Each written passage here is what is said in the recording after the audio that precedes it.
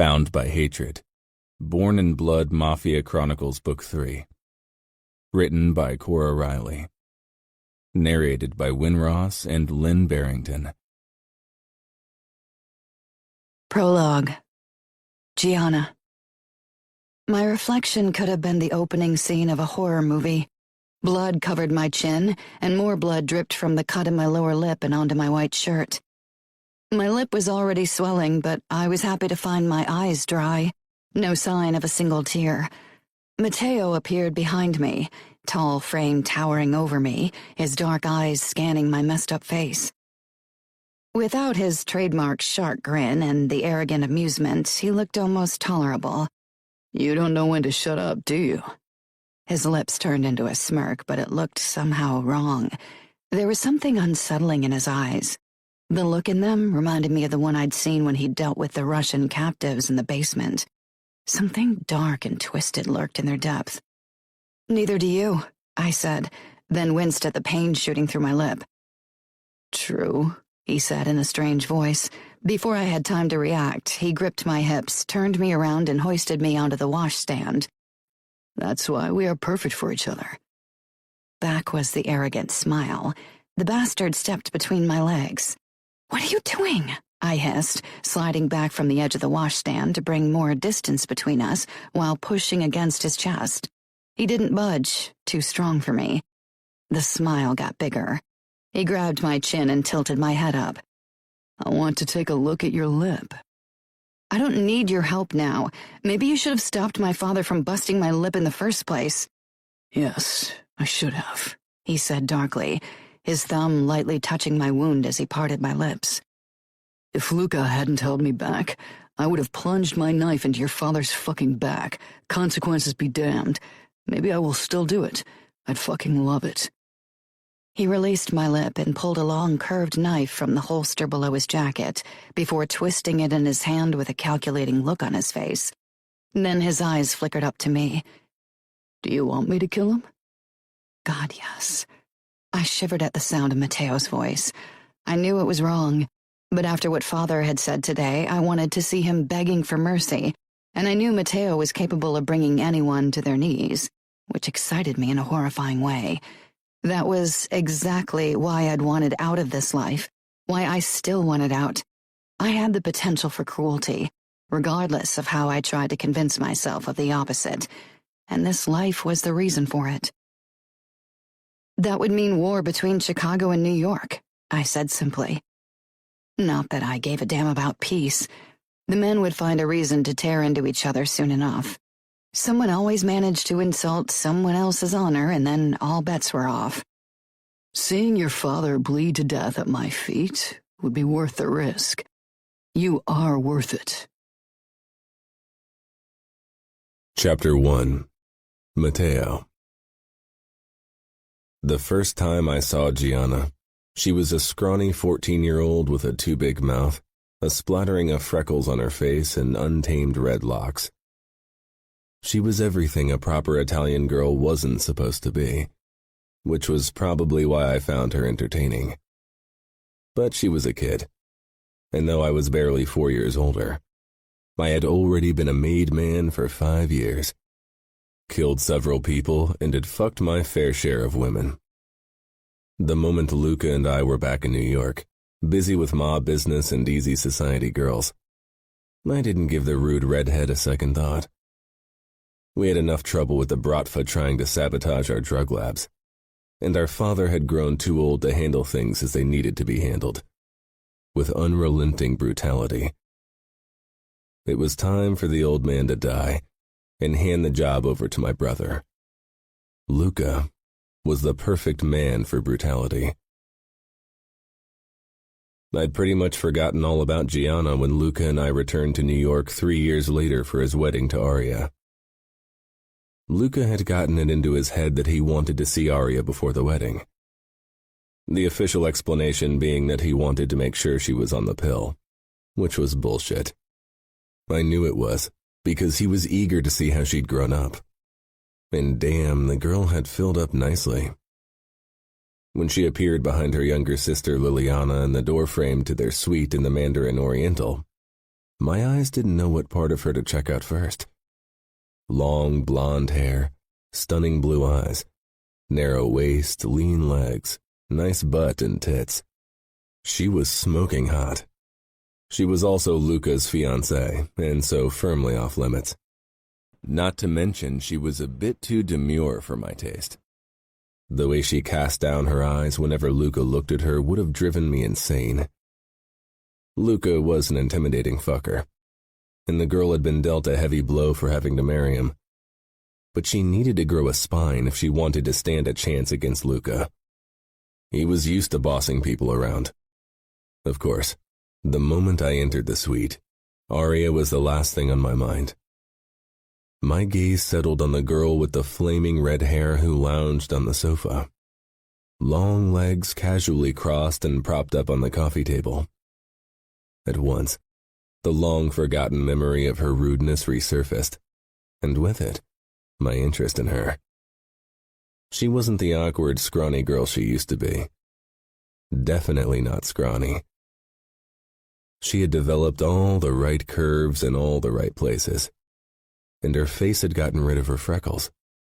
Unlike most girls, I knew she didn't seem impressed by me. To be honest, she looked like I was a cockroach she wanted to squash under her boots. With a grin, I headed straight for her, never one to shy away from a challenge, especially a hot challenge. What was life without the thrill of getting burned? Gianna straightened in a jerk, her black boots landing on the ground with a thud, and then she narrowed her eyes at me. If she thought that would stop me, she was thoroughly mistaken. Unfortunately, the youngest Scudery girl stepped in my way and gave me her version of a flirty smile. "Can I see your gun?" she asked in that voice caught somewhere between girl and woman. Had Gianna asked that question, a myriad of inappropriate replies would have been on the tip of my tongue. But Liliana was a bit too young for them. What a waste of opportunity. "No, you can't," Aria said before I got the chance to come up with a reply fit for younger ears. Only so proper, that girl. Thank God, Father had chosen her for Luca and not for me.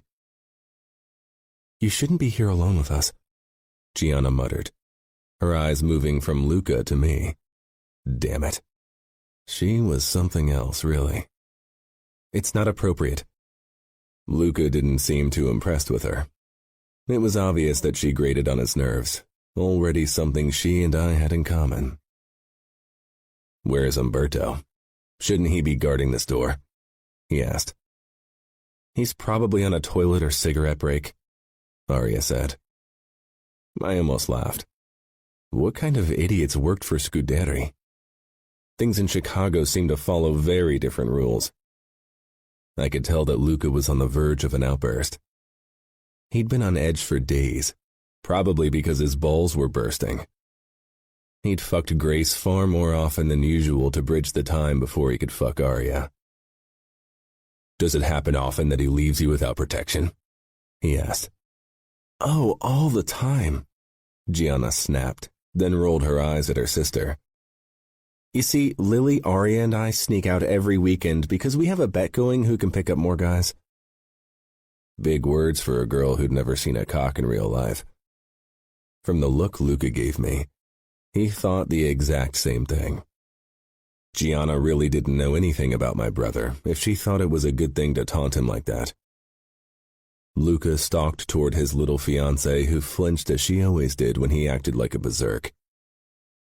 "I want to have a word with you, Aria." Gianna jumped to her feet like a tigress determined to protect her young. "I was joking, for God's sake." She actually tried to get in between Luca and Aria, which was a fucking bad idea. Before Luca could lose his shit, I grabbed her wrist and dragged her away. Gianna's blue eyes flashed with fury. I'd been wrong. Her face hadn't gotten rid of all of her freckles. This close up, I could see the soft dusting of freckles on her nose, but somehow they made her look even more beautiful. "Let go of me or I'll break your fingers," she hissed. "I'd love to see you try." I released her with a grin that seemed to enrage her only further, if the narrowing of her eyes was any indication. Luca started leading Arya away. "Come on, where's your bedroom?" Gianna's gaze flitted between Luca and me. "I'll call our father. You can't do that." Of course, Luca didn't give a fuck. Scuderi would have given Arya to him years ago. He definitely wouldn't care if Luca sampled her goods a few days before the wedding. The door fell shut and Gianna stalked toward it. I gripped her hand again before she could piss off Luca even more. This girl really didn't know what was good for her. Give them some privacy. Luca won't rip Arya's clothes off before the wedding night. Gianna shook me off. "Do you think that's funny?" "What are they talking about?" Liliana asked. The door to the suite swung open and Umberto stepped in, sending a glare my way. The old man still hadn't forgiven me for insulting his wife 3 years ago. "Gianna, Liliana, come here," he said sharply. I cocked one eyebrow at him. Was he worried I'd hurt them? If that were my intention, they definitely wouldn't be standing next to me unscathed. Romero rolled his eyes behind Umberto's back as he stepped in behind the man, and I smirked. Of course, the old man caught it and his fingers moved a bit closer to his knife holder. "Do it, old man. It's been too long since I had a good fight." Liliana obeyed at once and walked toward her bodyguard. As expected, Gianna stayed beside the door to her sister's bedroom. "Luca dragged Arya into her bedroom. They're alone in there." Umberto started to head toward the door, but I blocked his way. Romero was close behind him. Not that I would need him to stop the old guy. Umberto tried to stare me down. He was at least 4 inches shorter than me, and no matter how good of a knife fighter he was, I'd cut him open with my blade before he could even blink. My fingers actually itched to do it. "They aren't married yet," he said like that was news to me. "Her virtue is safe with my brother. Don't worry." It wasn't a lie. Luca wouldn't dishonor Arya. Umberto's lips thinned. I had a feeling that he wanted to start a fight as much as I did. Before things could get entertaining, the door to the bedroom opened and Arya walked out. She looked as if she'd seen a ghost. I gave Luca a look. Did he really have to scare the shit out of his fiancée a few days before their wedding? "What are you doing here?" Umberto asked. "You should pay better attention in the future and keep your breaks to a minimum," Luca told him. "I was gone for only a few minutes and there were guards in front of the other doors." Bored by their argument, I turned my attention back to the redhead. Gianna put her hands on her hips, somehow pushing her chest out. She really had a body to die for. I wondered if Scuderi had already set her up with some loser from the outfit. That would be a pity. Gianna met my gaze. "What are you looking at?" I let my eyes wander the length of her. "It's your hot body." "Then keep looking, because that's all you ever get to do with my hot body." "Stop it," Umberto warned. Gianna really shouldn't have said that. I'd always enjoyed the hunt. While Luca didn't bother once a girl proved to be work, I'd always preferred going after a difficult conquest. It kept things interesting. Getting a girl into our beds had never been a problem for either of us. We were good-looking and rich, not to mention the kind of bad boy many bored society girls needed to spice up their boring lives. But there was no fun in always getting what you wanted without having to fight for it.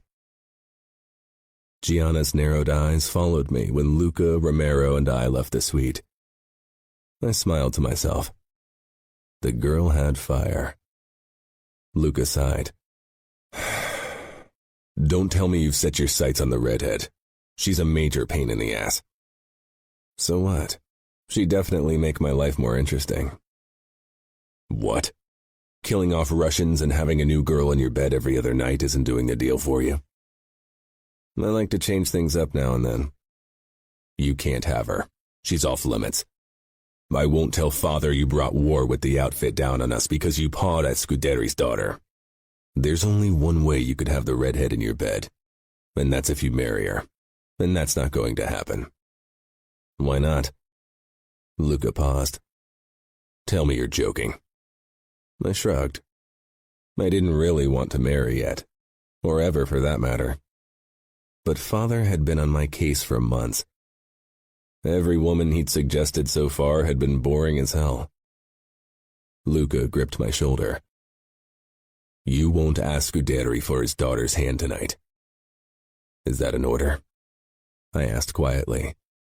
Luca would be my capo very soon, and he was above me in the hierarchy of the Familia, but I wasn't good at following orders. No. A piece of advice. Luca smirked. If I ordered you, you'd do it just to annoy me. I'm not a hot-headed teenage boy, I said, then grinned because Luca knew me too well. I just want you to take your time. You might find Gianna's bitchiness fascinating now, but I doubt that'll last more than a few days. I know you. The moment the hunt is over and you got what you wanted, you'll lose interest. But this time, you'd be stuck with her forever. Don't worry. I have every intention of scoring tonight.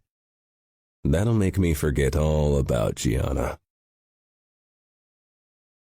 Chapter 2. Aria and Luca's wedding. Gianna. This wedding was a farce. Aria leaned away from Luca and clutched my hand the moment we sat down at the table. It was obvious how unhappy she was.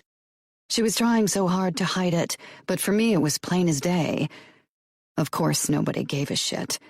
It was pretty much standard that the bride was forced into marriage, so unhappiness was a given. Nobody ever asked what we wanted. Nobody ever cared. Not even the other women. It was then that I made a promise I was determined to keep. I wasn't going to end up in a loveless marriage. I didn't care if it was my duty or if honor dictated it. Nothing in this godforsaken world could make me marry for anything but love. Matteo kept glancing my way from across the table, that annoying cocky grin on his face. He'd pretty much ogled me throughout the entire wedding. I had to admit that he didn't look too shabby in his light gray vest, white shirt, and dress pants. Somehow, his tall, muscled frame stood out even more dressed up like that. Of course, I'd have bitten my tongue off before admitting to anyone that I found Matteo's looks tolerable, especially when his personality wasn't anywhere close to being sufferable. Aria clutched my hand under the table even tighter because of something Luca had said to her. She was oblivious to Matteo's flirting with me, oblivious to anything but her distress. I squeezed her hand, but then the dance floor was opened, and soon we were ripped apart as Luca led her to their first dance as a married couple. I quickly pushed to my feet, desperate to sneak away toward the bay where I could be alone, but Matteo cornered me at the edge of the dance floor, that same cocky grin on his striking face. Why did the bastard have to look so good? His dark hair was intentionally messy, and his eyes were so dark they were almost black. It was impossible not to check him out. Of course, he was perfectly aware of the effect he had on most women, and obviously expected me to fawn over him as well. Hell would freeze over before that happened. He bowed without taking his eyes off me. "May I have this dance?" My stomach did a stupid flip at the sight of his grin. He was more easygoing than most made men, but I had a feeling that was only a cover-up. Maybe he'd perfected the boy-next-door routine, but beneath it a predator was lying in wait, ready to pounce. I wasn't going to be his prey. Father watched me from his spot at the table, so I had no choice but to nod in response to Matteo's question, or risk a huge scene. Not that I would have cared, but I didn't want to add more stress for Aria. She was already on edge. Matteo took my hand and rested his palm on my lower back, the warmth of his skin seeping through the thin fabric of my dress. My stomach lurched, but I forced my face into a mask of boredom. I hated how my body seemed to react to Matteo. If I'd be allowed to interact with other guys, I'd probably be unimpressed by Matteo. But like Aria, this stance was the most action I'd ever gotten. I peered up at him.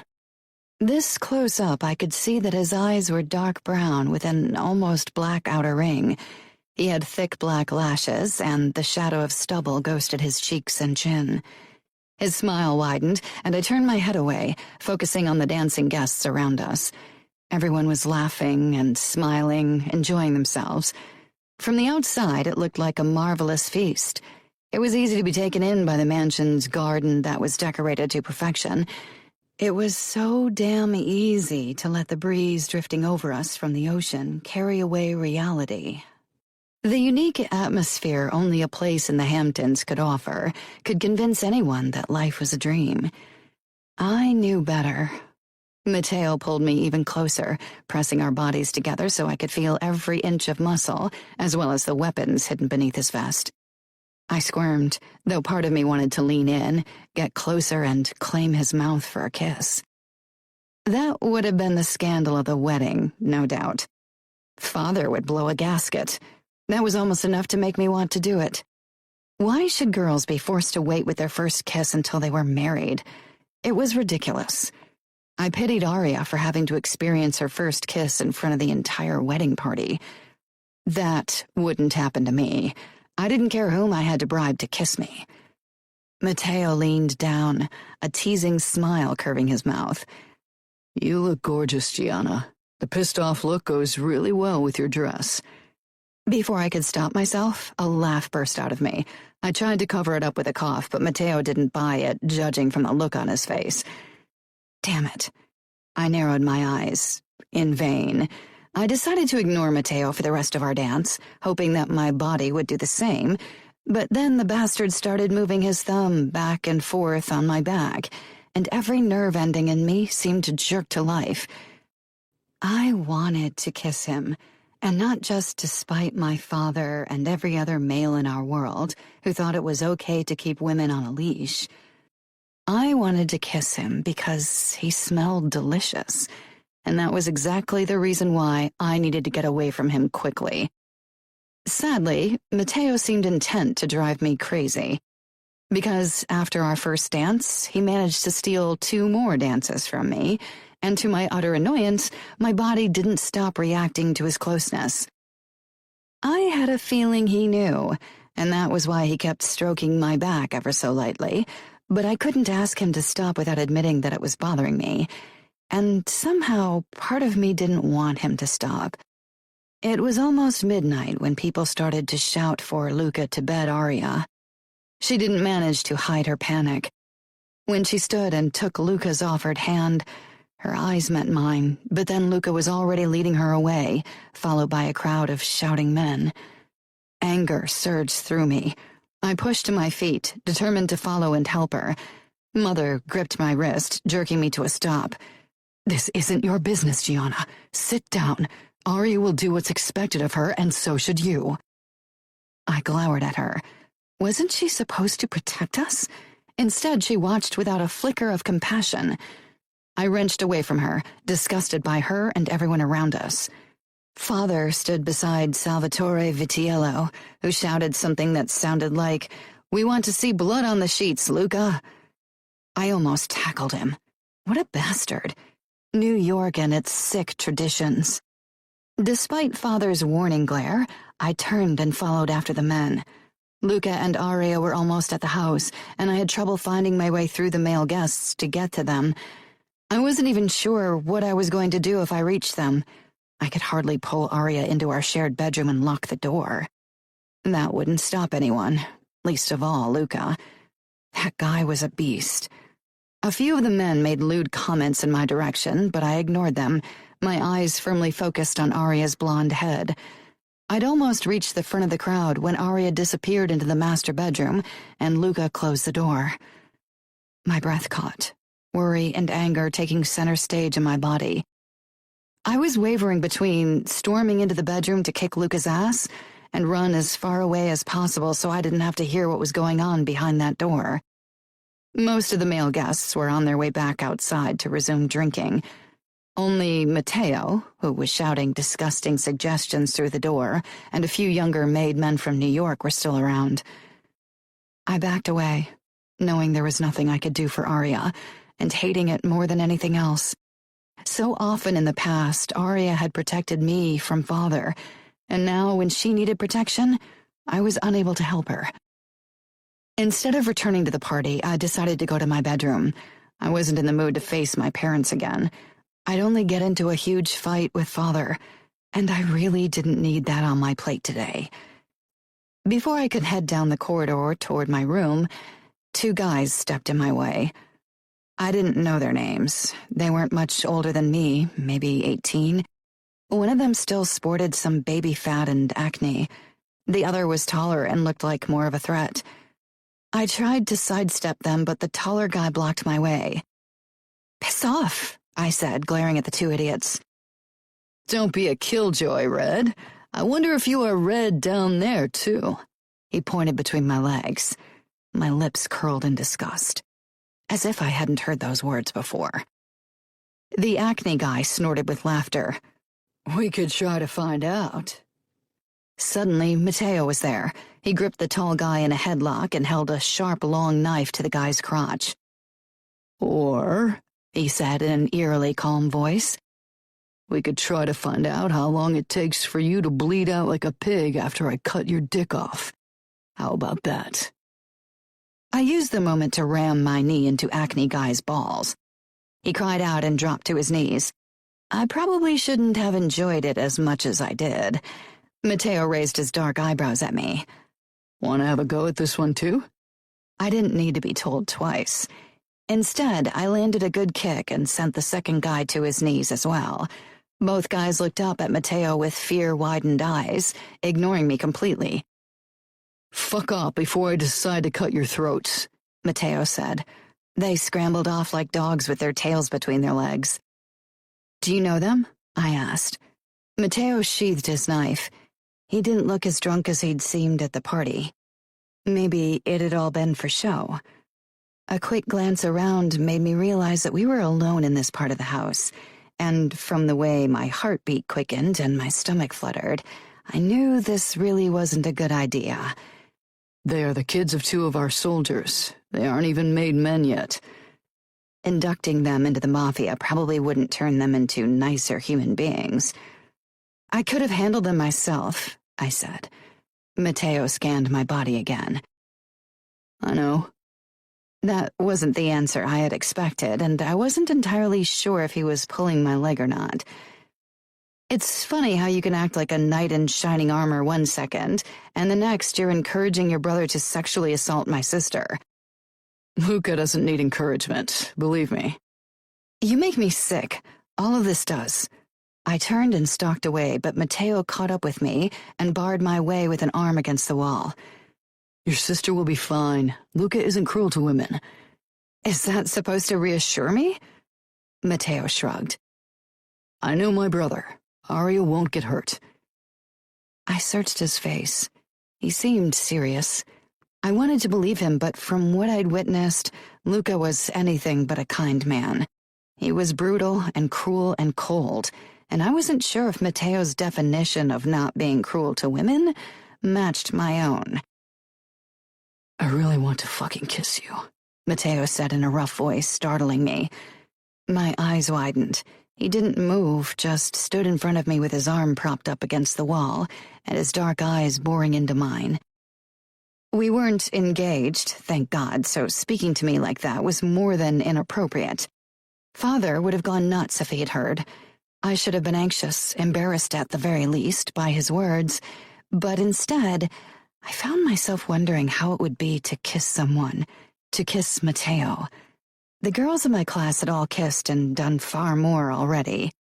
Only Arya, the other girls from mob families, and I were sheltered from the outside world, always guarded by bodyguards. How would it be to kiss someone forbidden, to do something a good girl didn't do? "Then why don't you?" I heard myself say. Alarm bells went off in my mind, but I ignored them. This was my choice. If we weren't who we were, if we hadn't been born into this screwed-up world, if Mateo wasn't a made man and a killer, maybe then I could have fallen for him. If we'd met as two normal people, then maybe we could have become something. Matteo moved closer to me.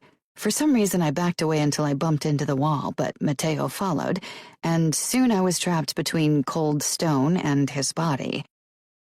Because there are rules in our world, and breaking them has consequences. You don't seem like one for rules. I wasn't sure why I was encouraging him. I didn't want his attention. I wanted out of this fucked up world and its fucked up people. Getting involved in any way with someone like him would make that impossible. Matteo smiled darkly. I'm not. He reached for my face and slowly raked his fingers through my hair. I shivered at the light touch. I didn't even like Matteo, right? He was annoying and arrogant and never knew when to shut up. He's like you. But my body wanted more.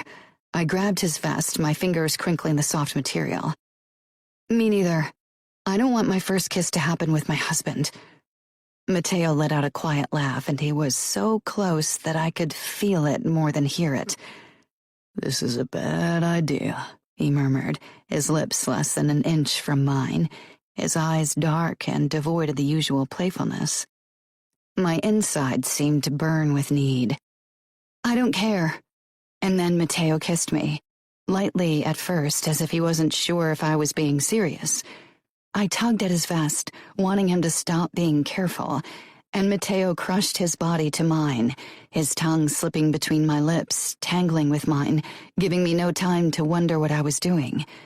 He tasted of whiskey and something sweeter, like the most delicious whiskey truffle I could imagine. His body radiated heat and strength. His hand cupped the back of my neck as his mouth set my body alight with need.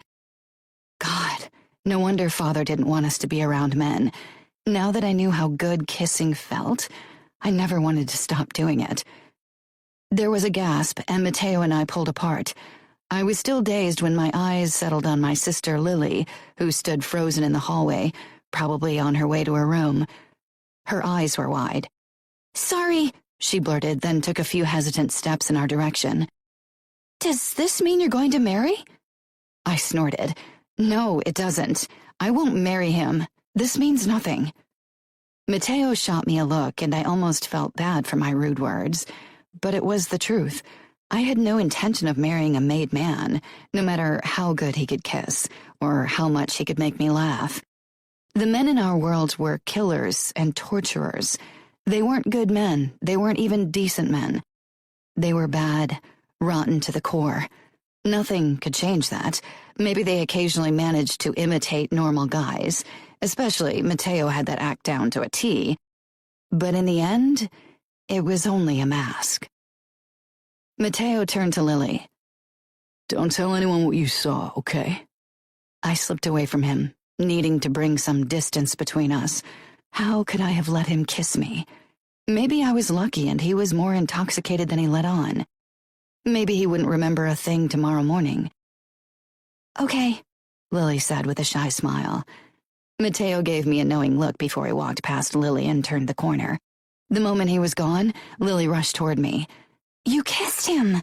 Shh, I said as we walked down the hall. Can I sleep in your room tonight? I told Mother I could. Yeah, sure. How was it? She asked in a hushed whisper. The kiss, I mean. At first I wanted to lie, but then I opted for the truth. Amazing. Lily giggled and followed me into my room. So are you going to kiss him again? I wanted to, but I knew it would be a majorly bad idea. I didn't want to give him any ideas. No, I won't ever kiss Matteo again. I should have known that wouldn't be the end of it. The next day, a couple of hours before my family had to leave for Chicago, Matteo caught me alone in front of my bedroom.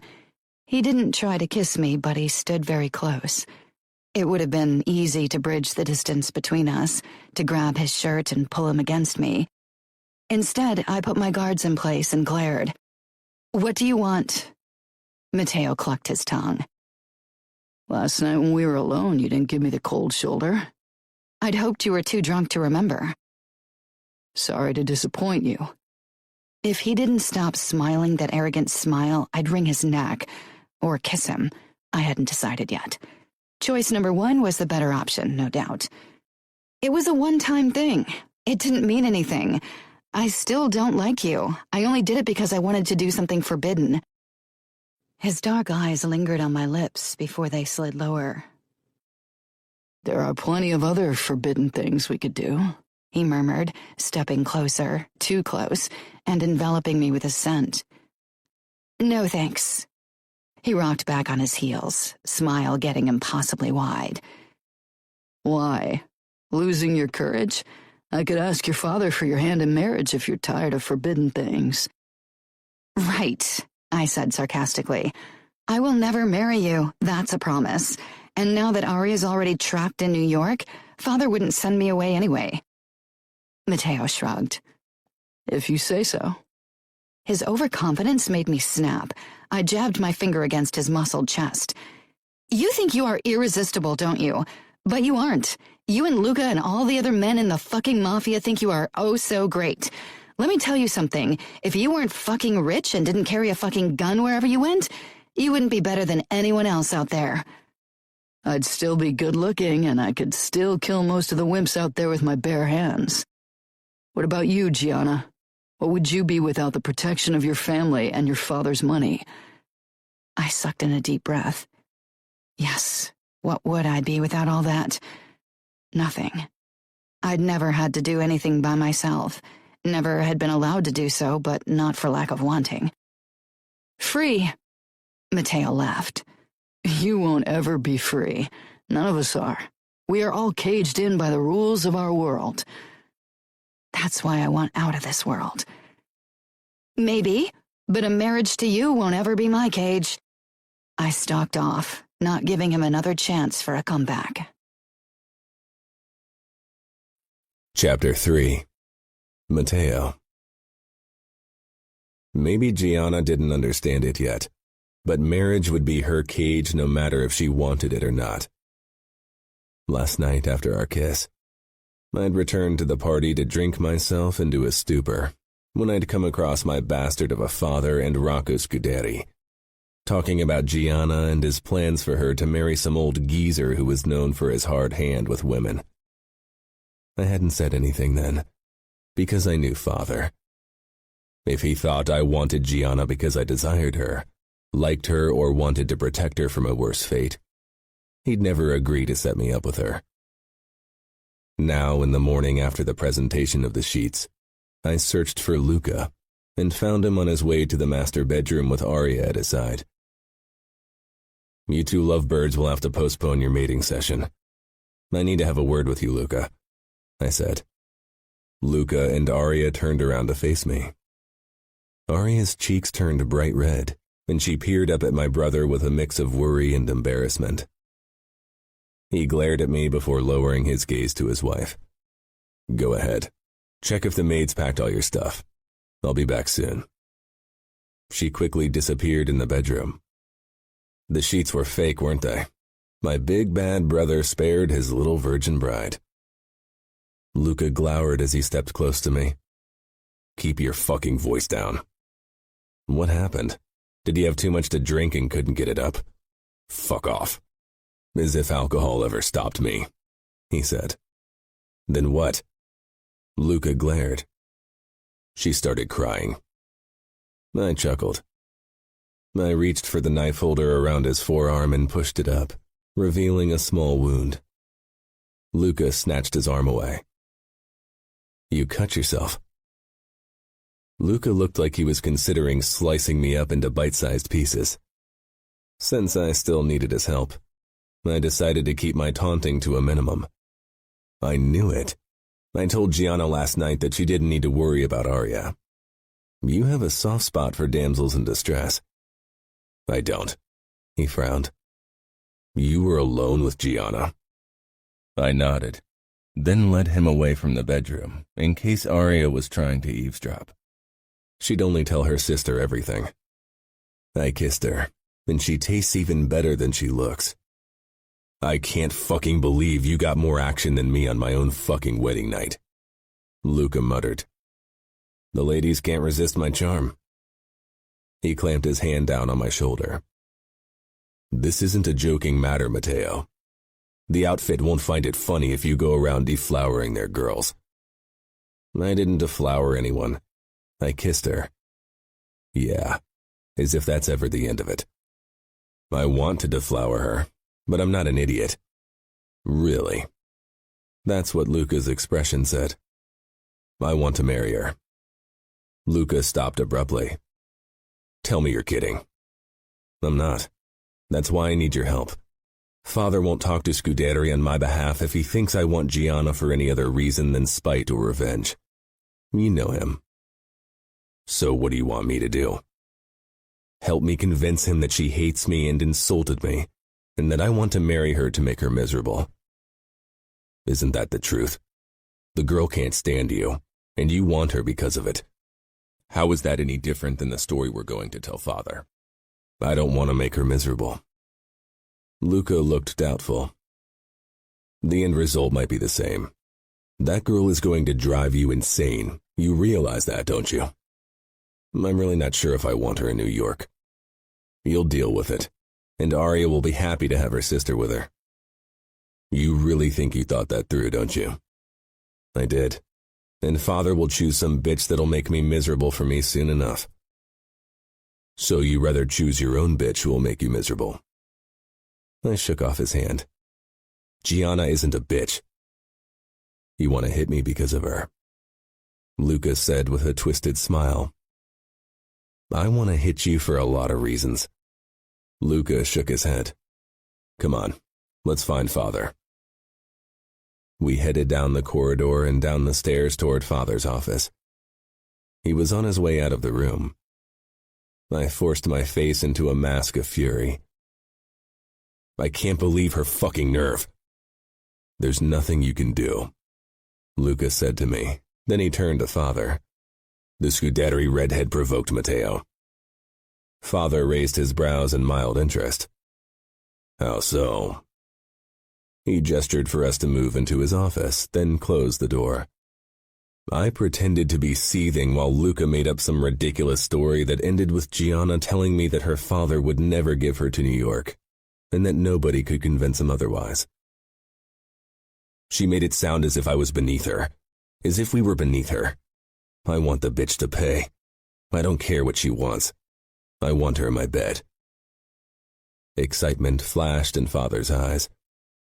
The sadist actually believed that bullshit, because in his twisted, power-hungry sadist mind, it made sense. I suppose I can talk to Scuderi. He'll be glad to be rid of her. She's a handful. His smile widened. You'll have to teach her manners, Matteo. Don't worry, I said. I teach her a lot of things. 2 days later, my father and Scuderi came to an agreement and Gianna was mine. Now, I just had to figure out a good time to tell her. Gianna. Sometimes at night when I relived our kiss, I wondered if maybe Matteo and I weren't such a bad idea. But then Arya called and told me about how she'd found Luca cheating on her, and that was the wake-up call I desperately needed. Made men would always kill, always cheat, always ruin anything they touched. I wouldn't let anyone treat me like that. I wouldn't even give them the chance to try. No matter how much my body wanted to kiss Matteo again, I swore to myself that I would push him away. One kiss had already been too much. If I let him close again, he'd never leave me alone. Of course, when I visited New York a couple of weeks after Arya's wedding, Matteo was there in Luca's apartment to have dinner with us. The grin he gave me when Arya led me toward the table made my blood boil. Had he told anyone about our kiss? I hadn't even told Arya about it, and I'd always told Arya everything. This would be a long dinner. The next day, I convinced Arya to take me to a club dancing, desperate to forget Matteo. It was my first taste of freedom, and boy, did it taste good.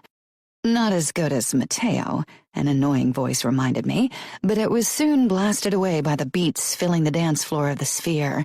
It was an exhilarating experience to have strangers check me out, to have them want me.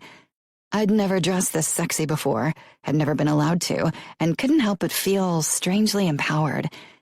I was dancing with a tall guy when he was suddenly shoved away from me by none other than Matteo fucking Vitiello. "What the fuck are you doing?" he snarled.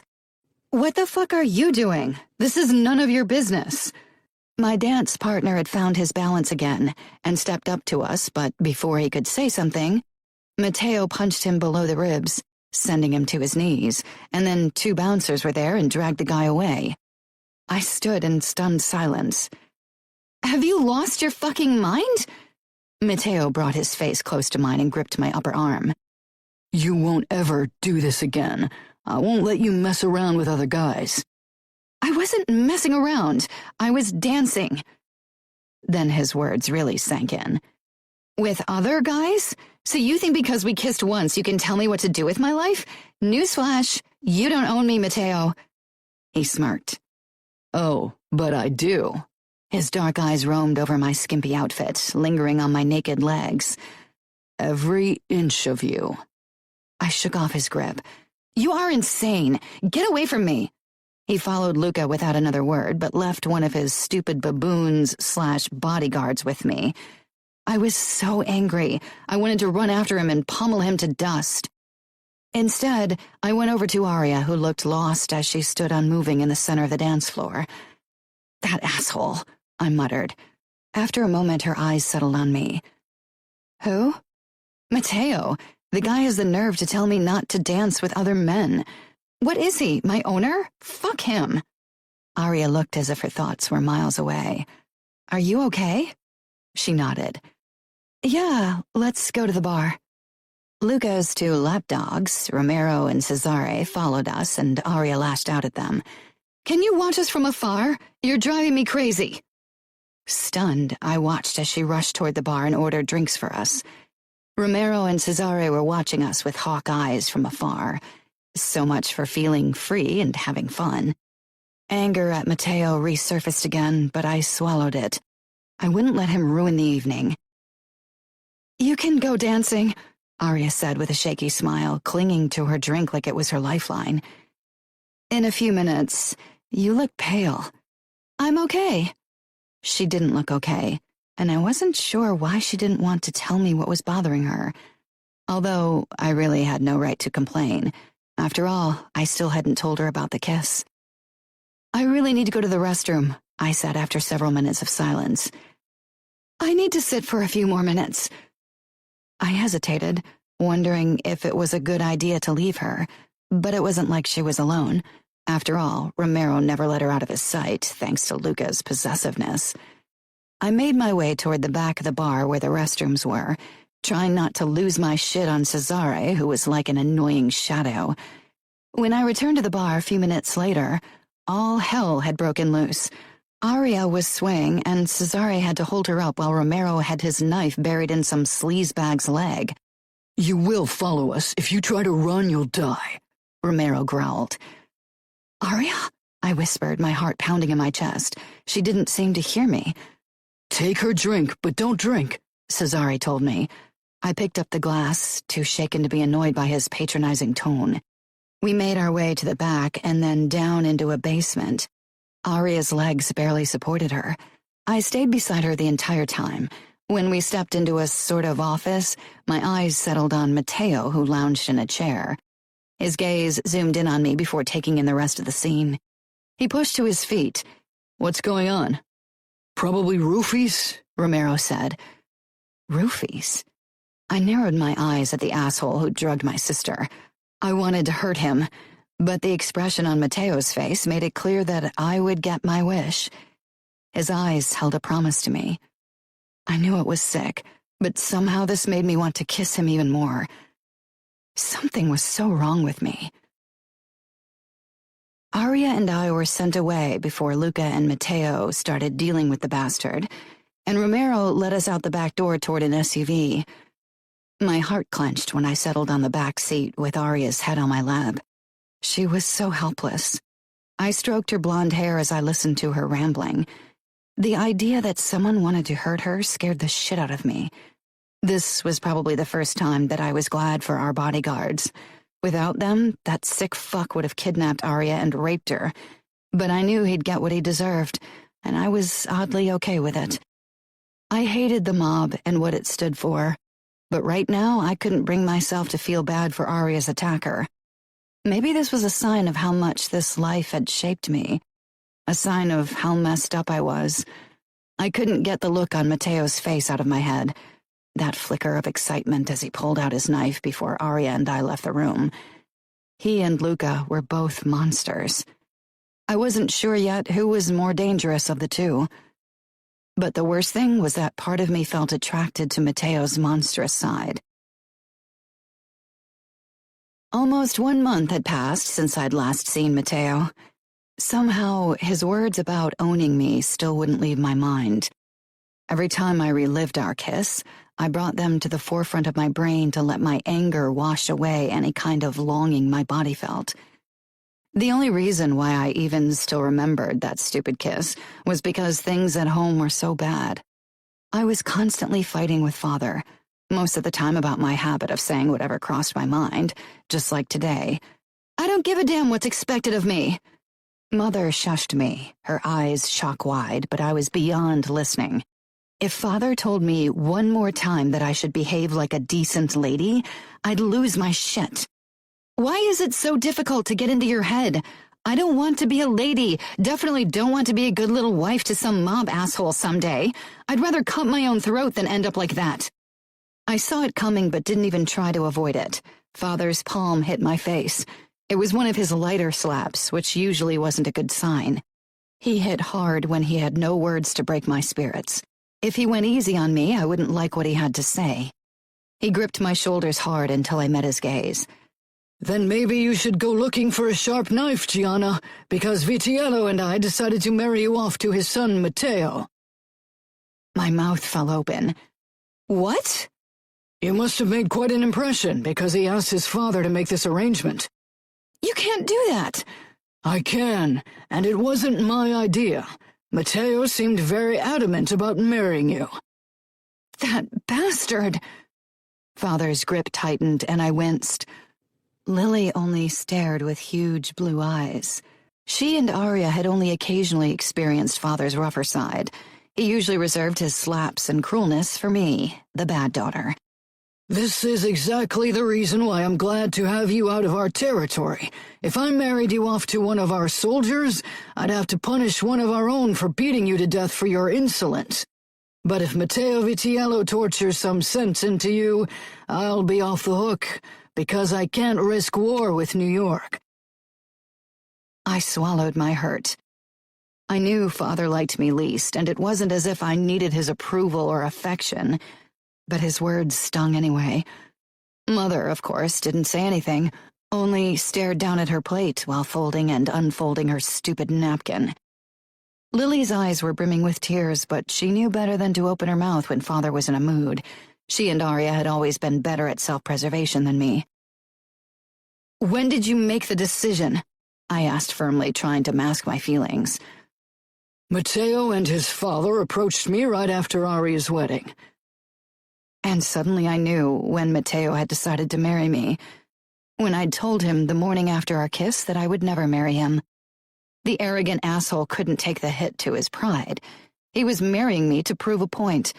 That he got whatever he wanted. That he had the power while I was a marionette in the hands of the Mafia. "I won't marry him or anyone else.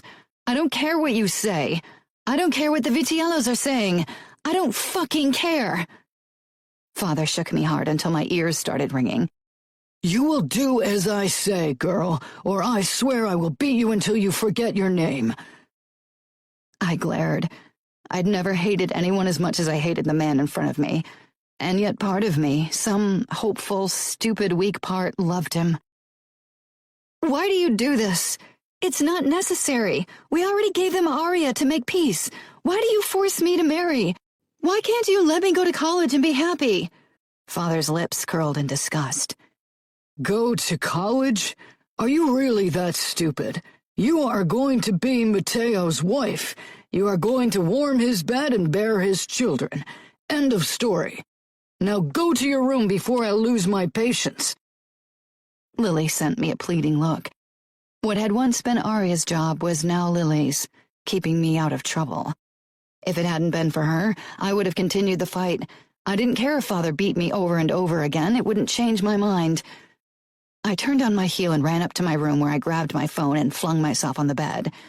I speed-dialed Arya, and after the second ring she answered. Hearing her voice, the tears I'd been holding back slipped out. At least, our bastard of a father couldn't see them. "Arya," I whispered. The tears were coming faster already. "Gianna, what happened? What's going on? Are you hurt?" "Father's giving me to Matteo." The words sounded so ridiculous. Nobody in the outside world would even understand them. I wasn't a piece of furniture that could be handed over to someone, and yet that was my reality. "What do you mean he's giving you to Matteo?" "Salvatore Vitiello spoke to Father and told him that Matteo wanted to marry me, and Father agreed."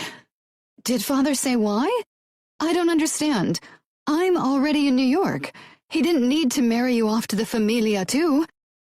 "I don't know why. Maybe Father wants to punish me for saying what I think. He knows how much I despise our men and how much I hate Matteo. He wants to see me suffer." That wasn't exactly the truth. I didn't really hate Matteo, at least not more than I hated every other made man. I hated what he stood for and what he did, hated that he had asked Father for my hand like my opinion didn't matter. "Oh, Gianna, I'm so sorry. Maybe I can tell Luca and he can change Matteo's mind." "Arya, don't be naive. Luca knew all along. He's Matteo's brother and the future capo. Something like that isn't decided without him being involved." "When did they make the decision?" "After I was stupid enough to kiss him. A few weeks ago, even before I came to visit." I couldn't tell her that it had happened at her wedding. Arya would only figure out a way to blame herself for my misery. "I can't believe him. I'm going to kill him. He knows how much I love you. He knows I wouldn't have allowed it. I would have done anything to prevent the agreement." Arya sounded remarkably like me in that moment, and while my heart swelled with love for her because of her willingness to protect me, I couldn't allow it. Maybe Arya couldn't see it, but Luca was a monster, and I didn't want her to get hurt. Not for me. Not when it was already too late. "Don't get in trouble because of me. It's too late anyway. New York and Chicago shook hands on it. It's a made deal, and Matteo won't let me out of his clutches." And I knew it to be true. Even if he decided he didn't want me, he would never admit it. I'd always thought I could evade marriage. I'd always thought I could figure out a way to go to college, to find a life away from the mob world. "I want to help you, but I don't know how," Arya said miserably. "I love you, Arya. The only thing that stops me from cutting my wrists right now is the knowledge that my marriage to Matteo means I'll live in New York with you." I'd never considered suicide a valid option, had never felt miserable enough to do it, but sometimes it felt like the only choice I had left in my life, the only way to decide my own fate and to ruin Father's plans was actually when to end it. But I'd never actually go through with it. I couldn't hurt my siblings like that, and regardless of my hopeless future, I clung to life too much. "Gianna, you are the strongest person I know. Promise me you won't do anything stupid. If you hurt yourself, I couldn't live with myself." "You are much stronger than me, Arya. I have a big mouth and flashy bravado, but you are resilient. You married Luca. You live with a man like him. I don't think I could have done it. I don't think I can." I'd seen glimpses of Matteo's darkness in New York when he'd offered to kill Arya's attacker to make me happy, and afterwards in his eyes when he'd been covered in blood like Luca. There hadn't been regret or guilt in his gaze then. Sometimes I thought he was the more dangerous of the two because he was less in control. Sometimes I thought he hid how messed up he was with his outgoing personality. "We'll figure it out, Gianna," Arya said. I knew she couldn't do anything. That evening, Matteo fucking Vitiello actually dared to call my phone. I ignored him.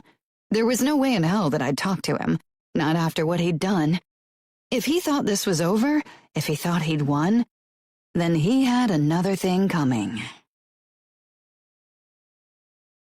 Chapter 4. Matteo. I was ready for this fucking day to be over.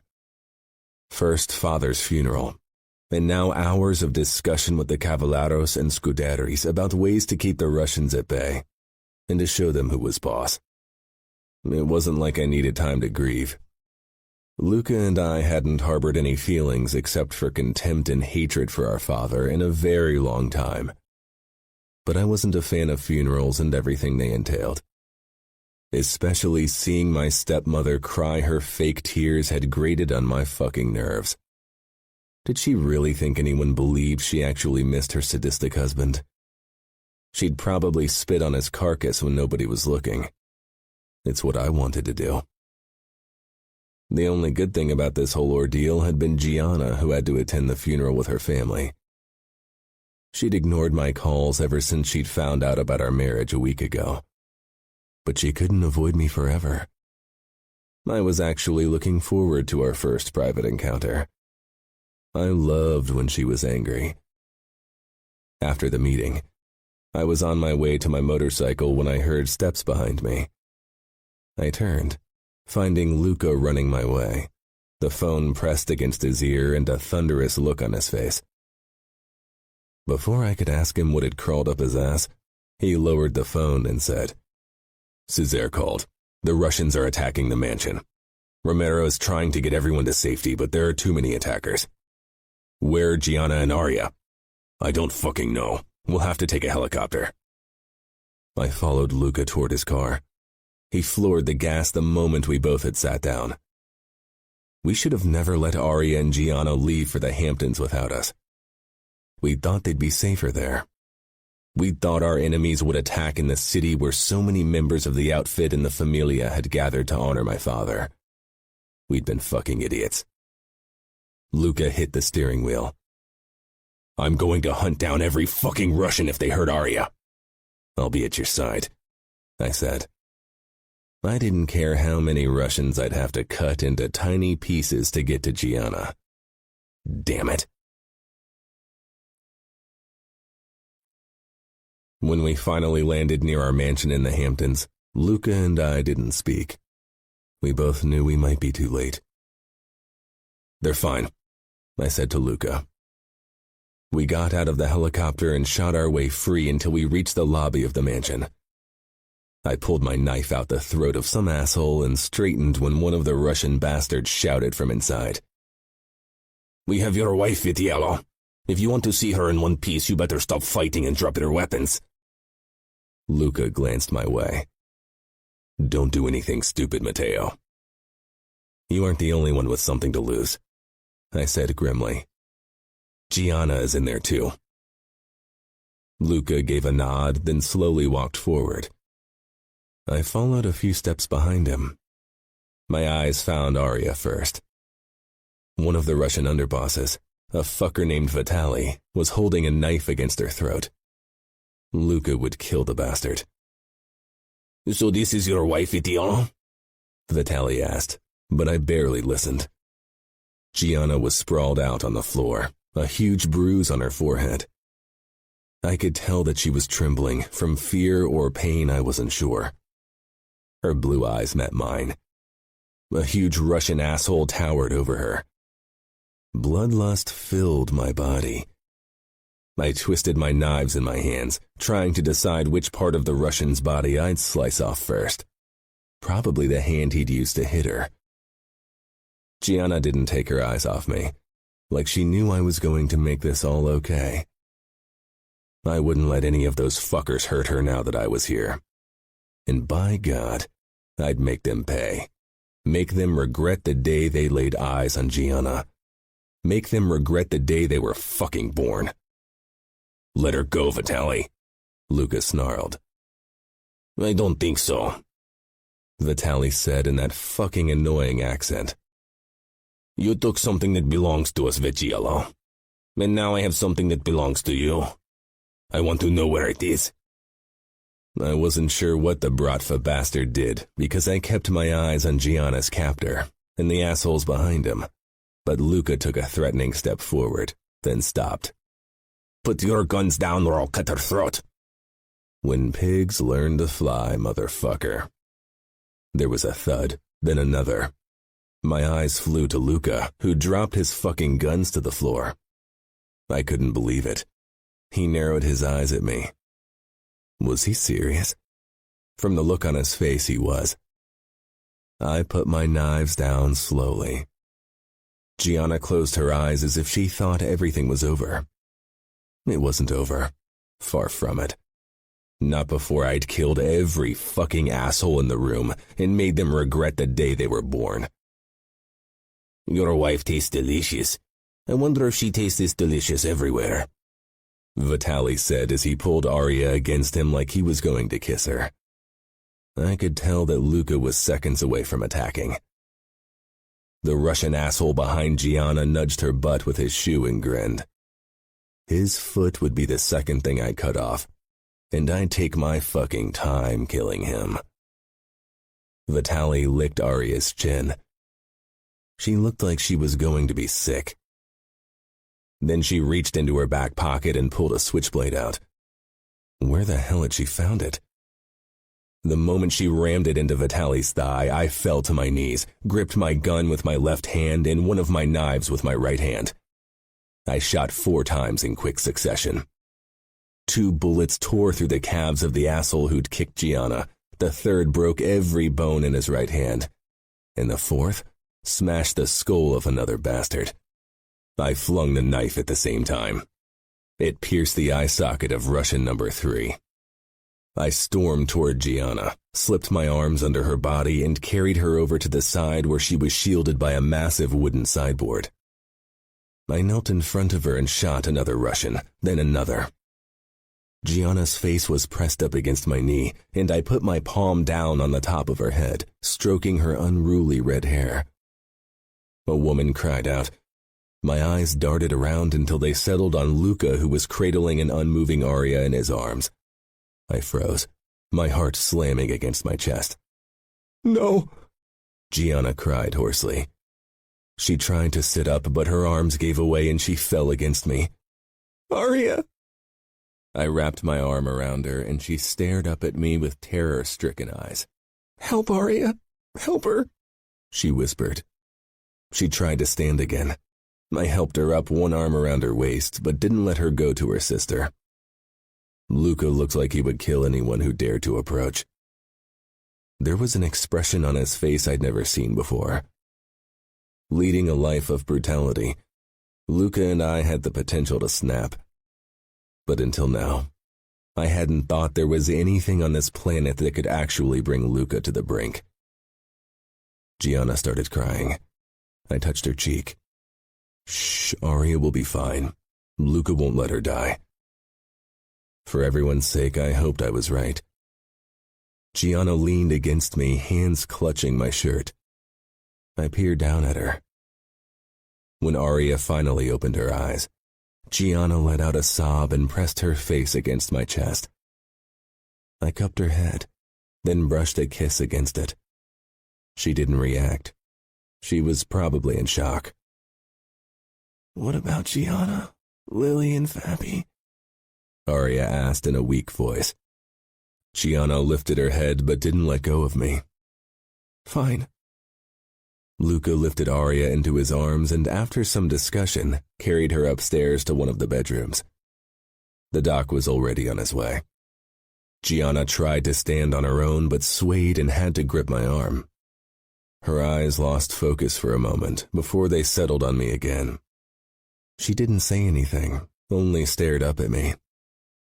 I lightly brushed my fingertips over the bruise on her forehead. Is this the only place you're hurt? She shrugged, then winced. My side hurts, and my ribs. Hey, Mateo, what about this asshole? Romero asked, nudging the Russian who'd kicked Gianna. Is he the only survivor? There's at least another one, Romero said. Good, but that one is mine. I'll question him. That's the guy who hit my head, Gianna said quietly. I know. She searched my face, but I wasn't sure what she was looking for. Her eyes fluttered shut for a moment, but she quickly opened them again. You need to lie down, I said. She didn't even try to protest, which was a bad sign. I tightened my hold on her and led her toward the staircase. Mateo, Romero called. I glanced over my shoulder at him and the other men. I'll be back in a moment. Get rid of the bodies and take the 2 living Russians down into the basement. Romero nodded. Okay. Then his eyes slid to Cesar's body on the ground. There was nothing we could do for him. I'd known him for a long time. He'd been a good, loyal soldier. The time to mourn him would come, but it wasn't now. I helped Gianna up the stairs and pretty much carried her down the corridor toward one of the guest bedrooms. I really wanted to take her to the room I slept in when we were in the mansion, but I didn't want to have a fucking fight.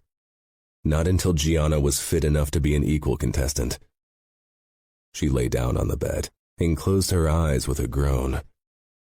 I bent over her. I want to take a look at your ribs. Don't punch me. Her eyes fluttered open, and the hint of a smile tugged at her lips. I wondered if it was because she had a concussion or if she'd finally come to terms with our impending marriage.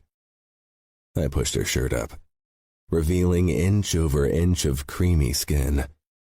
But before my mind could come up with any ideas, I found the first bruises. A big one on her waist and 2 slightly smaller ones over her ribcage. Gently, I pressed down on the bruise on her waist, but she flinched away from my touch with a hiss. Oh, fuck, that hurts. I gritted my teeth. I couldn't wait to go down to the basement and have a word with the asshole who'd hurt her.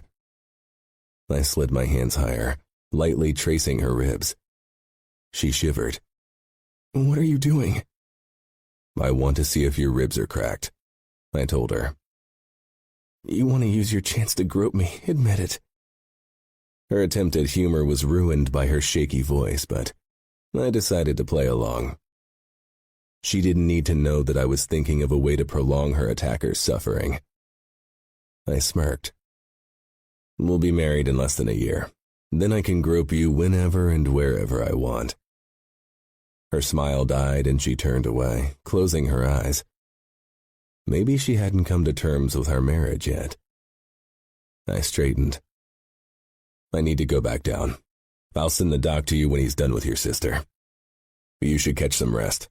Don't walk around the house. She didn't open her eyes, didn't give any indication that she'd heard me at all. I walked out and closed the door. The doc was heading my way, one of his assistants, a young woman whose name I kept forgetting, a few steps behind him. Where's Arya? He asked in his raspy chain smoker voice. I pointed toward the master bedroom. When you're done with Arya, take a look at Gianna. I don't think she's seriously injured, but I want to be sure. He gave a curt nod, not even slowing. Nobody wanted to make Luca wait. Call me before you go in. I want to be there when you check on Gianna. The doc was over 60, but that didn't mean I wanted him alone with Gianna. Not after almost losing her. He paused briefly, pale eyes settling on me. She's yours? Yes. He nodded simply, then he continued toward the master bedroom. I turned and headed downstairs. When I stepped into the basement, the 2 Russian survivors were tied to chairs. Tito, one of our best enforcers, leaned against one wall, his arms crossed. Romero stood beside him. Another soldier, Nino, attached a drip to the asshole I was going to tear apart. The other Russian was in slightly better shape and didn't need a transfusion. Yet. Once Tito got his hands on the poor bastard, that would change too. Tito straightened and inclined his head. I hope you didn't start yet, I said. We waited for you, Tito said. Does it look as if Tito started his work yet? Nino asked eagerly. The kid had a sick fascination with torture. Good. I stalked toward Gianna's attacker. He glowered at me. What's your name? I asked. Fuck you, he said in heavily accented Russian. I smiled at Tito, Romero, and Nino. Then I unsheathed my knife and held it out for the Russian bastard to admire. You sure you don't want to tell me your name? He spit in front of my feet. Where's that red-headed whore? Her pussy was calling for me. Nino nudged Romero with an eager smile. Tito had pulled his own knife and was wiping it on his jeans. Tough words for a dead man, I said lightly. I won't tell you anything. That's what they all say. I stepped closer. Let's see how tough you really are. 20 minutes is the longest it ever took me to get someone's name. I slammed my fist into his side, right over his left kidney. While he gasped for breath, I nodded at Tito to start his work on the other Russian bastard. 12 minutes later, I'd learned that the man in front of me was called Boris, and had been working for the Bratva in New York for 6 years. Before that, he'd been in St. Petersburg. He was still reluctant to give me more than the basic information. I paused, staring down at his blood-covered face. You sure you don't have an answer to my question? He coughed, blood dripping down onto his shirt. Fuck you. I can do this all night, but I can promise you, it won't be pretty. Gianna. I grew tired of waiting for the doc to show up. I didn't feel very dizzy anymore, and I barely winced when I straightened. And to be honest, being alone freaked me out after what had happened today. I'd been sure we'd all die, and my body still wasn't convinced otherwise. My pulse was fast, and occasionally I broke into a sweat, all because the mob had a bone to pick with the Bratva. I walked out of my room, then hesitated in the corridor. My eyes darted to the end of the hallway where the master bedroom was. Luca and the doc were probably still taking care of Arya. They'd send me away if I tried to walk in, or worse, lock me into the guest bedroom so I couldn't wander the house. I decided to go and search for Lily and Fabi instead. I yanked my phone out of my pocket and sent my sister a text. Where are you? Instead of replying, a door opened and Lily's dark blonde head poked out. Her face was puffy from crying and her eyes were huge and fearful. When her gaze settled on me, she ran in my direction and threw her arms around me. Where's Fabi? I asked when I could breathe again. My ribs were throbbing fiercely from her hug, but I didn't want her to know I was hurt. She looked terrified as it was. Asleep. They gave him some kind of sleeping pill because he was having a meltdown. She looked up at me. I was so scared, Gianna. I thought we were all going to die, but Romero protected Fabi and me. Her cheeks turned red. Her crush on Romero had been growing rapidly over the last few months. I didn't have it in me to tell her what kind of man he must be if Luca chose him as Arya's protector. Lily would realize soon enough that we were surrounded by the bad guys. Not knights in shining armor. What about Arya? Romero only said she was fine before he left Fabi and me alone in that room and told me not to walk around the house because it was too dangerous. She was shot in the shoulder, but the doc is taking care of her. She'll be all right. That's what I hoped. My eyes darted to the master bedroom again. I'd have to try to sneak in later when the doc and Luca were gone. Go back to your room. I'll be back soon. I turned to leave, but Lily followed me like a lost puppy. Where are you going? She asked. Downstairs. I want to see the damage. I'm coming with you. I sighed. Arya would have told our sister no, but it was hypocritical of me to tell Lily to behave when I'd rarely followed orders in my life. Lily wasn't a small kid anymore. Okay, but be quiet and stay away from the men. Lily rolled her eyes. I'm not interested in them. I didn't say you were, but they might be interested in you. I really didn't want to have to explain to Luca that I had to kill one of his men because they touched Lily. Of course, I'd first have to figure out a way to kill them. We headed downstairs. The entrance hall was a mess. Blood and broken glass littered the floor. At least the bodies were gone, but a trail of blood led outside to a pile of dead Russians. I really hoped they didn't treat Umberto's body like that. My chest tightened, but I fought the sadness. Umberto had chosen this life. Death was part of the game. I blocked Lily's view of the corpses and dragged her toward the living room, which wasn't in much better shape. The white couches would definitely have to be replaced. I didn't think any bleach in the world could get out the stains.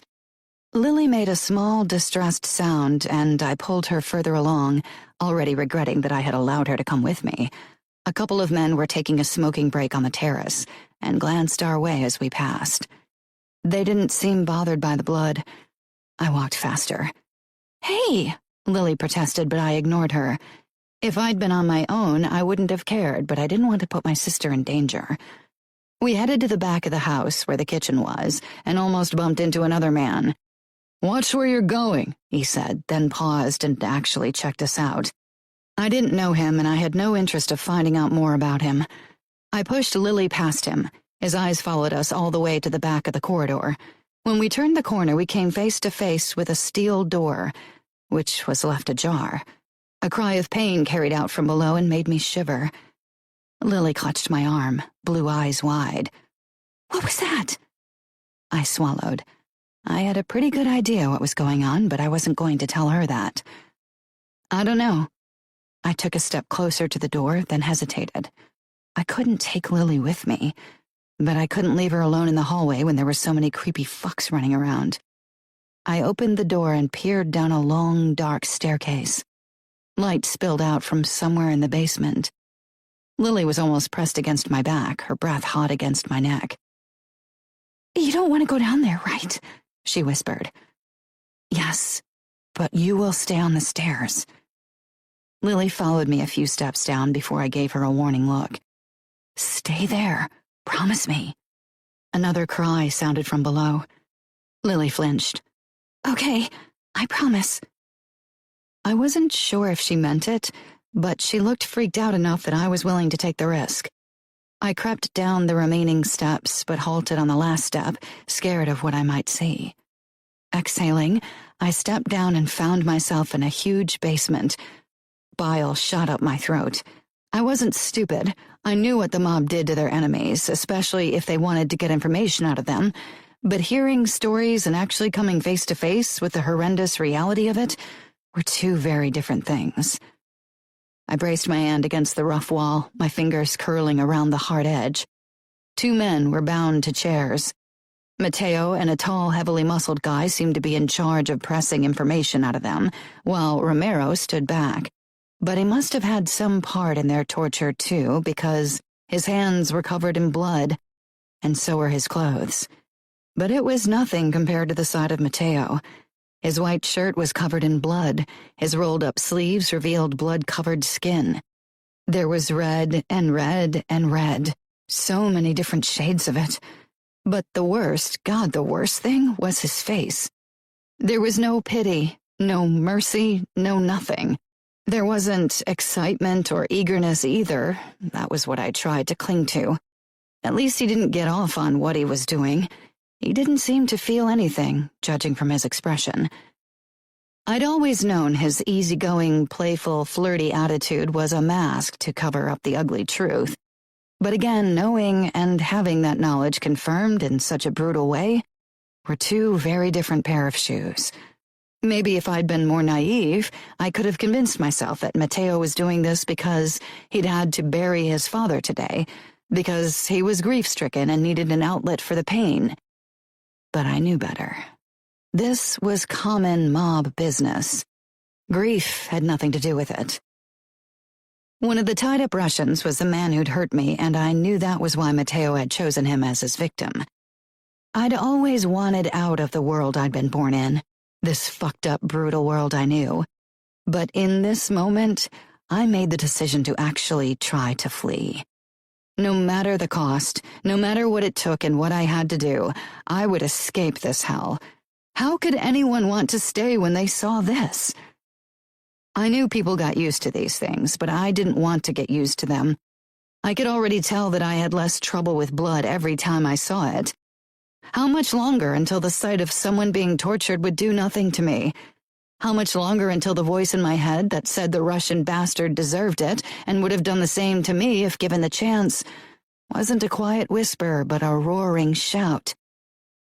Something brushed my arm and I jerked back, barely stifling a cry of surprise. Lily stood beside me, and then everything went very quickly.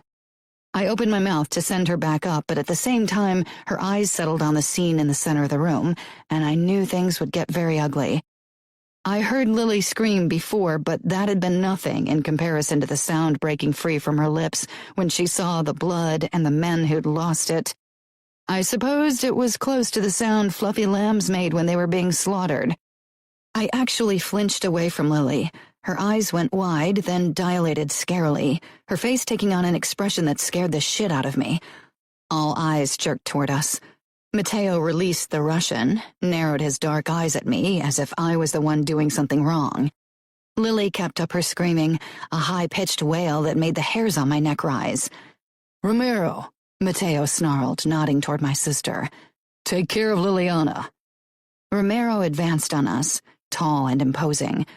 Lily had always fawned over him, but now even she couldn't see anything but the killer in him. His hands were red from blood, and Lily completely lost her shit. I could only stare. I was unable to move. Somewhere in the back of my mind, a voice was telling me to talk to my sister, to try to calm her, to do something, anything. But that voice was drowned out by the terrified static filling my head. The steel door slammed against the wall above our heads, and then Luca was suddenly there. "What the fuck is going on here?" Nobody replied. Romero spoke to my sister in a soothing voice. "Calm down, Lily. Everything is okay." Really? The scene in front of us told a very different story. Nothing about this was okay. Of course, Lily wasn't to be calmed. Romero gripped her arm, and Luca went to help him, but she was fighting them like an animal. How could such a skinny girl fight off two men? Romero slung his arms around her chest, trapping her arms against her sides, but that didn't stop Lily from kicking out at him and everything around her, and she still didn't stop screaming at the top of her lungs. "Shut her up! Aria will hear!" Luca growled. He tried to catch her legs, but she lashed out and kicked his chin. He stumbled back, more from surprise than anything else. Of course, they could have subdued her easily if they hadn't been so careful not to hurt her. I took a step in their direction, worried that they might give up the gentle approach soon, but the ground tilted under me and I had to grip the wall again. "Lily," I said. "Lily, stop." She didn't even hear me. The tall, muscled guy took a few steps toward them as if he was going to interfere, but Mateo pushed him back. "No, stay out of it." I'd forgotten about Mateo. But while I had watched Lily, he'd managed to clean his hands. They were still pink, but at least not smeared with blood. His eyes settled on me, but I had to look away. I couldn't return his gaze right now. I had a feeling I wasn't far from pulling a stunt like Lily and going batshit crazy on them. The coppery scent of blood hung like a fog in the air, clogged my throat and nose, seemed to sink into my skin, bury itself deep in my body together with the horrible images. Lily managed to kick off the wall, causing Romero to stumble back, lose his balance, and land on his back with Lily on top of him. He grunted and lost his hold on my sister. She pushed to her feet, a look like a hunted animal on her face. Her gaze passed right through me. "Lily, calm down," I tried again. She tried to storm past Mateo, but he was too quick. He grabbed her wrist and wrapped an arm around her waist. Then she was suddenly on her back, and he was kneeling on her legs and had her hands pinned above her head. Luca headed toward them with a syringe in his hand. That was the final straw. I stumbled toward them despite my wobbly legs. "Don't hurt her," I hissed. "Don't you fucking dare hurt her." "I'm trying very hard not to hurt her, but she's making it difficult.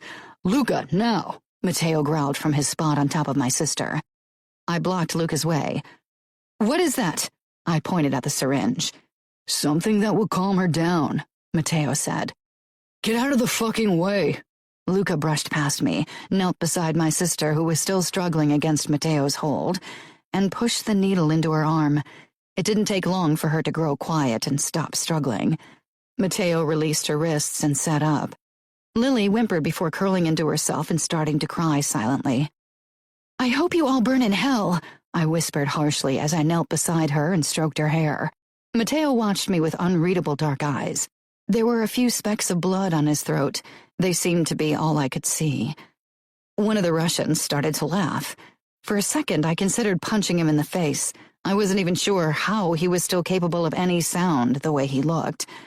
Matteo shot to his feet and got right into his face. Shut the fuck up, or I swear I'll cut your dick into pieces while you watch. Romero, take Liliana into her room and tell the doc to check on her, Luca ordered, his voice already back to business.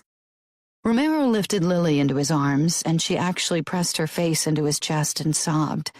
He was the last person she should seek out for comfort. He was one of the fucking reasons why she'd freaked out in the first place. Maybe she didn't even realize who held her. I stood as well to follow after them. I wouldn't leave my sister alone with any of them.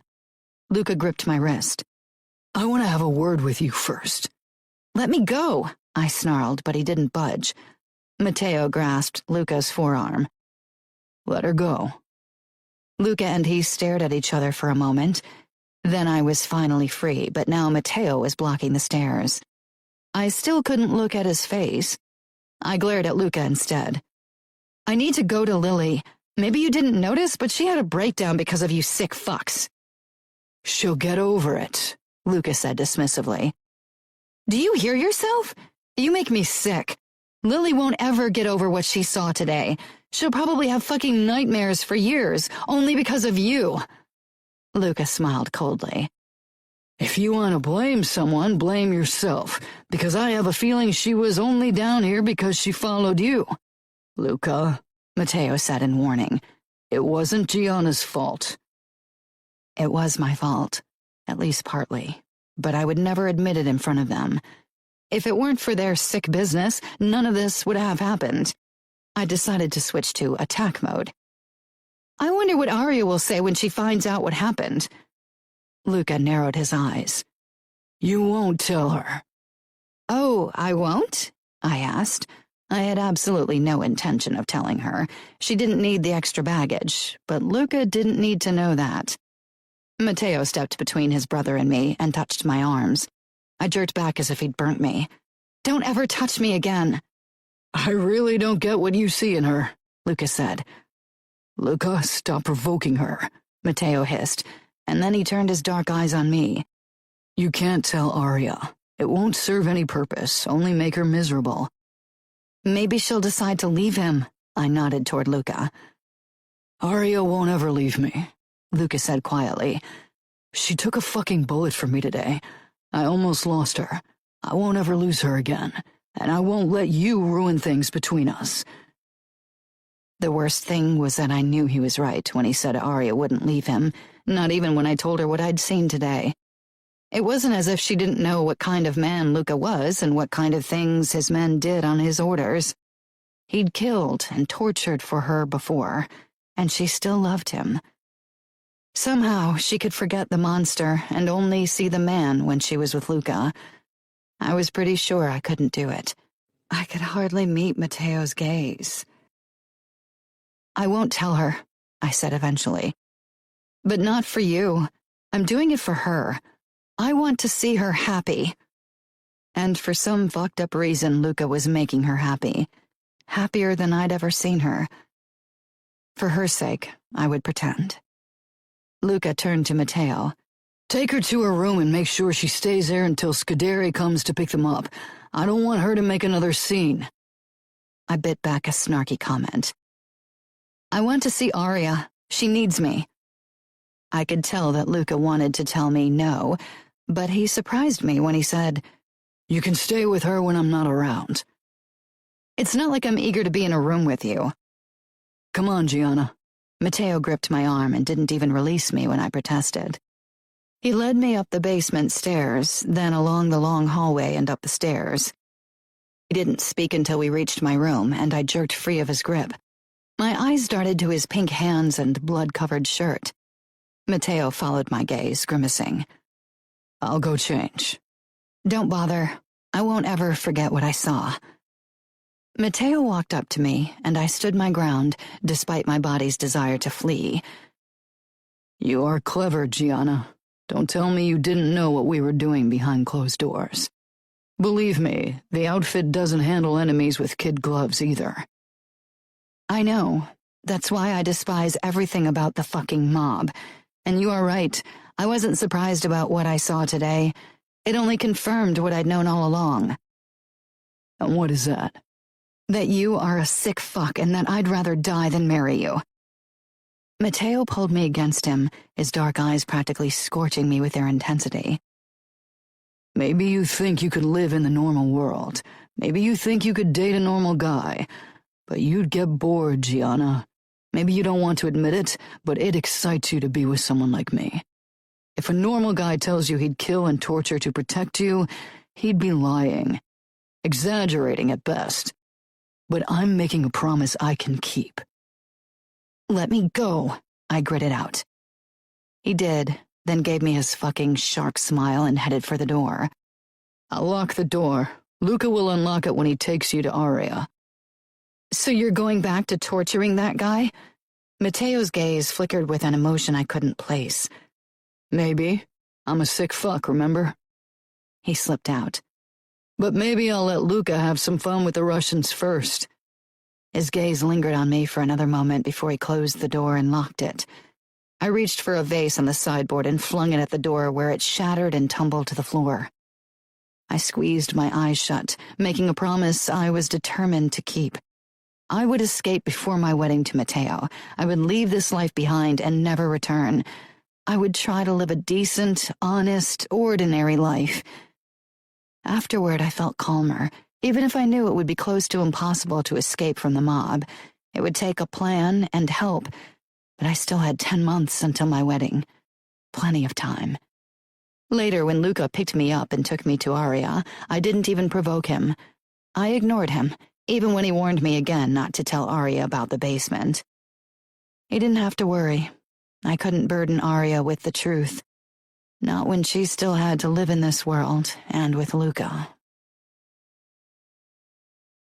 Chapter 5. Gianna. You look so pretty, Lily said from her spot on my bed in the guest room of the Vitiello mansion in the Hamptons. At least, it wasn't the same room I'd had last time. I had to suppress a shiver when I thought of that day and all the blood I'd seen. I glared at my reflection. Mother had chosen the dress for me because I'd refused to go shopping with her for my engagement party. It was a surprisingly nice dress, which didn't make me look like a tramp. I still shuddered when I remembered the slutty dress they'd chosen for Aria when she'd gotten engaged to Luca. My dress was dark green, my favorite color. I was surprised Mother knew that much about me, or maybe Lily had helped secretly. The skirt was flared and reached my knees. Definitely modest. Maybe Father thought I was bad girl enough and didn't need a slutty outfit to emphasize that further. I don't know why they bother, I said. They know I don't want to celebrate my engagement to Mateo. I don't want to marry him. It's tradition. Lily was wringing her hands nervously in her lap. Pushing my own feelings aside, I walked toward her and sat down. She didn't even look up, but her lower lip was trembling. Hey, are you okay? She gave me a small shake of her head. I know it's stupid, but I'm kind of scared. Of Luca, Mateo, or Romero? I'm sorry. I wrapped my arm around her. Why are you apologizing? It's perfectly natural for you to be afraid of them after what you saw in September. She shuddered. I can't get it out of my head. I dream about it almost every night. 2 months since that day, and almost every night she woke me with her screams before she slipped into my bed. They would never hurt you, Lily. We are girls. They will always want to protect us from harm. It was laughable that I was singing their praises, but I would have done anything to calm Lily down. I know. She took a deep breath. I hope I don't freak out like last time. Father would be so mad if I made a scene. I kissed her cheek. You won't. I'll be at your side, and Aria will be there too. Everything will be okay. Someone knocked at the door, but before I could reply, Fabi poked his head in, his eyes darting between Lily and me. Are you having a girl talk? Yes, Lily said at the same time as I said no. Fabi narrowed his eyes and slipped into the room. He looked too cute in his tuxedo. Father sent me to tell you everyone's waiting. He straightened his shoulders, his little chin lifting a little higher. Fabi had turned 10 a couple of days ago, and in a few years he would already start his initiation process. I was glad that I probably wouldn't get the chance to see my sweet, good-natured brother become a killer. "You ready?" I asked Lily, who nodded quickly, but her eyes told a different story.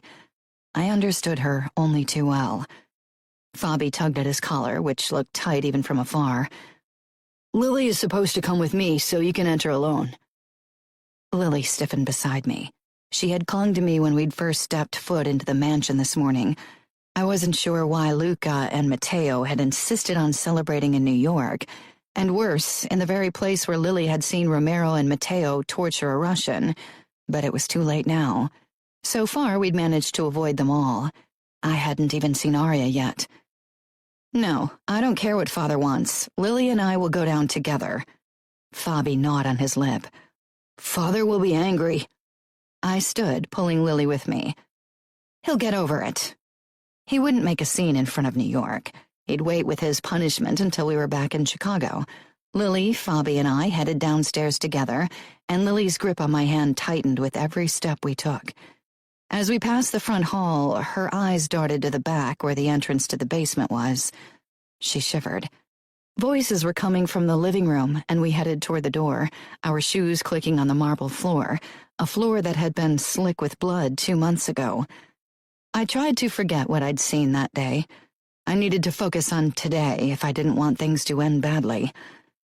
It wasn't a big celebration, but the most important members of the New York familia and the outfit had been invited. I was determined to be on my best behavior today. I didn't want Father to think I was thinking of ways to escape and up the number of my bodyguards. The moment we entered the living room, I knew I could kiss that plan goodbye. Lily let out a small sound in the back of her throat, her nails digging into my palm.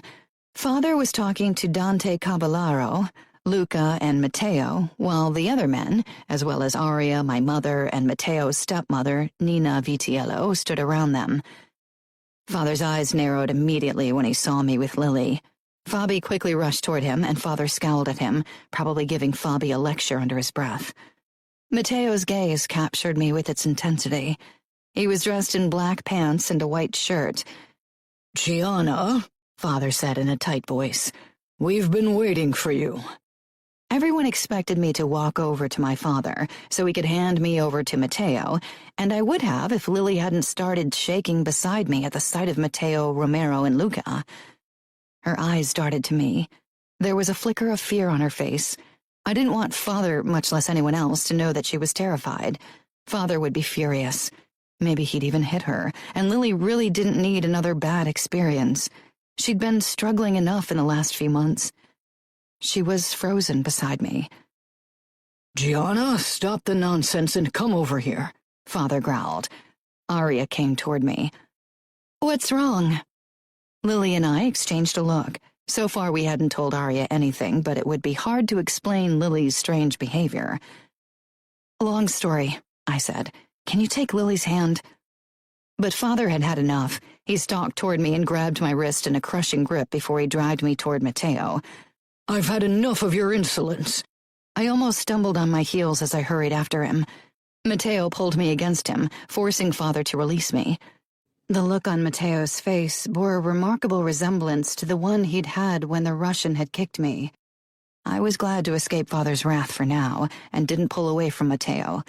Arya was hugging Lily to her side, and both were whispering quietly.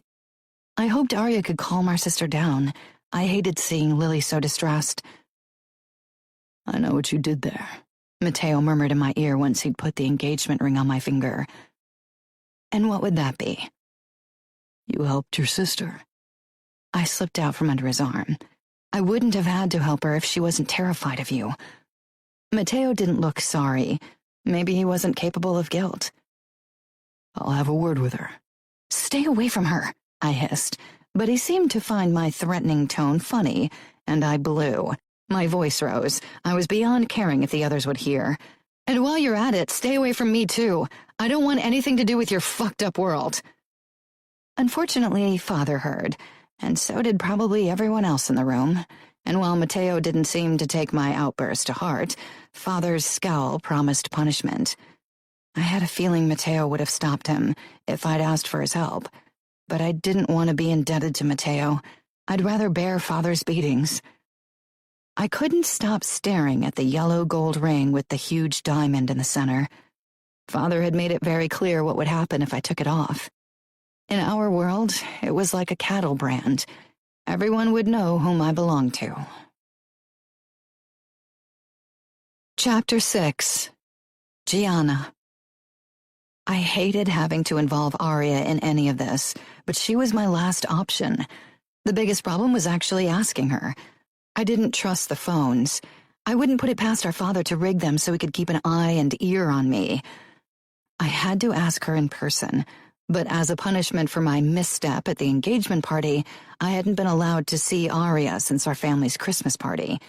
But after weeks of begging, Lily and I finally managed to convince Father to let Lily and me fly to New York for Lily's birthday in April. Lily was practically bouncing with excitement during our flight. I was still surprised how quickly she'd recovered from the horrible events of last September. I really hoped she wouldn't be set back by being back in New York. She'd been avoiding Matteo and Luca the last few times we'd seen them, but this time we'd be staying at Luca's penthouse, so there was no way she could do it. The moment we walked into the waiting hall buzzing with voices, I wanted to groan. Matteo stood beside Aria and Luca. I should have realized he would come. He seemed determined to ignore my antipathy. Sometimes I almost considered giving up on running away and try to come to terms with my marriage to Matteo. But then there were the moments when he gave me that cocky grin, like now. And then I wanted to run away as fast as my feet could carry me because I actually wanted to kiss him, despite what I'd seen him do in September. Lily kept close to me. It was the only sign that she hadn't forgotten what had happened almost 7 months ago. She didn't take my hand like she might have done a couple of years ago, but her arm brushed mine as we walked toward Luca, Matteo, and Aria. "Are you okay?" I whispered. She jumped, flushing. "Yeah." She squared her shoulders. "I'm fine." She almost managed to hide her nerves from me. Aria ran toward us when we'd almost reached them and threw her arms around both of us. "I missed you so much."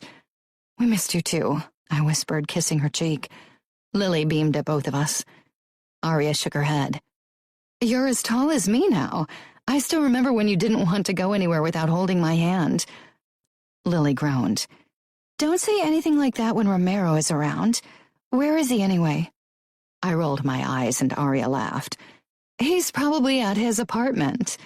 Lily must have managed to get over her anxiety around Romero at some point. Puppy love turned you blind. "Come on," Aria said. "Let's go." As expected, Lily turned shy again the moment we stood in front of the guys. My protective side made me want to step in front of her and shield her from everything. But I knew she'd be embarrassed if I did something like that. My gaze found Matteo's eyes. They were warm. They were a normal guy's eyes. And for an instant, I wanted to believe the lie he was so good at telling. But I forced myself to break our staring contest. "The birthday girl," Matteo said with a smile at Lily, arms crossed over his chest. He looked so approachable and harmless, and I knew he was doing it on purpose because of Lily. Despite my best intentions not to, I felt grateful, and at the same time, I couldn't help but wonder how he could be so kind and funny one moment when he was capable of the horrible things I'd seen in September. "Not yet," Lily said, biting her lip. "Unless you have an early present for me." I almost exploded with relief. I'd worried Lily would be as nervous as last time when she'd seen Matteo, but he was a master manipulator and had her wrapped around his finger again. "I like the way you think," Matteo said with a wink. He took her suitcase, then held out his arm for her to take. She glanced between Matteo and me. "Won't you carry Gianna's luggage?" "Luca can take care of it," Matteo said, eyes dancing with mirth as they settled on me. Why did he have to be so tolerable? If I didn't know any better, I'd say he had a suspicion I was trying to figure out a way to run away from our impending marriage. I narrowed my eyes at him before turning to Lily. "Go on." She linked arms with Matteo, and they walked ahead. Luca took my suitcase without a word before following after his brother and my younger sister. I fell back with Aria. Maybe father should have married Lily off to Matteo instead of me, I said, only half joking. She seemed to have no trouble getting along with him. Matteo needs someone like you, someone who talks back to him. I don't think she could handle him. I snorted. But you think I can? Aria searched my face. There's something you're not telling me. Later, I whispered, and she nodded with a glance toward Luca and Matteo. I didn't get the chance to talk to Aria until much later that day, and only because Luca and Matteo had business to conduct in their dance club Sphere. Romero was still there, but Lily had convinced him to play Scrabble with her in the living room, so he was occupied as I led Aria out onto the roof terrace despite the cold. Once we stood at the edge of the roof, she turned to me. You're up to something, aren't you? I hesitated, suddenly feeling guilty for even considering to involve Aria. I can't do this, Aria. I want out. Out of this world. Out of my arranged marriage. Just out. Her face became still, blue eyes wide. You want to run? The wind had picked up and tore at my hair, but I wasn't certain if that was the only reason why I shivered. Yes. Are you sure? Absolutely, I said, though sometimes doubt kept me awake at night. This was a huge step. Ever since the Bratva attacked the mansion and I saw what Matteo was capable of, I knew I had to run. It's not just Matteo, you know that, right? He isn't any worse than any other made man. That makes it even worse. I know that pretty much all the men in our world are capable of horrible things. And one day even Fabi will be, and I hate it. Hate every second I'm trapped in this messed up world. I thought you and Matteo were getting along better. You didn't try to rip each other's head off today. He's trying to manipulate me. Didn't you see how easily he could make Lily forget her nervousness around him? Aria shrugged. It could be worse. Most men wouldn't have forgiven you for giving him such a hard time, but he really seems to like you. Did he? I was never sure with Matteo. He was too good at hiding his emotions, at choosing the mask he wanted to show to the world. Are you on his side? I asked with a bit more force than I'd intended. I'm not on his side. I'm just trying to show you an alternative to running away. Stunned, I said. Why? You know I've never wanted this life. Why are you trying to make me stay? Aria glared, gripping my wrist. Because I don't want to lose you, Gianna. You won't lose me. Yes, I will. Once you've run away, we can't ever see each other again. Maybe not even talk unless we figure out a way to do it without risking the mob tracing you. Of course, in the back of my mind, I'd known that would be the result of my escape. But I'd pushed it aside, not able to bear the thought. I know, I whispered. You could come with me. Aria parted her lips in surprise, and even before she spoke, I knew her answer. I can't. I nodded, facing away from her and letting my gaze wander over New York. I blinked a few times. Because you love Luca. She put her hand on mine. Yes, but that's not the only reason. I can't leave Fabi and Lily behind either, and I've made peace with this life. It's all I've ever known. I'm okay with it. Guilt crashed down on me. Do you think I'm abandoning them if I leave? They'll understand. Not everyone is cut out for a life in this world. You've always wanted to live a normal life, and they'll still have me. You have to think of yourself. I just want you to be happy. I wrapped my arms around her, burying my face in her hair. I don't think I can be happy here. Because you don't want to marry a killer. Because you can't live with what Matteo does. No, I said quietly. Because I can see myself being okay with it. Aria drew back, pale brows drawn together. What's wrong with that? I wanted to laugh and cry at the same time because I had a feeling that Aria wouldn't have asked that question before Luca. Are you okay with what Luca does? Don't you ever lie awake at night feeling guilty for being married to a man like him? We come from a family of men like him. She stepped back, her arms dropping to her sides. Do you want me to feel guilty? No, but normal people would feel guilty. Can't you see how messed up we are? I don't want to be like that. I don't want to spend my life with a man who carves up his enemies. Arya stared but didn't say anything. She looked so horribly sad and hurt that I wanted to kick myself hard for ever opening my stupid mouth. I'm sorry, I didn't want to make you feel bad. I trailed off, not sure how to explain my conflicted emotions to Arya. I know I have to risk it. I have to try to get away from all this and live a life without all the violence and messed up morals. I'll always regret it if I don't. You know you can't ever come back. There's no going back once you run. Even if Matteo would forgive you for insulting him like that, the outfit would be responsible for your punishment until your marriage. And running away from the Mafia is betrayal. I know. The outfit punishes betrayal with death. Because you aren't a made man, they might decide to go easy on you and throw you into one of their whorehouses, or marry you off to someone far worse than Matteo. I know. Arya gripped my shoulders. Do you really? Few people risk running from the mob, and there's a reason for it. Most people get caught. Most people, but not all of them. Have you ever heard of someone who escaped the mob successfully? No, but I doubt anyone would tell us about them. Neither Father nor Matteo or Luca have any interest in putting ideas in our heads. Arya sighed.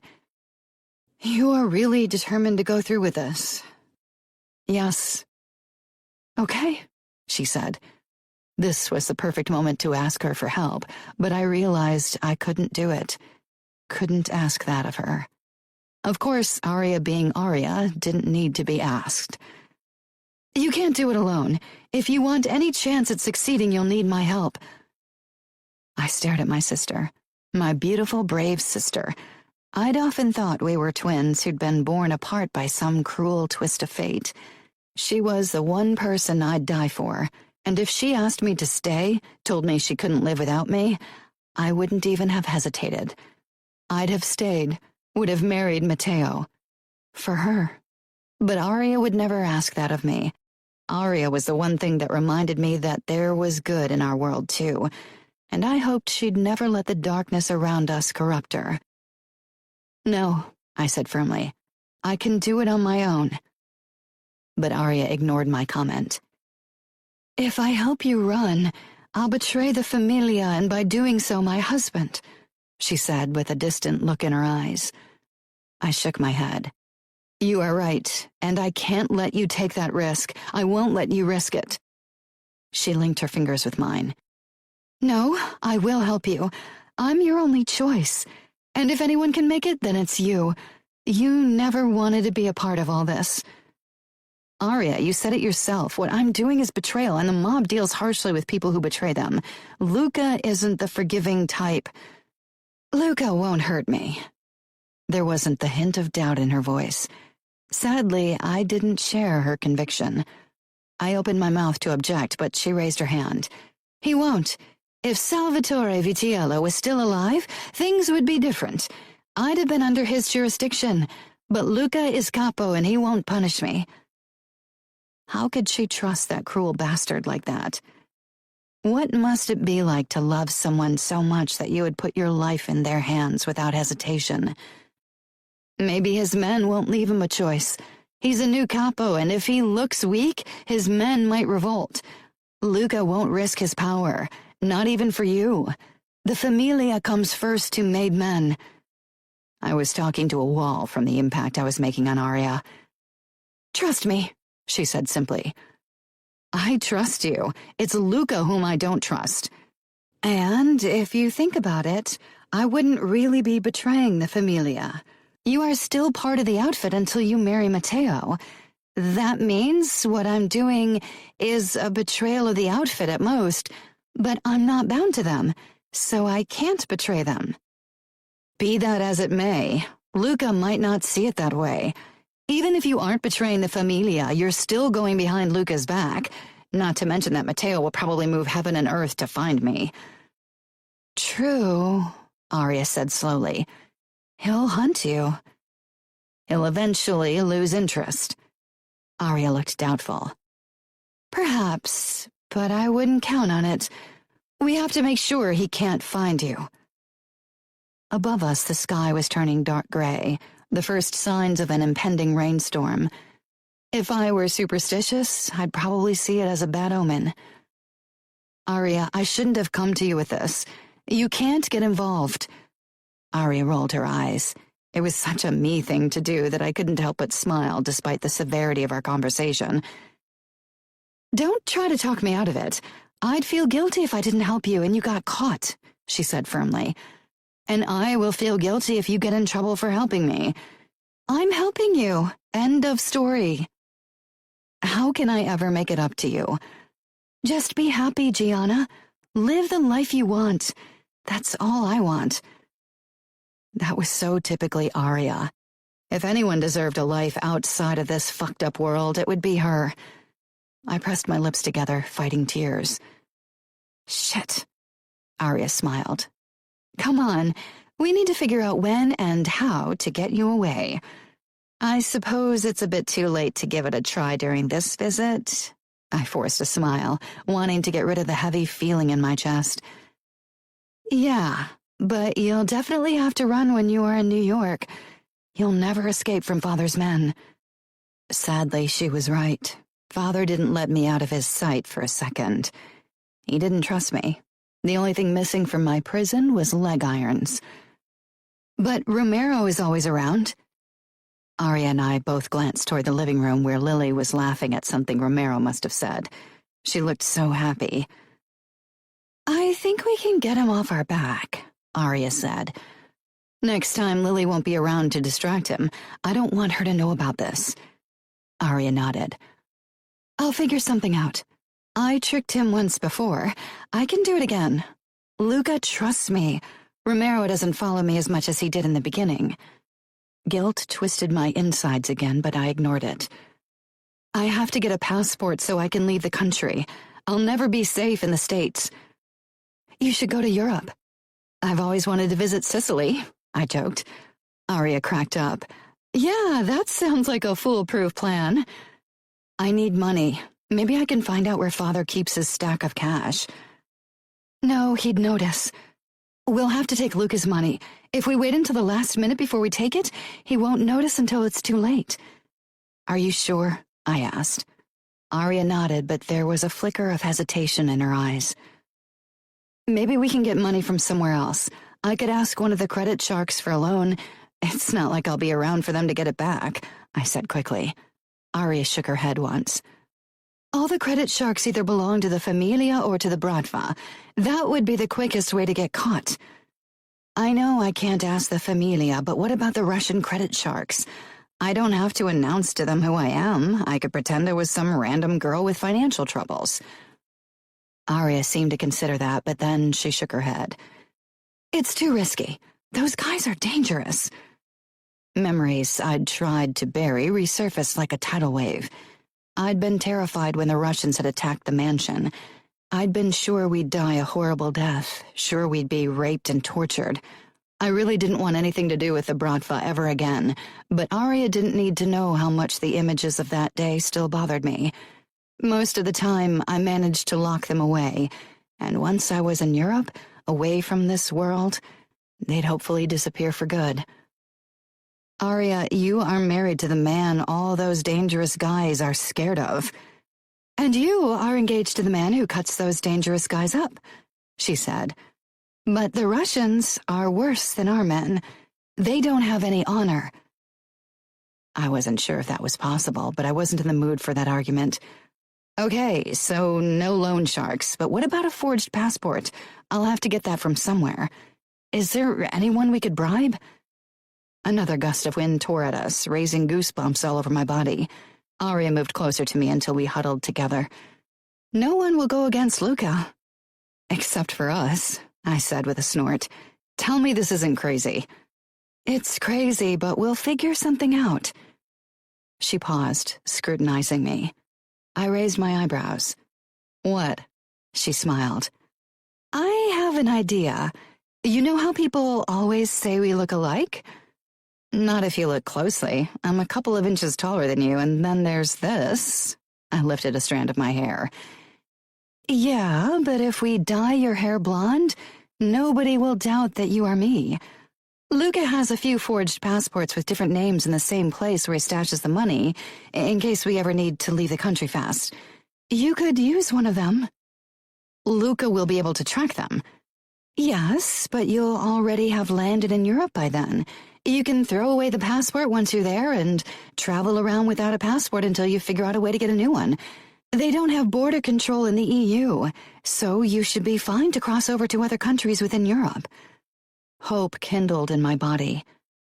That could actually work. It will. We stared at each other. So I'm really running away, I whispered. Yes, Arya said quietly. When? Next time you visit, so we have time to really think every detail of our plan through. I couldn't believe I was really going to do this, but now I wouldn't back out, even if part of me wondered if this was really what I wanted. I was allowed to visit Arya again in May. Pretending that I had finally come to terms with my marriage to Matteo had made my father more lenient with me. Lying had once been hard for me, but I was getting better at it. I hugged Lily and Fabi before I left Chicago, knowing it might very well be the last time I saw them. But I didn't allow myself to linger on that thought. It would make things only more difficult. If I started to cry, someone might get suspicious. When I arrived in New York, Arya picked me up from the airport with a new bodyguard. There was something bittersweet about our reunion. The new guy gave me a quick nod after Arya and I had pulled apart. Who is he? I whispered. That's Sandro. He's one of Matteo's men. So Matteo had already chosen a bodyguard for me, for a future life as his wife, someone who would cage me in whenever Matteo wasn't around to do it. Once we were in the penthouse, my new bodyguard retreated to the kitchen under the pretense of giving us privacy, as if there was ever such a thing under his constant surveillance. Arya and I lingered near the sofa, out of earshot. Does Luca still have Romero guard you all day? Arya shrugged. I don't mind having Romero around, especially when Luca is busy. Sandro has taken Cesari's place mostly, but he's never watched me before. You need to ask Luca to let you go to college or do something else before you go crazy over here. I want you to be happy too, Arya. I want to know that you'll be okay once I'm gone. Don't worry. In the last few weeks I've been pretty busy planning your escape, Arya said with a teasing smile, but there was a hint of wistfulness in her voice. We both glanced at Sandro, who was making coffee. Why is that Sandro guy really here? Because of you.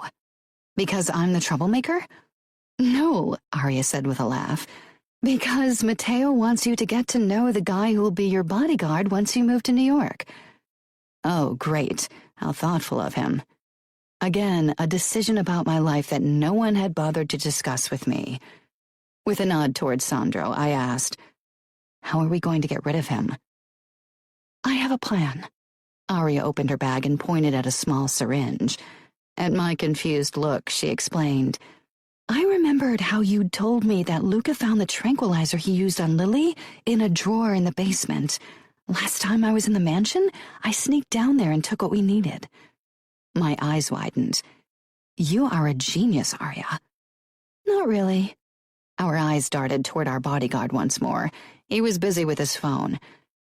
How are we going to inject him with a tranquilizer? I asked. He's tall and strong and probably a skilled fighter. Arya bit her lip. We have to distract him. Maybe I can talk to him and you ram the needle into his thigh? What if I break the needle by accident or if he smashes it? I have a second syringe, but that's it, so we should try to get it right the first time. Arya could be so badass if she tried. Are you sure the dosage is right? I don't want him to get hurt, so I reduced the dosage they listed on the packaging. Okay, it still should be enough to knock him out for a while, right? Arya nodded. We should probably tie him up. I found duct tape in the gun cupboard.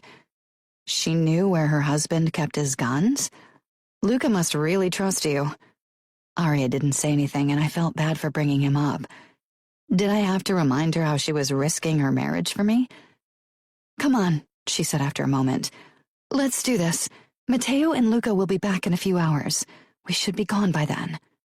After another look toward Sandro, who was still reading something on his phone, she quickly handed me the syringe. I hid it behind my back as we strolled toward Sandro, who finally looked up from his phone and set it down on the counter. Would you like some coffee? He asked with a nod toward his own cup. He was polite and his brown eyes were friendly. He didn't look very threatening, but I didn't let that fool me. Arya leaned next to him against the counter and pressed a palm to her stomach. Sandro frowned. Are you okay? I'm not feeling so good, she said. Then her legs buckled. It was a bit over the top, if you asked me, but Sandro must have acted without thinking because he reached for her. My chance. My arm shot out and I rammed the syringe into the back of his thigh and injected the tranquilizer. Sandro hissed, let go of Arya, and lashed out instinctively. He caught my arm and I was thrown against the kitchen island, my back colliding painfully. I swallowed a cry. What the fuck? He gasped, eyes furious as they darted between Arya and me. He reached for his phone, but Arya shoved it away. It flew off the counter, crashed to the ground, and skidded over the marble. Sandro staggered toward it, his movements already less coordinated than usual. I quickly rushed toward the phone and kicked it away. Where's the stupid tape? Arya nodded and rushed away. Sandro glared at me. What are you doing? He growled. He advanced on me, his hand fumbling for the gun in his chest holster. Did he want to hold us at gunpoint? He didn't get very far. His legs gave away and he fell to his knees. He shook his head like a dog, then tried to stand again. Arya! I screamed. What if this didn't work? What if our plan was over before it had really begun? I'm coming! She ran toward me with the tape. Grab his arms! I tried to pull Sandro's arms behind his back, but he was too strong, even in his dazed state. He shook me off. It's not enough tranquilizer. I don't want to hurt him, Arya said, panicky. I tried to grip his arms again, but he managed to stagger back to his feet, pushing me out of the way. Arya moved quickly and thrust the second syringe into his leg. This time, he dropped to his knees almost instantly, then fell to his side. Arya and I made quick work out of tying him up, then she touched his throat. Is he okay? I asked. Yeah, it seems so. I hope we didn't give him too much. He's a tall guy. I'm sure he'll be fine. I got up. Arya did the same, and then she rushed off again. A few minutes later, she returned with a huge stack of dollar notes as well as 2 passports. For a moment, I thought she'd decided to go with me, and that was why there wasn't only 1 passport. Then I realized how ridiculous that thought was. Here. She handed me everything. That's about $10,000. That should get you by for a while, and 2 passports just in case. But you should really get rid of them once you're in Europe. I stuffed everything into my bag, then grabbed my suitcase. Ready? Arya asked, hesitating. As ready as I'll ever be. She didn't return my smile, only glanced at Sandro again before setting her phone down on the counter. I did the same to prevent them from tracking us. We took the elevator down and hailed a taxi.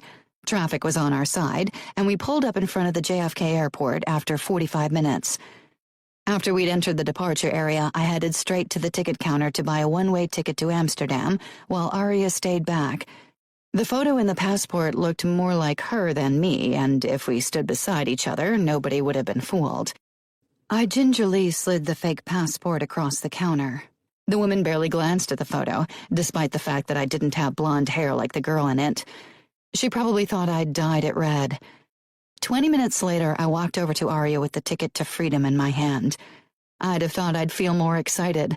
Instead, nerves twisted my stomach so tightly I worried I'd throw up. But I couldn't let Arya see it. So how did it go? She asked nervously. I waved the ticket in response. She didn't even ask about my hair.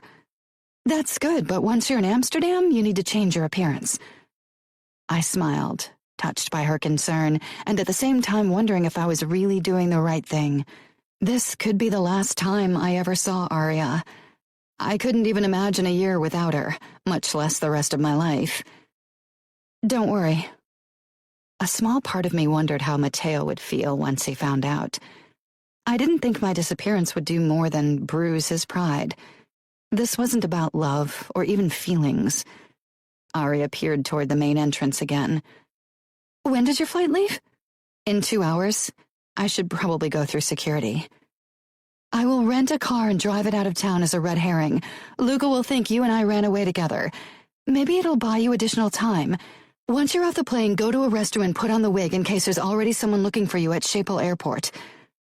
Aria was talking fast, but it didn't stop me from noticing the way her voice was shaking. She was trying to be strong for me. I wrapped my arms around her. Thank you so much for risking so much for me. I love you. Create the blog we talked about and post an update the moment you get the chance. I'll worry if I don't hear from you tomorrow at the latest, she said, her fingers digging into my shoulder blades. Promise me you'll be happy, Gianna. Promise. I promise. Could you even promise something like that? My eyes burnt furiously, but I fought the tears. This was hard enough without me turning into a blubbering mess. I pulled back and ran a hand over my eyes. Aria had lost her fight with tears. If you ever want to come back, we'll figure something out. You said it yourself. There's no going back, I said, and finally the truth sank in. This was it. This was goodbye to the life I'd known, to my family, to my home, to everything. I took a step back from Aria, dropping my arms. She gave me an encouraging smile. I quickly turned around and hurried toward the security check. If I didn't leave Aria now, I'd lose my courage. Doubt was already eating away at my resolve, but this was my only chance. I had to take it.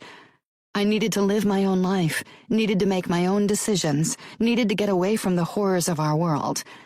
The security guard didn't stop me. Nobody did. Once I was through security, I risked another peek over my shoulder to where Aria stood. She raised her arm in a wave before she walked away quickly, wiping her eyes. I watched her back disappear. My heart felt heavy, my throat tight. It wasn't too late yet. I could still go back. We could figure out some ridiculous explanation for drugging Sandro. Nothing was lost yet. I peered down at my ticket to Amsterdam, my ticket to freedom. Before I headed to the terminal where boarding would start soon.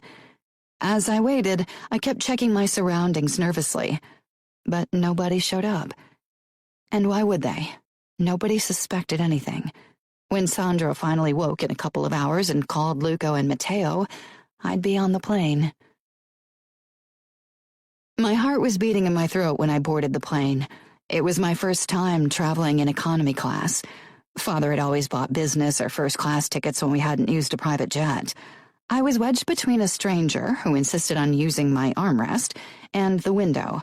I barely dared breathing until we were finally up in the air, and even then I kept looking for a familiar face among the other passengers. It took a while before I finally settled back into my seat and relaxed. Now that there was no going back, a flicker of excitement mixed with my anxiety.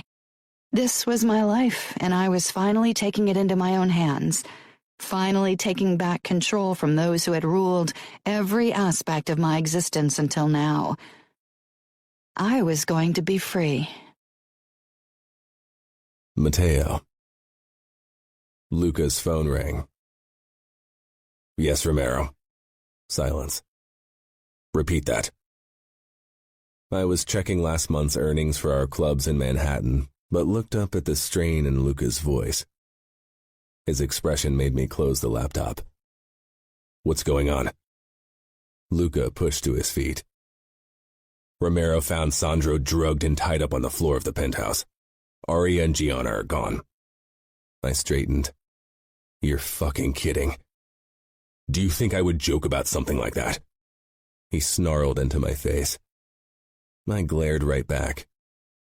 I thought Aria was in love with you. For a moment, Luca looked like he was going to punch me. Then he whirled around and stormed out of the basement of the Sphere. I hurried after him. This is Gianna's fault. This girl is the root of every problem. Why couldn't you stay the fuck away from her like I told you? He muttered. If only I fucking knew. For some reason, I couldn't get her out of my head. And now she'd run. From me. I'm sorry, boss, Sandro said again. Half hunched on Luca's sofa, eyes bloodshot. I wanted to fucking kill him for letting her get away. I should have never let her out of my sight. I got up and started pacing the room again, my eyes darting up to the bedroom door. Luca had disappeared with Arya behind it more than 20 minutes ago. She hadn't run away. That had all been for show. She'd helped my fiancé run, but she'd come back to Luca. She'd come back. Normally, I wouldn't doubt Luca's skill to get information out of anybody.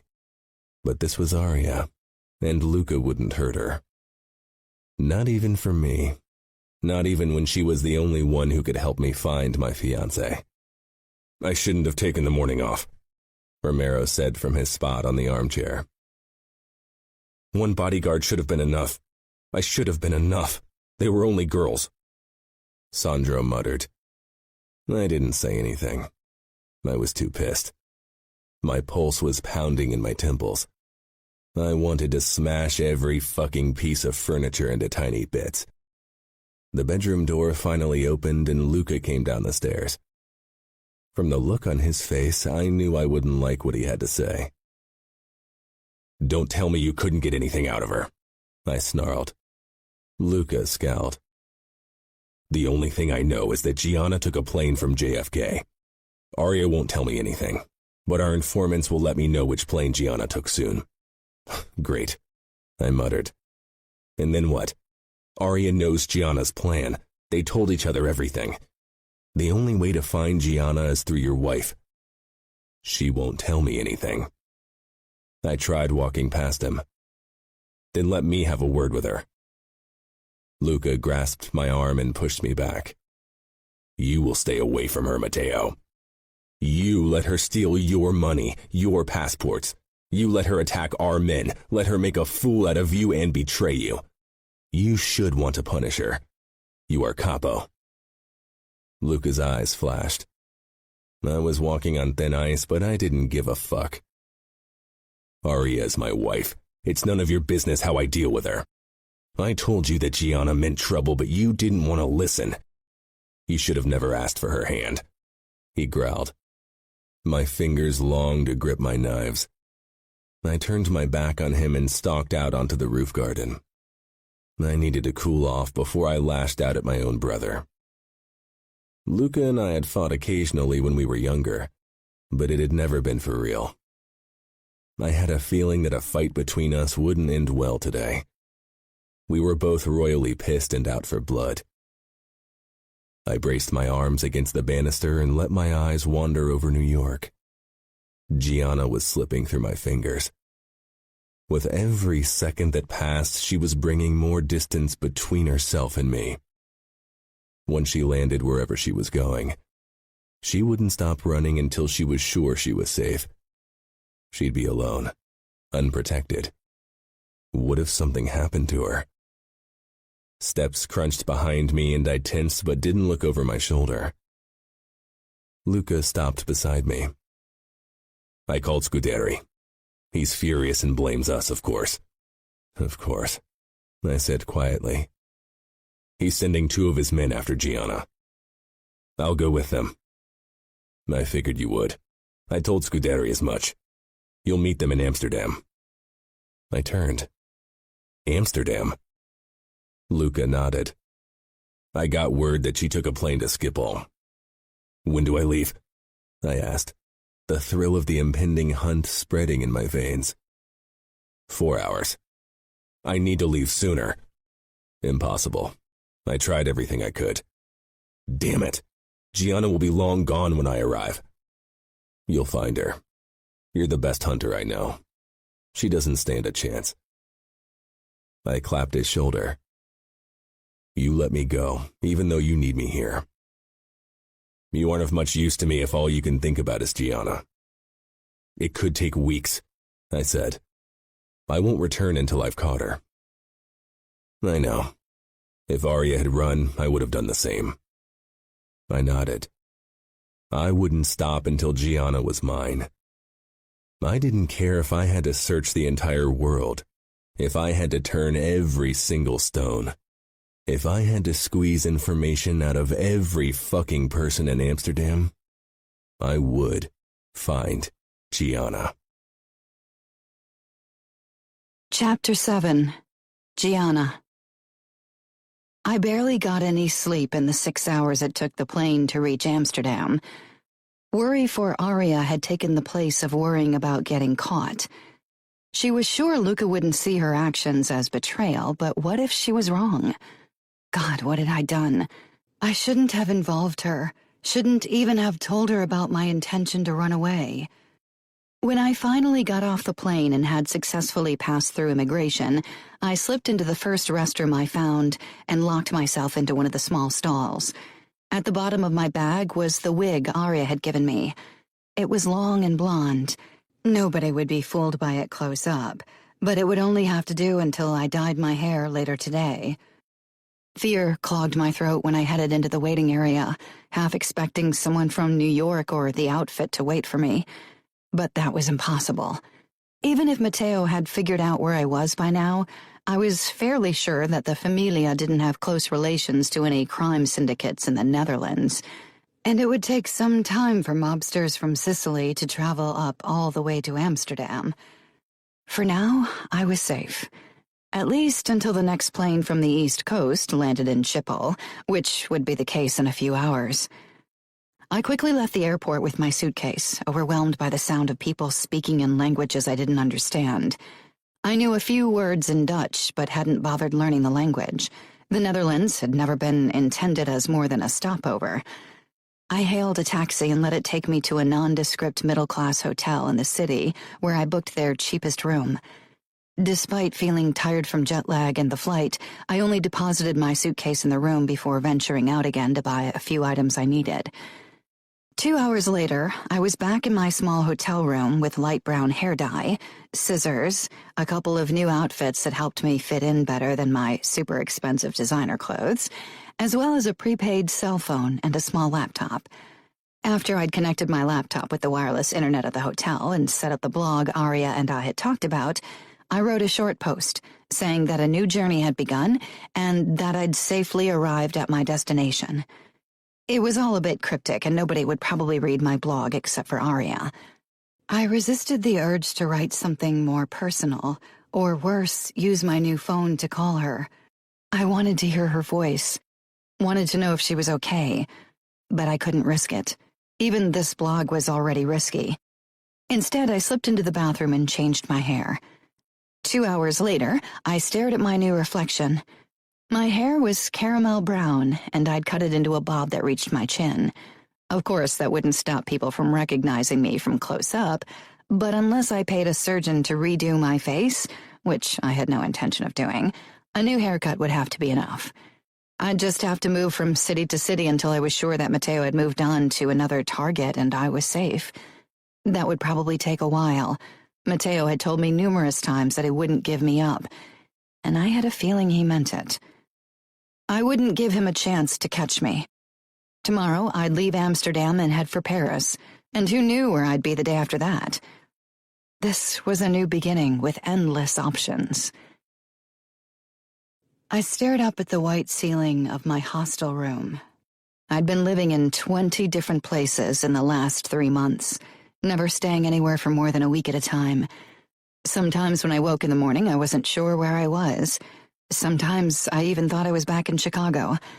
And sometimes I found myself longing for it. Not for my father and the rules of our world, but for Fabi and Lily and Arya, and sometimes even for Mother.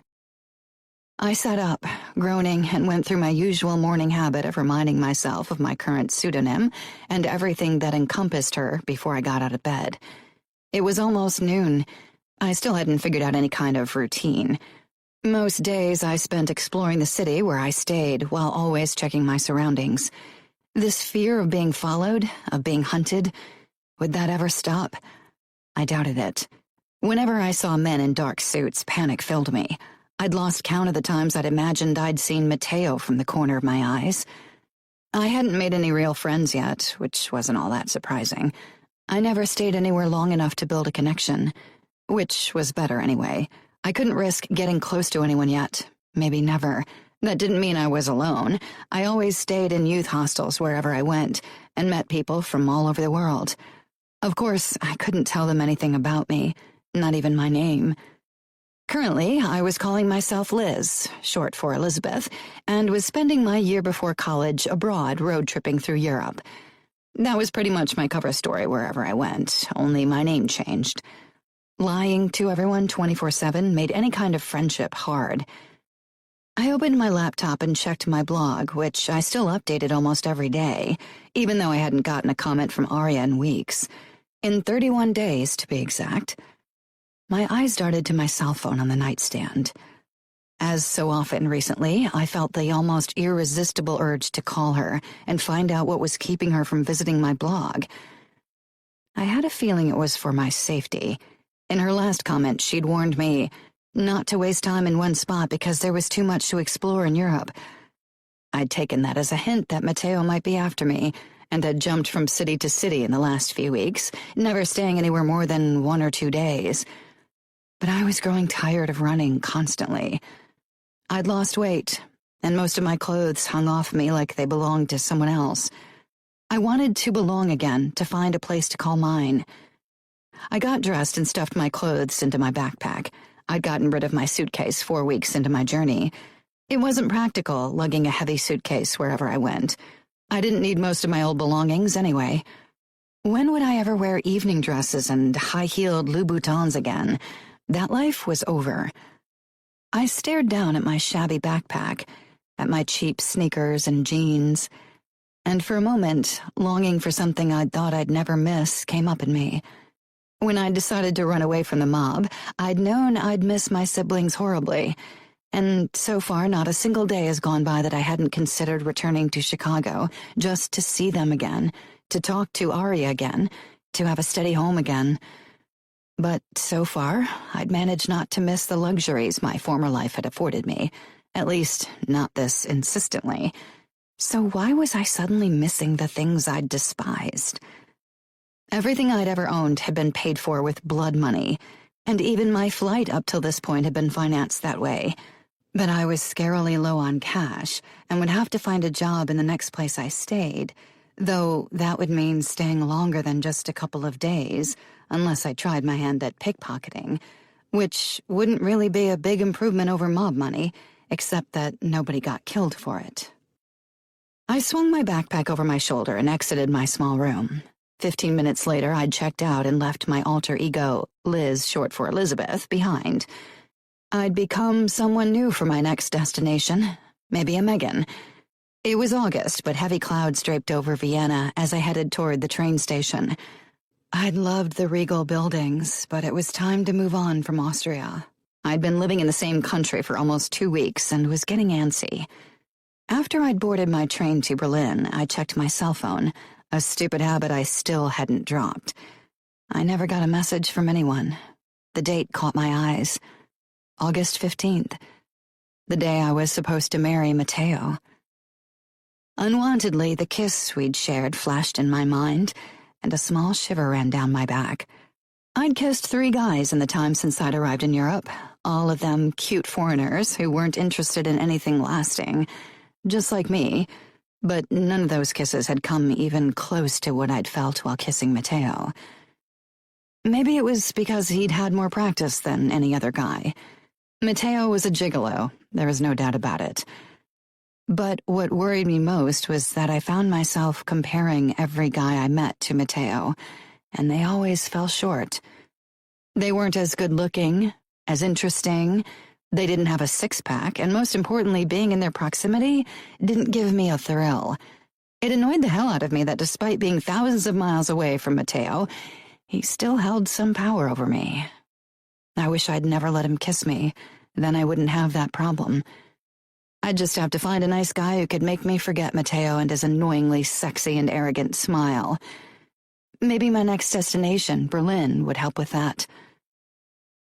I only stayed 4 weeks in Berlin before I decided to move on.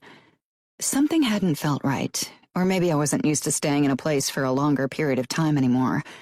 At least I'd worked as a waitress for the last 3 weeks and managed to earn some money. It wasn't much, but enough to buy me a train ticket to Munich and food for the next couple of days. I didn't have anything left for a hotel room, however, so that was a major problem. I had spent too much at the beginning of my flight, never having learned to be economical. Money had never been an issue growing up. If there was one thing that women in the mob never had to forego, then it was money. I was a spoiled brat. That much I'd come to realize. The moment I arrived in Munich, I knew this could work. I loved everything about the city, but there was still the problem that I didn't have any money to pay for a room. I didn't want to spend the night on the streets. I wasn't sure how safe it would be. As I walked through the city center, I noticed a few people singing and playing instruments, and they seemed to make a fast buck with it. There was always a heap of euro coins in the hats they'd put on the ground. I could play the piano. Father had forced Aria, Lily, and me to take lessons from the moment we could talk, but I had neither a piano nor a keyboard I could use to make music. I had a decent singing voice. Definitely nothing to get excited about, but at least it didn't make people want to hold their ears. Maybe it was worth a try. A group of 3 girls with colorful hair was singing and playing the guitar at the next corner, and I headed for them. When they finally took a break, I approached them. I really hoped they spoke English. They looked to be my age.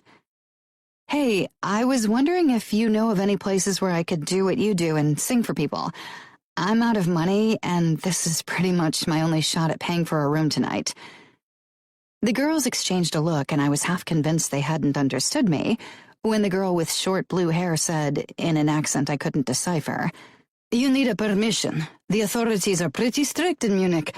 They'll fine you if you make music or any kind of other art in the streets without permission." Damn, is it easy to get a permission? The pink-haired girl shook her head. "No, they only hand out a few permissions and they make sure you can sing and actually play instruments before they allow you to make music here." I sighed and slumped against the wall of the building. The 3 girls exchanged another look, then whispered in a language that definitely wasn't German before they turned to me. "We're sharing a small apartment. If you want, you can sleep on the couch in the living room until you find a job and can afford your own place." My eyes widened. "Really?" Blue-haired girl nodded with a smile. "You're a backpacker, right?" "Yes, traveling through Europe before college." "We're all from Croatia, but we've been spending the last few months in Munich. You'll love it." Pink-haired girl stood. "So, what's your name?" I hesitated a moment before deciding who I wanted to be. "Gwen." Maybe Munich would finally become a place I could stay and figure out what I'd do with the rest of my life. What was meant to be for a few days only had turned into 2 months. I was still sharing an apartment with the 3 crazy girls from Croatia. We'd become friends, and I paid rent for my spot on the sofa, albeit not much. Of course, every part of my life was built on lie after lie, but sometimes I almost forgot that I wasn't who I pretended to be. I'd even found a job as a waitress in a cafe that catered mostly to tourists, and my German had improved greatly. Now that I'd finally found a place where I wanted to stay, I'd decided to give dating a real shot. When my flatmates introduced me to Sid, a fellow musician from Canada with long dreadlocks, I knew he was someone I could get used to, and maybe even make me forget that stupid kiss I'd shared with Matteo. Sid was nothing like Matteo. He was nothing like men in the world I'd grown up in. He was a vegan, peace-loving idealist, and he never hesitated to convince others of his ideals. He could spend hours talking about the horrors of dairy farms and the dangers of the NRA. Sometimes I wondered what he'd say if he knew who I was. This idealistic world improver was his mask, I'd realized. Maybe everyone wore some kind of mask. What had been a novelty and endearing in the beginning quickly started to annoy me. Still, I couldn't break up with Sid because it would seem like the ultimate failure. If even someone like Sid couldn't stop me from thinking about Matteo, who could? Sid's hand crept under my shirt, then unhooked my bra. I made a sound of protest. We were in the living room of my shared apartment, so if one of my flatmates returned, she'd get a show. His fingertips were rough from playing the guitar. He pushed me down until I lay flat on my back and he was half on top of me. His tongue seemed to take up too much space in my mouth, and he tasted of stale smoke. Why had I thought a smoking guy was hot? Maybe in theory, but the taste and stink weren't something I was too excited about. He started unbuttoning my jeans and kept rubbing his bulge against my leg like a horny dog. "I want you, Gwen," Sid rasped, already trying to shove my pants down my legs. Gwen. For the first time, the name didn't make me pause. 2 months using the same name seemed to be the magic barrier for getting used to a new identity. Pity that I got the feeling I wouldn't use it for much longer. Munich was getting too comfortable, and Sid was simply getting too much. He was being too pushy. "Not yet," I gritted out, trying to hide my boredom and annoyance. It wasn't his fault that I wasn't into our makeout sessions. We'd been going out for almost 4 weeks, so it wasn't really all that surprising that he wanted to sleep with me. And I wasn't even sure what the hell was stopping me. Sid wasn't a bad guy. He could be funny after he'd drunk a couple of beers or had a few drags of pot, and his guitar playing and singing weren't even half bad. And yet, I didn't want to commit to this relationship fully. Didn't want to go another step.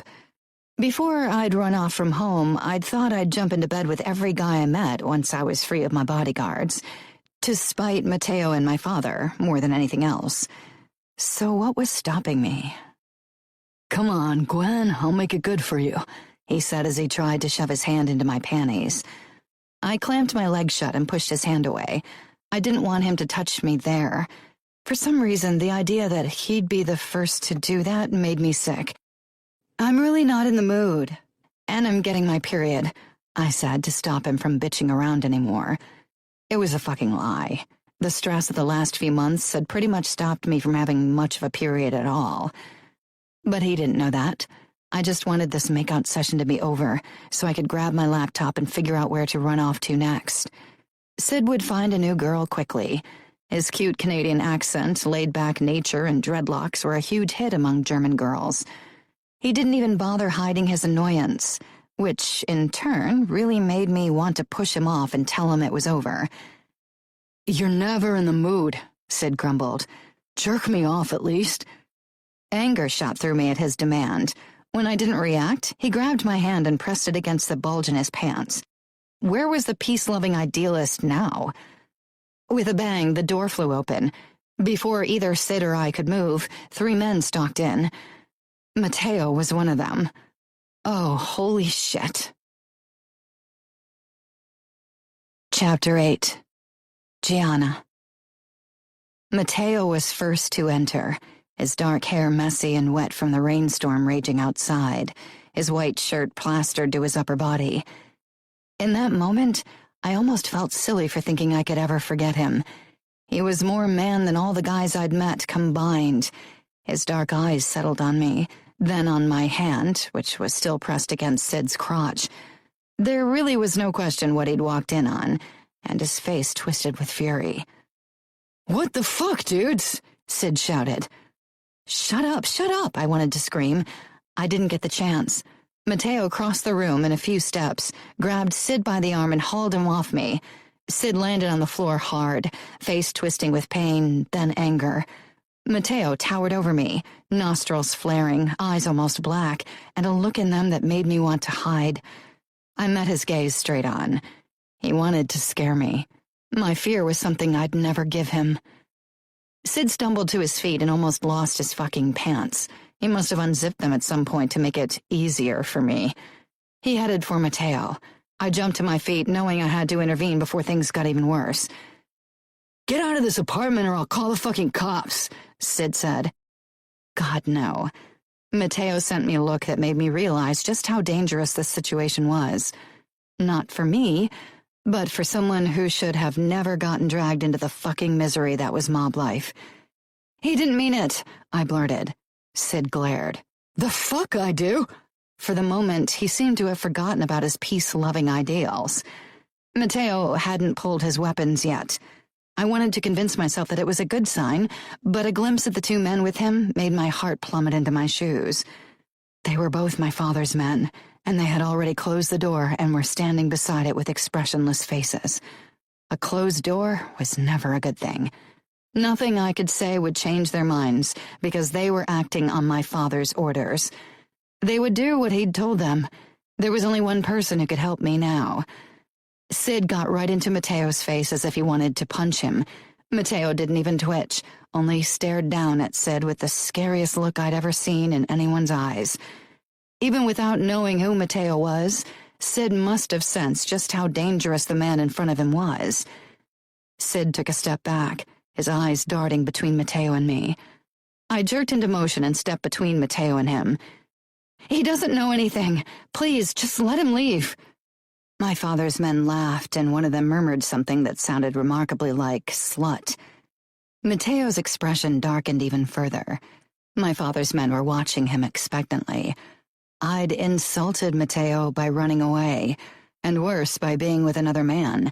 In our world, there was only one thing a man in Matteo's position could do to protect his honor. I'd only ever seen Matteo with some variation of an arrogant smile on his face, but there was no trace of amusement now. "I should probably go," Sid said, suddenly backing away. "This got nothing to do with me." Coward. The moment the thought crossed my mind, I felt bad. Running was really the only sensible thing for him to do. He couldn't protect me from Matteo or my father's men, but that he wasn't even going to try was something I could and would never understand. One of my father's men, Stan or something like that if I remembered him correctly, grabbed Sid by the arms. Sid started struggling like a madman, but it was obvious he'd never had a fight in his life. Stan laughed, ripped Sid's arms back sharply, then rammed his knees into Sid's back. With a cry, Sid fell to his knees, only held upright by Stan's grip. "Hey, stop it!" I shouted, wanting to rush toward them, but Matteo snatched my arm, jerking me to a stop. I whirled on him, on the verge of snarling into his face, but stopped myself. He was Sid's only chance, regardless of how ridiculous that sounded. "Please," I said, even though begging left a bitter taste in my mouth. Matteo's dark eyes didn't even flicker as he peered down at me. Expecting him to help me after what I'd done was preposterous. "Don't kill him. Just let him go. He's not a danger." "You want me to spare the fucker who had his fucking hands all over you? You let that sucker have what's mine and want me to let him walk away? That's what you want from me?" Matteo asked in a dangerously quiet voice. I swallowed down a nasty retort. I wasn't his, would never be. Nothing I had done with Sid was Matteo's business. Even if I had fucked Sid, that still wouldn't have been his fucking business. Even if I'd fucked every single guy I'd met, that still wouldn't have been his business. I needed to tell him that I hadn't slept with Sid. Maybe it would placate him if he knew I hadn't given everything away. His ego would love that there was still something he could take from me. Pride kept my lips sealed. "We should head out. Someone might have heard when we kicked the door in. Let's get rid of this asshole and move on," Stan said, knocking his knee into Sid's back again. Sid's eyes were huge as they flitted back and forth between us. "Silence," Matteo said sharply, and Stan snapped his lips shut. I reached for Matteo's arm, my fingers digging into the damp material of his dress shirt, feeling the hard muscles beneath. I had to swallow my fucking pride if I wanted to save Sid's life. "Matteo, it's not—" My words were cut short by the stoic crack of a suppressed gunshot. I froze, eyes flying to the source of the noise. The other made man was pointing a Glock with a silencer at the spot where Sid's head had been moments before. He was slumped forward, head hanging limply and blood dripping to the ground. Stan let go of Sid's arms. The body toppled over and landed on the ground with a resounding thud. I stared and stared. Slowly my hand slid down Matteo's arm. "Did I give you the fucking order to kill him?" Matteo snarled. This was outfit business. As long as she isn't married to you, she falls under our jurisdiction, and so did the asshole here. Stan kicked Sid's lifeless form. I flinched. Inside, a beast was raging, wanting to claw Stan's fucking eyes out, wanting to kill them all. But I was paralyzed. Blood spread out around Sid's head, soaking his dreadlocks. My stomach constricted. I'd seen that much blood only 3 times before. The first time when Luca cut off Raffaele's finger, the second time on Luca's shirt after he'd dealt with the guy who'd drugged Aria, and the third time when the Russians had attacked us. It didn't get easier, as some people said, as even I had suspected. I had a feeling it never would. Stan nodded toward me. What about other witnesses? You don't live here alone. I blinked, terror gripping me so hard I could barely breathe. I couldn't let them kill my flatmates as well. The girls had been nothing but kind to me. They didn't deserve that. My eyes found Matteo. His gaze searched my face before he turned to my father's men. We're done here. Stan looked like he wanted to protest, but the other guy nudged his shoulder. With a glare at me, Stan opened the door and checked the corridor. Clear. Let's go. I turned to Sid's body again. Matteo wrapped an arm around my waist. I didn't look his way. I couldn't avert my eyes from Sid, as if my attention was the only thing that anchored him to life. He was long gone. Pieces of his brain dotted the Red Sea on the ground. Matteo steered me toward the door, then down the corridor. Stan was in front of us, while the other man made up the rear. Surrounded. I was surrounded. I should have tried to run away. The odds had always been against me. It had never stopped me before. Maybe this was my last chance to escape. Once back in the States, I'd be trapped. Giving up wasn't in my nature. I'd always fought my own battles, but so far only I had to pay the price for my courage. Tonight, an innocent, someone who'd never been sullied by the darkness of my world, had paid with his life for my dreams, for my wish for freedom, for my selfishness. I'd thought I could evade fate, could outrun a world of blood, but had inadvertently dragged innocence into that world. Could I live with that? I wasn't sure. Maybe it was in our nature to bring misery and death to everyone around us. Maybe that was why it was best for us to stay among ourselves. Hadn't Aria said something along those lines a long time ago? Aria. I'd finally see her again. That was the good news I was clinging to right now. She'd get me through this. She always did. Matteo's grip on my wrist was painful. His eyes held a clear message. Now that he'd caught me, he would never let me get away again. Everything seemed to happen behind a fog. I was pushed into the back of a car, and Matteo slipped into the back seat beside me. Then we drove off with squealing tires. I watched the place I'd called home for the last 2 months disappear. I pressed my forehead against the cold window. I hardly dared to blink. Every time I closed my eyes, crimson flashed behind my eyelids. Sid was dead because of me. I could hear Matteo talking to someone on the phone in the background, but I couldn't focus. Everything was over. He'd take me back to my father now, and I had no doubt that I couldn't expect any kind of mercy. I had betrayed not only the outfit, but also New York, had made my father and Matteo lose face. I would be punished. I glanced at Matteo, who was glaring at the back of the front seat. I quickly fastened my bra again and put it back in place. Of course, Matteo noticed. I could tell he was furious. I wondered what kind of punishment he had in mind for me. I'd been on the run for 6 months. He couldn't possibly want me for any other reason than revenge. I knew the rules. I wasn't worthy of marriage anymore. Matteo probably already had a new fiancé, and once he'd dealt with me, he'd move on with his life. If he'd wanted to kill me, he would have done so already. That didn't mean Father wouldn't do it the moment I set foot on Chicago ground. We pulled up in front of an airport hotel, and Matteo turned to me, his eyes holding a clear warning. We'll spend the next few hours until our flight here.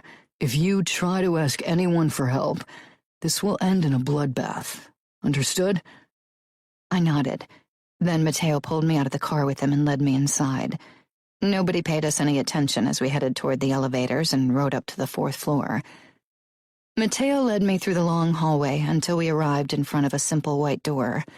Stan and the other outfit man stopped too.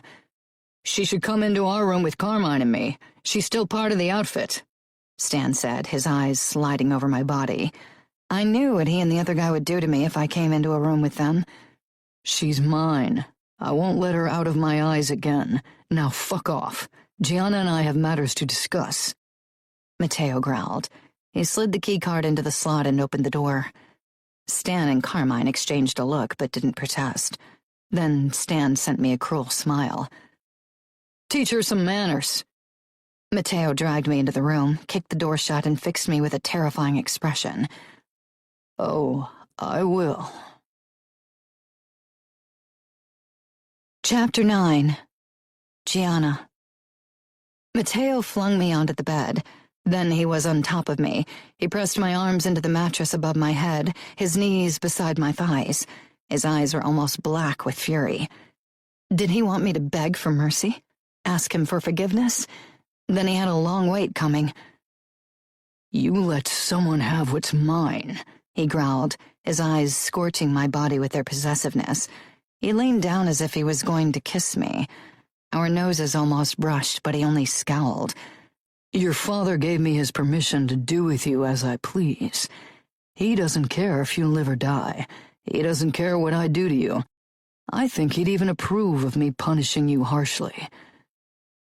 I wasn't surprised.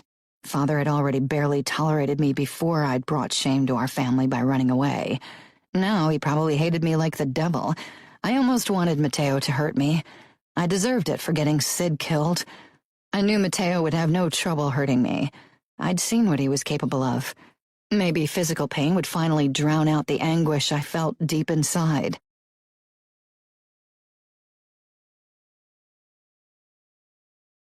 Mateo. Gianna didn't say a fucking thing, as if she couldn't care less what I did to her. I tightened my hold on her wrists to see if she would finally show some of that fire I was used to from her. But despite a small wince, she didn't react.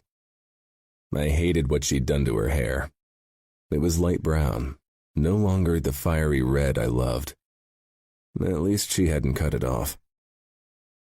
My eyes were drawn to the sliver of naked stomach that peeked out where her shirt had ridden up.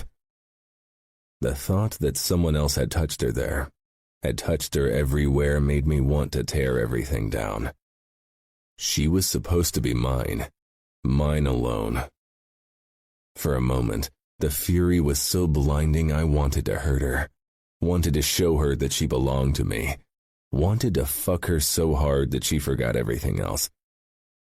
I gripped her waist, my fingers brushing over her soft skin.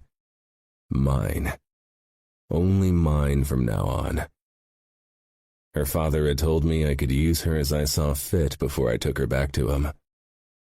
Nobody would blink an eye if I took from her what had been mine for the taking in the first place. She tensed under my touch, but still didn't say anything. Her eyes were resigned. No hint of her usual temper. She didn't fight me, didn't do anything. She reminded me of a rag doll. She probably waited for me to do what everyone expected me to do, to fuck her even if she was unwilling, to hurt her until she begged me for forgiveness. And I could have done it, but I didn't want to. Despite what she'd done and how bad she'd made me look, I still wanted her, and not just her body. "Being submissive isn't like you," I said quietly. Her pulse sped under my fingertips. It was the only sign that she wasn't as indifferent as her expression made me want to believe. Maybe she didn't care what happened to her because she was heartbroken over the bastard I'd found her with. The idea sent a new spike of wrath through me, and I quickly released her before I lost control. I slid off her and sat on the edge of the mattress, trying to ignore the look of surprise and shock crossing her face. I glared at the floor, clenching and unclenching my hands. If Carmine hadn't killed the fucker, I would probably have done it. I still wanted to do it, wanted to slice the part of his brain out that harbored the memory of Gianna's body under him. Gianna sat up slowly, carefully as if she thought I might attack if she moved too fast. Aren't you going to rape and torture me? I almost laughed. That's what everyone expected. Most men in our world even thought she deserved it. I turned to her, my gaze tracing her beautiful face. Even more beautiful than my memory had made me believe, even now when she was pale and her eyes were puffy from tears. Did you think I would? I asked in a surprisingly calm voice.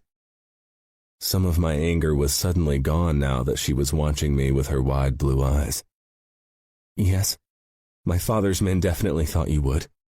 Didn't you see their expressions? They probably hope that you'll give them a go at me once you're done with me.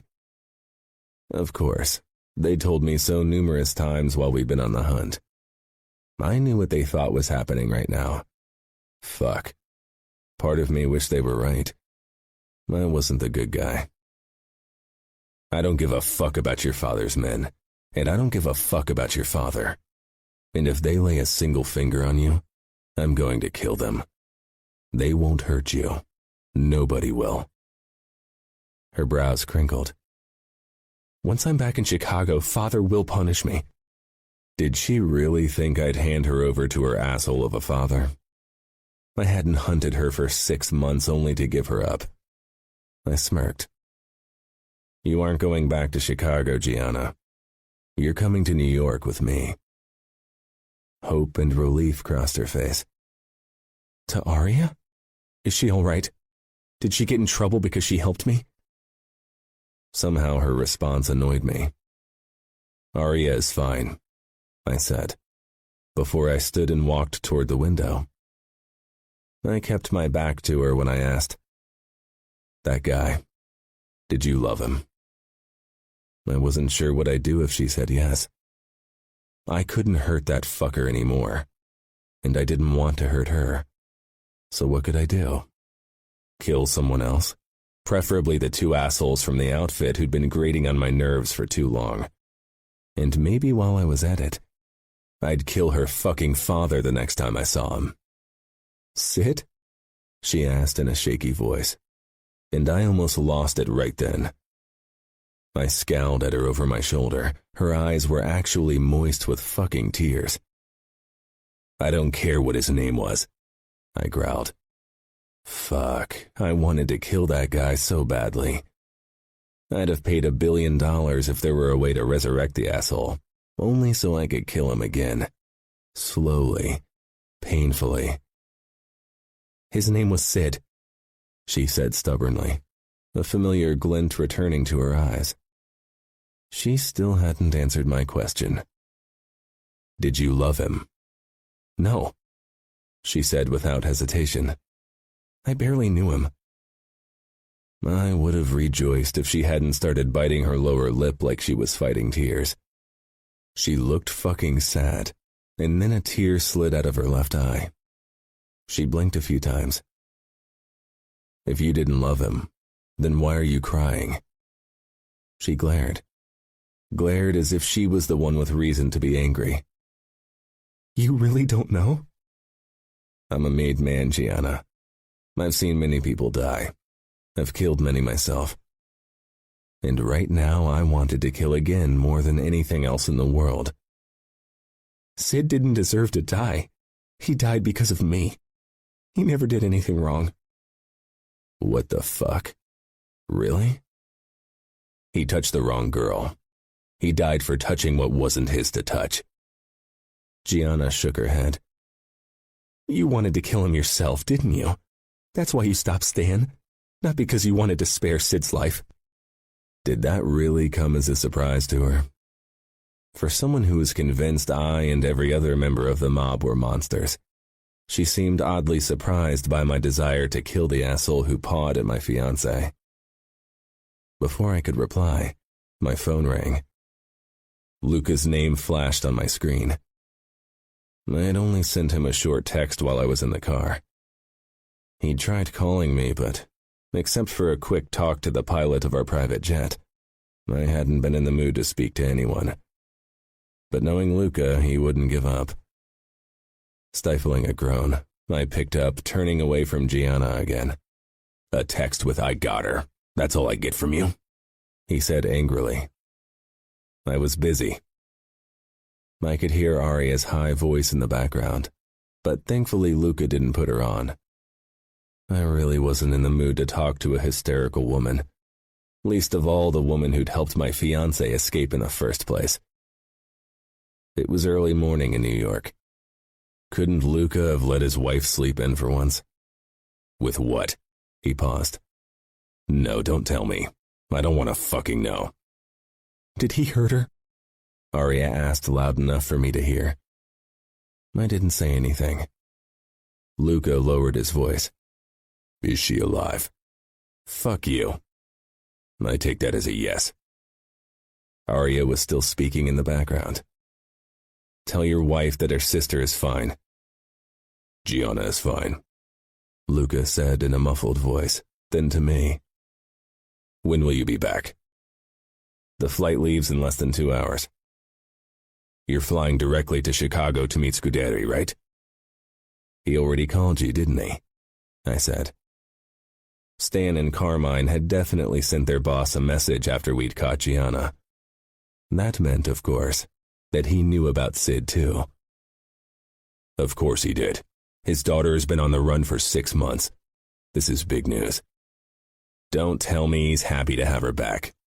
"No, at least not for the same reason Aria is. He wants to see her punished. She made him lose face, and you too. From what I heard, you caught her with another guy. You realize the news will spread like wildfire. Scuderi is eager to make a public show out of punishing Gianna. He expects you to help him with it." I gritted my teeth. "I don't give a fuck. I'm not taking her to Chicago. If he wants to talk to her, he can come to New York. You want to protect her after what she did?" "Yes." "Matteo, this is outfit business. She isn't your wife, and nobody expects you to marry her after she went around fucking with half of Europe." "Careful," I hissed. "Damn it. Can't you just get over her? Fuck her, it's not like it matters anymore. And then hand her back to her father." "Is Aria still around to hear you talk about her sister like that?" I asked. "No. I need to think about the familia. Gianna brought this upon herself. You have to take her to Chicago, Matteo. I won't risk war over her." "Fuck you, Luca. You're my fucking brother. Shouldn't you be on my fucking side?" "Not when you've lost your fucking mind. Fuck you." Luca sighed on the other end. "Listen, I'm not saying that you should abandon her. Take her to Chicago and pretend you're delivering her to her father. Then make a deal with him. She's still promised to you, so he won't refuse you. He'll probably be glad to have her off his hands. Aria and I will be flying over there too. I'm emailing our pilot right this moment. You won't have to deal with this alone." "Okay, I'm taking her to Chicago. But I'm not leaving without her, no matter what Scuderi says. She's mine." "All right, but I doubt there will be any problems. And believe me, I have no interest in letting Gianna get hurt by her father. Aria loves her sister, and I want Aria to be happy, so I won't let Scuderi kill or hurt her. We'll bring her back to New York with us, even as your wife if that's really what you want. You'll go against Scuderi if he disagrees for some reason?" "I will. For you and for Aria. Swear it." Luca sighed again. "I swear it. You and Aria are going to be the death of me." I almost smiled but hung up. When I turned back around to Gianna, she was watching me with an anxious expression, which she tried to mask the moment I looked at her, but she didn't quite manage. Sometimes in the last few months I'd been sure I wouldn't find her, that she was too clever. I was glad that I'd been wrong. Tradition dictates that I hand you over to the outfit and your father. Fear flashed across her face. Gianna wasn't stupid. She knew what might happen to her if her father got his will. I wasn't sure if Dante Cavallaro would intervene, and I didn't give a fuck. Protectiveness washed over me. They had no right to decide about her fate. This was my chance to show her that she'd been wrong to run away, that I was the right guy for her. For a long time she stared at me, her face unguarded and vulnerable. This was a side of her I'd only seen twice before. When Arya had been drugged, and when Gianna had been in the hands of the Russians. I was still angry at her, still fucking furious, especially because I knew she'd run away again if I gave her the chance. But part of me was simply glad to have her back. I will take you to Chicago, but I won't leave your side, Gianna. I won't give you the chance to run from me again. Gianna. After what had happened today, I wasn't sure I'd ever risk another escape. Matteo's phone rang again and he cursed. I was glad for the distraction. The intensity of his gaze had spoken to a part of me I'd tried to fight ever since the kiss. I lay back down, but the moment I closed my eyes, images of Sid's body flashed through my mind. Even if Matteo hadn't killed him, that didn't mean it wasn't his fault. He'd have done the same if Carmine hadn't acted first. I must have dozed off because I jerked violently when something touched my arm. My eyes flew open and I found Matteo hovering over me. He straightened with a wry smile. Sid's death doesn't seem to bother you too much if you can fall asleep like that. I sat up, glaring, knowing he was being cruel on purpose, but at the same time wondering if it was true. Was I that callous? Was I more like Matteo than I wanted to admit? No. I had dreamed about Sid's death, and my chest felt like it was in a vice when I thought about him. We need to get going. Our flight leaves soon. Matteo grasped my wrist to pull me to my feet, but I wrenched it away, suddenly angry. Matteo reached for me again, jerked me to my feet and against his body. Careful, Gianna. Less than 2 hours ago, I saw you messing around with another guy. I pride myself for my control, but there is a limit to what I will take from you. I swallowed my words and let Matteo lead me out of the room. Stan and Carmine were already waiting in the corridor. Their eyes scanned me from head to toe, then Stan said, "She's still surprisingly unscathed. If my fiancé had gone around fucking other men, I'd have beaten her to a bloody pulp." "Do I look like I care about your fucking opinion?" Matteo asked dangerously. I chanced to look at him, wondering why exactly he wasn't doing what Stan had suggested. I decided to keep my mouth shut for now. Self-preservation wasn't my strong suit, but I wasn't completely suicidal, even if death might be preferable to what Father had in mind for me. 20 minutes later, we boarded the private jet of the outfit, and I took a seat next to the window. Matteo sat across from me, but he didn't make conversation. Nobody tried to speak to me throughout the entire flight. I had a feeling Matteo was using the time to calm down. Occasionally, I'd catch him watching me, but I couldn't read the look in his eyes. When I rose halfway through the flight to go to the toilet, Matteo stood as well. I swallowed a comment and walked toward the toilet in the rear. When Matteo didn't back off, even as I opened the door, I couldn't hold back anymore. Self-preservation be damned. "Are you going to watch me pee? It's not like I can escape by jumping off the plane." "I wouldn't put it past you to try and kick a hole into the wall of a plane to kill us all." Was he being serious? The corner of his mouth twitched, but then his expression hardened again. For a moment, our eyes were locked, then I quickly stepped into the small toilet and closed the door. Matteo didn't stop me, but I knew he'd be waiting for me and probably listen for strange noises. I leaned against the wall and closed my eyes. Fear and sadness raged in my body, and it was getting increasingly difficult not to break down into a sobbing mess. I almost wished Matteo had manhandled me. Why did he have to act like a decent human being? "What are you doing? Don't force me to kick in that fucking door," Matteo muttered. Not even caring that he would hear me, I took care of business before I stepped back out 2 minutes later. Matteo's eyes wandered over me as if he was looking for a sign that I was up to something. I would have laughed if I thought I could. We returned to our seats and resumed our silence. My stomach was in knots when we landed in Chicago. I hadn't gotten a minute of sleep while we were in the air. The knowledge that I would have to face Father soon kept me wide awake. Only yesterday, I'd eaten pizza with my flatmates and made plans for a trip to Croatia in the summer, and now my life was once again out of my control. Even worse, I might very well face harsh punishment from the outfit. Matteo really had no reason to protect me from Father's wrath, and even if he tried, why would Luca allow him to risk a conflict with the outfit over me? I was less than vermin in their eyes. The private jet came to a stop and Matteo got to his feet and motioned for me to do the same. My legs shook as I followed him toward the door, which was already gliding open. Cold air blasted against my face. Snow dusted the landing strip and the surrounding buildings. It was around 4 p.m., but I felt as if it was the middle of the night. Matteo grabbed my wrist, giving me a warning look. Don't run. Don't do anything stupid. Your father's men are looking for a chance to hurt you. I'd kill them, of course, but that won't help you. Was he actually worried about me? Matteo was an enigma. I wasn't sure why he was so interested in me. I had a feeling it was his pride. He couldn't accept that I didn't want him, so he'd force me to marry him even if I didn't want it, even if he didn't want me anymore. If he really cared about me, he would let me go. No, this was a power play. Emotions had nothing to do with it. Don't worry, I want to see Arya. He shook his head.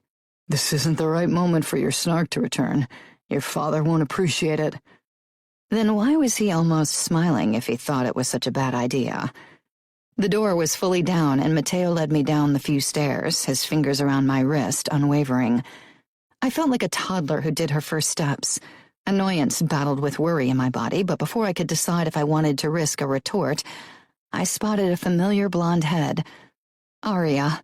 She stood beside Luca, and when she saw me, she started running.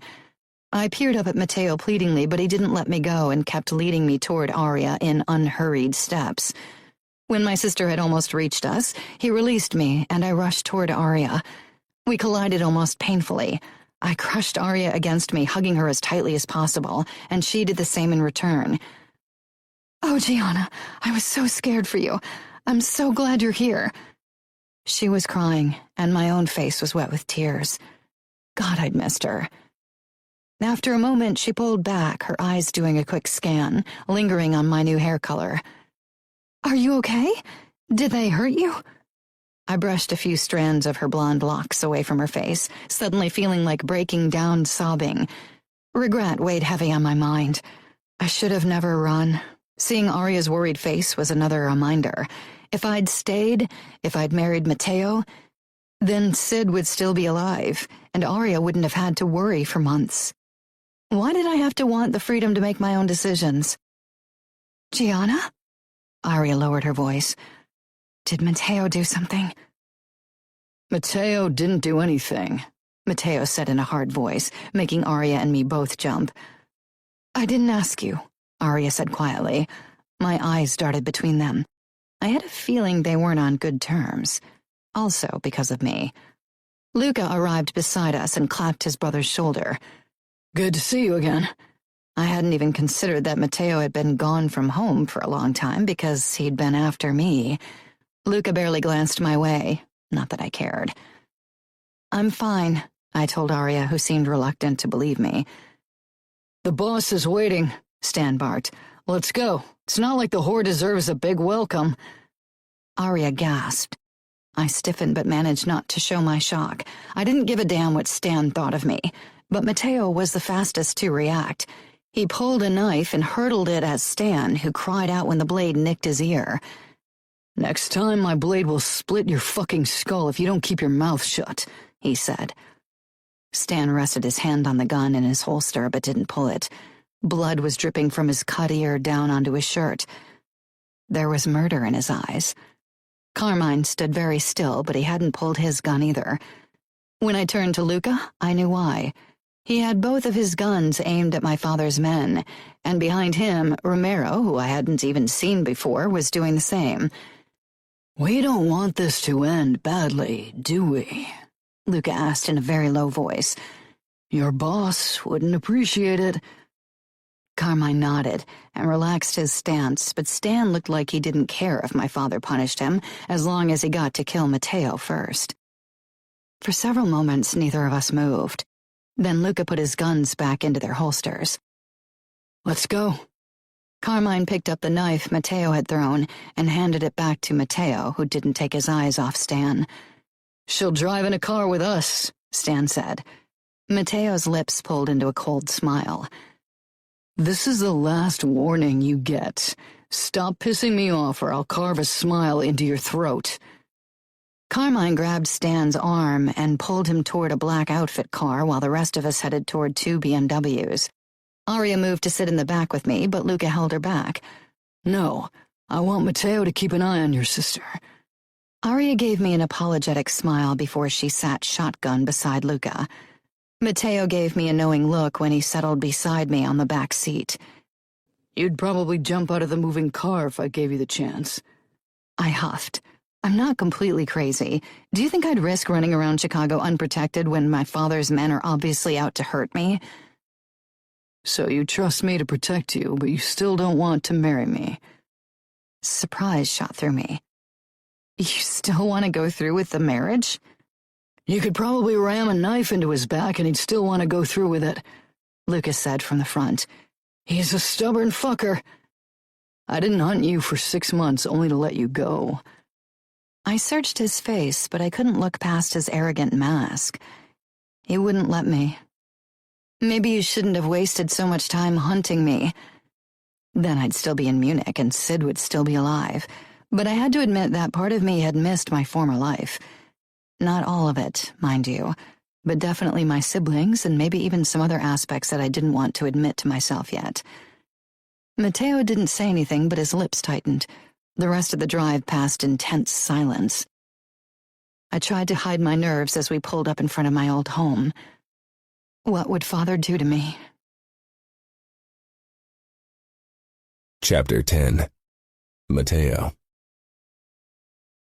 The outfit car came to a stop in front of the Scuderi villa and Luca parked the rental BMW right behind it. Luca and Aria exited the car immediately, and I pushed the door open to follow them, but paused when I realized Gianna hadn't even unbuckled her belt yet. She was staring intently down at her hands resting in her lap. Annoyance flared up in me. Couldn't she ever go the easy route? Did she have to be so damn stubborn? I'm not in the mood to argue with you, Gianna. You really shouldn't let your father wait right now. He's pissed as it is. Get out of the car or I'll carry you. I waited for a clever comeback. Instead, she reached to unbuckle herself. Her hands were shaking and suddenly I realized what was going on. Gianna wasn't stalling to annoy me. She was nervous about being back here. Her fingers struggled with the seatbelt. I pushed them away and did it for her. Her eyes shot up, brows drawn together as she searched my face. She looked fucking anxious. She didn't even push my hands away, which were still resting on her thigh. We need to get out, I said again, this time without the previous annoyance. She nodded slowly, her eyes darting toward the window. I could see Luca and Aria watching us, and behind them Stan and Carmine were waiting. Romero lingered next to our second car, scanning the surroundings. I didn't think this was a trap, but you could never know with the fucking outfit. Things hadn't exactly been peachy between us in the last few months. I'm scared, she said quietly, then laughed harshly. Isn't it messed up that I'm scared of my own father? Your father is consigliere and a huge asshole. There are plenty of reasons to be scared of him. She was still staring at her lap. He hates me. He wouldn't even hesitate to put a bullet through my head after what I did. He'd have to go through me, and I had no doubt that I could take him down with one arm tied around my back. I hooked a finger under her chin and turned her face around to me, until her blue eyes met mine. I won't allow it. For a moment she softened, and her eyes darted to my lips. But then Gianna became her usual self and pulled back. I almost groaned. She opened the door and slid out.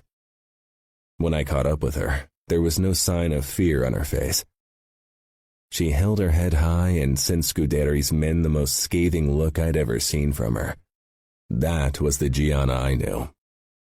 The only indication that she wasn't as relaxed as she pretended was that she didn't argue when I rested my hand on the small of her back, as I led her toward the front door.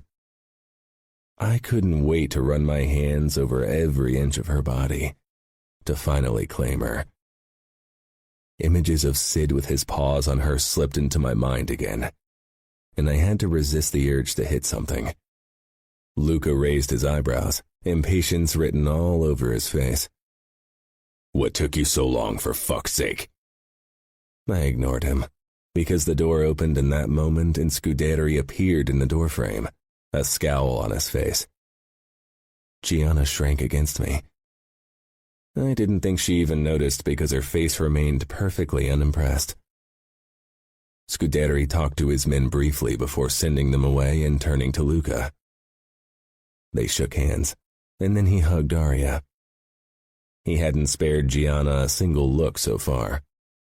It annoyed the hell out of me. His cold eyes zoomed in on me and I sneered at him. I hated everything about that man, even his stupid face and slicked back hair. He looked like the worst cliché of a mobster. "I see you found her," he said. "I always get what I want." He still didn't even glance Gianna's way, but his expression turned cruel. "What you wanted was a reputable Italian girl. What you get are the ruins of God knows how many men." Gianna stiffened under my hand, her eyes widening a fraction before she regained control over her face. But her father wasn't done yet. No wonder he and my father had gotten along so well. "I can't see why you even bothered wasting your time on her. My men could have caught her without you." His men would have done a lot of things with Gianna. Luca narrowed his eyes at me in warning. Could he tell how much I wanted to bury my knife in Scuderi's ugly mug? I glared back at Scuderi, wanting to wipe that superior grin off his face. "I think we should go inside to discuss matters," Luca said, using his capo voice. It usually grated on my nerves when he did that, but this time it was probably for the best. I had a feeling that my knife would accidentally find its way into Scuderi's eyeball if I had to bear his stupid expression another second. Scuderi nodded and opened the door further. Gianna was practically pressed up against my side as we walked past him. Protectiveness burned through my veins. Maybe she didn't realize it, but that she sought my closeness when she was scared was all the confirmation I needed for her feelings for me, even if she wasn't aware of them yet. "How can you even touch her after what she's done? After what you saw her doing? I'd be disgusted," Scuderi said as he closed the door. He obviously didn't expect a reply because he turned to Luca. "If my wife had done something like that, I would have killed her. And I have a feeling you would have done the same, Luca." Arya shot Luca a shocked look, but he was busy staring Scuderi down. "I'm not here to discuss what-ifs with you. I want to have this settled once and for all. You promised us something, and I expect you to deliver." "What I promised isn't available anymore." Scuderi nodded toward Gianna. "But if you want damaged goods, I'm sure we can come to an agreement. Dante is waiting in the living room for us. This is foremost outfit business, and Dante will have the last word on the matter." Luca met my gaze, warning clear in his eyes. "Then let's go. I have better things to do than chit-chat with you, and I'm sure we can come to an understanding that will benefit all of us." I didn't give a damn about Dante or Scuderi. I was taking Gianna back to New York with me, even if I had to gut every single outfit asshole in the process. Gianna. I was trying very hard to keep a neutral expression, but it was incredibly hard. To my embarrassment, Matteo's hand on my back really helped me focus. His expression, on the other hand, only fueled my own anxiety. He looked like a man out for blood. I chanced to look at Luca and my father, who weren't bothering to dish out pleasantries either.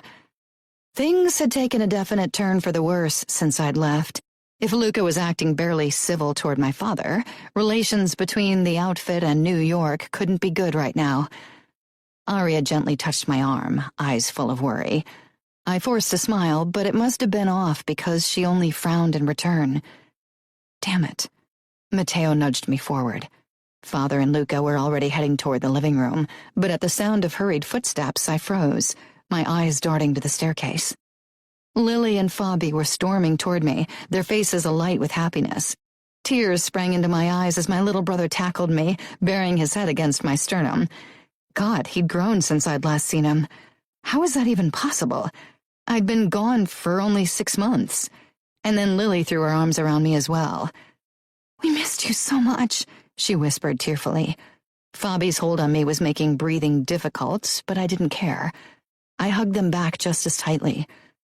While I'd been on the run, I'd barely dared thinking about my family because it had felt like a chasm was ripped into my chest every time I did. "Didn't I tell you to keep them upstairs?" Father hissed, causing me to look up and find Mother coming down the staircase hastily. "I'm sorry, they were too quick," she said in a meek voice. Her eyes flitted over to me briefly before she returned her gaze to Father, without a word to me. I swallowed. So this was it? Because I hadn't done what they wanted, I was dead to them? I'd known Father would condemn me, but I'd hoped at least Mother would be happy to have me back. "Lily, Fabi, back to your rooms." "But Father, we haven't seen Gianna in forever," Fabi grumbled. Father crossed the distance between us in 2 quick strides and wrenched my brother and sister away before shoving them toward Mother. "Upstairs, now."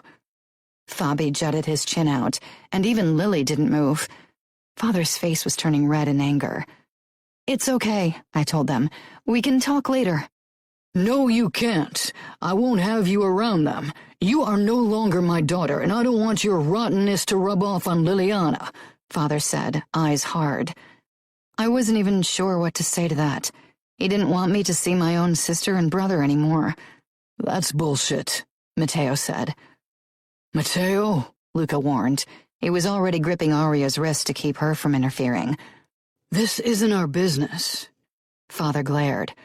"That's right. This is my family, and Gianna is still subject to my rule. Don't you ever forget that." "I thought I wasn't your daughter anymore, so why do I have to listen to a word you say?" Matteo gripped my waist tightly. What? He could provoke my father, but I wasn't allowed to?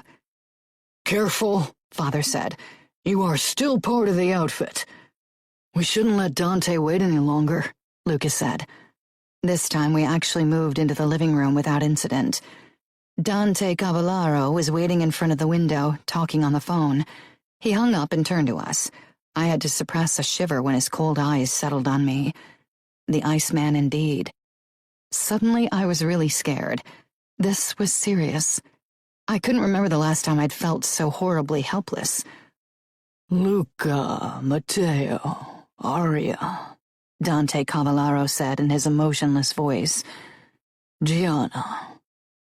I jumped in surprise. I'd figured he'd pretend I was beneath a greeting like my father had done. "Sir," I said, bowing my head slightly.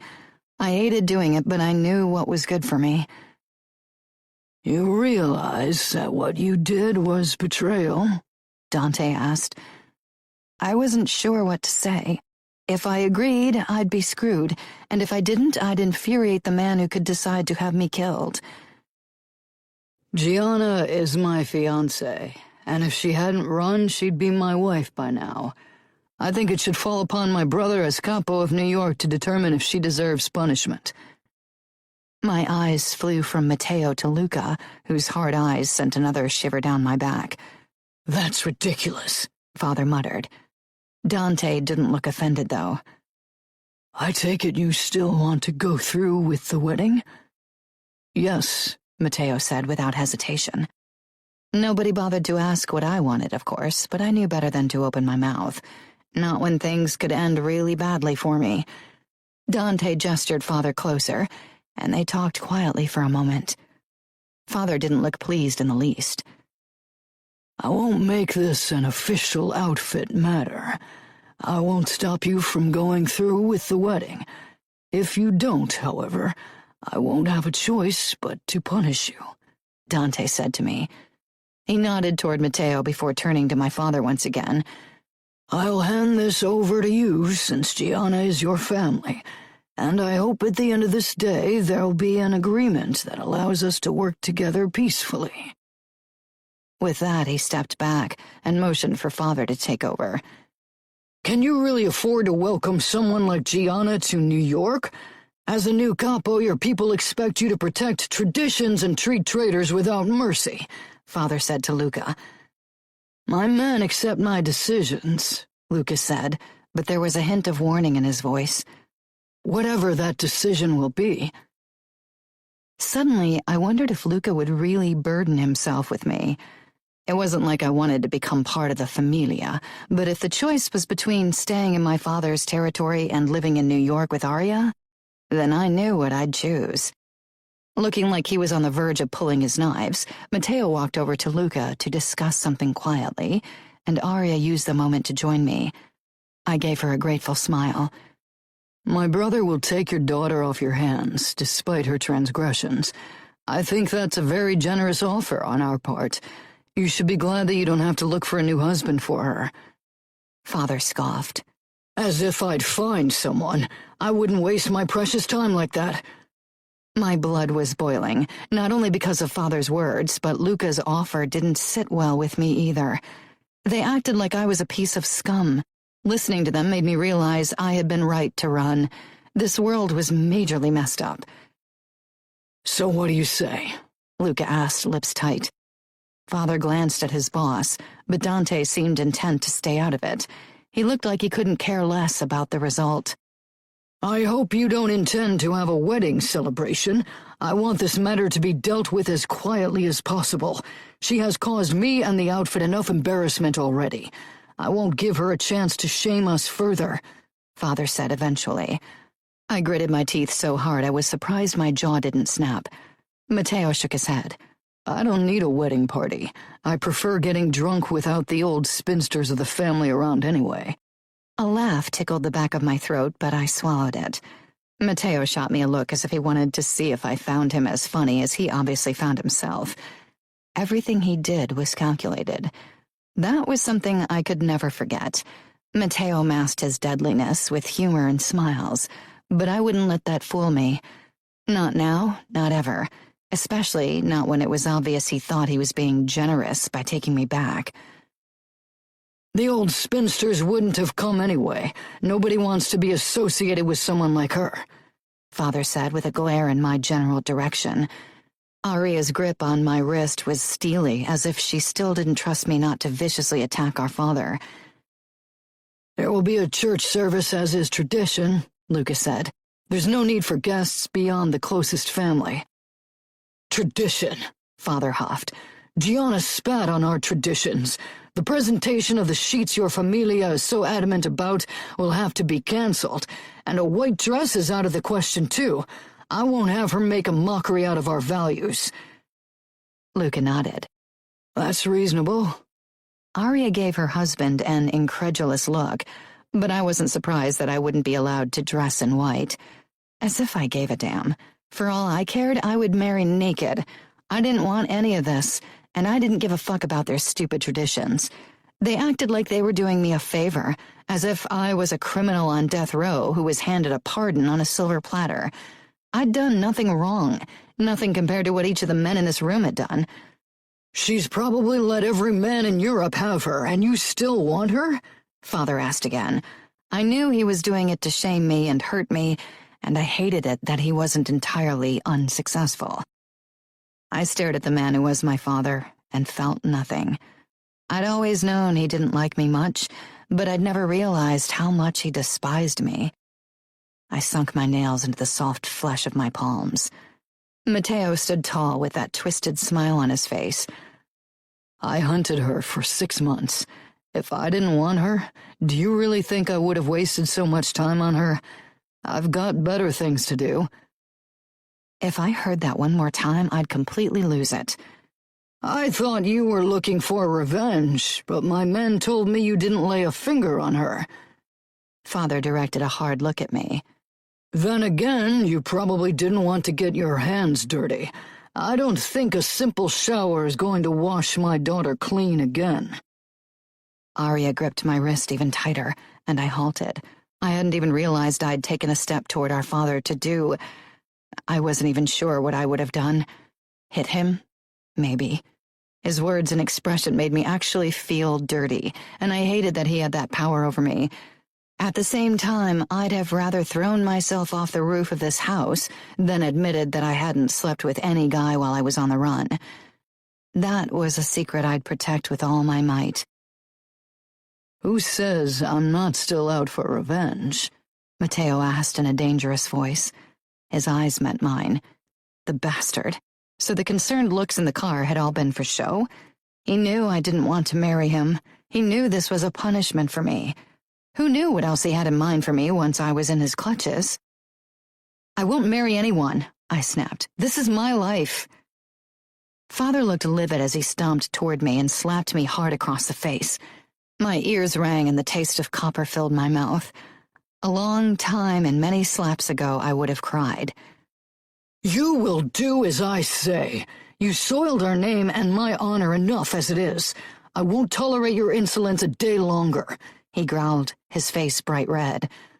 "What if I don't?" My wrist was almost numb from Arya's crushing grip. She'd managed to position herself halfway between Father and me, despite Luca's obvious disapproval, but he was busy holding Matteo's shirt in an iron grip. I tried to tug Arya back, but never took my eyes off Father. Arya was still trying to protect me, but this was a battle she couldn't fight for me. Father's hand was still raised, ready to hit me again. What would he do if I hit him back? I wished I were brave enough to find out. "For your betrayal, nobody would blink an eye if I gave you to one of the outfit's sex clubs, so we can make use out of your promiscuity." Despite my best intentions, shock widened my eyes. Dante frowned, but I wasn't sure if that was a good sign or not. Matteo's eyes were burning with so much hatred that the hairs on the back of my neck rose. Luca was still gripping his shoulder, stopping him from what? I wasn't really sure. "That won't happen. Gianna will become my wife. Today," Matteo said. "What?" I blurted, but Father's slap silenced me again. It was harder than before, and his ring caught my lower lip. Pain burst through my face, and warm liquid trickled down my chin. "That's enough," Arya said, and suddenly Luca was pulling her back and Matteo was gripping my arm tightly and leading me out of the room and down the hall toward the bathroom. I wasn't sure if it was the shock of what had happened or the speed in which Matteo dragged me away, but I didn't fight him, only stumbled along, not even bothering to stop blood from dripping onto my shirt from my split lip. Matteo shoved me into the bathroom, then entered after me and locked the door. I stared at my image in the mirror. Blood covered my chin and more blood dripped from the cut in my lower lip and onto my shirt. My lip was already swelling, but I was happy to find my eyes dry, no sign of a single tear. Matteo appeared behind me, towering over me, his dark eyes scanning my messed-up face. Without his trademark shark grin and the arrogant amusement, he looked almost tolerable. "You don't know when to shut up, do you?" he murmured.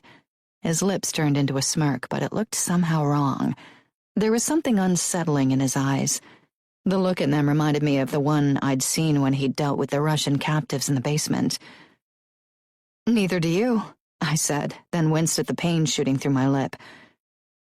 "True," he said in a strange voice. Before I had time to react, he gripped my hips, turned me around, and hoisted me onto the washstand. "That's why we are perfect for each other." Back was the arrogant smile. The bastard stepped between my legs. "What are you doing?" I hissed, sliding back from the edge of the washstand to bring more distance between us while pushing against his chest. He didn't budge, too strong for me. The smile got bigger. He grabbed my chin and tilted my head up. "I want to take a look at your lip." "I don't need your help now. Maybe you should have stopped my father from busting my lip in the first place." The taste of blood, sweet and coppery, made my stomach turn and reminded me of darker images. Yes, I should have, he said darkly, his thumb lightly touching my wound as he parted my lips. If Luca hadn't held me back, I would have plunged my knife into your father's fucking back. Consequences be damned. Maybe I still will. He released my lip and pulled a long curved knife from the holster below his jacket before twisting it in his hand with a calculating look on his face. Then his eyes flickered up to me. Do you want me to kill him? God, yes. I shivered at the sound of Matteo's voice. I knew it was wrong, but after what Father had said today, I wanted to see him begging for mercy, and I knew Matteo was capable of bringing anyone to their knees, and it excited me. That was exactly why I'd wanted out of this life. I had the potential for cruelty, and this life was the reason for it. That would mean war between Chicago and New York, I said simply. Seeing your father bleed to death at my feet would be worth the risk. You are worth it. I wasn't sure if he was joking or not, but this was getting too serious. I wanted to kiss him for his words, but it was wrong. Matteo was wrong. Everything was. Not too long ago I'd watched Sid getting killed, and I knew it might just as well have been Matteo who'd pulled the trigger. I couldn't let him mess with my mind. He was too good at it. I shoved his shoulder again. I need to take care of my lip. If you have nothing better to do than to stand around, get out of my way. He still didn't budge, and he was simply too strong to move him. His muscles flexed under his shirt, making me wonder how he would look without it. Wrong, so wrong. He set his knife down on the counter beside me. You shouldn't leave sharp objects in my reach when I'm pissed. I think I'll take the risk, he said, bracing his palms to both sides of my thighs, leaving me no choice but to lean back to bring some distance between us. Stop it, I growled because he smelled too nice, and I felt my body wanting to move closer, then winced again. I brought my hand up and felt my lower lip. It seemed to have swollen even more, and it still hadn't stopped bleeding. Matteo pulled my hand away. You'll make it worse. It needs stitches. Should I call for a doctor? No, I said quickly. I didn't want any more people to find out, and most of all, I didn't want my bastard of a father to find out he'd managed to split my lip. I'll do it myself. Matteo raised his eyebrows. He took a step back and did a quick scan of the cupboards before he came up with a medical kit. He threaded a needle and handed it to me. I shifted on the washstand to see myself in the mirror, then brought the needle up to my lip. I'd never stitched anyone up, least of all myself. I hated needles. I even had to close my eyes when I got a shot. Matteo was watching me, and I didn't want to look like a wimp to him, so I nudged my lip with the tip of the needle, jumping from pain and pulled back again. Fuck, that hurts like hell. I flushed, then glared at Matteo. Go on, laugh. Matteo snatched the needle out of my hand. This isn't going to work. I know, I muttered. Can you do it? It'll be painful. I don't have anything against the pain. Have you ever stitched yourself up? A few times. Then I can handle you stitching me up. Just do it. He handed me Tylenol. Pop a few of them. They won't help with the immediate pain, but they'll be good later. Vodka works too. I guess you found out in your months as a fugitive, he said with a grin that bordered on scary. He hadn't asked too many questions yet. Not even about other guys besides Sid. Maybe he didn't want to know, and I wouldn't tell him anyway. It was bad enough that one innocent had lost his life because of me. I wouldn't tell him the names of the other guys I'd kissed, so he'd kill them too. Death was too harsh a punishment for a kiss. For anything, really. But that wasn't something a man like Matteo would agree on. Among other things, I said, because I never knew when to shut my mouth. And what better moment to choose for provoking someone than before they were going to poke you with a sharp needle? I bet, he said, the scary smile getting a bit scarier. Matteo cupped my chin. Try to hold still. I braced myself as he touched the needle to my lip. Despite my taunting, Matteo was careful when he stitched me up. It still hurt like hell every time the needle pierced my skin, and my eyes filled with stupid tears. I fought them for as long as possible, but eventually a few trailed down my cheeks.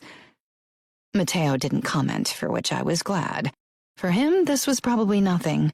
When he set the needle down after what felt like forever, but had probably been less than 5 minutes, I quickly wiped the tears off my cheeks, embarrassed that I'd shown weakness in front of him like that. It'll swell even more.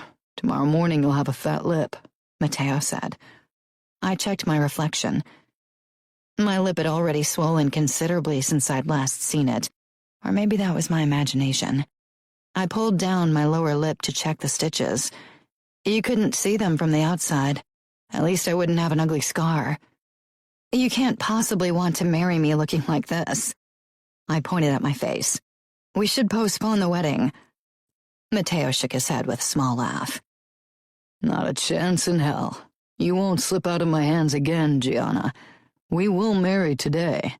Nothing will stop me. Chapter 11. Gianna. After my lip was taken care of, Aria and I were allowed to go to my old room while the men discussed how to proceed with the wedding. 2 bodyguards were ordered to keep watch on me.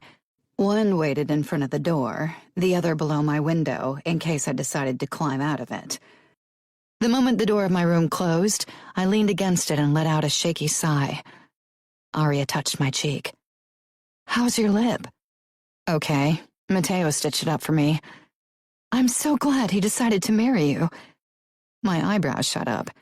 "Not you too, Aria." Aria pulled me toward the bed and made me sit down.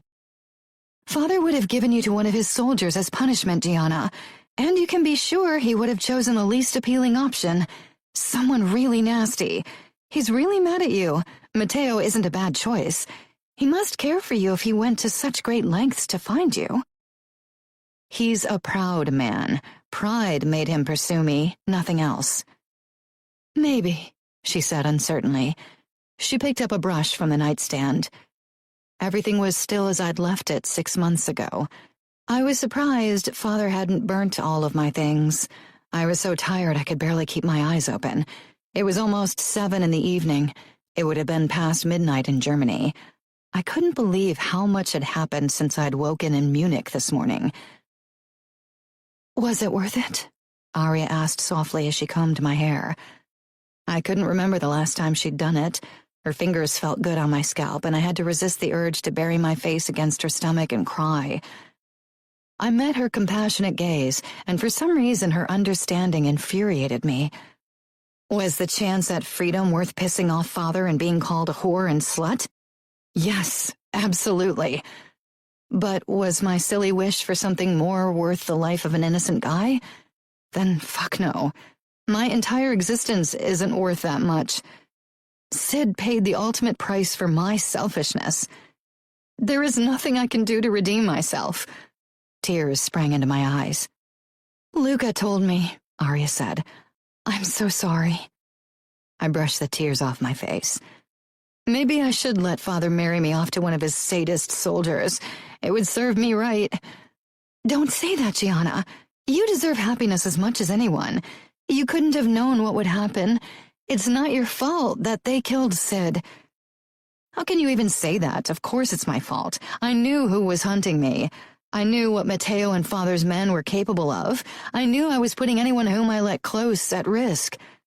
That's why I never dated any guys in all the other places I stayed. I flirted and kissed, but then I moved on. Your words from long ago always echoed in my mind, that being with another guy when you're engaged to a man like Luca would mean that guy's death. I wasn't talking about you. That's been a long time ago. But Matteo is just like Luca, and I knew that. I knew that he'd kill any guy he would find with me, but I still went out with Sid. I might as well have pulled the trigger myself. No, you didn't think he'd catch you. You wanted to feel at home and start a new life, like you deserved after being on the run for so long. You felt safe and wanted to give love a chance. That's okay. No, it isn't. You don't get it, Arya. It wasn't even about love. I didn't even really have a crush on Sid. I didn't even like him all that much at the end because he could be a jerk, and that makes it even worse. I risked too much for sloppy kisses and awkward groping, and Sid died because of it. Please don't blame yourself. Blame Father and his men. Blame Mateo. I don't care, but don't blame yourself. Oh, I'm blaming all of them, don't worry, but that doesn't change that without me, Sid would still be playing his crappy guitar and flirting with Munich girls. You can't change the past, Gianna, but you can make the best of your future. I couldn't help but smile. I missed your optimism. I rested my head in her lap and closed my eyes. I missed you so much. She stroked my hair. I missed you too. I'm so happy that you'll live in New York with me. First, I have to marry Mateo. How am I going to be a wife, Aria? He and Luca work a lot. You won't have to see him very often. But still, I'll have to sleep with him and share a bed with him and try to be civil to him for God knows how long. It's not like he'll give me another chance to run. You're thinking about running again? She asked in a small voice. I don't know. Maybe. Maybe it won't be as bad as you think. Mateo can be funny and he's good-looking. So, on a physical level, at least it shouldn't be too bad. I'm sure he's a good lover, considering how many girls he's had in the past. I cringed. Right, if we return to New York tonight, he'll probably expect to sleep with me. Aria searched my face. Are you worried he'll let his anger out on you for sleeping with other guys before him? I never did. Aria blinked. You never did what? I never slept with any guy. I would have if I'd had a bit more time to get to know a guy, but that was never the case. Why didn't you say anything? Father treated you horribly. Maybe he would forgive you if you told him the truth. She moved as if she wanted to head downstairs to tell him herself, but I pulled her back down on the bed. Don't, I said firmly. I don't want anyone to know. I don't care if they call me a slut. I don't want to give them the satisfaction of knowing. Aria gave me a look that made it clear she thought I'd lost my mind. You have to tell Mateo, at least. You have to. Why? So he can pride himself on being my first? Fuck no. He's already acting like he's my savior. It'll be only worse if he finds out. No, you have to tell him so he can be careful. I snorted. I don't need him to be careful. I don't want him to know. Gianna, if your first time is anything like mine, you'll be thanking your lucky stars if Mateo is careful. Trust me. I'll survive. But Aria's words were starting to make me nervous. That's ridiculous. If he thinks you're experienced, he might take you without much preparation. That'll really hurt. I shook my head. Aria, please, I've made my decision. I don't want Mateo to know. It's none of his business. What if he finds out anyway? There would have been no way I could have hidden it from Luca. I'm good at hiding pain. Maybe I'll bite into a pillow. Aria laughed. That sounds like the stupidest idea I've ever heard. Someone knocked. I quickly sat up, my stomach in knots. What if Father and Dante had changed their minds and I was to stay in Chicago? When the door opened and Mother walked in, I exhaled. She didn't smile and didn't try to come closer. She was the image of a perfect Italian wife. Always properly dressed, always submissive and polite, and incredibly skilled at hiding bruises whenever Father lost it and slapped her. She was everything I never wanted to become. If Mateo ever slapped me, I'd hit him back, no matter the consequences. The priest is on his way. He'll be here in 15 minutes. We need to get you ready for the ceremony, she said matter-of-factly. My eyes widened. So soon? Mother nodded. The Vitiellas want to return to New York as soon as possible, which is probably for the best. I rose from the bed, then slowly walked toward Mother. Father will be glad to see me gone. What about you? I wanted to ask, but didn't dare to. Mother lifted her hand and brushed my cheek for the barest moment before taking a step back. You shouldn't have run. You ruined your reputation. I don't care about my reputation. But you should. She turned to my wardrobe and opened it. Now let's see if there's a dress you can wear for the ceremony. Of course, I wish I could have seen you walk down the aisle in a beautiful white wedding dress. She sighed. Was she trying to make me feel guilty? Because it was working. Arya moved to my side and squeezed my shoulder before helping Mother look for a dress. Eventually, she chose a backless, cream-colored, floor-length fitted gown that I'd worn for New Year's.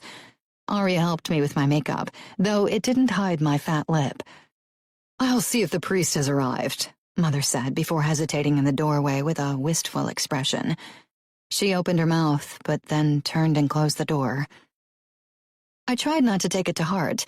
I'd known my parents, and most of the people in my world would condemn me for what I'd done, so why was it hurting so much?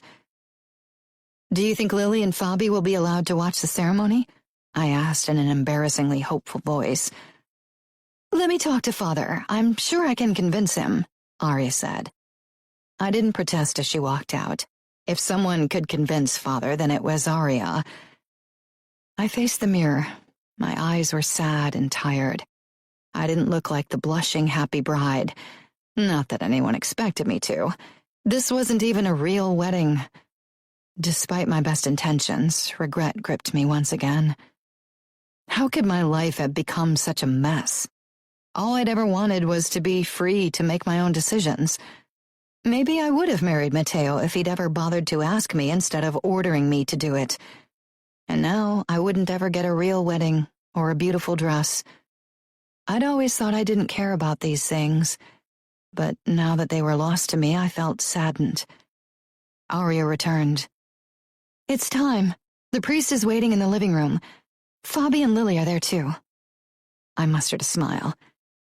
"Then let's get married." Matteo.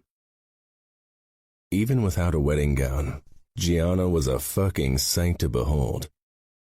The dress hugged her curves I'd take my time exploring when we were back in New York. I couldn't wait to lay claim to every inch of her body. I'd make her forget everything that was before me. Gianna met my gaze as if she knew what I was thinking, and I really didn't bother to hide my want for her. I'd fuck her tonight, no matter how tired and jet-lagged I was.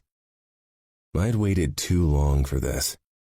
Gianna stopped beside me and I took her hand. The priest was looking down his nose at her. I couldn't wait to leave Chicago behind.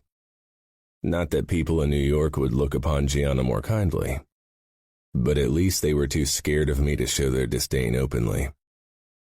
Gianna's hand was cold in mine, and she avoided my eyes as the priest spoke the wedding vows. When it was her turn to say, "I do," I half expected her to say no. And I really wasn't sure what I would have done then, but she didn't. Gianna was a clever girl. She'd hide her hatred for our bond until she was a safe distance away from Chicago and her bastard of a father. When it was finally time to slip on the wedding ring, she actually shivered. Somehow that annoyed the crap out of me. She should be grateful I wanted her as much as I did. Her stupid actions could have cost her everything. She could at least pretend to be grateful. "You may kiss the bride," the priest intoned. I didn't hesitate. I cupped her face and pressed my lips against hers. Gianna stiffened, making my blood boil even more. When I pulled back, she met my gaze head-on. She was really intent on provoking me. If she liked to play with fire, fine. I didn't mind getting burned. I'd walk through flames for her. Less than 60 minutes later, we were back in the air on our way to New York. My body was humming with desire as I watched Gianna in her sexy dress. She and Arya huddled together in the last row on the plane. Luca sank down beside me and handed me a glass of scotch. I swallowed it in one gulp. An espresso would be better. I need to be awake. Luca followed my gaze toward the girls. "You intend to have your wedding night once you're home." "Damn right. From what I know about Gianna, she probably won't make it easy for you. What are you going to do if she fights you?" I hadn't considered that. In every fantasy I'd had about Gianna, she'd been a willing participant. I wanted her to scream my name in pleasure, wanted to make her wet. Would she really refuse me? She won't, I said with more conviction than I felt. Luca's eyes were practically x-raying me. Nobody would blame you if you took what you wanted against her will. It's not like she hasn't already done the deed. My hands curled into fists, but instead of following my first impulse and punching Luca, I counted to 10 in my mind. Luca often said things like that to gauge someone's reaction. I didn't think he was being serious. Maybe before Arya I would have doubted him more. His eyes took in my balled fists, then scanned my face before smirking. You are like an open book to me. Shut up, I muttered. My eyes found Arya and Gianna once more. They seemed to have an argument, an unusual sight. I'd never seen the two not getting along. What's that about? I asked after a moment. How should I know? You and Arya are practically soulmates. Haven't you mastered the art of reading each other's minds yet? Luca gave me the finger. I know your wife will make your life hell, so I'll cut you some slack. How considerate of you. I wondered how life would be with Gianna. Today she'd been mostly subdued, except for a few occasions, but I had a feeling she'd recover quickly and return to her old snarky self. I hated seeing her quiet side, especially when it meant she was sad about that fucker Sid. I tried to forget the bastard, but somehow he'd anchored himself in my brain. And then, I couldn't stop thinking about him with Gianna. How many more guys had seen her naked, had been in her? I really needed to find out their names and kill them all. When we finally landed in New York, I was back to being royally pissed again. I barely glanced at Gianna as we took my Porsche Cayenne back to our apartment building. Every time I caught a glimpse down her shirt to the soft swell of her breasts, I almost lost my shit. I needed to get a grip on myself. It didn't matter what Gianna had done before today. Now she was mine. And if I didn't put a stop to my rising wrath, I'd only do something that I'd regret later on. Gianna. Matteo had a strange look on his face whenever he glanced my way. I couldn't really put my finger on it, but somehow it made me nervous. Of course, I pretended I didn't notice anything. Arya had tried to talk me into telling Matteo the truth throughout the entire duration of our flight. And even now that we were pulling into the underground garage of the apartment building, she was still giving me meaningful looks. I was worried that she'd take it into her own hands to share my secret with Matteo, but she knew I'd see it as a breach of my confidence, and so I hoped she'd hold herself back. Matteo took my hand when I got out of the car and practically dragged me toward the elevator. Arya and Luca had trouble keeping up with our pace. I had a feeling I knew why Matteo was so eager to reach his apartment. We all piled into the elevator. It started moving, and Matteo's dark eyes watched me in the mirror, something hungry and furious gleaming in their depth. The hunger was inexplicable to me. I looked a mess. Shadows under my eyes, fat lip, pale skin. Maybe I should have felt more anxious, but I only wanted to get this over with. Maybe Matteo would even lose interest in me once he'd had me, though part of me wondered if I'd really be happy if Matteo suddenly started ignoring me. The elevator stopped with a bling, and the sleek doors glided open. Without another word, Matteo pulled me into his apartment. I threw a glance over my shoulder and caught sight of Arya's worried expression moments before the closing elevator doors hid her from my view. Matteo led me toward a door to our right.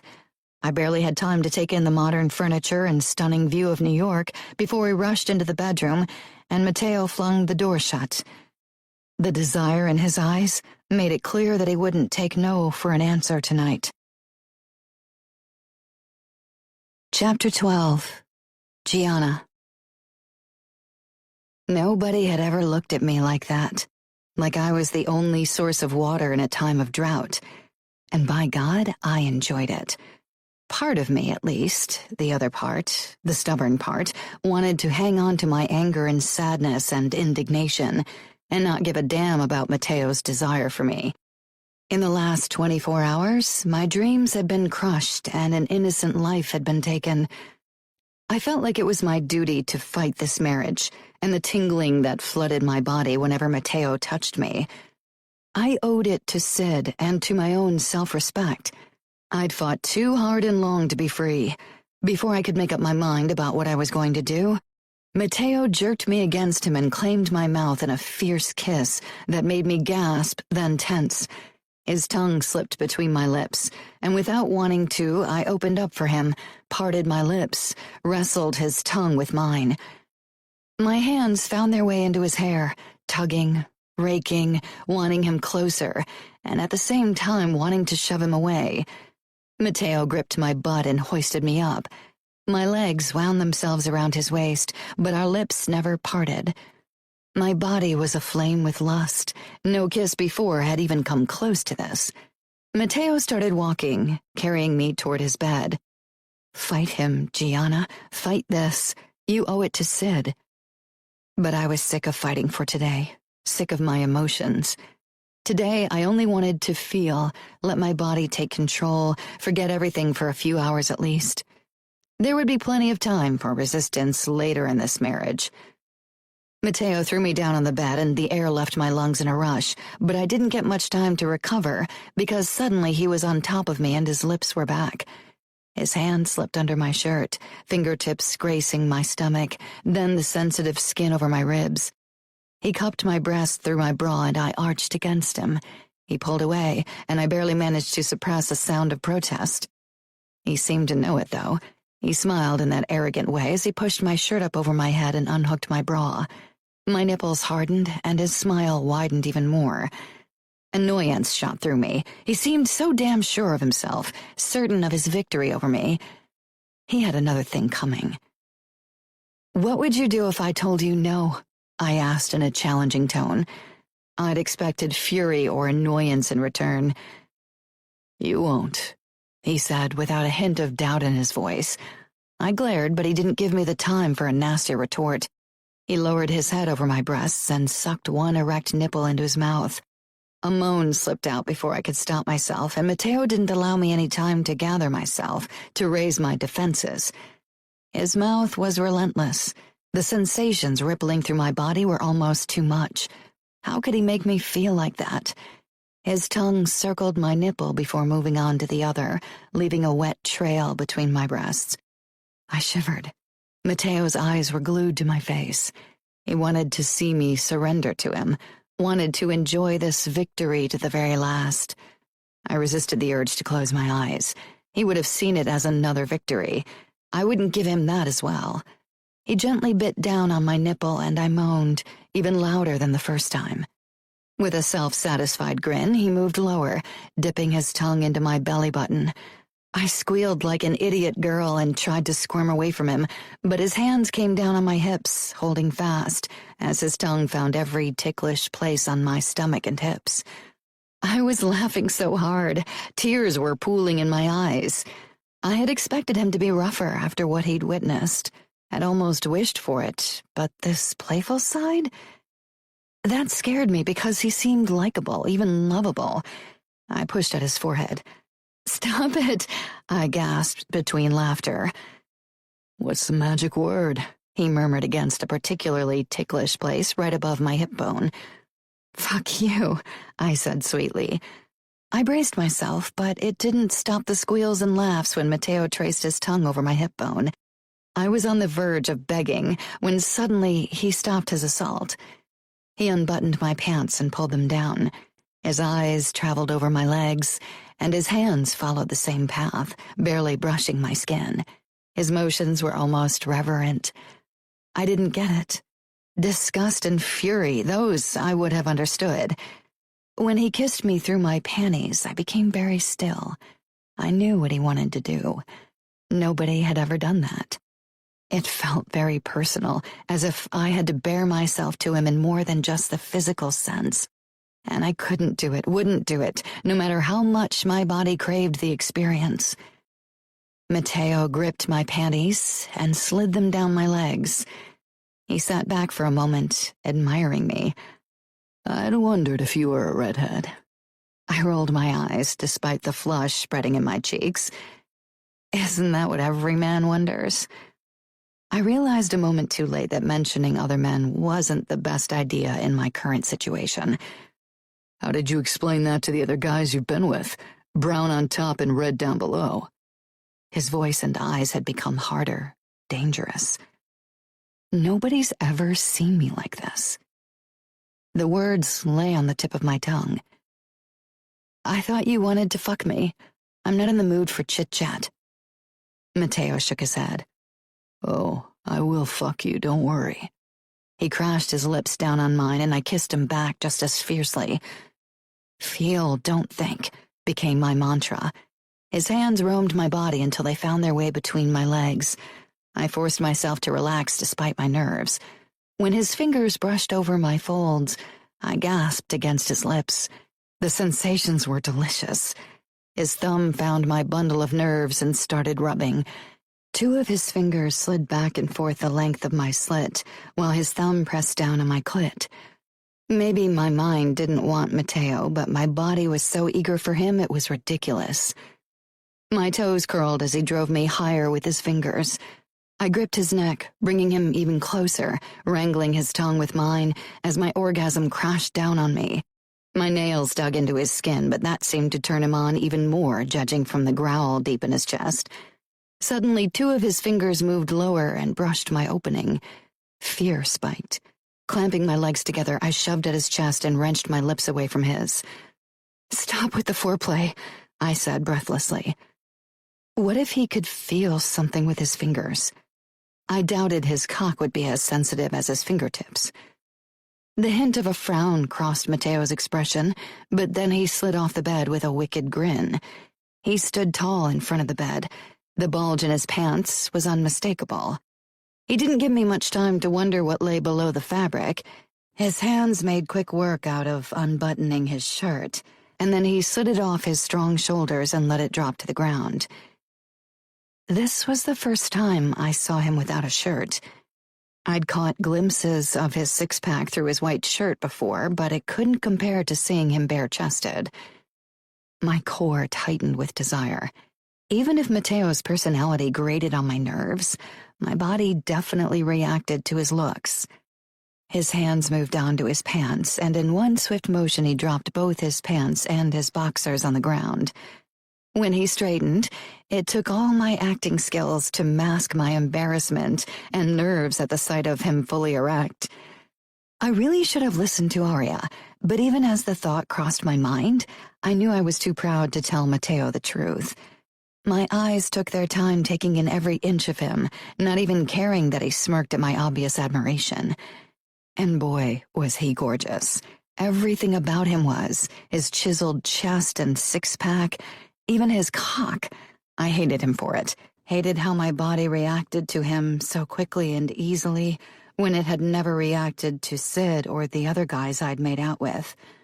He advanced on the bed, every move lithe and calculated, every move aimed to show off his muscles and strength. God, I wished it wasn't making an impression on me. He put one knee on the bed, fixing me with a gaze that made me shiver. "Stop playing around," I hissed, because my nerves were getting the better of me, and that was the last thing I needed. And he did as I asked. He moved onto the bed and climbed between my legs, grabbing my hips with a dark smile. "I'm going to make you forget every fucking guy you've ever been with." I glared and was about to give him a nasty comeback when he pulled at my hips sharply and slammed into me in one hard thrust. I arched up with a cry as pain shot through me. Damn it, Aria hadn't been kidding. This was fucking painful. So much for keeping it a secret. I sucked in a few quick breaths through my nose, my eyes clenched shut. "Oh, fuck," I gasped out when I could speak again. This was much worse than I'd thought. I opened my eyes slowly, dreading what I would see. I should have bitten into a fucking pillow or even my stupid tongue. Matteo had frozen above me as he stared down at me in surprise. "Gianna?" My face turned hot. "Shut up," I muttered. I loosened my fingers, which had clawed at the bedsheet. Mateo's eyes were soft. "Why didn't you tell me?" I decided to play dumb. Maybe I could convince him this wasn't what it looked like. "Tell you what?" A sly grin twisted his lips, and I wanted nothing more than to wipe it off his face. Of course he didn't buy my lie. He wasn't an idiot. He was a master manipulator, and I obviously had a lot to learn before I could trick him. "That I'm your first," he said. Did he have to sound so relieved and proud? If I hadn't been worried that getting his cock out of me would hurt as much as getting it inside had, I would have shoved him away. Lying beneath him made a fair argument difficult. I narrowed my eyes. "I thought we were going to fuck. I'm tired of talking to you." Mateo braced himself on his hands, bringing us closer. I tensed at the twinge the movement caused. "First, I want you to answer my question. Why? You could have spared yourself a lot of pain if you'd told me," he said calmly. He looked like this was the easiest thing in the world for him, being buried deep inside of me and having a chat. When it became clear that he would wait until I gave him what he wanted, I said, "Because I didn't want you to know." His grin got even cockier. "Because you didn't want to admit that you waited for me." "I didn't wait for you. Now stop talking and fuck me, damn it." This was getting too personal, and I hated how vulnerable I was, naked inside and out. How was I supposed to stop feeling if Mateo kept asking me things I didn't want to think about? Mateo didn't take his eyes off me. They were dark and possessive, and seemed to stare right through me. If it hadn't felt like a defeat, I would have looked away. He pulled out slowly before sliding back in, and I tensed from the pain. My body was a horrible traitor. At least I managed to hold back a gasp this time. Mateo moved slowly and carefully, his muscles flexing with every thrust. I hated that he was being considerate. I hated that he wasn't acting like a total asshole. Hated that hating him wasn't as easy as I'd thought. If he wasn't an asshole, then somehow Sid's death was even more my fault, because my running away was unnecessary and selfish and unfounded. I gripped his shoulders. "Stop holding back." Mateo's brows drew together, but he still didn't move faster. I dug my fingers into his skin and jerked my hips despite the soreness between my legs. "Stop holding back." This time he listened. His eyes flashed, and then he slammed into me harder and faster. I closed my eyes as I held onto his shoulders. I probably left marks with my nails. I didn't care, and Mateo didn't seem to mind, if his quick breathing was any indication. The pain felt good, gave me something to focus on beyond the crushing guilt. But there wasn't only pain. Soon the stretched feeling turned into an exquisite pressure, a low hum of pleasure I'd never felt before. Mateo lowered himself, changing the angle in which he pushed into me, hitting an amazing spot deep inside me. Mateo's mouth found my throat, and then he bit down on my skin lightly. A moan slipped out of my lips. My eyes shot open, meeting Mateo's intense gaze. I couldn't look away. I wanted to pull him closer and push him away at the same time. Wanted to hide and open up to him. Wanted and not wanted. "Are you going to come?" Mateo rasped. I shook my head no, not trusting my voice. Maybe I could have come. It felt increasingly good, but I needed to bring space between Mateo and me, needed time to get a handle on my emotions before they overwhelmed me. I was confused and tired and sad. Mateo raised himself on his arms again and sped up even more, slamming into me over and over again, and then he tensed above me, his face twisting with pleasure, and damn, he looked magnificent, like something even Michelangelo couldn't have created better. Mateo's movements became jerky, and then he stilled, eyes closed, a few strands of dark hair stuck to his forehead. My fingers itched to brush them away, to touch his lips and jaw. Instead, I dropped my hands from his shoulders and rested them on the bed beside me where they couldn't do something stupid, something I'd regret later. Mateo's eyes peeled open slowly and I sucked in a quiet breath. Why couldn't he stop looking at me like that? He didn't smile, only pierced me with his dark gaze. I pushed against his chest. You're getting heavy. Get off. The corners of his mouth twitched, then he slowly pulled out and plopped down on the bed beside me and reached for me as if he was going to embrace me. Panicking, I sat up and slid off the bed. If he hugged me now, if he acted like we were a real couple, one that cared about each other, I'd lose my shit. I headed for the bathroom, not bothering to cover myself. Mateo had seen all of me already, and I wouldn't give him the satisfaction of thinking I was embarrassed to be naked in front of him. I didn't hear him coming after me, but suddenly Mateo grabbed my hand, stopping me from disappearing into the safety of the bathroom. Our eyes met. His were almost regretful. I shouldn't have gone so hard on you, but you know how to push my fucking buttons, Gianna. Did I hurt you? Concern, there it was again. Damn it, why couldn't he stop acting like he was a normal guy? Did he really think that would make me forget who and what he really was? Don't pretend you didn't like it. I don't. I loved every fucking second of it. I've waited a long time for this moment. I've spent almost every waking moment of my search for you imagining having your hot body under me. But in my imagination, you were moaning my name and having multiple orgasms. You definitely weren't in pain. That arrogant bastard. Keep imagining that. It won't happen. Mateo braced himself against the doorframe, trapping me between his arms. Your body reacted to me, Gianna, even if you don't want to admit it. Next time, you will come when I fuck you. Trust me. What makes you think my body was reacting to you? Maybe I was imagining I was with someone else. The mind is a powerful tool. I tried to slip away under his arm, but he pushed me against the doorframe.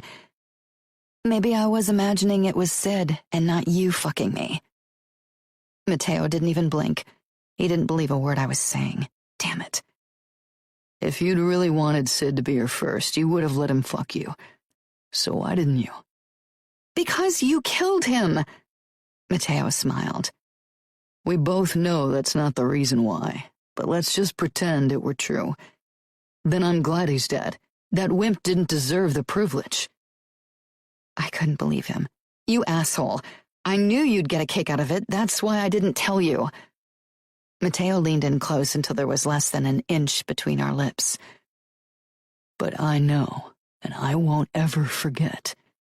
You are mine now, Gianna, and I fucking love that I caught you before you found a loser to pop your cherry.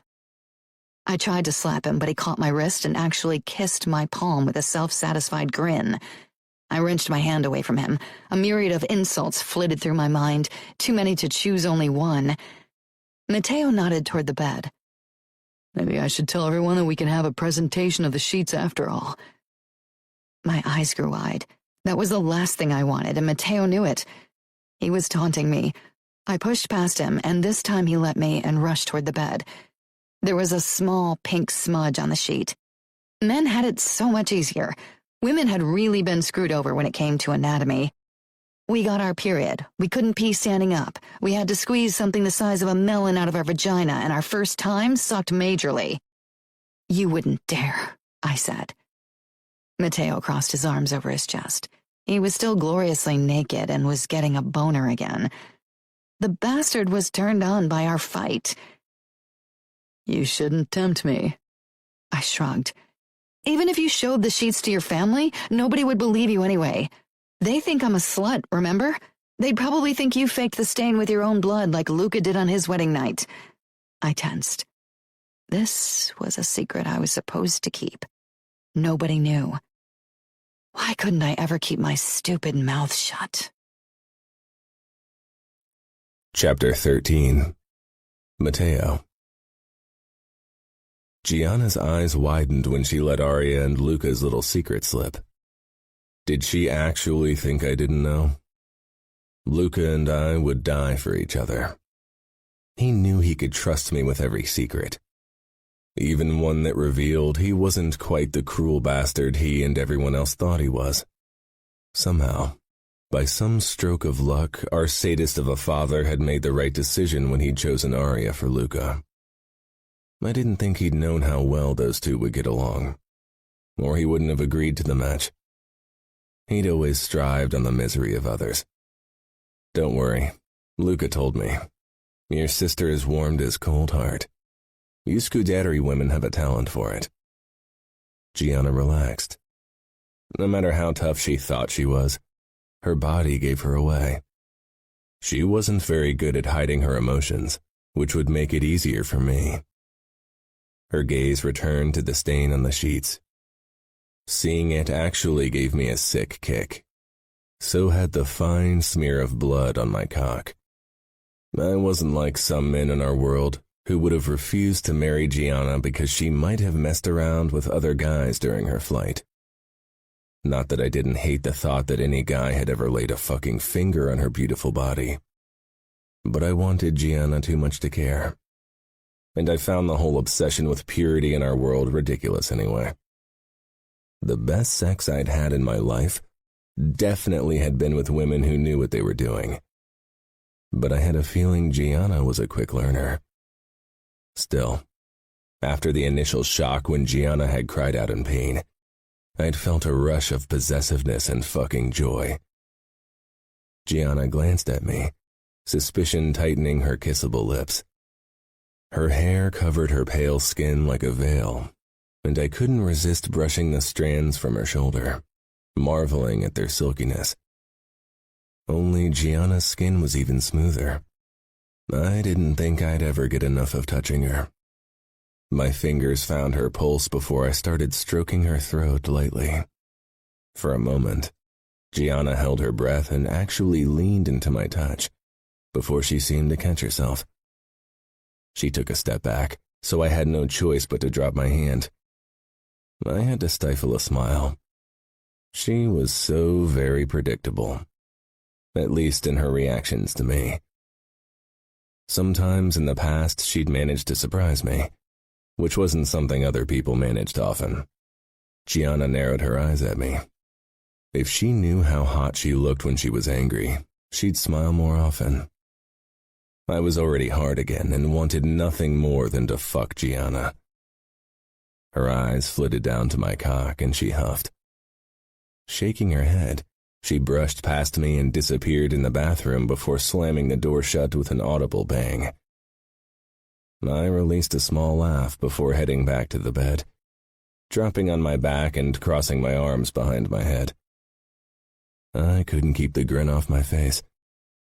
After months of frustration, I had been rewarded, even more than I'd hoped for.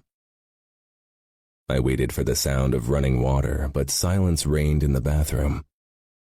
I sat up, suspicion filling me. There wasn't any way Gianna could escape from the bathroom. But what if she decided to end her life rather than spend it with me? Gianna seemed to love life too much for such an action, but I wasn't sure she wouldn't do it to spite me. I moved toward the bathroom door, ready to tear it down when it opened. Gianna stepped out, her eyebrows shooting up when she spotted me right in front of her.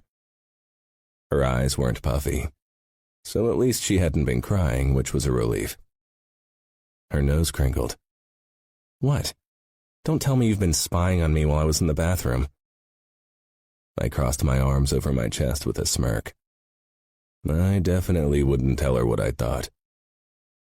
We both know you need supervision. With a sigh, she walked past me and climbed under the covers. After a quick scan of the bathroom, which looked the same as it had before, I joined Gianna. She had her back turned to me, and the blankets pulled up to her chin.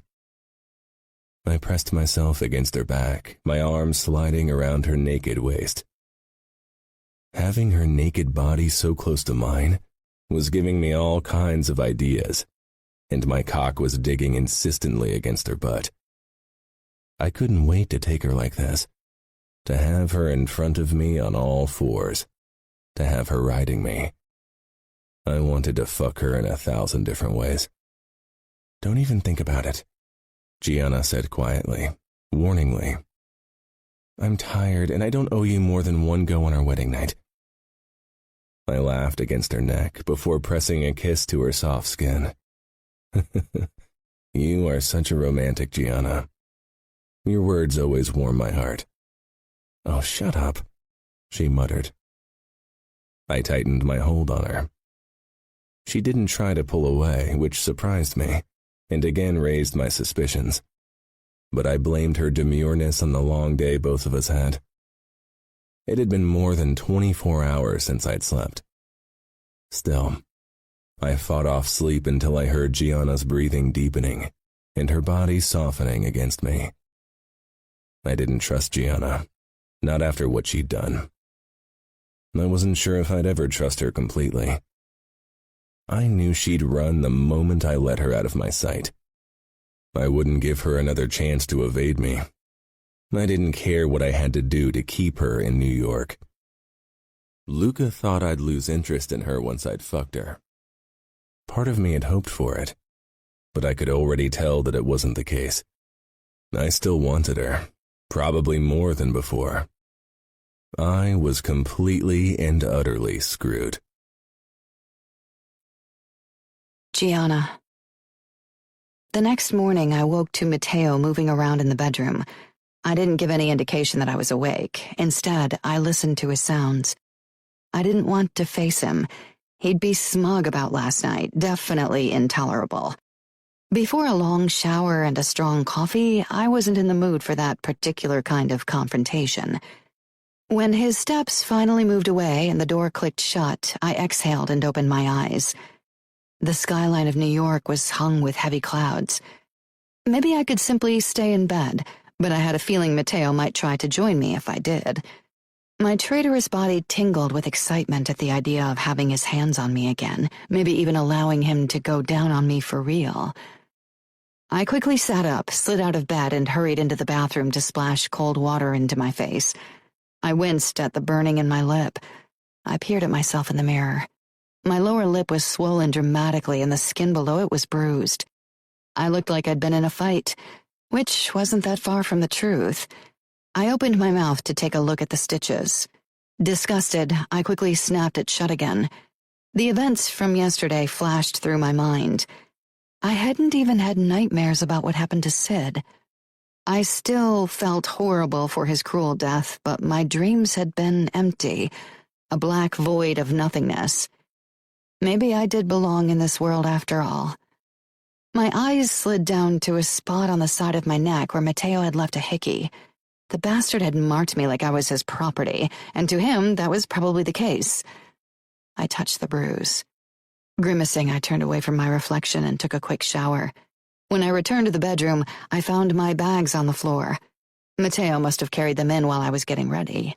Sneaky bastard. How could he move so quietly? I quickly put my clothes into the drawers that Matteo must have cleared for me. Somehow it annoyed me that he'd made space for me, as if he'd known all along that I'd eventually move in. He must have done it long ago. There hadn't been any time last night or this morning. Putting away the clothes that I hadn't worn in 6 months also made me realize that I desperately needed to go shopping. My old clothes felt like a relic from an old life. In our rush to leave my apartment in Munich, I hadn't been able to grab any of my new clothes. Afterward, fully dressed, I headed out of the bedroom, pausing briefly to listen for Matteo. It was silent in the apartment, and as I walked through the living room toward the open kitchen, I didn't encounter anyone, not even a bodyguard. Suspicion flared in me. Matteo would never leave me unsupervised after what I'd done. My eyes scanned the ceiling, the corners, and every other possible place for security cameras, but I found none. I hesitated in the middle of the kitchen for a moment, eyes darting to the massive coffee maker. Screw it. I needed caffeine.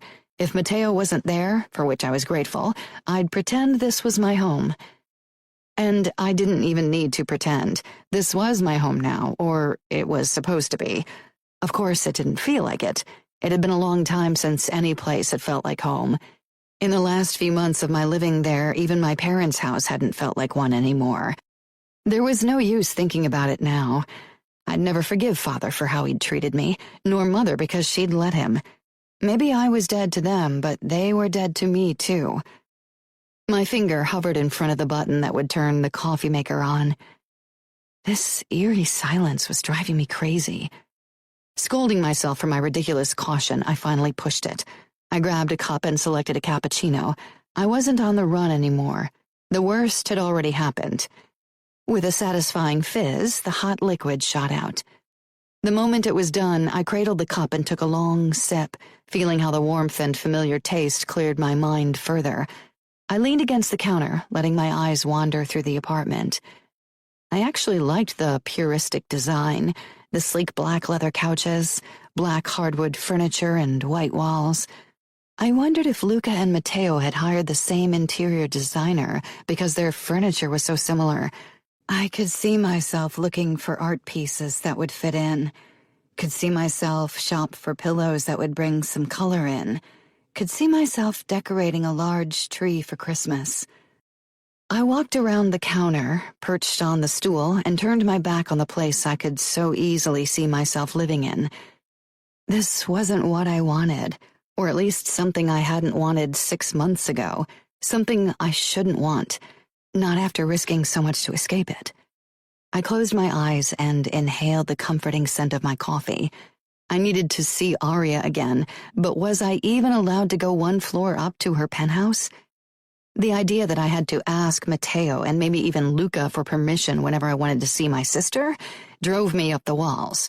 It was a good reminder of why I'd run in the first place, something I could never allow myself to forget. A warm breath ghosted over my neck, followed by a low, "Good morning." I cried out in surprise and sent my coffee cup flying off the kitchen bar. It broke into dozens of sharp pieces and spilled coffee everywhere.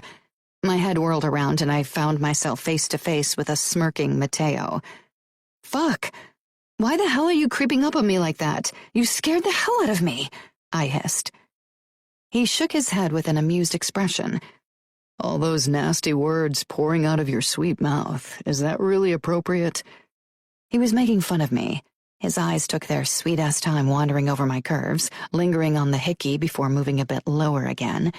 And the worst thing was the way my body was reacting to his closeness, his scent, his muscled chest. Thankfully, my face didn't feel hot, so maybe I hadn't blushed. "Since when do you care about being appropriate?" I muttered. I slipped past Matteo and knelt beside the broken remains of my cup. I hoped Matteo didn't suspect what his proximity was doing to me. I picked up the pieces, but Matteo came to my help. I wasn't sure if he was doing it to be nice or if he knew about his effect on me and was trying to play with me. From what I knew about him, I guessed the latter. I was trying not to look his way as he squatted beside me. He was giving me a good view of his perfectly shaped ass. God damn it, why did he have to look like that? Without warning, he brushed his finger over my swollen lip. "I really should have killed your father." His touch was so gentle, it made me want to nuzzle my face against his neck and have a good cry. "Do you have a mop?" I asked casually. He shrugged, dropping my hand. "I've seen Mariana run around with one on occasion." I rolled my eyes. Of course he had no clue. He probably had never even done his own laundry. "Do you at least know where Mariana keeps the cleaning stuff?" His gaze lingered on my cleavage. With a sigh, I rose to my feet and stalked off in search of a storeroom.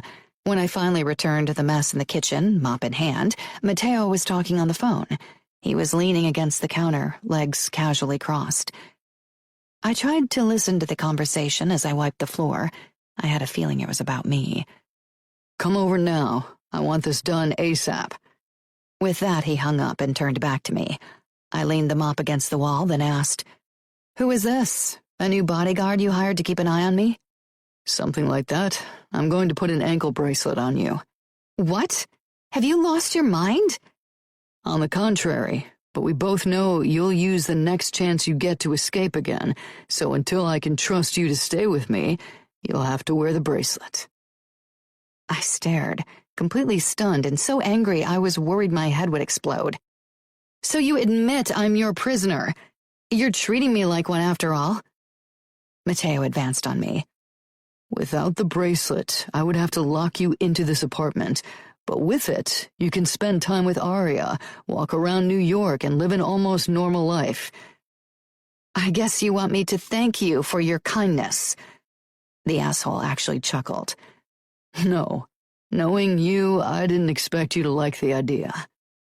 Nobody would like that idea. And you don't know me, Matteo. He moved very close, and without warning he slipped his hand under my shirt, pushed aside my bra, and twisted my nipple. At once my core tightened with need. I know that you love it when I do this with your perfect little nipple, he growled. I wanted to deny it, but the way his thumb and forefinger teased me, I couldn't find the words. Matteo's dark eyes bore into me as he leaned very close. I know you are wet. I know your pussy wants me, even if you won't admit it. He dropped to his knees and shoved down my tights and panties. What? It didn't get any farther. He leaned forward and kissed my heated flesh. I sucked in a startled breath. Matteo freed one of my legs from my tights and panties before he lifted it and draped it over his shoulder. His eyes found mine as his tongue parted my lower lips and licked slowly. I shivered, pressing my mouth together from fear of making an embarrassing sound. Matteo pulled back a couple of inches. See, I knew it. Wet for me, he said in a rough voice. He pressed a few kisses against me before suckling lightly. My eyes wanted to roll back in my head from the sensation. Has anyone ever done this to you? He asked fiercely. I couldn't even find the power to lie. I merely shook my head no. Good. He rewarded me with a mind-blowing kiss, his tongue tracing my opening, then darting back up to my clit. Oh, God, I whispered. Matteo released my throbbing labia. You taste perfect, Gianna. He parted me and brushed a kiss over my clit. Do you want me to stop? I gritted my teeth. I had never wanted anything less. It took all my self-control not to grab him and shove his face against me. The silent treatment? Matteo asked in a teasing voice before he nudged me with his tongue, sending spears of pleasure through me before he captured my clit between his lips and suckled slightly. I gasped and gripped the counter behind me, needing something to support me. My head fell back as Matteo did the most amazing thing with his tongue. With slow strokes, he brought me closer and closer to the edge. I could tell this time it would be even more intense than yesterday. Without intending to, my hand gripped Matteo's head, and my fingers tangled in his dark hair. Matteo rewarded me with a flick of his tongue against my clit. Yes, I whispered. I didn't even care anymore that I was admitting how good this felt. My entire body screamed for release. I was so close. My legs started shaking, my breathing quickened. And then the bell rang. I jerked in surprise and my eyes flew to the elevator. Nobody could come up without Matteo granting them access. Matteo pulled back from what he was doing. My fingers on his head tightened. Don't stop, I demanded. I couldn't hide the need in my voice. Matteo straightened and wiped his mouth with an annoyingly cocky grin. He leaned in to kiss me, but I turned my head so his lips brushed my cheek. Patience, Gianna. I've had 6 months to practice patience. Now it's your turn, but don't worry. I'll eat you out later. You taste too good to resist, he murmured before stepping back and heading toward the elevator. You should get dressed. We don't want to give Sandro a show. I couldn't believe him. I quickly scrambled to put my panties and tights back on before I washed my hands and straightened my skirt. My blood was boiling with fury. Matteo smirked as he pressed the button that allowed the elevator to stop on our floor. This wasn't the end of it. 2 could play this game. Chapter 14. Matteo. Gianna was trying to kill me with her eyes. Not that I wasn't used to that look from her by now, but I had to admit it was still turning me on. I wish Sandro had waited a few minutes longer to show up, even if his early appearance gave me the chance to teach Gianna a lesson. Unfortunately, I was punishing myself as much as Gianna with my little lesson. She'd tasted fucking perfect. I couldn't wait to lick her again, to have her screaming my name and rake her fingers through my hair. I was already getting a fucking boner again. Fuck this. The elevator doors slid open and Sandro stepped in, holding up a black case. "Morning, boss. Hope I didn't interrupt anything," he said, his eyes sliding past me to Gianna. Despite his mess-up 6 months ago, he was still a good soldier. the best one next to Romero. You didn't, I said with a grin at Gianna, whose eyes narrowed even further. It was a good thing that Sandro didn't look anywhere near my crotch area, because there was no way I could have hidden the bulge. Not that I fucking cared. Let's do this now, I said eventually. Gianna crossed her arms over her chest, somehow managing to push her breasts up in a delicious way. Was she doing it on purpose? She didn't move as we walked toward her. She looked like she couldn't care less, but I knew her better than that. She was probably trying to figure out a way to make me pay for teasing her, not to mention for the ankle bracelet. But she'd brought this upon herself. Sandro watched Gianna suspiciously as we stopped beside her. I couldn't blame him. His pride had taken quite a bruising when she and Arya had drugged him and tied him up. He was too clever to show his dislike, though. I pointed toward the bar stool. You need to take off your tights and sit down. Thanks for the heads up. You could have mentioned the tights thing before and spared me a whole lot of trouble, she muttered. Fuck. Her glare made me want to bend her over the kitchen counter and fuck her brains out. Sandro pretended he was busy with the ankle bracelet in the case as I leaned close to Gianna. But I loved watching you put on your sexy tights, and I'll love watching you take them off again. Gianna almost tore her tights down this time before she perched on the stool, her long, lean legs crossed. She pressed her lips together in anger, then flinched from pain. Fury for her father burst through my rising lust. Damn Luca and his determination to keep peace with the outfit. Sandro hesitated, ankle bracelet in hand, and darted an inquiring look my way. I'd never put an ankle bracelet on anyone, so even if I fucking hated the thought of Sandro touching Gianna's leg, it was the logical choice. I nodded. Go on. Extend your left leg. Gianna sent me a scathing look, but she raised her leg without protest. Maybe she decided it was the better option than being locked into the apartment all the time. Or maybe she was coming up with torturous things to do to me as retribution. I had a feeling I might enjoy whatever she had in mind, even if that wasn't her intention. Sandro bent over Gianna's leg and started fastening the small black monitor around her ankle. I leaned against the kitchen bar next to Gianna. She didn't glance my way. Will this monitor my alcohol intake as well? She asked Sandro. He raised his eyes to her, then me. I don't care if you're getting drunk, as long as you do it in New York, I said. Her blue eyes fixed me with another scowl before she turned back to Sandro, who was checking the bracelet for its functionality. With a nod, he straightened. All done. You can trace her with your laptop, phone, or any other internet-ready device. Great, Gianna muttered. Thanks, Sandro. Do you need anything else? I shook my head. Not today. Romero is upstairs. You can return to your other tasks. Sandro gave Gianna a curt nod before he turned around and headed for the elevator. After I'd let him out, I returned to Gianna. So how long am I going to have to wear this thing? She asked, lifting her leg to take a closer look at the small black device around her ankle. I hated seeing her with that thing. It seemed wrong to shackle her like that. But Luca had suggested the bracelet, and it was a neat solution. Gianna was too volatile for her own good. Until I decide I can trust you enough not to do something stupid. So forever. She dropped her leg back down. I chuckled. No. I like your gorgeous legs better without the ankle monitor. Believe me. I'll relieve you of that thing as soon as possible.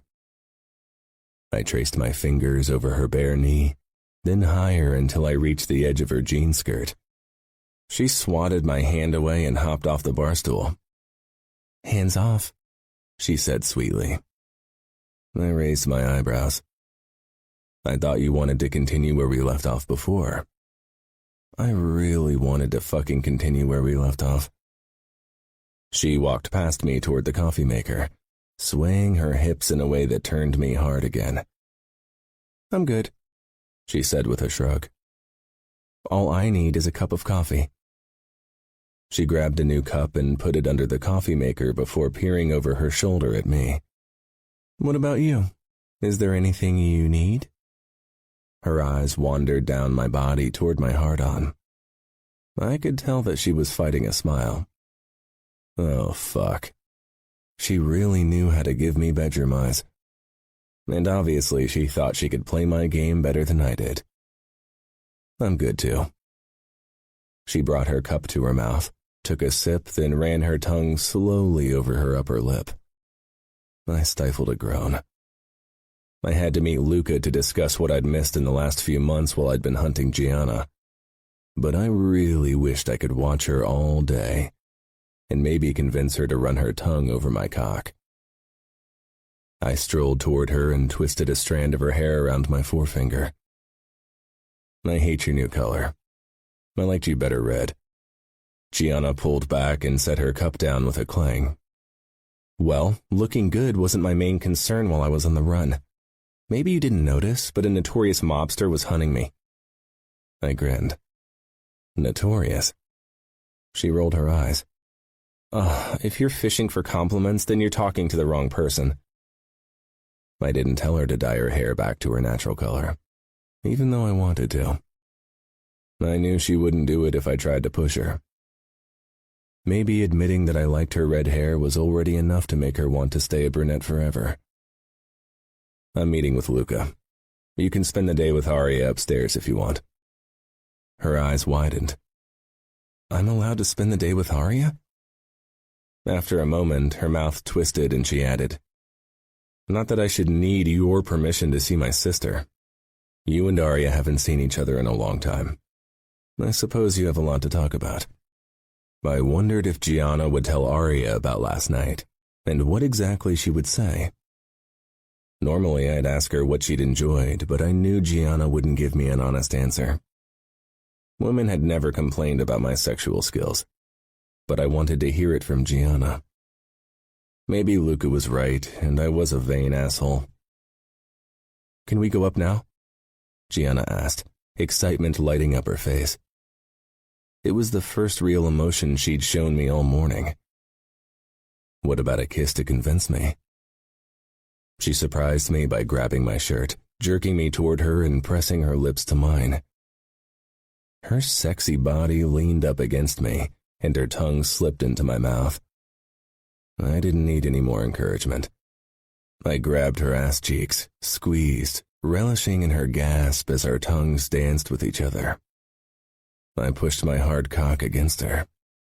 She needed to know what she was doing to me. Fuck. I was so fucking hard. It was a wonder that I hadn't come in my pants yet like an idiotic teenage boy. Without warning, she drew back and I growled in response, my grasp on her ass tightening, but she pushed my arms down and stepped out of reach. "You wanted a kiss, you got your kiss. Now let's go to Arya." That vixen. I knew by her rapid breathing and flushed cheeks that she was as affected by our kissing as me, but she seemed determined to suppress her lust. I'd simply have to up my game, show her what a mind-blowing orgasm really meant. After that, she'd hopefully be putty in my hands. I walked toward the elevator as if I didn't give a damn.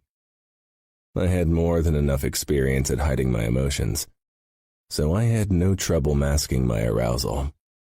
I pressed the button that made the elevator door slide open and motioned for Gianna to walk in. She frowned, but then she headed into the elevator and leaned against the wall.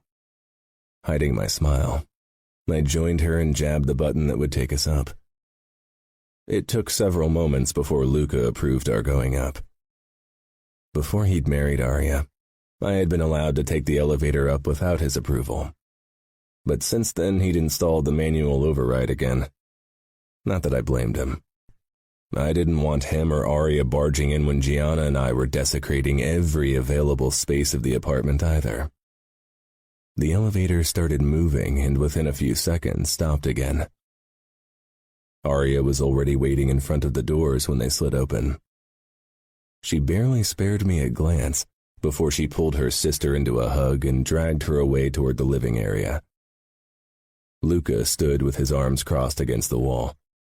"No kiss goodbye for you from your lovely wife?" he asked Reilly. Arya and Gianna had settled on the sofa and were whispering among themselves. Romero raised his hand in greeting from his spot in the kitchen. He'd keep watch over Arya and Gianna while Luca and I were busy in Sphere. He knew what the two girls had done to Sandro, so he wouldn't let his guard down. And even if he did, the ankle bracelet would alert me of Gianna's whereabouts. "Arya doesn't really look too sad to see you gone either," I said when Luca joined me in the elevator. He smirked. "We already said goodbye twice this morning. What about you? How was your wedding night?" I couldn't stop the grin. "Better than yours." Luca's eyebrows rose in silent doubt. "So did she put out?" "She did," I said. "And I was her first." "Did she tell you that?" Luca asked doubtfully. "No, she didn't. She was furious that I found out, but there was no way she could have hidden it." "Good for you," Luca said, clapping my shoulder. "So are you still into her, or have you come to your senses now that your cock isn't ruling your thinking anymore?" I gave him the finger. "What makes you think my cock isn't still in charge?" Luca sighed. "Suit yourself, but don't come bitching to me when she starts to annoy you." The elevator stopped and opened to the underground garage. "Now let's focus on business. You've wasted enough time. I need your full attention now." "Don't worry," I said, but I had a feeling it wouldn't be easy to get Gianna out of my head. The image of her naked body beneath me had burned itself into my brain, and I wasn't too keen on letting it go. Gianna. Arya dragged me toward the sofa, away from Luca and Matteo. We sat down and Arya reached for my fat lip with a frown. "I can't believe Father hit you so hard." "He's done it before," I muttered. Romero was watching us from the kitchen. I really wondered how he could stand being trapped in this penthouse with Arya all day. I doubted many soldiers had vied for the job.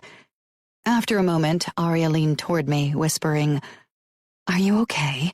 How was last night?"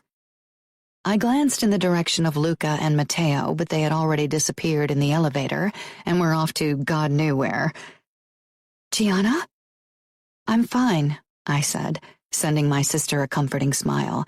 She looked like she hadn't slept much last night. Had worry for me kept her awake? "And? How was it? Did you sleep with Matteo?" I laughed. Arya reminded me of myself after Arya's wedding night. I'd been so terribly worried for her.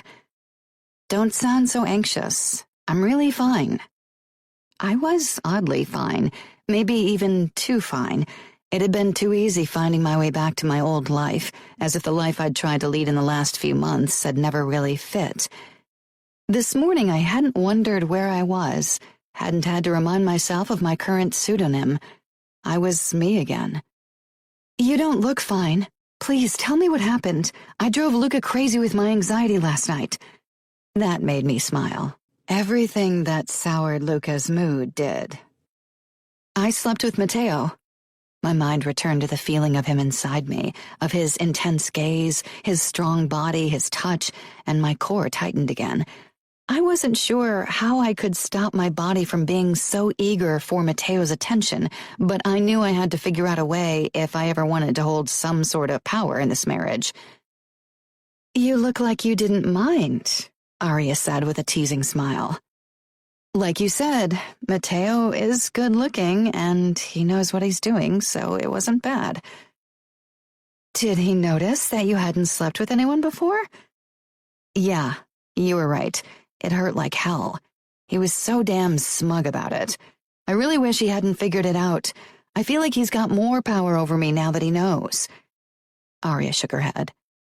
You need to stop thinking like that. You and Matteo need to find a way to get along now that you're married. It's a good thing that he knows the truth. Matteo doesn't exactly make it easy for me either. He's always so arrogant. And he's the one who started with the games. And do you know what else he did? I lifted my leg with the stupid ankle bracelet.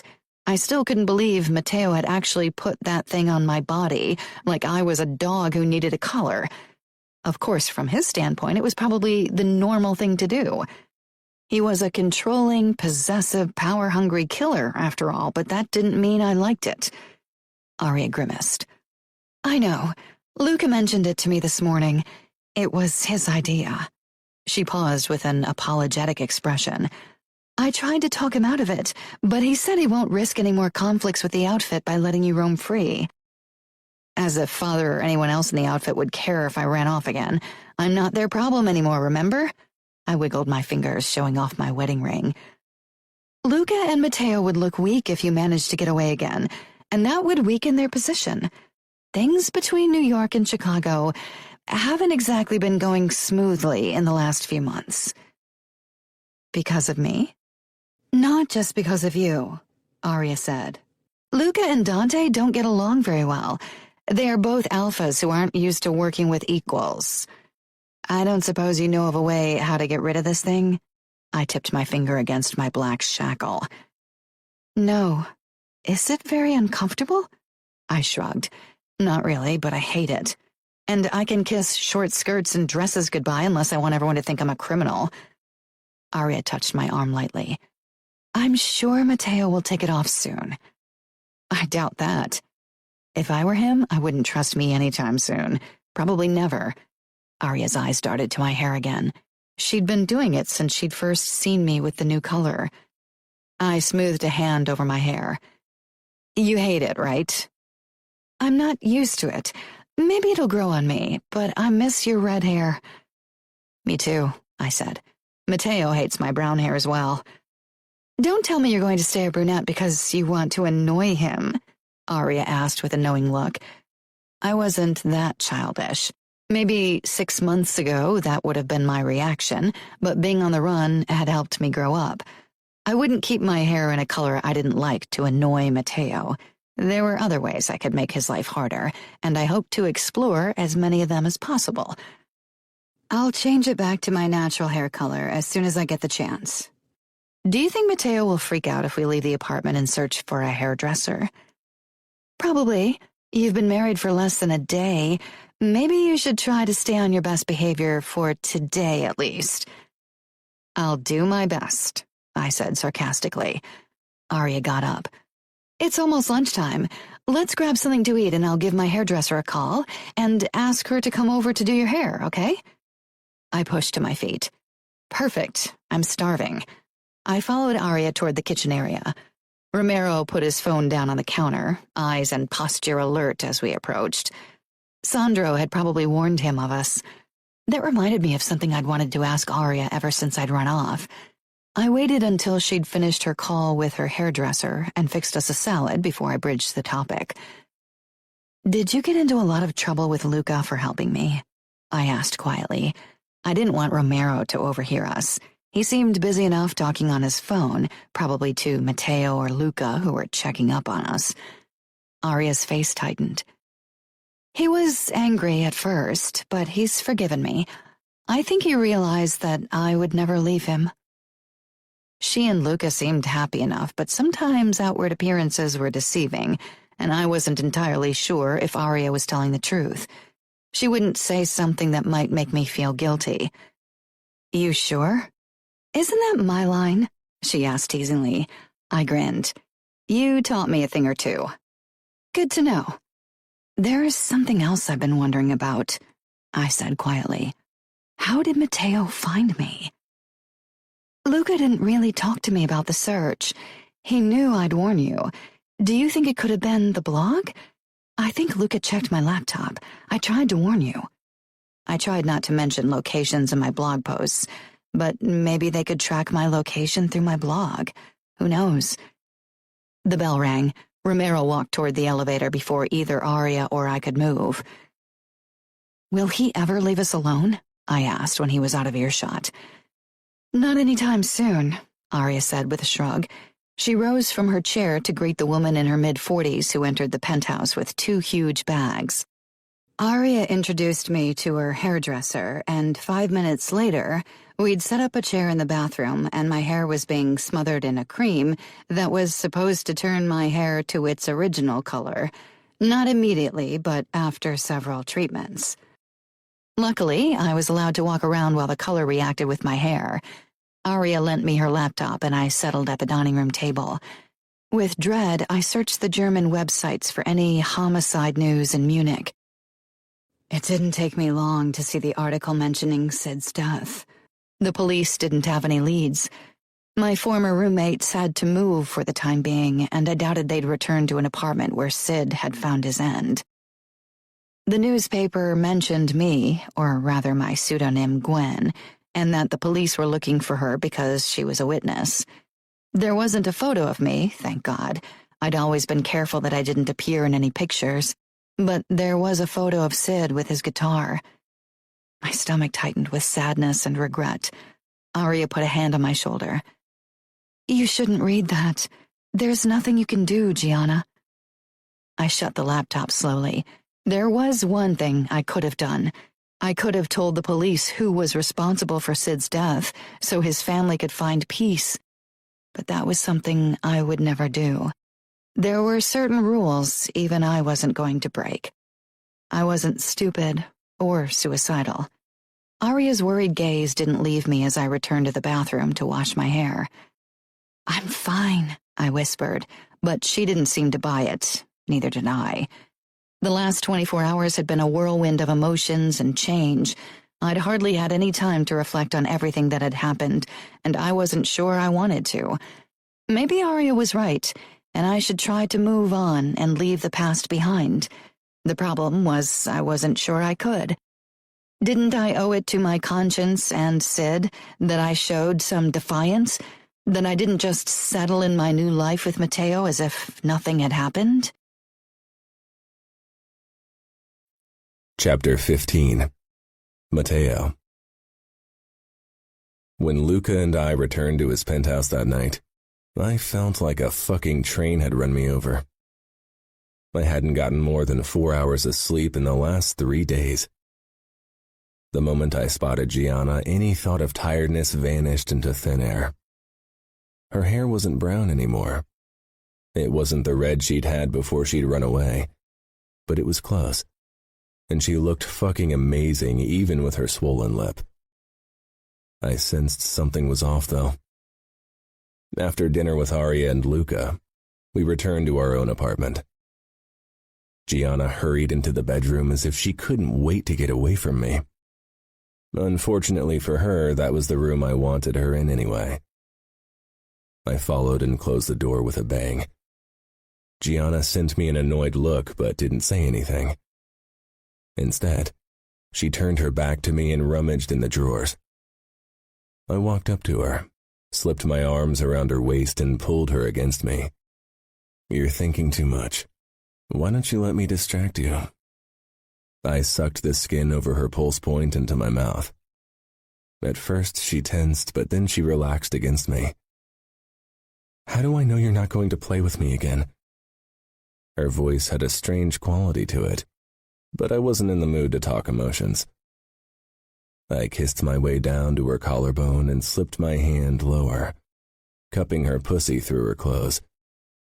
She arched into me. I smirked against her skin. She smelled of flowers and her very own delicious scent. Don't worry. I want to taste you all night long. I want to make you come over and over again. She trembled against me. Then her hand clamped down on mine, pressing me harder against her. She made a greedy sound in the back of her throat. I licked her shoulder as my fingers slipped under her skirt and panties, brushing her wet folds. I stifled a groan at the feel of her arousal. It took all my self-control not to dip my tongue into her pussy right away. I parted her velvety lips, brushing my fingertips over her slick skin before slipping a finger into her. She leaned her head back against my shoulder at the same time as she reached back and grasped my cock through my pants. I growled, then thrust against her palm. I slid another finger into her. Fuck, she was so tight. Her inner walls clamped around my fingers like a vice. I couldn't wait to replace them with my cock. I was too fucking horny to take things slow or be gentle. I fucked her with my fingers, relishing in the feel of her juices on my skin and the sounds coming from her mouth. She moved her hips in rhythm with my thrusting, and her grip on my cock tightened almost painfully. It felt fucking fantastic. I rubbed my thumb over her slick nub of pleasure. "Oh, God, yes," she gasped, her body stiffening against me. I kept thrusting as her orgasm rippled through her. When she relaxed, I lifted her into my arms and carried her over to the bed. I didn't give her time to recover. I pulled down her skirt and panties and climbed between her legs, shoving them apart. My eyes took in her glorious pussy, glistening and perfectly pink. Unlike some girls, Gianna wasn't shy about her body. She didn't try to shield her breasts or pussy from me. She let me admire her, returned my gaze without hesitation. She was fucking perfect. Never taking my eyes off her, I lowered my head. She tensed when my lips almost touched her folds, but I stopped to draw in a deep breath of her intoxicating scent. Gianna bucked her hips, a silent demand that made me grin. I didn't need convincing. I took a long lick all the way from her tight hole up to her perfect pink clit. My dick twitched in response to her heady taste. Fuck. I dove in, licking and nibbling. She rewarded me with breathless moans. Her fingers dug into the blankets when I sucked her inner lips into my mouth, gently teasing them until she squirmed on the bed. I took my time, bringing her close only to pull back over and over again. Gianna's moans turned into cries. Watching her body arch up in ecstasy was the best sight in the world. My hard-on was almost painful. When Gianna came down from her high, I released her and quickly scrambled off the bed. I needed to fuck her now or I'd lose my mind. I got out of my pants and briefs but didn't bother with my shirt. Gianna surprised me by kneeling on the bed and wrapping her fingers around my cock. Her blue eyes were almost challenging when she brought her mouth down and closed her lips around my length. I groaned, and my fingers brushed her hair from her face to have a better view of her mouth taking in my cock. I almost shot my cum right then, but a few mental tricks brought me back in line. Slowly at first, then faster, Gianna sucked me, her pink lips stretching around my width. I wanted to come in her mouth with her looking up at me like that, but even more than that, I wanted to feel her tight pussy again. She circled my tip with her tongue before she took me almost all the way in, until I hit the back of her throat. Then she pulled back abruptly and wiped her mouth. She raised her eyebrows. "How do you like it when I stop like that?" I chuckled. Was she trying to make me pay for this morning? She'd chosen a bad time. I climbed on top of her with a wicked grin and pressed my erection against her hot opening. Her eyes grew wide, but I didn't give her time for a reaction. I hooked my hand under her leg and parted her further before I started to slide into her. She was still tight, and her face flashed with discomfort at my intrusion. I slowed further, easing into her and giving her time to grow accustomed to my cock. Yesterday, I hadn't been careful because I hadn't known the truth, but today, I wanted to make her come with me in her. I watched her face closely until I'd sheathed myself completely in her tight channel. I paused for a moment. She gripped my shoulders, the challenge returning to her gaze. "Are you going to stay like that, or are you ever going to start moving?" "Oh, I'll move." I punctuated my words with a short experimental thrust to see how she'd react. There was no sign of discomfort this time, and I was fucking glad. I needed to fuck her now, and I didn't want to hold back. Keeping my eyes on her face, I established a hard, fast rhythm. Not as hard as I'd have liked, but Gianna was probably still sore, even if she wouldn't admit it. She was tight, clenching around my cock in a mind-blowing way. Every moan I drew from her lips felt like a fucking victory, because it was obvious she was trying to keep them in. I changed the angle and drove even deeper into her. Another moan slipped out. I reached between us, pressing my fingers to her clit.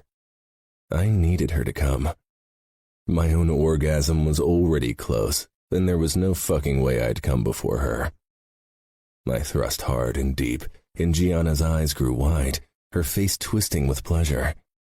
She grasped my back, fingernails scratching my skin, and I lost it.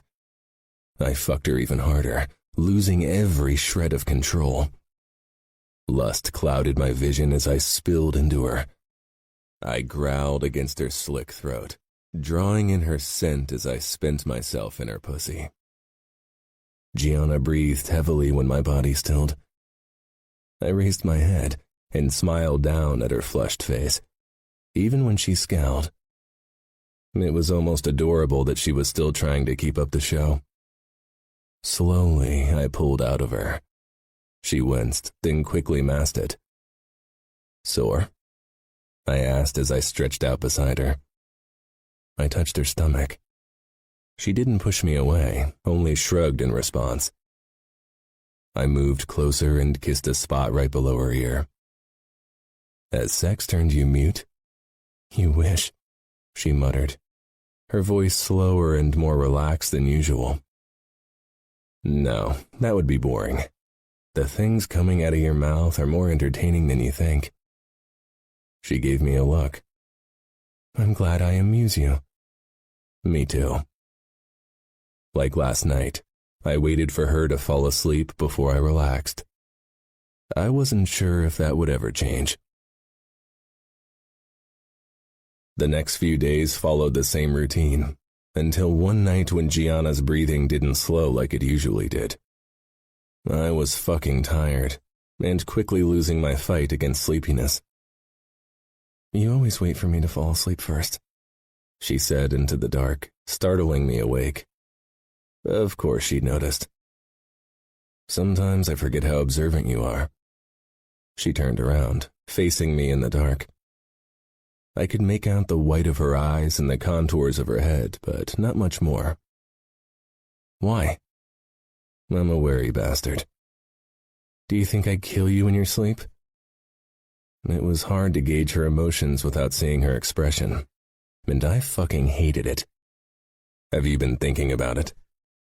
It was meant to sound like a joke, but came out way too serious. "No, I can't stand the sight of blood." "That's the only reason I don't have one of my own knives stuck in my back." "No? Killing you wouldn't get me out of this apartment. I don't know the code for the elevator." "That's a relief," I muttered. I wasn't sure if she was teasing or not.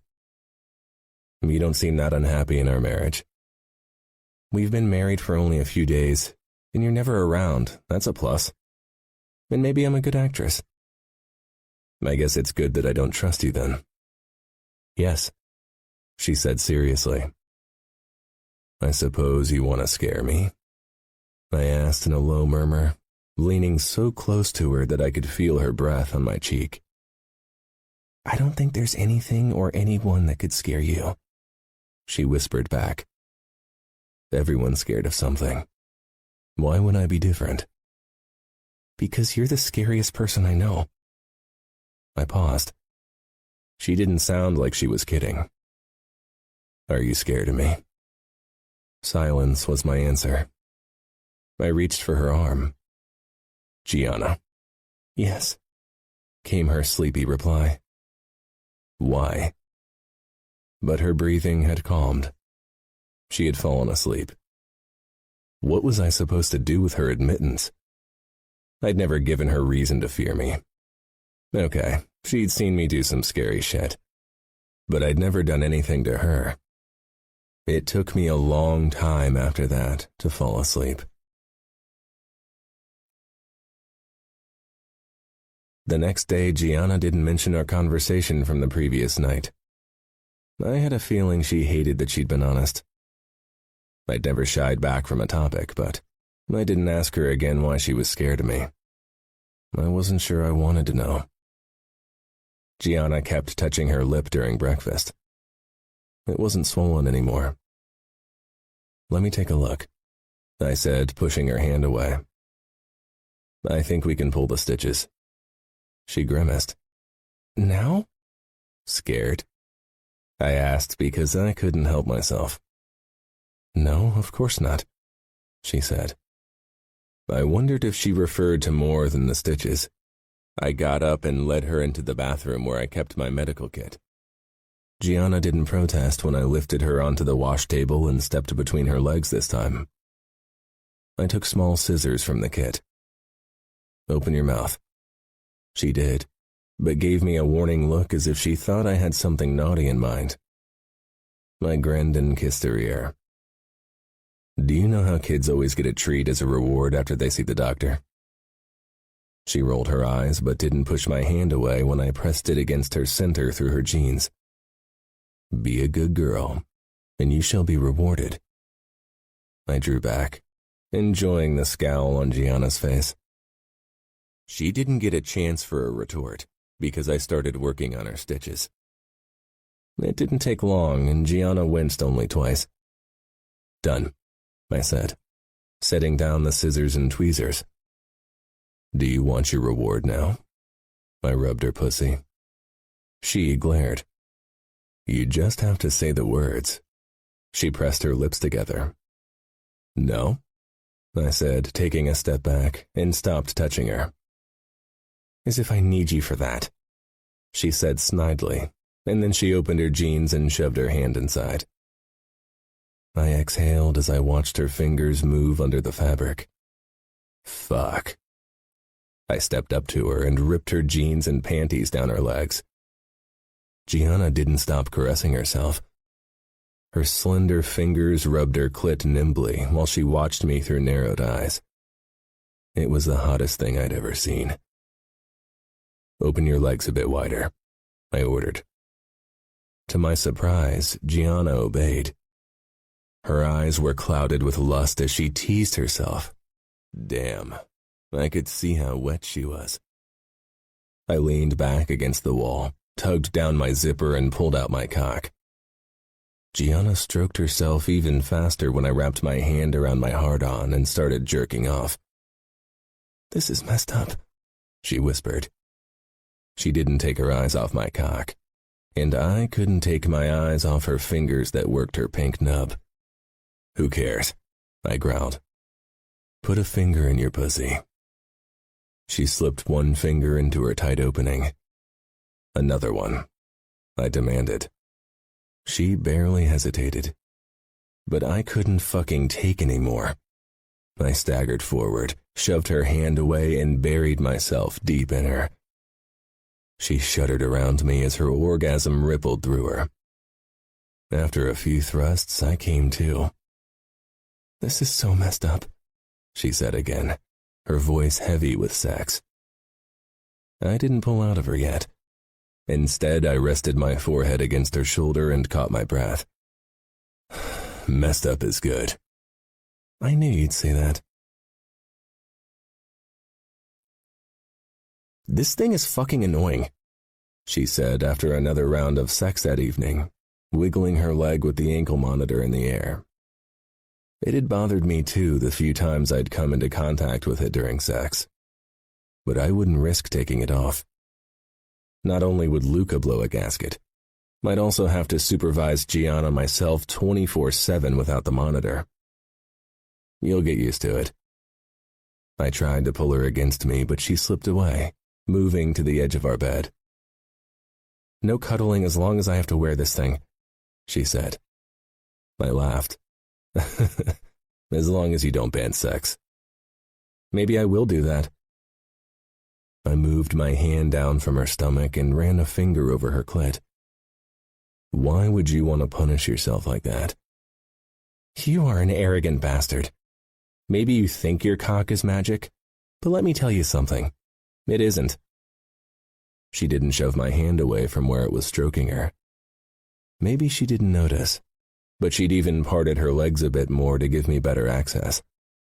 I lightly traced her soft folds. I loved her silkiness and the way her body responded to me. I didn't increase the pressure, only lightly brushed my fingertips over her pussy. She was probably still oversensitive, so I needed to be careful if I wanted to guide her toward another peak. Her lips parted, and her breathing quickened ever so slightly. I leaned over her and sucked her nipple into my mouth. Pushing her over the edge this time, it was even better, because I wasn't busy with my own lust.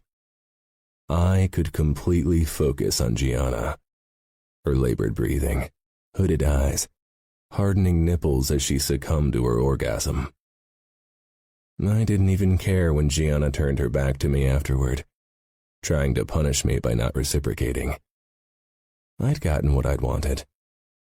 You realize that sex is all there is between us, right? She said angrily. Sex is important. Sure, but it's not all there is. It's not all there is, I said, annoyed. Yes, it is, and there won't ever be more. Don't think I like you just because I like to fuck you.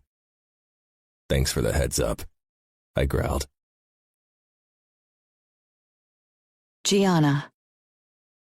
I was still annoyed at myself during breakfast, especially because Mateo's expression was far too smug despite my harsh words. Maybe he thought I'd been joking, or maybe he didn't care. My body had a mind of its own, always eager for his touch. It didn't help that Mateo looked like a male model with his tight white shirt and messy black hair. He was sex on legs, and knew it. We are invited to dinner at one of the leading families this week, so Arya and you should probably go dress shopping. I dropped my spoon with the yogurt. You want me to attend a social event with you? I couldn't believe he'd dragged me into public so quickly. We'd been married for 2 weeks, and the gossip mills were probably still going strong. Everybody will be talking behind my back.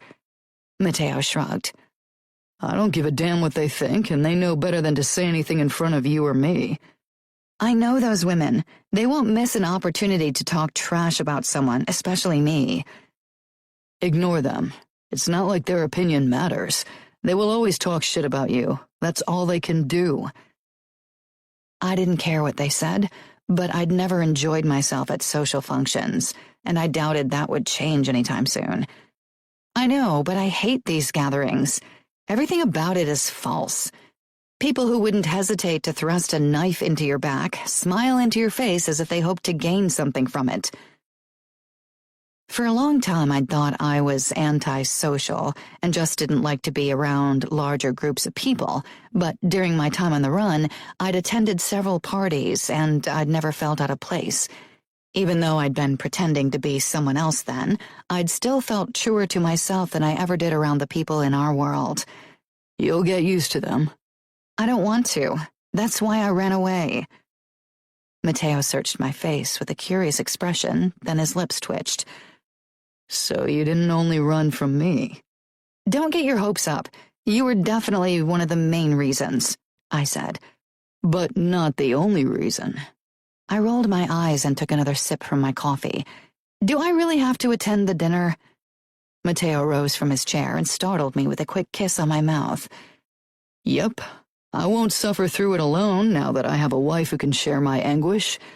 Just do what I do when I have to talk to idiots. Imagine how it would feel to slice their heads off.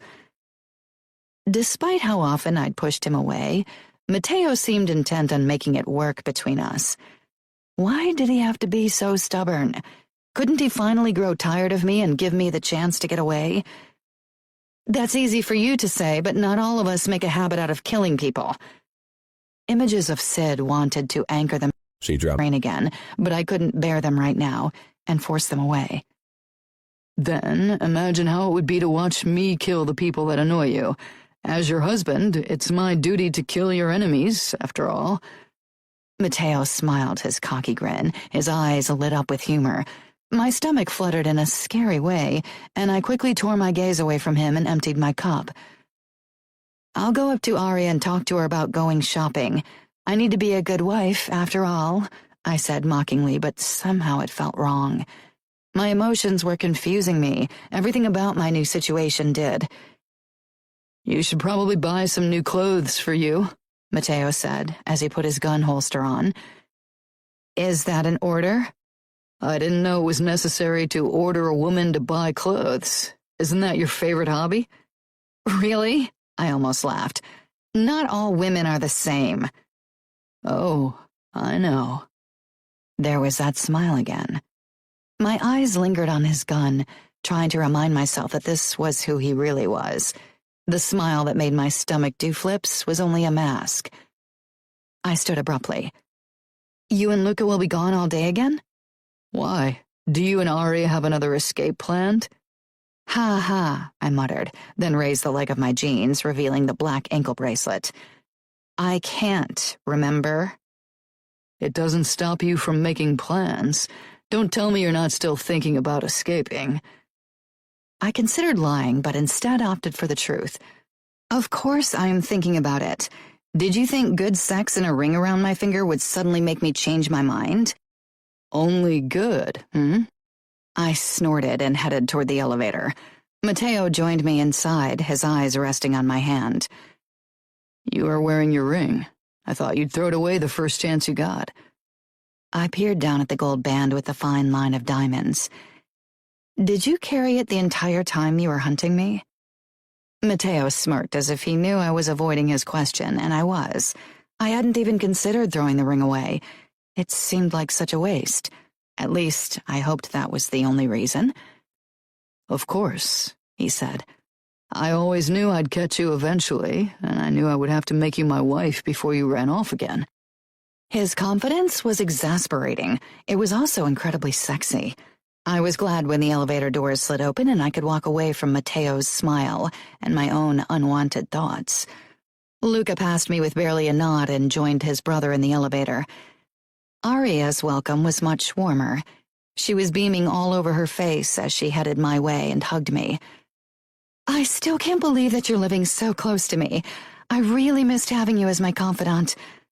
I suppose there aren't many trustworthy women around here, I said, my blood boiling when I remembered how Luca's cousin Cosima had tricked Aria into walking in on Grace and Luca.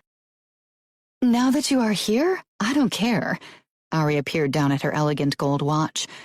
How about we head out for coffee now and then go shopping? Lucas said we were all invited to the Bardoni's Christmas party. I sighed. Yeah, Matteo told me I had to attend. At least we can suffer together. Believe me, Luca isn't too excited about that invitation either.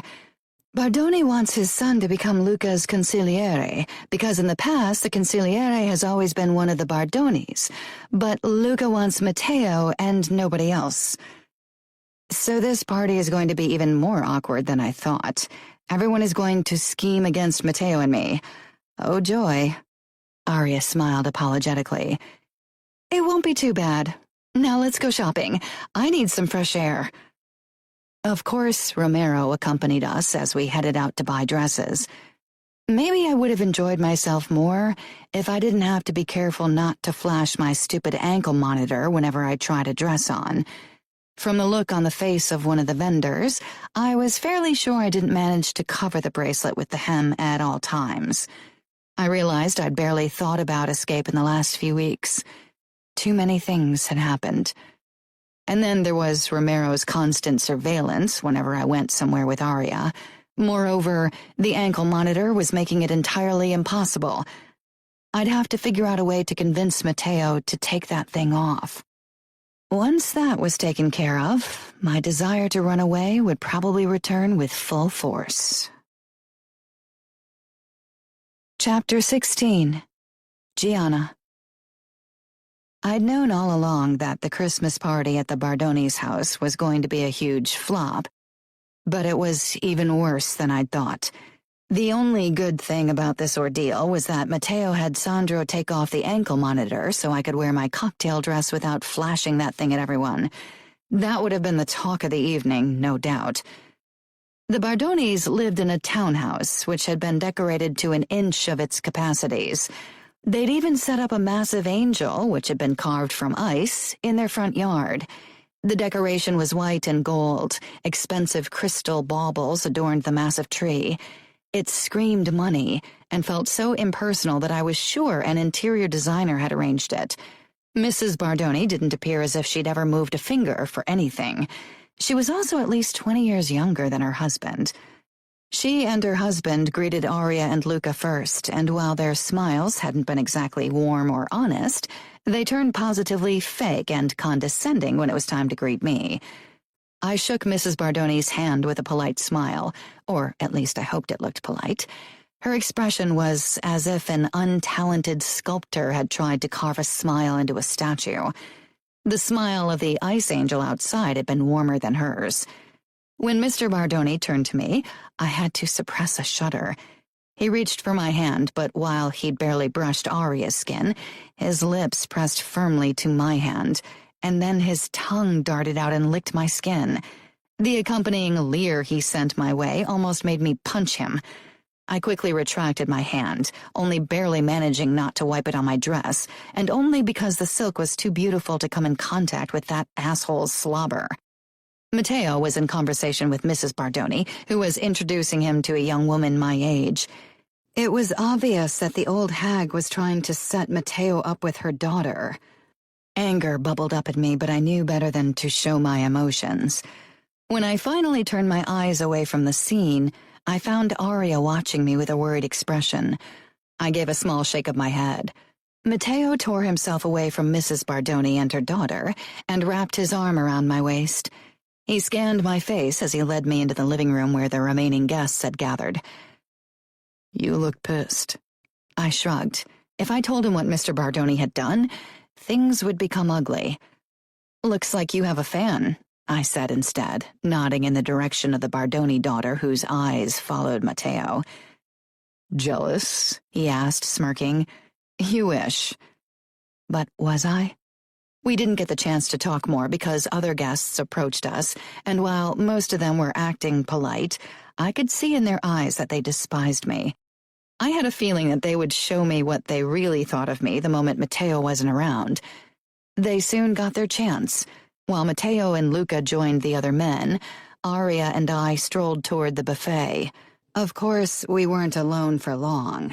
Soon, the bitch Cosima, Matteo's stepmother Nina, as well as Mrs. Bardoni and a few other women joined us. Aria's presence still offered me some protection from direct insults, but none of the women bothered talking to me. It was as if I wasn't even there. Even Aria's attempts to include me in the conversation failed. I didn't care. I hated these women, hated their fake smiles and nasty personalities. But the worst was watching Aria being polite to Cosima despite what that bitch had done. Eventually, I excused myself and headed toward the terrace door, which allowed a view into the small, snow-covered garden. My reprieve was very short-lived, however. "Beautiful, isn't it?" a high female voice said. Nina Vitiello stood beside me, her mouth stretched wide in the imitation of a smile. She no longer wore black. Her husband's funeral had been more than a year ago. She linked our arms to my utter disdain and led me outside despite the cold. I knew this wasn't going to be pleasant. Even though she was Luca and Matteo's stepmother, she'd never come to visit.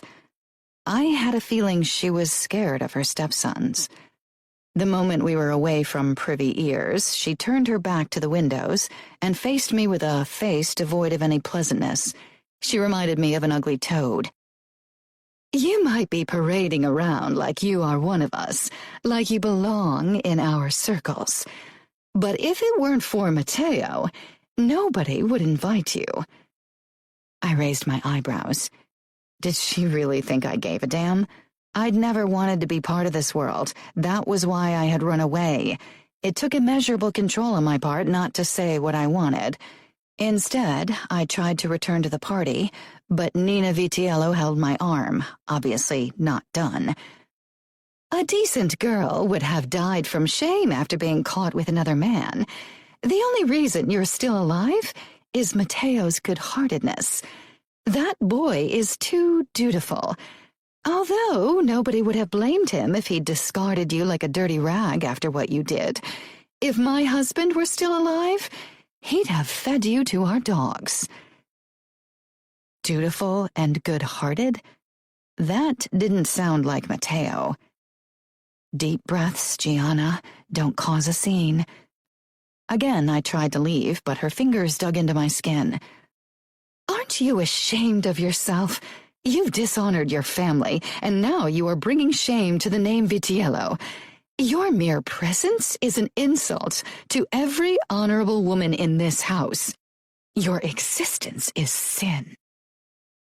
I couldn't help but laugh. Sin? You want to talk to me about sin? I pointed toward the windows behind which New York's worst criminals were gathered. That room breathes sin. Nina Vitiello lifted her chin. Do us all a favor and kill yourself. I wrenched my arm away, shocked. I won't ever do any of you a favor. I turned and headed back inside. Mateo spotted me from across the room where he was talking with a younger version of Mr. Bardoni, Luca, and a couple of other men. I quickly looked away, hoping he wouldn't approach me. I wasn't in the mood to talk to him now. Aria was still where I'd left her, completely entrenched in conversation. I crossed the room as quickly as possible, pretending I didn't hear the whispered whore a couple of people called me. Despite my best attempts not to let those insults get to me, I felt relief when I finally left the living room and found myself alone in the front hall. I needed to find the bathroom to freshen up and clear my head before I entered that room again. I was seriously worried that I'd attack someone if I didn't get a grip on myself. Taking a deep breath, I went in search for the restroom. I hoped I'd come across someone leaving the bathroom so I didn't have to open every single door. I definitely wouldn't ask Mrs. Bardoni to point it out to me. Unfortunately, the only thing I found was Mr. Bardoni, who must have been following me. The leer the bald idiot sent my way made me want to puke. Mateo. If Bardoni thought I hadn't noticed the way he'd eye-fucked Gianna when we'd arrived, he was even more stupid than I thought. If it weren't for Luca, I would have plunged my knife into the fucker's face right away. But Luca was a new capo, and couldn't use any more trouble, so I had promised him to stay on my best behavior. As the party progressed, I slowly came to the realization that I might have to break my promise. Gianna was trying to put on a brave face, but I could see how upset she was after a talk to my bitch of a stepmother. I didn't want to know what the old goat had said to Gianna. She would never dare say something to my face.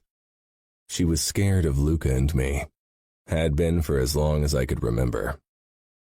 Unfortunately, it took me a few more minutes before I could finally follow Gianna after she'd fled the living room.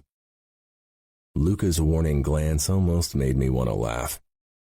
I had no intention of doing something stupid, except for having a quickie with my wife to lift her spirits. What was wrong with that? When I stepped out into the lobby, I didn't see Gianna anywhere. I paused, listening closely, but the sounds of the party behind me were drowning out everything else. What if she'd run? I should have told Romero or Sandro to keep an eye on her at all times, but I hadn't wanted to embarrass her further. People had enough to gossip about as it was. I headed in the direction of where I remembered the bathroom to be, hoping I'd find her there. A deep voice made me quicken my steps, and when I came around the next corner, I found Gianna alone with old Bardoni.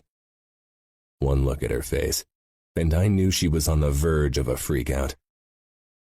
She didn't see me as I approached, her narrowed eyes directed at Bardoni. "Why don't you show me what you learned in Europe? I bet you're very talented with your lips.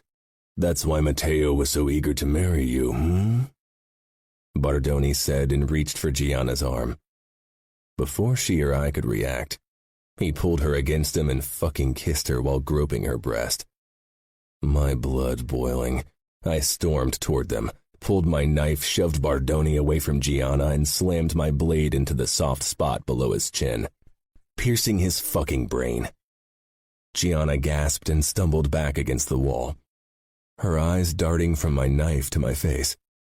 "Fuck," I muttered.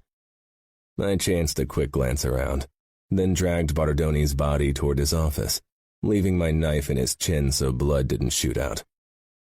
"You killed him," Gianna whispered harshly. "He shouldn't have touched you." I nodded toward the door. "Open that for me." After a moment of hesitation, she stumbled forward and pushed the door open for me. I dragged Bardoni inside, and Gianna quickly followed me inside before closing the door. I put Bardoni down in his desk chair, then took a step back. This was bad. Luca would kick my ass when he found out. "What are we going to do?" Gianna asked in a toneless voice from her spot near the door. "We're going to make it look like I didn't kill him." "Your knife is in his head." I grinned but sobered when I saw Gianna's expression. It reminded me of the look she'd had after Sid had been shot. Sometimes I forgot that not everyone was as used to blood and death as me. Slowly she came closer, gaze frozen on the body. "Why did you kill him?" "Because he was an asshole."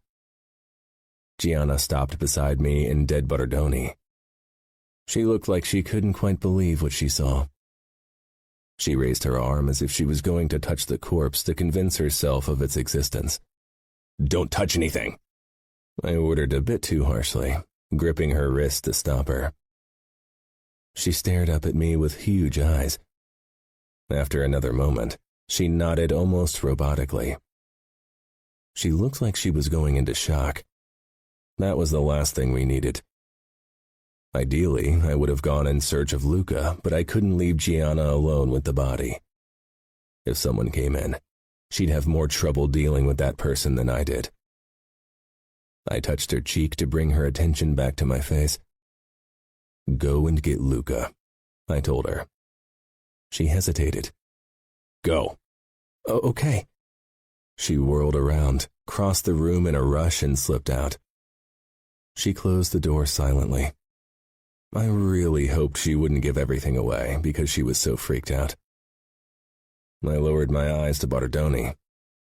I really loved the sight of my knife in his skull. "Matteo," I heard Luca's quiet voice a couple of minutes later. I jogged toward the door and opened it a crack. When I saw Luca standing in the corridor, I ushered him in. "What do you want?" "Gianna didn't say anything," he said, but shut up when his gaze settled on Bardoni behind the desk. "Oh, fuck." "Bardoni had an accident," I said with a shrug. Luca gave me a look. "Fuck, Matteo, what did you do?" "If you ask me, I think good old Mr. Bardoni killed himself," I said. Luca circled the body, then he glared at me. "It's because of Gianna, isn't it? Bardoni did or said something that annoyed you and you lost your shit. I knew the girl would bring nothing but trouble. The asshole has been on your death list for a while. He's been stirring up shit. You're glad he's gone, admit it. We've discussed having him killed countless times. I decided to finally act. Of course I wanted him dead, but not in his own fucking home at his Christmas party. Damn it, Matteo. Can't you think first and shoot second for once?" Luca was right. I should have chosen a better time to kill Bardoni. But he shouldn't have talked shit to Gianna. And he most certainly shouldn't have touched her. He dug his own fucking grave. "I'll call Romero. He's keeping an eye on Arya and Gianna, but we'll need him here to deal with this fucking mess." Luca ran a hand through his hair, sent me another glower, then picked up his phone and called Romero. A couple of minutes later, someone knocked. Luca held up his hand to stop me from opening it. Instead, he went and let Romero in.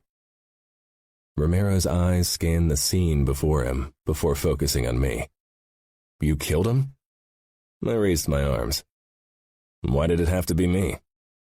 It was a rhetorical question. It was almost always me doing the killing at improper times. Because you're the crazy one, Luca muttered, then said to Romero, "Can you make this look as if Bardoni killed himself?" We all looked toward the dead asshole, hanging limply in his chair, lifeless eyes still expressing surprise at his early demise. Romero grimaced. Few people stab themselves in the brain. There's always a first time for everything. I chuckled, but fell silent at a look from Luca. "Oh, come on," I said. It was funny. Luca's lips twitched, but he was too stubborn to admit I was right. I knew he was more than a little glad that I'd gotten rid of Bardoni for him. "Search the room for a gun that could have blown his fucking head off. I don't need the Bardonis on my back right now. I want this matter dealt with quietly. No matter how we make it look, the Bardonis will suspect something. They won't believe it was suicide. Bardoni was far too narcissistic to end his own life," I said. "Maybe I should put a fucking ankle monitor on you too," Luca growled. "You are a ticking time bomb." Romero stopped searching the drawers of the desk. "Even if the Bardonis suspect something, they won't say it aloud. If they don't have proof, they won't seek retribution." "I wouldn't count on it," I said. "But we'll make sure they won't get a chance for revenge. Maybe you should pull your knife out of Bardoni's head. Nobody will believe it was suicide with your blade stuck in his chin," Luca said. I walked toward the body and slowly pulled my knife out, then quickly took a step back before blood could get on my clothes. I checked my white shirt for any specks. My black trousers and jacket would hide blood better, but luckily I was clean.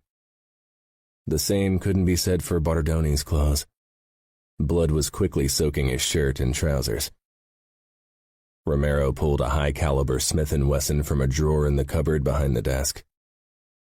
"This could do." "Good," Luca said with a nod. "Matteo and I will return to the party. Wait about 5 minutes before you blow his head off, then get the fuck out of here. Matteo and I will hopefully be here first, and in the commotion nobody will notice you're gone." Romero was already busy figuring out the best angle to shoot Bardoni, and barely reacted when Luca and I slipped out of the room quietly and closed the door. The corridor was deserted except for Gianna, who was lingering at the end looking anxious. "Make sure she doesn't let something slip," Luca ordered. "And we'll have a talk about this fucking matter later." "Don't worry, Gianna can lie if she has to." "Oh, I don't doubt she can lie very well if she wants to, but she's not exactly the most trustworthy person. She's my wife," I reminded my brother with a bit too much force. "That's the problem." He walked off back to the party before I could reply, and I headed toward Gianna. Gianna.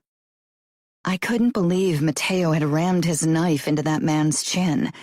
It had been a horrible sight, seeing Bardoni with dead, shock-widened eyes. He had been an asshole, and I certainly wasn't sad to see him gone, but seeing my own husband kill him without a second thought had been horrible. Matteo had acted so quickly, no hesitation, no preparation. Every move had spoken of experience. I'd known he was good with the knife, of course. Even in Chicago, people had talked about his skills, but it hadn't prepared me for watching him actually use a knife on someone like that. After I'd told Luca to find Matteo, I waited in the corridor. Aria had gone back into the living room. It would have looked suspicious if all of us had suddenly disappeared. And people were very eager to talk to Aria, so her missing would definitely have drawn attention. Nobody would mind my absence, however. I'd barely waited for a minute when Romero hurried past me toward the office. People always said I was unpredictable. I had nothing on Matteo. I wrapped my arms around myself. My heart was still pounding in my chest, and I couldn't stop checking my surroundings nervously. I was still trying to come to terms with my feelings for what happened when the door to the office opened and Luca and Matteo stepped out without Romero. Luca passed me without a glance. He probably blamed me for the mess his brother had caused. I didn't think Matteo needed much of an incentive to kill, but naturally I realized that I had been the reason for Bardoni's death. Matteo had acted out of jealousy and possessiveness. Seeing another man touching me had made him snap. Matteo scanned my face as he approached me. I probably looked pretty upset. The problem was I didn't feel nearly as upset as I knew I should. I couldn't bring myself to be sad about Bardoni's death, no matter how much I tried. Matteo's movements were so lithe, so self-assured, and somehow, despite everything, I felt myself drawn to him, even to that dangerous side he'd showed me today. Matteo wrapped an arm around my waist and led me toward the front hall. Instead of returning to the living room, he steered me into a small guest bathroom near the front door. "What the hell are you doing?" It burst out of me. "I won't make out with you after you killed someone." Matteo gripped the back of my neck and pulled our bodies flush against each other before pressing his mouth to mine, kissing me hard. I panted for air when he drew back. His lips brushed my ear. "You look so fucking sexy. I could fuck you in a room with a dead body and wouldn't care." "I don't doubt it," I muttered, but I didn't try to pull back. His warmth and strong body steadied my trembling limbs. Maybe the events were affecting me more than I thought.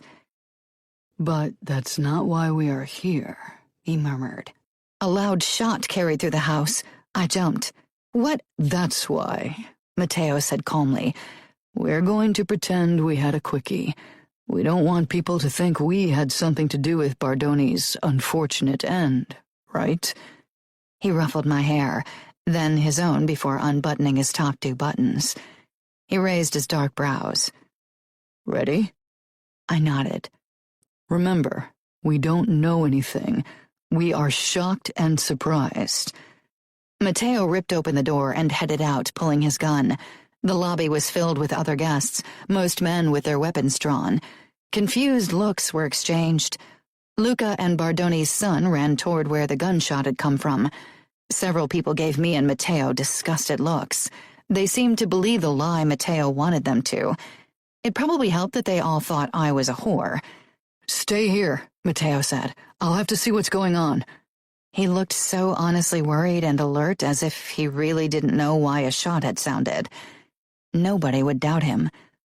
If I didn't know better, even I would have believed in his innocence after that show. He hurried toward the crime scene. I could only watch in stunned silence. Matteo was a master manipulator. Chapter 17. Gianna. It was way past midnight when we finally got home. Most of the other guests had left long before us, but Luca and Matteo had to stay as heads of the familia and pretend they were trying to figure out what had happened. Nobody had suspected them, at least not openly. To be honest, neither Bardoni Jr. nor Mrs. Bardoni had looked too distraught. Their tears had been crocodile tears if I'd ever seen any. Maybe he'd been as unpleasant to them as he'd been to me in the short time I'd spent with him. I couldn't believe my life had changed from waitressing in Munich to covering up my husband's crimes. After a quick shower, I slipped into bed. Matteo was still arguing with Luca in our living room. This was one of the few instances where I understood Luca's anger completely. I lay on my back, staring at the ceiling as I listened to their voices. The ankle monitor lay on my nightstand, mocking me. Maybe I should have used tonight's confusion to escape. Luca, Matteo, and Romero had been busy cleaning up their mess, and I had been without my stupid ankle bracelet. It had been the perfect opportunity. Then why hadn't I run? I doubted anyone would have stopped me. Because of Arya? I wished that was the only reason, but as I'd stood in the lobby waiting for Matteo to return, I hadn't even considered escape. Why wasn't it at the forefront of my brain anymore? 6 months ago it had been all I could think about, had been an obsession that had consumed me, and now it sometimes felt that I only thought about running because I felt that I was supposed to do it. It was confusing. I wasn't as miserable as I'd worried I'd be living with Matteo. Of course, he was a crazy-ass killer, but it wasn't as if I wasn't used to that kind, and it actually made life exciting, even if I hated admitting it. Living life as a normal person, doing normal things, earning money with normal jobs, had been an incredible experience, but for some reason it had never felt like more than a distraction. The door opened and Matteo strode into the bedroom. He wasn't wearing his jacket anymore, and half of his shirt buttons were already unbuttoned. He flashed me his usual grin before he disappeared in the bathroom. I could have pretended to be asleep to avoid talking to him, but for some inexplicable reason, I wanted to talk to him. When he emerged from the bathroom in his boxer shorts, flashing his lean, muscled torso, I almost canceled my plans, but that would really have felt too wrong. A man had died, albeit a horrible man, and having sex so shortly after his death would have felt utterly wrong. Matteo slid under the covers and reached for my waist, pulling me toward him. His eyes were hungry. There was no sign that he even still remembered what he'd done not too long ago.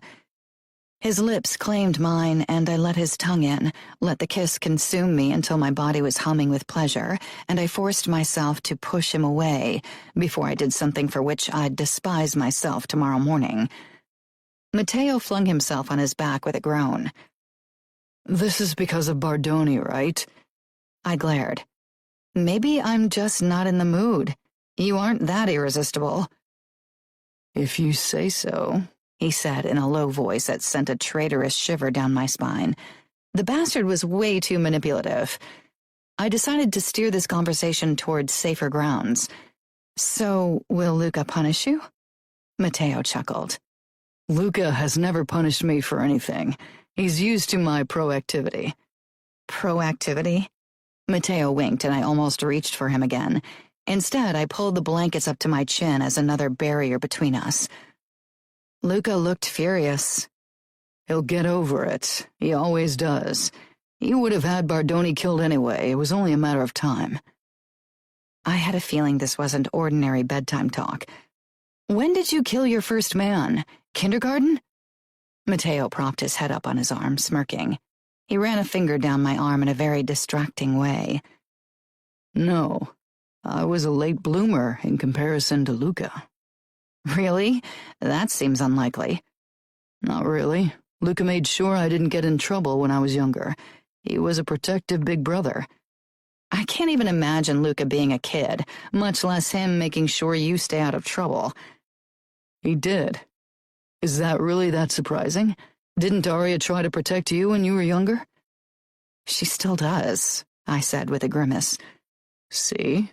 Luca's the same way. Of course, now I'm making it harder for him to keep me in check, just like you make it hard for Arya." I think there's a huge difference between the kind of trouble I stir up and the trouble you cause. "Give it some time. I have a feeling you haven't reached your full potential yet." A laugh bubbled out of me. Damn it. Why did he have to say things that made me laugh? You didn't answer my question. When did you kill the first time? "It was a few weeks after my 13th birthday." That's what you call a late bloomer? Most guys that age worry about their sprouting pubic hair and not killing someone. "Oh, I'd come to terms with my pubic hair a long time before," he said in a teasing voice. "And most guys aren't the second son of the capo of the New York Familia." Good point, but Luca can't really have protected you very well if you had to kill when you were still so young. Matteo's eyes became distant. "He did what he could. Our father wanted me to kill one of the boys Luca and I had been hanging out with occasionally, because he'd tried to get out of the mob." My stomach tightened. And? "Luca pulled his gun and killed the guy before I could. Father was majorly pissed. He beat Luca within an inch of his life." The idea that Luca had done something so considerate for his brother was strange, but it wasn't all that surprising if you watched how those two interacted. It was obvious they cared for each other, cold-hearted bastards or not. Luca is huge. How could anyone beat him? Matteo smiled wryly. "Luca could have wiped the floor with our father if he'd tried, but he never fought back. Father was capo and would have put Luca down like a rabid dog if he'd raised his hand against him."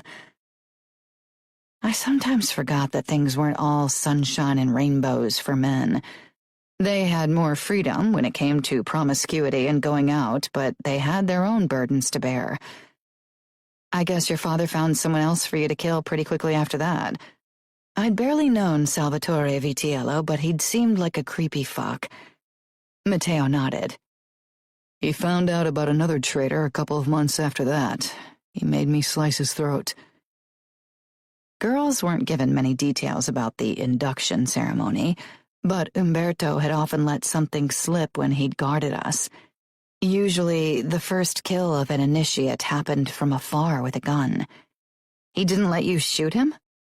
No, it was probably meant as additional punishment because I'd wormed my way out of killing the first time. Shooting is easy, it's less personal. Using a knife is dirty work. You have to get close to your victim, have to get blood on your hands. I held my breath. His voice had become very quiet. Slowly, I raised myself up on my arm. I wanted to touch him, but I didn't. That sounds horrible. Could you do it? What do you think? There was the scary shark grin, the one that made me believe Matteo was capable of anything. You killed him. I did. It was messy. He was tied to a chair, so he couldn't fight back, but it still took me 3 tries to cut his jugular. I was covered in blood from head to toe. I still found blood under my nails the next day. Then why do you prefer knives to guns? You really don't seem to mind getting your hands dirty anymore. In the beginning, it was to prove to my father that I was tough, and that he hadn't broken me like he'd probably intended. And once I got really good with the knife, and everyone admired me for my skills, it seemed like a waste to give it up. I searched his face, but it was blank. I couldn't tell if it was the whole truth or if he was keeping the worst of it to himself. That he'd come to enjoy the more personal kill. For a moment, we stared at each other until it became too personal again, and I lay back down and turned on my back. Did you ever consider killing Luca? If he were dead, you'd become capo. You wouldn't be the first made man to kill a family member to climb the career ladder, I asked. Matteo's expression hardened. I would never kill my own brother. I don't care about becoming capo, and even if I did, I still wouldn't get rid of Luca to improve my position. Luca's got my back and I've got his. That's the way it's always been. That's good. It's important to have people you can trust, I said honestly. Loneliness was a big problem in our world. You had always people around you, but you could trust no one. There was only one person I trusted absolutely, and that was Aria. Lily was too fragile and young for many of my secrets, and Fabi was a boy, and Father's influence on him was growing by the day. And I couldn't even talk to them anymore. What will it take for you to trust me? Matteo asked curiously. A miracle. I turned my back to him and shut off the lamp on my nightstand. The look in his eyes had stirred something in my chest that terrified me. Matteo shut off the other lights, then leaned over to me, kissing my ear. Who doesn't like a good miracle? Matteo's arm was heavy around my waist, his breath hot against my neck, and the leg that was thrown over mine was cutting my blood flow off. Then why did it feel strangely good to wake next to him? I pushed his arm off and slipped away and quickly got up. Matteo didn't wake. His hair was a complete mess, and his face looked honest and almost gentle in sleep. I reached out but stopped myself before I could actually brush my fingers over his forehead. What was wrong with me? I took a step back. My eyes landed on the discarded ankle monitor on the nightstand, and an idea crossed my mind. I snatched up the monitor and rushed into the bathroom with it. The thing couldn't be destroyed with water. After all, you could shower with it, but maybe I could flush it down the toilet. Not that Matteo couldn't ask Sandro to bring a new monitor, but the gesture would send a nice message. I plunged the monitor into the toilet and flushed. Unfortunately, it got stuck. Did you just flush down your ankle monitor? Matteo asked in a voice raspy with sleep. I whirled around. He was leaning in the doorway, arms crossed over his naked chest, and an amused expression on his arrogant face. Heat rushed into my cheeks. I tried, but it got stuck. Chuckling, Matteo advanced on me and we both stared down into the bowl. And who's going to get it out of there now? You? Matteo reached down, but I grabbed his arm. Aren't you going to put on gloves or something like that? It's clean, and I can wash my hands afterward, he said with barely disguised amusement. My hands have been covered with worse, believe me. I released him with a shrug. Do what you want. He retrieved the ankle monitor and put it on the washstand, then shoved down his boxer shorts and strode toward the shower, presenting his firm butt to me. He turned on the water and stepped under the steam before facing me again with a raging hard-on. Want to join me? I grabbed my toothbrush. No thanks. It took a lot of restraint not to watch Matteo while he showered. I had a feeling he was taking his time on purpose. The water shut off and Matteo stepped out, drying himself with his towel. He nodded toward the ankle monitor. You realize that it's still working, right? Oh, come on. I didn't run away last night. You don't need to put that thing on me again. I'll behave. Really? Matteo asked, dropping the towel and stalking toward me. That doesn't sound like you. I rolled my eyes. Two could play this game. I pulled my shirt over my head, then slid my panties down my legs before straightening, completely naked. Let Matteo deal with that. As expected, Matteo's eyes traveled over my body, and his cock twitched in response. I smiled smugly. I really hate the monitor. I don't want to wear it again. Matteo leaned against the wash basin, so close that our bodies were almost touching, and I could smell his minty shower gel. How about a little bet? I had a feeling I wouldn't like what he was going to suggest, but I motioned for him to keep talking. If I manage to give you an orgasm today, then we put the ankle monitor back on. If you manage to resist my skills, we throw that thing in the trash. Only one? Greedy girl, he said teasingly, his dark eyes sparkling with excitement. I thought you weren't attracted to me. Are you worried your body won't be able to resist me? I wished he was wrong, but my body really was a horrible traitor. I'd lost count of the times we'd had sex in our short marriage. No, of course not. But one orgasm seems setting the bar very low for you, don't you think? Oh, I don't know. We both know how stubborn you can be, and I promised Luca to put that ankle monitor on you. I can't make it too easy for you to get rid of it again. His eyes were drawn to my breasts, then lower. So what do you say? Resist an orgasm until midnight, and you'll be free of the monitor. I backed away from him to be safe. Okay. Of course, you can't just avoid having an orgasm by not letting me touch you. You have to give me a fair fighting chance. I huffed. A fair chance? What is fair about this? Matteo shrugged. Deal? Deal, I said grudgingly before dashing into the shower and closing the door. It wouldn't stop Matteo, but he didn't try to follow. Grinning, he walked toward the bedroom. I'll be waiting for you.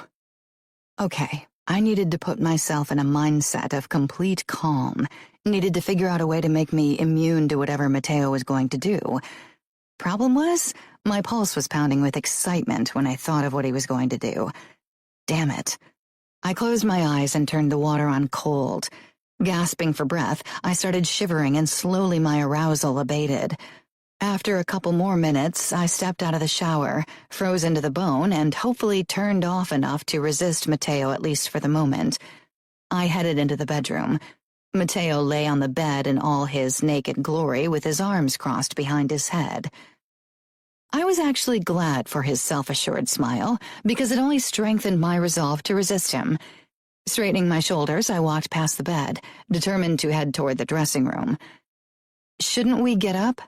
Matteo's grin widened. We have some time. Or are you scared of losing our bed? I walked toward the bed without another word. Matteo's eyes followed every move I made. I should have made a bet that he wasn't allowed to come. That bet I would have won without trouble, judging from the hunger in his gaze. Matteo pulled me down on top of him and kissed me. He took his time, his hands only lightly stroking my back, and yet the pressure between my legs was already close to unbearable. I tried to think of something else, anything really, and somehow Matteo seemed to sense that I was drifting away. He flipped us over, so he hovered over me, and then my torture began. His mouth closed around my nipple, nibbling and licking, before moving on to my other breast and lavishing that one with the same amount of attention. I lay my palms flat against the bedspread, trying to calm my breathing and racing pulse. Matteo cupped my other breast and squeezed harder than expected. I arched up at the intense sensation, then quickly relaxed again. I couldn't make it too easy for him. He'd be even more smug if he got me aroused so fast. Peering up at the ceiling, I focused all my attention away from Matteo's teasing lips. He chuckled against my sternum, then licked a trail down to my navel. So stubborn. I knew the moment Matteo parted my legs, he'd see how much my body craved his touch. There was nothing I could do about it. Maybe there was a way I could have an orgasm without Matteo actually noticing. By now, that was almost my only hope, because I was fairly sure my body was going to betray me. With a wicked grin, Matteo moved between my legs and pushed his palms below my butt, and then he pressed his mouth to my heated flesh. I bit back a moan at the feel of his tongue. His eyes were on me, so possessive and hungry that it turned me on even more.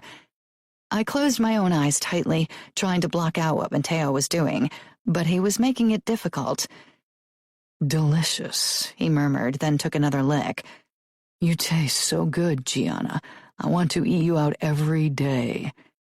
He dipped his tongue into my opening before drawing the softest circles with the tip of his tongue, only to enter me again. I pressed my lips together to hold back a moan. His hands pushed my legs even further apart, and then his fingers gently opened my lips to give him even better access. His tongue barely brushed me, so soft my toes curled from the intense sensations. You can pretend this isn't doing anything to you, Gianna, but your body betrays you. Damn it, as if I didn't know it. Are you going to keep your eyes closed the entire time? He asked in a mocking tone. My eyes shot open and I glared at him. He lifted his head with his damn shark grin, his chin glistening with my juices. That's better, he murmured before he lowered his gaze back down to my center and rubbed his thumb lightly over my clit. His tongue slid over my inner thigh before lightly biting down. More wetness pooled between my legs, and Matteo's smile widened even more. See? You like this. He slid his thumb between my folds, then lifted it to his lips and licked off my juices. I knew I should close my eyes again, but it was impossible. Instead, I braced myself on my elbows to get a better view. This was a losing battle anyway. I might as well enjoy it fully. Matteo raised his eyebrows. Upping the ante? He dove back down and I threw my head back, not even bothering to keep the moan in. Fuck the stupid bed and the stupid ankle monitor.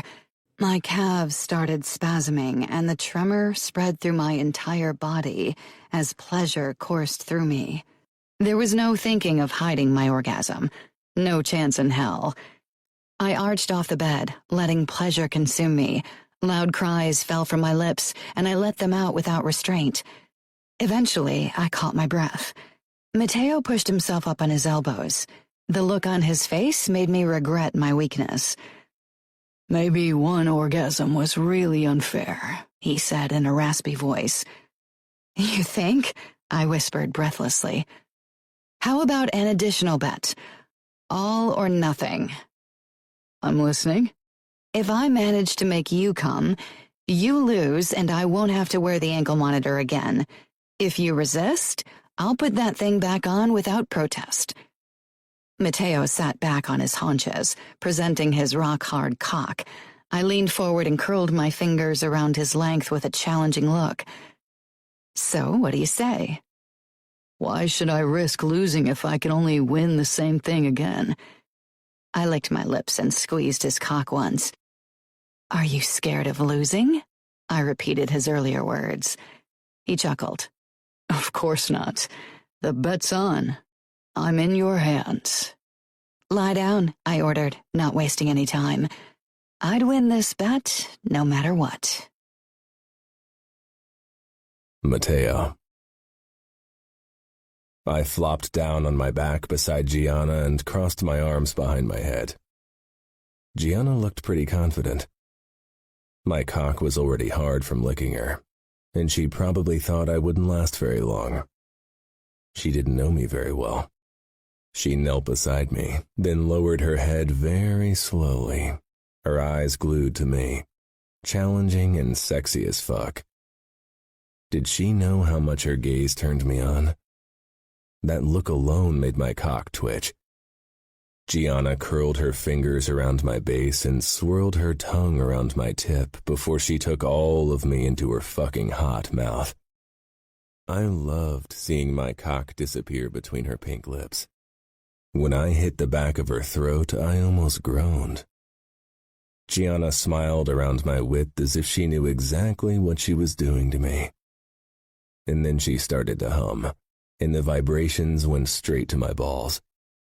"Oh, fuck," I growled, which only seemed to spur her on more. She bobbed her head up and down, eyes on me, and massaged my balls in the best possible way. "You're so good at this," I said.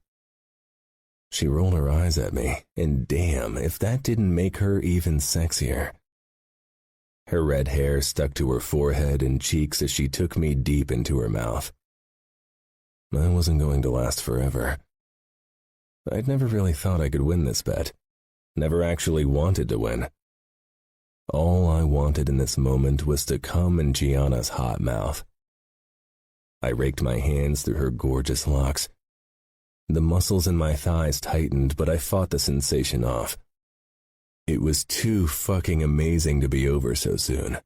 And knowing Gianna, I might have to wait a while before she gave me another blowjob.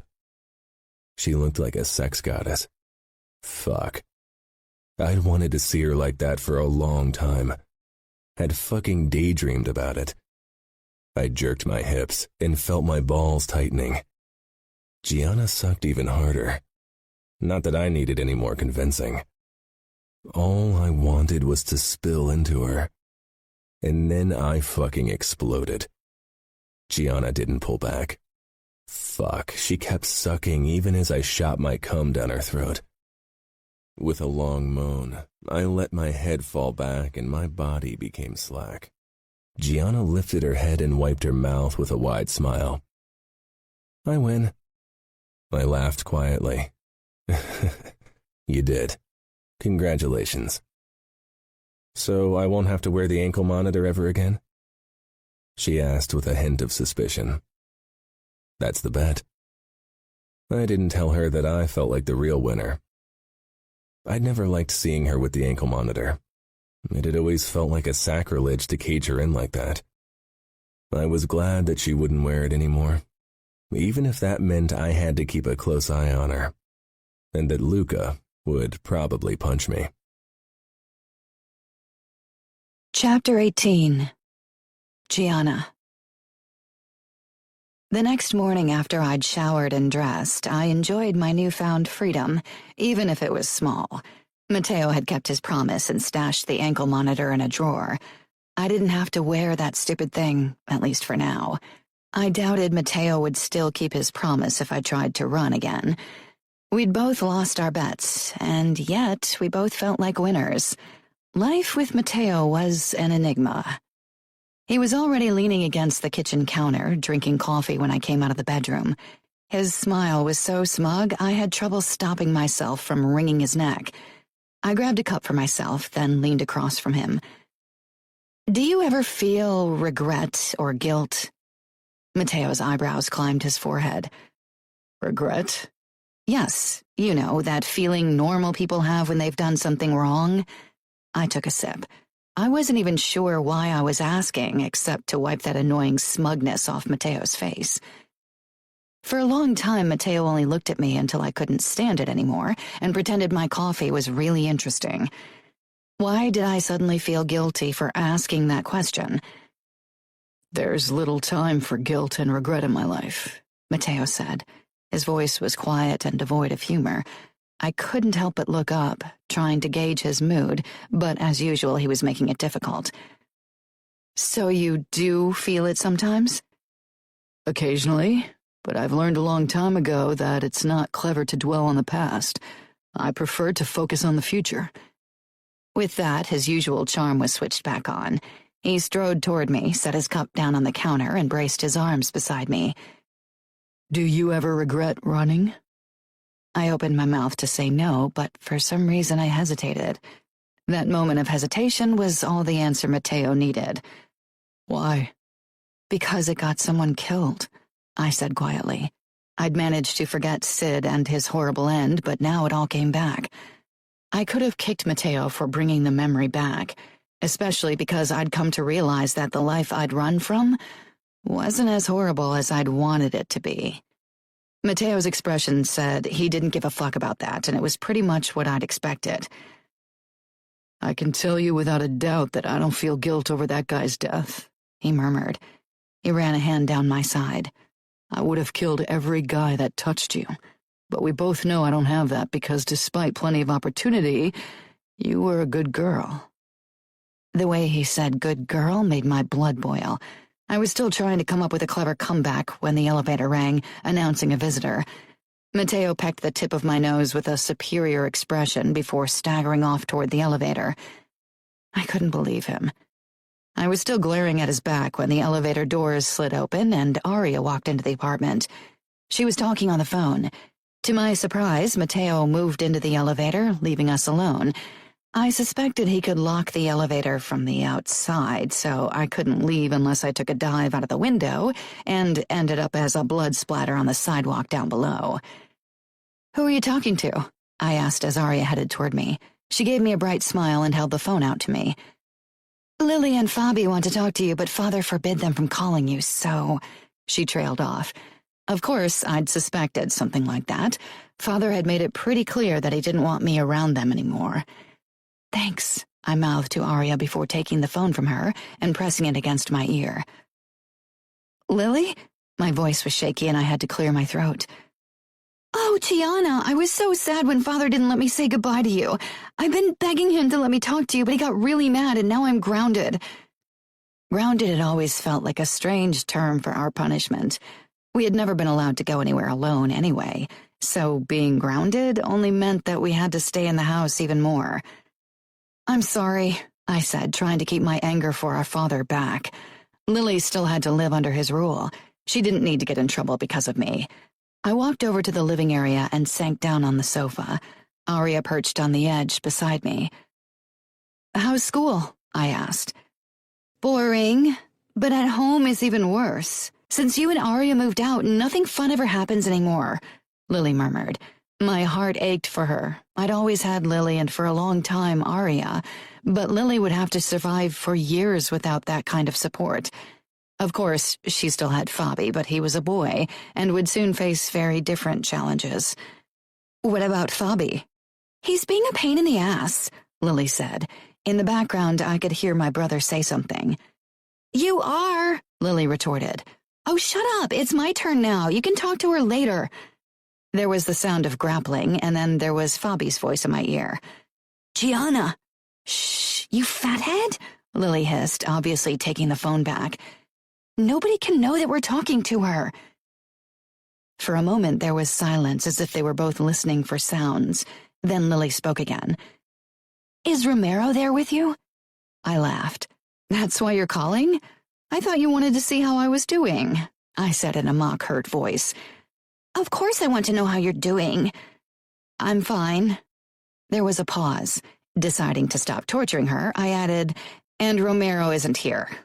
I glanced at Aria and she whispered, "Upstairs." "He's at Aria's place, discussing important mob business with our husbands." Sarcasm dripped from the words. "Do you want me to go upstairs and ask him to talk to you?" "No," Lily blurted. "He'll think I'm in love with him." "Aren't you?" Silence. Poor Lily. I didn't have the heart to tell her that there was no chance in hell that Father would ever allow an alliance between my sister and a mere soldier, especially one from New York. Love just wasn't something that mattered. "How do I know if I'm in love?" Lily whispered after a while. Yes, how? I hadn't been in love with Sid or anyone else. I wasn't in love with Mateo. Right? I don't know, I admitted. "Aren't you in love with Mateo?" "Why would you think I was? I ran away, remember?" "But you're married now." "Marriage doesn't equal love." "It did for Arya," Lily said. My eyes darted to Arya, who was frowning at me. "You're right. Maybe you should ask her then." Before Lily could say another word, I handed the phone to Arya. "Lily wants to know how it feels to be in love." Arya took the phone from me, her blue eyes full of concern.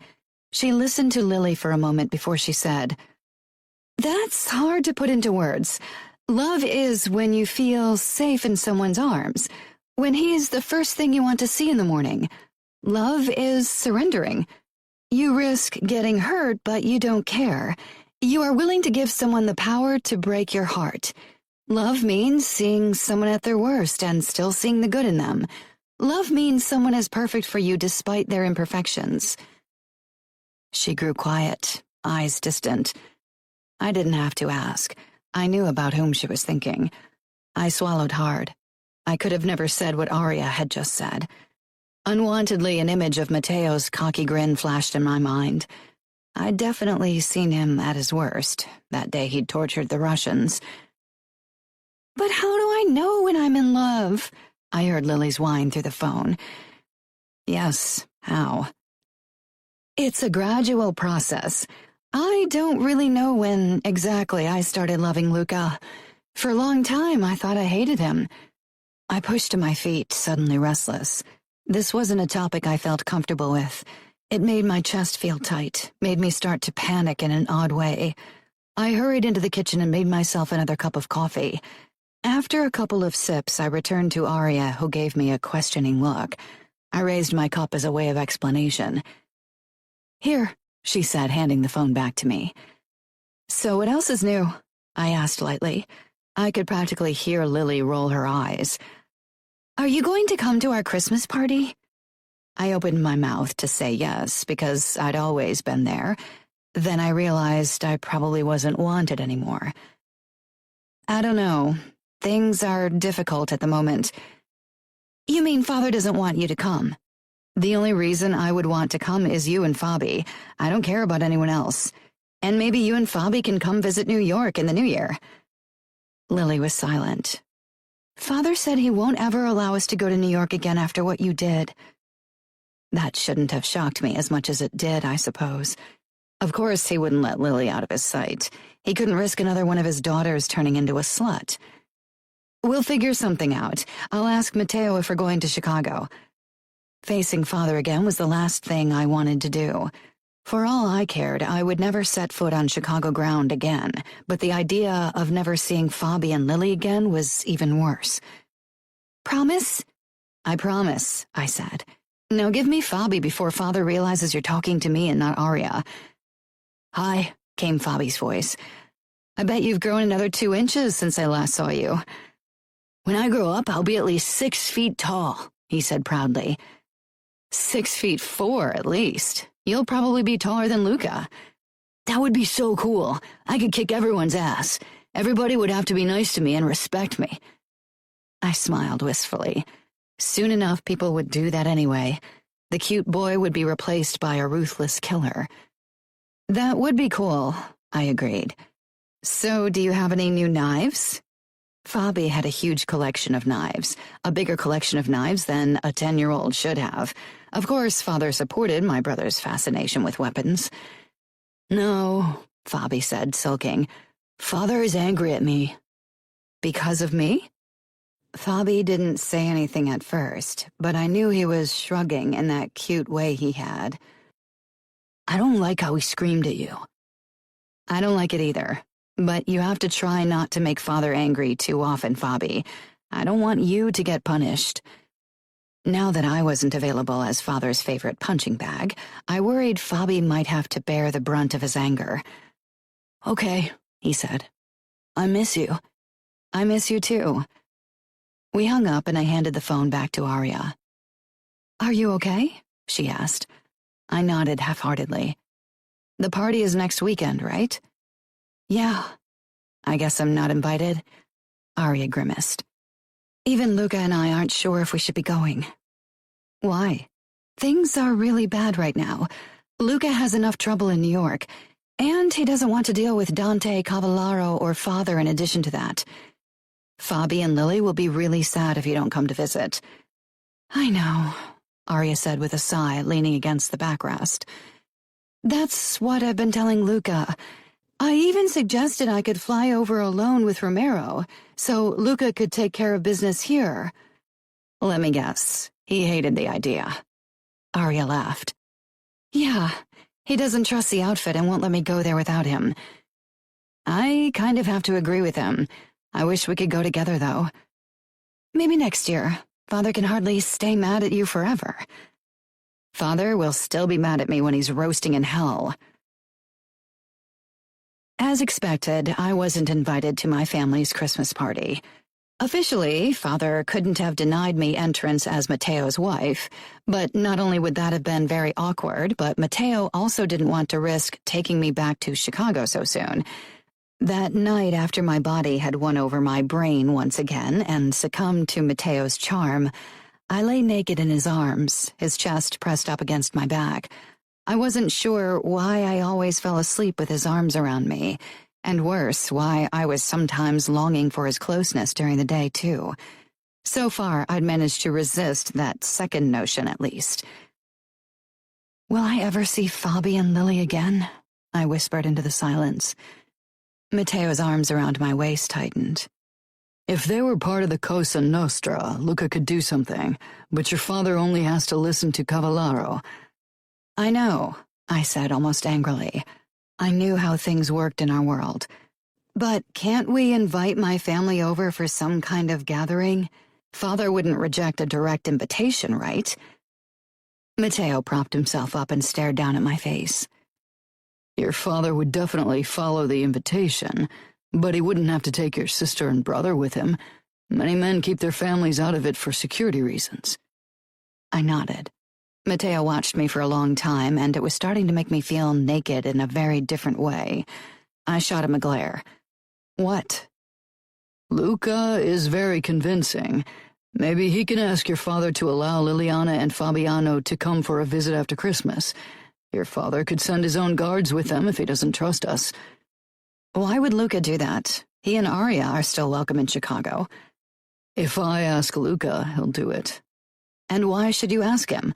Aren't you in enough trouble already because of Bardoni and getting rid of my ankle monitor? Matteo twirled a strand of my hair around his finger. I'd do it for you. You are my wife, and I want to make you happy. His smile was teasing, and yet what he'd said had sounded sincere. My heart thudded dangerously, and new panic rose up. What was happening?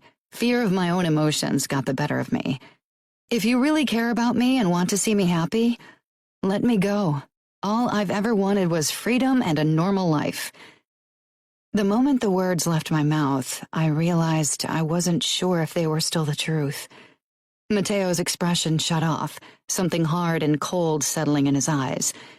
He lay back down and extinguished the lights. I almost apologized and reached out for him. His lips brushed my ear. I guess then that means I don't care enough, because letting you go, that's the one thing I'll never do. After that conversation, our interactions in the next few days were reduced to sex once again. To my surprise, I missed our banter. I even missed Matteo's stupid cockiness and that annoying shark grin. But most of all, I missed falling asleep with his fingers tracing the soft skin of my inner forearm. Christmas time was definitely turning into my own personal nightmare. Matteo and I were invited to 3 more parties, all of them either hosted by high-ranking mobsters or businessmen with close connections to the mob. All of them too important to offend by not attending. I really hoped Matteo wouldn't kill any more hosts, though. The Bardoni debacle so far had been without consequences, but I still wasn't entirely sure it would stay that way. At some point, people would undoubtedly get suspicious. Now that I wasn't wearing an ankle monitor anymore, Sandra was my shadow, and when Aria and I went anywhere together, Romero was always there as well. It was ridiculous. Even without a technical device, every aspect of my life was out of my control. Married bliss, my ass. I fixed a wayward strand, which had fallen out of my updo, and brushed my hands over my new dress. With all the social events looming in my future, Aria and I had done another big shopping trip. I was starting to feel like one of those trophy mob wives I'd despised all my life. Shopping, social events, and warming their husband's bed was their whole world, and also mine. I glared at my reflection. I even looked all the way like a trophy wife with my hair in that elegant updo and the gorgeous dark green cocktail dress that hugged my curves. Even my huge wedding ring and the diamond necklace screamed trophy wife.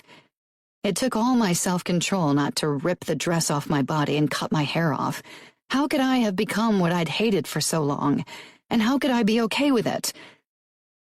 Aria and Luca are here, Matteo shouted. We need to get going. This was more than he'd said to me outside of the bedroom since that night. With a sigh, I turned away from the mirror and headed toward the living room where Aria, Luca, and Matteo were waiting. Matteo looked marvelous in a slim-fit black suit, white shirt, and black tie. It was so cliché mobster, but he pulled it off with ease. That man always looked good. His eyes did a quick scan of my outfit, and my body responded with a familiar shiver. I'd read about looks that were like sex, but I'd always considered them urban legend. But Matteo had that look down to a T. I kept my face unaffected as I walked toward them. Aria was an apparition in her dark red dress with her golden curls. In the past, I'd often felt like I could never compete with her, but I'd come to realize that I didn't have to. Luca towered over my sister in a similar suit like Matteo, but it did nothing for me. I stopped beside Matteo, and his hand immediately went to my hip. Did he even notice how possessive those small gestures were? In the past, my first reaction to them would have been annoyance followed by a rebuff. But now it seemed almost natural. I wasn't sure why this was the case. Why I molded so easily into the life that had been cut out for me even before my birth. Some people would probably seek an explanation in fate or faith. I'd never considered either option to be valid. I didn't like the idea that some bigger, outer thing controlled who I was and how my life would develop. Hey, where are you? Matteo asked, squeezing my hip lightly. I blinked, focusing on him. I hadn't even realized we'd stepped into the elevator. I shook my head. Thinking of all the ways this evening could end badly, I lied. As long as Matteo keeps his knife in his holster and you keep your mouth in check, things should go smoothly, Luca muttered, sending both Matteo and me a glare. Tonight is important. Several of the attending businessmen are under pressure from the Russians. I want to show strength and make a good impression. It would be even better if you could manage not to offend the wives. Why me? What about Aria? Aria knows how to behave herself. She's the perfect lady, whereas you are anything but. Aria touched Luca's chest. Be nice to my sister. I'm not rude to everyone, only people I don't like, I said pointedly. Which will be everyone at the party, Matteo interjected. They are insufferable, believe me. We exchanged a grin, then, as if remembering our kind of fight from a few nights ago, looked away from each other. I could see Luca give Aria one of those secret looks they always shared. Just behave yourself, Luca said. Both of you. It's like God sent you two to me to test my patience. Aria giggled and hit Luca's shoulder lightly, but her eyes were sparkling with adoration. Would I ever look at someone like that? I wasn't sure if I wanted to. It seemed like she was bearing her soul for everyone to see, and she didn't even mind. Together we stepped out of the elevator and into the freezing cold parking garage. I shivered. I hadn't taken a coat with me because I only had to walk from the elevator to the car, and then from the car to wherever the party was taking place. But now I regretted it. It was mid-December, after all, 1 month since Matteo had caught me. Sometimes it was hard to believe so much time had passed already. Matteo let go of me, removed his jacket and put it over my shoulders. His warmth and scent enveloped me, and I caught myself drawing in a deep breath. "Thanks," I said, half embarrassed. Luca had done the same for Aria despite the short way to the car. Aria and I settled in the back of Matteo's Porsche Cayenne while Luca and Matteo sat in the front.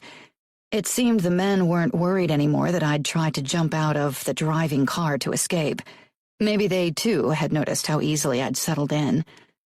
Aria leaned over to whisper in my ear, "I know you don't want to see it, but you and Matteo are like you were made for each other." I shot her a look, ignoring the way my pulse sped up with an emotion I didn't even want to think about. "Don't even start." Aria shrugged. "It's the truth, and he's really trying. They aren't perfect, but they are trying to be good to us. You don't look unhappy." I wasn't exactly unhappy, but I tried to attribute it to Aria's constant presence in my new life. It was the convenient explanation. I didn't say anything, couldn't come up with a witty reply that wouldn't sound utterly fake.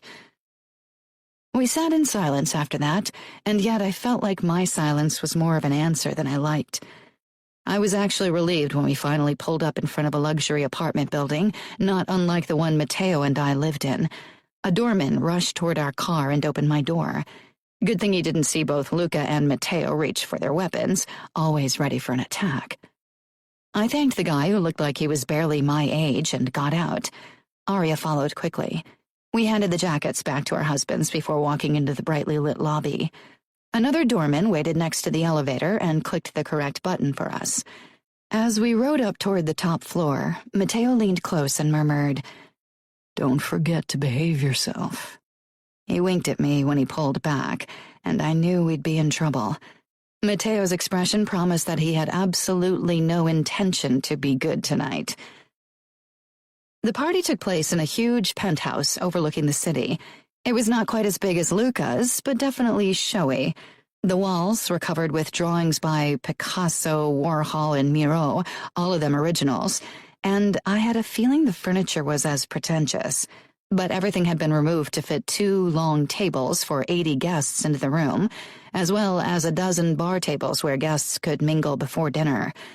The noise level was overwhelming, despite the size of the penthouse, and there wasn't anything Christmassy about the decoration, except for an abstract glass nativity scene on the mantel, and an even more abstract glass Christmas tree in one corner. Aria and I looked at each other and almost burst into laughter. My mood dropped the moment the host and hostess, a middle-aged couple that looked even more fake than their tree, approached us. I braced myself for the disgusted once-over, but the woman smiled at Aria and me the same way. The hostess, who introduced herself as Miriam, practically beamed at me, though it looked almost scary because her face was frozen from too many Botox treatments. "You must be the beautiful new bride," she said and kissed me on both cheeks. "Yes, thank you," I said, startled. I darted a confused look at Matteo. He must have read it right because he leaned toward me while the host and hostess spoke to Luca and Aria. "They aren't part of our culture. They don't give a crap about our rules and morals," Matteo whispered. The hostess turned back to us. "Dinner starts in 30 minutes, but please help yourself to our delicious hors d'oeuvre and champagne." She pronounced champagne in an odd French accent, which almost made me laugh again, but I pulled myself together and smiled politely instead. The woman had been kind to me, so I had to act accordingly, even if Luca thought I was incapable of pleasantness. I glanced around, only spotting one familiar couple that I assumed must be part of the mob, or I wouldn't have recognized them. Apart from that, we were blissfully surrounded by strangers who didn't call me slut under their breaths or look down their noses at me. This was a straight-up social event that normal people, well, normal rich people attended.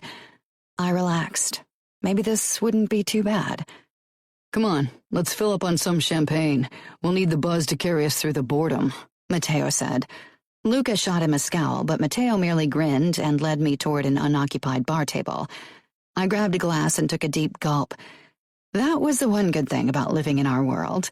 Nobody gave a damn if I was of legal age to drink. The bubbles prickled delightfully on my tongue. It had been a long time since I'd had good champagne. The last time was at Aria's wedding. Matteo smirked. "What?" I asked, checking my dress for any stains. "You look like a sophisticated lady." "I'm not a sophisticated lady," I said quickly and was about to take another gulp of champagne, but stopped with the rim against my lips. With a glare, I set it down. "I'm not."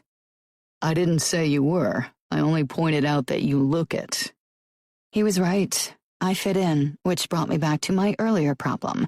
Why was I becoming more like a trophy wife every day? I downed the rest of my champagne in one large gulp, not at all ladylike, making Matteo laugh, and I couldn't help but do too. It felt good to laugh with him, and even better to see mirth banish some of the darkness in his eyes. Miriam called for everyone to settle around the tables and asked us to sit next to her with other important guests. Unfortunately, Aria had to sit across from me, so I couldn't even talk to her in case I got bored. I was wedged between Matteo and a woman I didn't know. Luckily, the first course was served almost immediately, so I had something to do. Miriam, as well as the other women around us, were more interested in Aria anyway, probably because she was Luca's wife and knew how to do proper small talk. Suddenly, I felt Matteo's hand on my knee. I shot him a look, but he was immersed in a conversation with Luca and the host. I took another bite of my carpaccio, but stopped mid-chew when his hand began its ascent higher, toward the lacy edge of my hold-ups. I had to suppress a small shiver at the sensations his light touch sent straight to my center. I clenched my legs together and tried to focus on the conversation Aria was having with the other women. The corners of Matteo's lips twitched in reaction. Of course, that wasn't the end of it. When was it ever? Matteo's fingers slipped between my legs, despite my attempts to lock him out, and then his fingertips slipped under the edge of my panties and lightly stroked the crevice between my leg and vulva. I reached for the glass and took a deep gulp of the wine. "What do you think, Gianna? Would you be interested?" asked the hostess Miriam. Her eyebrows were raised, but due to all the Botox, the rest of her face was static, and her expression resembled one of mild boredom. My eyes darted to Aria, hoping she'd help me out. I had no clue what Miriam was talking about. Matteo's fingers had distracted me completely. "I know you love modern art, and it's not easy to come by a private tour through the Guggenheim. I'm sure Matteo can spare you for a few hours," Aria said with a meaningful look. I could have kissed her. She always saved the day. "Yes, I'd love to." Matteo's fingers slipped between my lower lips, gently nudging them apart, finding me wet and aching, the stupid bastard. He was still talking to Luca and the other men as if nothing of interest was going on under the table. Aria and the other women were watching me expectantly. I cleared my throat and kicked Matteo's leg hard before I said, "I'd love to take you up on that offer." Could I sound any more sophisticated? Trophy wife all the way. Matteo's finger traveled up my slit until it reached my clit where he started to draw small circles. I pressed my lips together to stop a moan from slipping out. Thankfully, Miriam went on another monologue about a trip to the Caribbean, and I was back to pretending to listen. Only Aria gave me the occasional odd glance, as if she thought I might not be feeling well. If only she knew. The waiters entered the room with our main course, but I hardly cared. Without even intending to, I parted my legs a bit more, giving Matteo more room to explore my wet folds. His fingers slipped up and down, teasing my opening, before they returned to my throbbing clit. I clutched my wine glass. It wouldn't have surprised me if I'd broken it in two from my tight grip. My breathing was shallow. Matteo kept up the slow rhythm, driving me closer and closer toward release. I should have pushed his hand away, should have stopped this madness before this turned into the most embarrassing night of my life, but need had taken over and banished any hint of reason. After a few bites of veal, I put my fork down. I was hungry for only one thing. Matteo slipped a finger into me and I barely managed to keep in my whimper. I was getting so close. Could I even be silent? But I was too far gone to care. Matteo still wasn't looking at me. Instead, he was completely focused on the conversation, or at least he pretended to be. I hated him for his acting talent. He brought me closer and closer, taking his time. God, this was the most delicious torture. His skilled fingers became the whole center of my being, until suddenly, without a warning, he pulled them away. Shocked, I stared at him, only to realize that the waiters had returned with our dessert, chocolate mousse. Matteo gave me a grin. I wanted to rip his clothes off and have my way with him, bring him to the brink only to deny him release. Matteo dipped a finger into the mousse, the finger he'd used to finger me, and slid it into his mouth, licking it clean. Delicious. My body was humming with desire, but in that moment I wanted to push Matteo's face down into the stupid mousse. He picked up his spoon and calmly started eating. Aria gave me a questioning look when I didn't move. I grabbed my own spoon a bit too tightly and tasted the mousse. It was delicious, creamy and very chocolatey, but now all it did was remind me of Matteo's fingers and what they had done mere moments before. Two could play this game.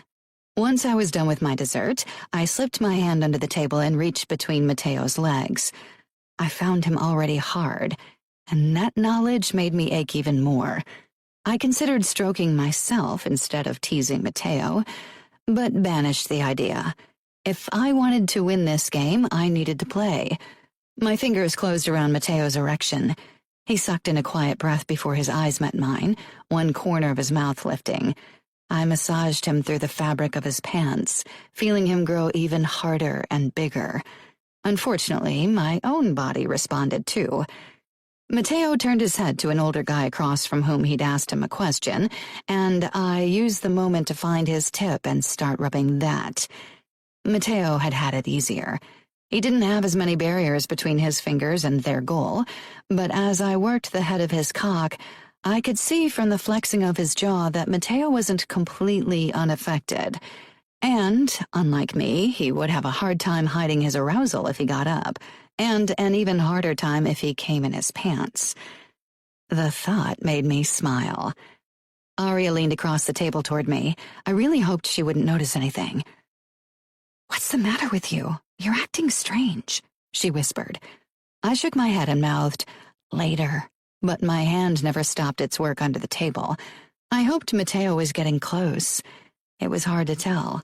He'd angled his face away from me and was actually conducting a coherent conversation with the old man. I squeezed a bit tighter, getting annoyed, and finally got another, albeit small, reaction. Matteo tensed briefly, but then visibly forced himself to relax. I could have screamed in frustration. I was about to squeeze again, even harder, when his hand found mine under the table and pulled it away. I would have clung to his erection if I hadn't been worried about injuring him. Even if I'd never admitted to anyone, I loved Matteo's cock, and particularly the things he could do with it. I chanced to look at Matteo and met his gaze. There was hunger in there, but also something else, something that made me want to go running for the hills, because I had a feeling I knew what it was, and I was pretty sure I was starting to feel the same. I wrenched my hand away from his hold, pushed my chair back, and straightened. With a small smile at the other guests, I said, "Excuse me." Without another look at Matteo, I headed straight toward where I hoped to find the restrooms. It took all my self-control not to run down the long corridor branching off from the main area of the apartment. When I entered the restroom, I released a harsh breath. My cheeks were flushed, but not so much that anyone would suspect anything. That was what I hoped, at least. I gripped the edge of the wash basin and squeezed my eyes shut. My heart was slamming against my ribcage. Suddenly, someone gripped my hips. My eyes shot open and I stared into the mirror. Matteo towered over me, his gaze practically burning with want. He pressed his hips against my butt. "You left too soon." His hand slipped under my dress while his other hand pulled down his zipper.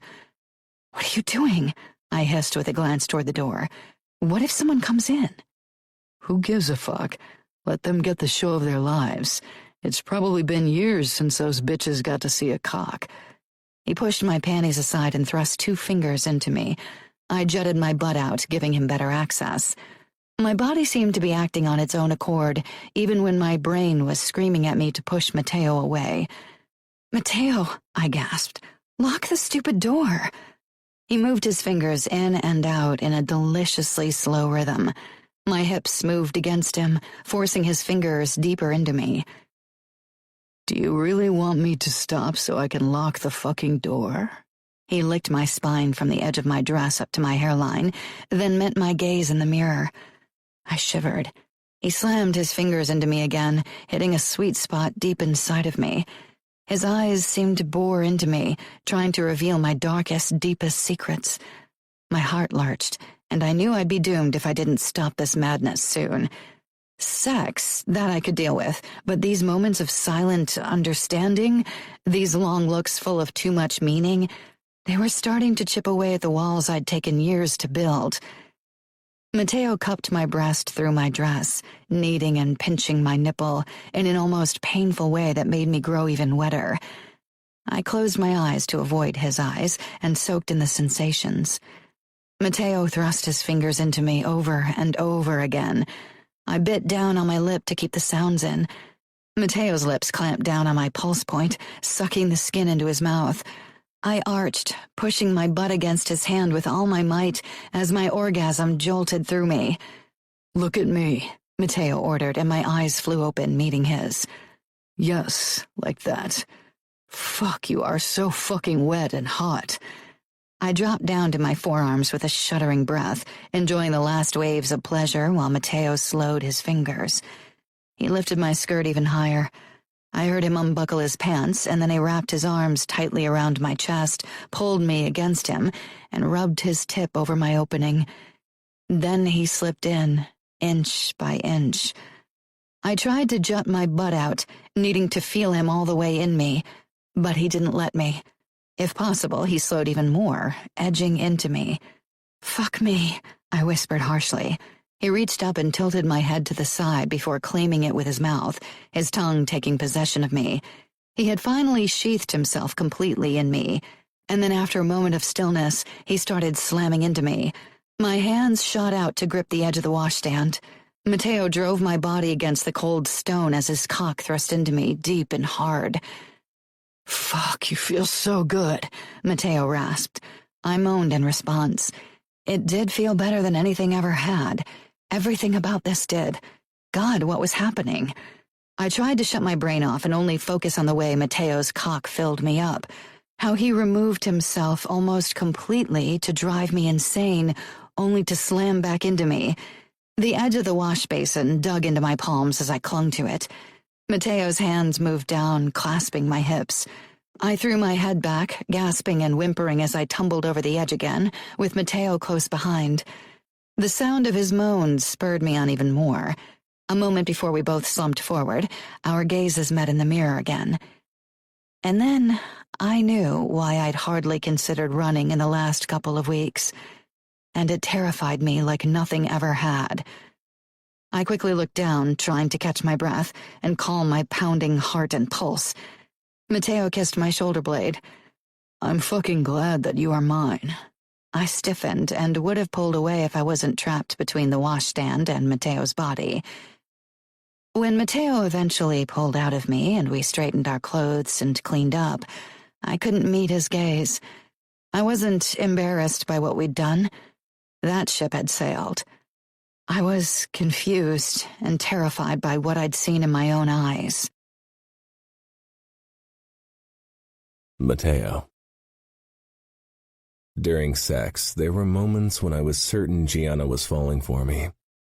But then always came the time afterward, and I wasn't sure if I'd imagined it. In the past, I'd always had girls crushing on me, even when I never gave them reason to. But Gianna was a difficult nut to crack, and sometimes I caught myself wondering if maybe she'd never fall for me, and was only fucking me to get on my good side. Gianna was clever. Maybe she was trying to wrap me around her finger with sex, so I'd grant her more freedom and she could run away again. Gianna put a few strands that had fallen out during our quickie back into her updo. She was frowning at her own reflection and pretending I wasn't there. When we left the bathroom, she still ignored me. Then she stopped suddenly. "We can't enter together. Everyone will know what we did. I shrugged. I didn't give a fuck. Gianna was my wife, and I'd fuck her whenever I felt like it. We've been gone for a while. They're probably suspecting already. Great. Gianna muttered, but then she squared her shoulders and headed back to the tables with the other guests without another glance in my direction. So, we were back to playing games. That night I woke to an empty bed. I jumped to my feet and searched the room for a sign of Gianna, but she wasn't there. How could she have run? I didn't bother putting on pants. Grabbing my gun holster on the way, I stormed out of the room and into the living room. I had to call Luca and tell him. He'd be furious. He hadn't been happy when I'd removed Gianna's ankle monitor. My eyes made out a slender figure in an armchair close to the window. Gianna. I relaxed and discarded my gun holster on a sideboard before I crossed the room toward her. She must have pushed the armchair closer to the window so she could look out. Her legs were pressed up against her chest and her face rested on her knees. She was fast asleep. But even in sleep her brows were drawn together. I wasn't sure, but she looked as if she'd cried. I stopped beside her, staring down at her sleeping form. She must have moved very quietly for me not to hear her. I was a light sleeper. She'd even managed to put on pajamas. My gaze darted to the elevator console. Had she tried to crack the code and escape? The alarm would have alerted me to any attempts, and yet the suspicion remained. I hated that I didn't trust her. It wasn't as if I was used to trusting people, except for Luca, but I wanted to trust my wife. Of course, it was difficult to develop trust when Gianna didn't even have the chance to prove herself. If I gave her more freedom and she didn't try to run, then I could start trusting her. But I had a feeling I'd never see her again if I did. I was too selfish and possessive. I didn't want to lose her, even if that was what was best for her. My eyes returned to her face and the sadness that seemed to be edged into it. I slipped my hands under her body and lifted her into my arms. She didn't wake as I carried her back into our bedroom, back where I wanted her and where she belonged, but where she didn't want to be. I put her down on the bed, but I didn't lie down next to her. I was too angry at myself for my wimpy thoughts. What did it matter if Gianna wanted to be my wife? What did it matter if she'd rather return to Munich and find some other idiot like Sid? She was mine, and I wasn't a good guy. I didn't give a damn about other people's feelings. I felt on the edge, like I needed to hit something to get a grip. With a growl, I grabbed my gym clothes, put them on, grabbed my car keys, and left the apartment. I punched the code into the elevator panel and rode it down into the parking garage. I mounted my motorcycle, shot out of the garage, and raced through the city toward our gym. Apart from a guard, it was deserted, which was a pity because I would have loved to actually spar with someone instead of a fucking dummy. I didn't bother with boxing gloves. I wanted to feel every hit. Facing the dummy, I started pummeling it, alternating between kicks and punches. I was still at it when the gym started filling up with familiar faces. Nobody disturbed me. Apart from a short nod, they stayed the fuck away from me. They all knew what was good for them. Trying to kill a poor dummy, came Luca's drawl. I landed another hard kick against the head before I turned around on my brother. He wasn't wearing gym clothes. What are you doing here? Looking for you. Why? Because you weren't there when I came to pick you up in your apartment this morning. You went into my apartment while I wasn't there? Luca rolled his eyes. I didn't touch your wife, but I left Arya and Romero with her. I nodded, trying to calm the fuck down. I was still on edge. I wasn't even sure why. Take a shower and get dressed. You look like you need a drink. Luca said in his capo voice. I didn't protest. I felt like a truck had run me over. I must have been in the gym for hours. It was already light outside. Luca and I went to one of our dance clubs. Except for the cleaning ladies, it was still deserted. I grabbed a whiskey bottle from the shelf, and Luca and I settled at the bar. In most social circles, it was probably considered too early for alcohol. Luckily, we didn't have to obey those stupid rules. Luca and I emptied our glasses. Then he fixed me with his big brother stare. So what's going on? Are you already growing tired of your obnoxious wife? I downed another glass of whiskey, waiting for the familiar burning to turn into warmth that spread into my chest. Why do you ask? Luca cocked one eyebrow. Maybe because you prefer spending the night in a sweaty gym than in bed with your young wife. I couldn't sleep. And you couldn't come up with something more entertaining to do than kickboxing a dummy?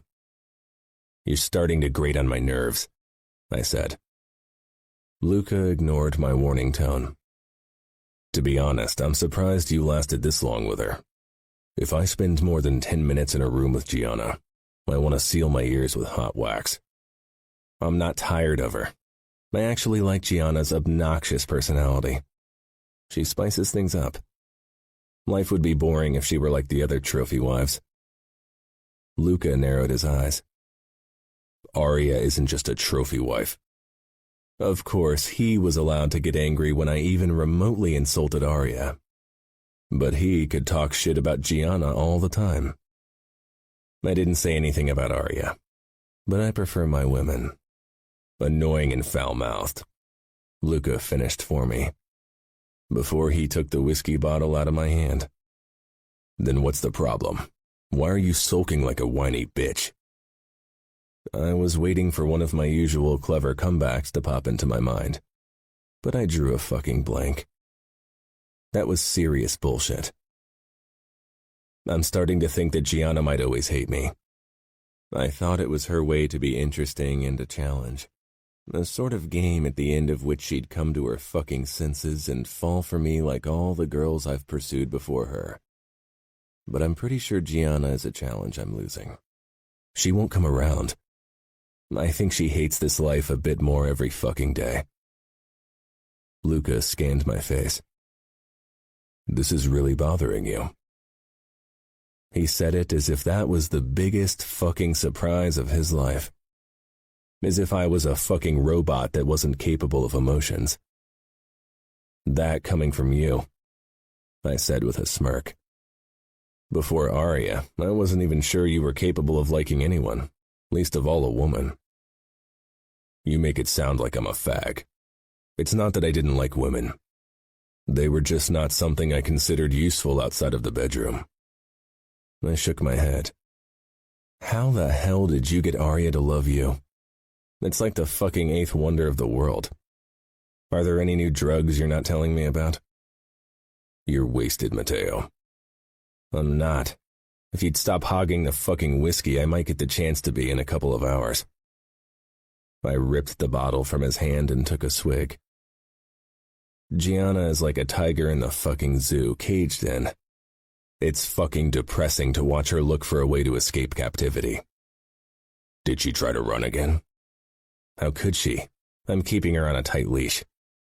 You're not thinking about letting her go, are you? I didn't think I could, and I didn't want to. I was selfish, and that wouldn't change anytime soon. I still wanted Gianna. I wanted her gorgeous body in my bed every night, and my cock in her tight pussy. I wanted everything from her, most of all the things she was refusing to give me. Would you let me? No. The familia is already displeased as it is. You'd look even weaker if you'd let her run away again. I really don't need the additional trouble. Not to mention the fucking outfit would probably declare fucking war on us if we managed to lose Gianna again. Her father is being a real pain in the ass. He gave me his capo look, which was meant to intimidate the rest of the world. but was useless on me, and he fucking well knew. You won't let her get away. You're stuck with her until the bitter end, and she with you. I don't care if she's fucking unhappy and if she hates you. She'll just have to deal. Wow, you're full of sunshine and rainbows today, aren't you? I knew he was right, and really it wasn't like I'd tell Gianna she could go. But somehow his words managed to piss me off anyway. You realize the only thing stopping Gianna from slicing my throat at night is that she can't see blood. Do you know how reassuring it is to fall asleep beside someone who's probably fantasizing to see you dead so she can be free? She'd never said it in so many words, but sometimes I thought I saw it in her eyes. Or maybe I was so fucking messed up that I was always thinking the worst of others. I hope you're joking, Luca said dryly. Who knows? I emptied the whiskey bottle. I could feel the first treacherous signs of a nice buzz. I grinned. Sometimes she's definitely trying to kill me with her eyes. Maybe then you shouldn't sleep in a room with her. She might get over her fear of blood at some point. Nah, not anytime soon. And she isn't the violent type. Not really. I wouldn't count on that. She can be really unhinged. You weren't worried about sleeping beside Arya when she still despised you, so why should I? You can't compare Arya to Gianna. They're like two different species. And I trust Arya absolutely. She caught a fucking bullet for me. Must be nice, I muttered. Gianna would probably applaud my shooter. Chapter 19. Gianna. Matteo was in a strange mood, had been ever since he'd found me in the living room 2 nights ago. He hadn't said much, which was unusual for him. I wasn't sure if he was angry at something I'd done, and I didn't really care. That night I'd promised myself that I'd have to stop whatever was going on between him and me. I'd sworn to myself that I'd never become one of those women, that I'd never marry a made man, and much less develop feelings for him. Christmas was only 5 days away, but we both definitely hadn't caught the holiday spirit yet. There wasn't a single piece of Christmas decoration in our apartment. I'd considered asking Matteo to buy a tree and decorate it together, but then the panic had set in again and I hadn't said anything. Instead, I'd accepted the strange mood between us almost with relief. Matteo was gripping the steering wheel in a steel grip as we drove away from the last Christmas party of the season. The hosts had rented a deserted warehouse and turned into a winter wonderland with fake snow and a real ice bar. Arya and Luca were still there, but Matteo's bad temper had caused Luca to send us away early. He'd probably worried that Matteo would end up killing someone again. I couldn't blame him. The road was covered with a fine sheen of frost, which glittered in the glare of our spotlights. You know what's funny? Matteo asked in a tight voice. I glanced toward him, his tense body and dark expression. Whenever you think I'm not watching, you look like you might be happy, and then the moment our eyes meet, it's like, poof, and the happiness is gone. I wasn't sure what to tell him. Why do you insist on being miserable? Before I could formulate an answer, Matteo suddenly floored the gas. I was pressed into the seat. What are you doing? You don't have to kill us because you're pissed. Matteo peered into the side mirror. I'm not trying to kill us. I'm trying to save our lives. Something collided with our trunk. I glanced over my shoulder. Headlights of another SUV filled the rear window. Who are they? I asked. Russians would be my guess. I noticed them too late. Fuck. This happens when I get distracted by other shit. We were the only cars in this part of the industrial area. Matteo twisted the steering wheel and we shot around a corner into a narrow street between 2 high storehouses. Head down, Matteo barked. I obeyed at once. Struggling against my seatbelt, I leaned forward. A second later, our pursuers shot at us. The rear window exploded and shards rained down on us. Matteo didn't react. He kept driving like a madman. He'd somehow even managed to pull his own gun. I clutched the seat, my head pressed against my legs, and I jerked back and forth with every twist and turn of the car. The tires were screeching, gunshots whistling through the air, glass bursting. A new shower of shards rained down on me as the side window in the back exploded as well. "Fuck," Matteo snarled while he tried to get a connection with his phone, probably to call Luca. Fear was clogging my throat tightly. Fear for my own life was only a small part of it. Seeing Matteo in clear line of fire terrified me even more.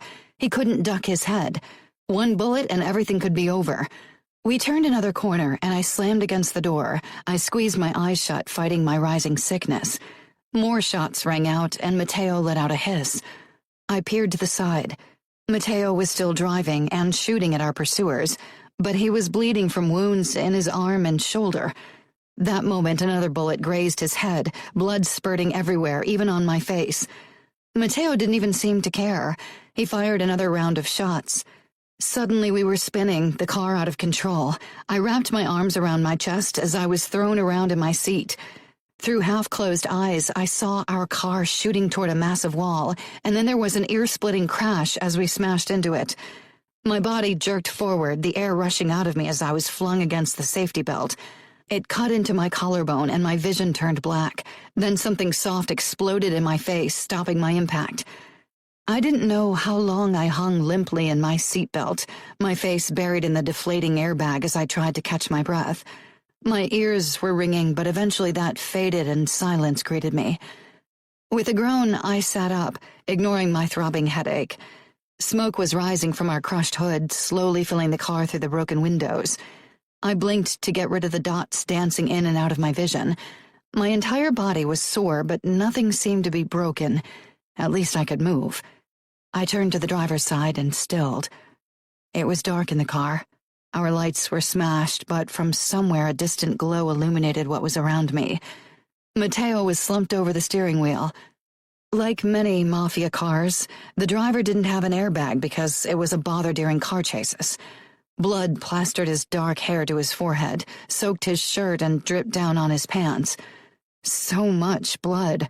He must have hit his head against the steering wheel, or maybe the dashboard when we'd collided with the wall. Was he dead? He wasn't moving, and I couldn't see if he was breathing. I held my breath, listening for a sound. There was nothing.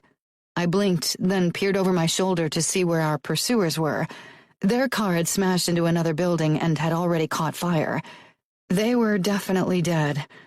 Was our car going to start burning too? I needed to get out. Wasn't this the chance I'd been waiting for?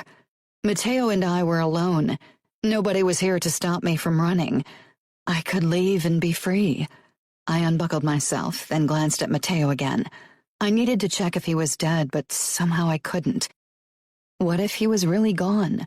What if he was dead? My throat felt tight and raw. My lungs refused to work as panic settled in my body. God, what if he was dead? What was wrong with me? Hadn't I wanted him out of my life 6 months ago? This was my chance, probably the only chance I'd ever get. The smell of gas drifted into my nose, and the smoke inside the car was starting to burn in my eyes. Matteo was a killer. He wasn't a good man. If you asked most people, they'd say he deserved death. With shaky fingers, I reached out and touched Matteo's shoulder. He still felt warm, but that didn't mean he was alive. Slowly, I inched my hand up until I brushed his blood-slick throat. My fingers ghosted over his skin, finding nothing, pressing and searching, until finally a soft pulse beat against my fingertips. I exhaled, relief slamming into me like a hammer. Still alive. He was still alive. Thank God. With a sizzle and a pop, fire shot out from under the hood of the car. I gripped the door handle and pushed it, but it didn't budge, distorted from the crash. Panic spread in my chest as smoke and heat filled up the car, and I started clawing at the door. I shifted, tugged my sleeve down my hand, and roughly cleaned the window frame from broken remains before I climbed out of the car head first. When I finally felt solid ground under my feet, I almost dropped to my knees because my legs were shaking like crazy. The entire hood was burning now, and Matteo was still in the driver's seat. I rushed around the car, toward his door, praying that it wasn't stuck like mine. I didn't think I could drag Matteo through a narrow window without his help. I gripped the car door and tugged as hard as I could. With a screech, it flew open and I landed on my butt. I caught my breath, then stumbled to my feet and grabbed Mateo's arm. He hadn't been wearing a seatbelt, so I could pull him out of the car without trouble. He plopped down on the asphalt a bit too hard, and I winced, then quickly hooked my hand under his armpits and pulled him away from the car that was catching fire way too quickly. Mateo was heavy, and dragging him away from the car with my aching body hurt like hell, but I didn't stop until I was sure he was a safe distance away in case of an explosion. I let go of him before I straightened and wiped the blood from my palms on my pants. Mateo's eyes were closed, his face turned to the side, showing his striking profile. Strands of hair stuck to his bloody forehead, and a puddle of red was quickly spreading around his head, trickling from his head wound. I could see his chest rising and falling. My eyes searched our surroundings. The car of the Russians was already a flaming mess, dark plumes of smoke rising into the sky. We were in the middle of nowhere, an abandoned industrial area nobody set foot in without reason. But the smoke would certainly attract attention. Somebody would find Mateo before it was too late. Right? I should run. I should want to run. I started backing away from Mateo's unmoving form on the ground, ignoring the way guilt corded up my throat. He'd forced me into a marriage I'd never wanted. He knew I would use the first chance I got to escape. I took another step back. Mateo had chosen a path of danger and death. Even if he'd died today, it was what he'd chosen for himself. This wasn't the life I wanted. I turned around, then paused. I closed my eyes. Distantly, flames crackled. Someone would find Mateo in time, and even if they didn't, I shouldn't care. I didn't care about him. I didn't, and I definitely shouldn't. I should hate him. I should hate what he was and what it meant for me.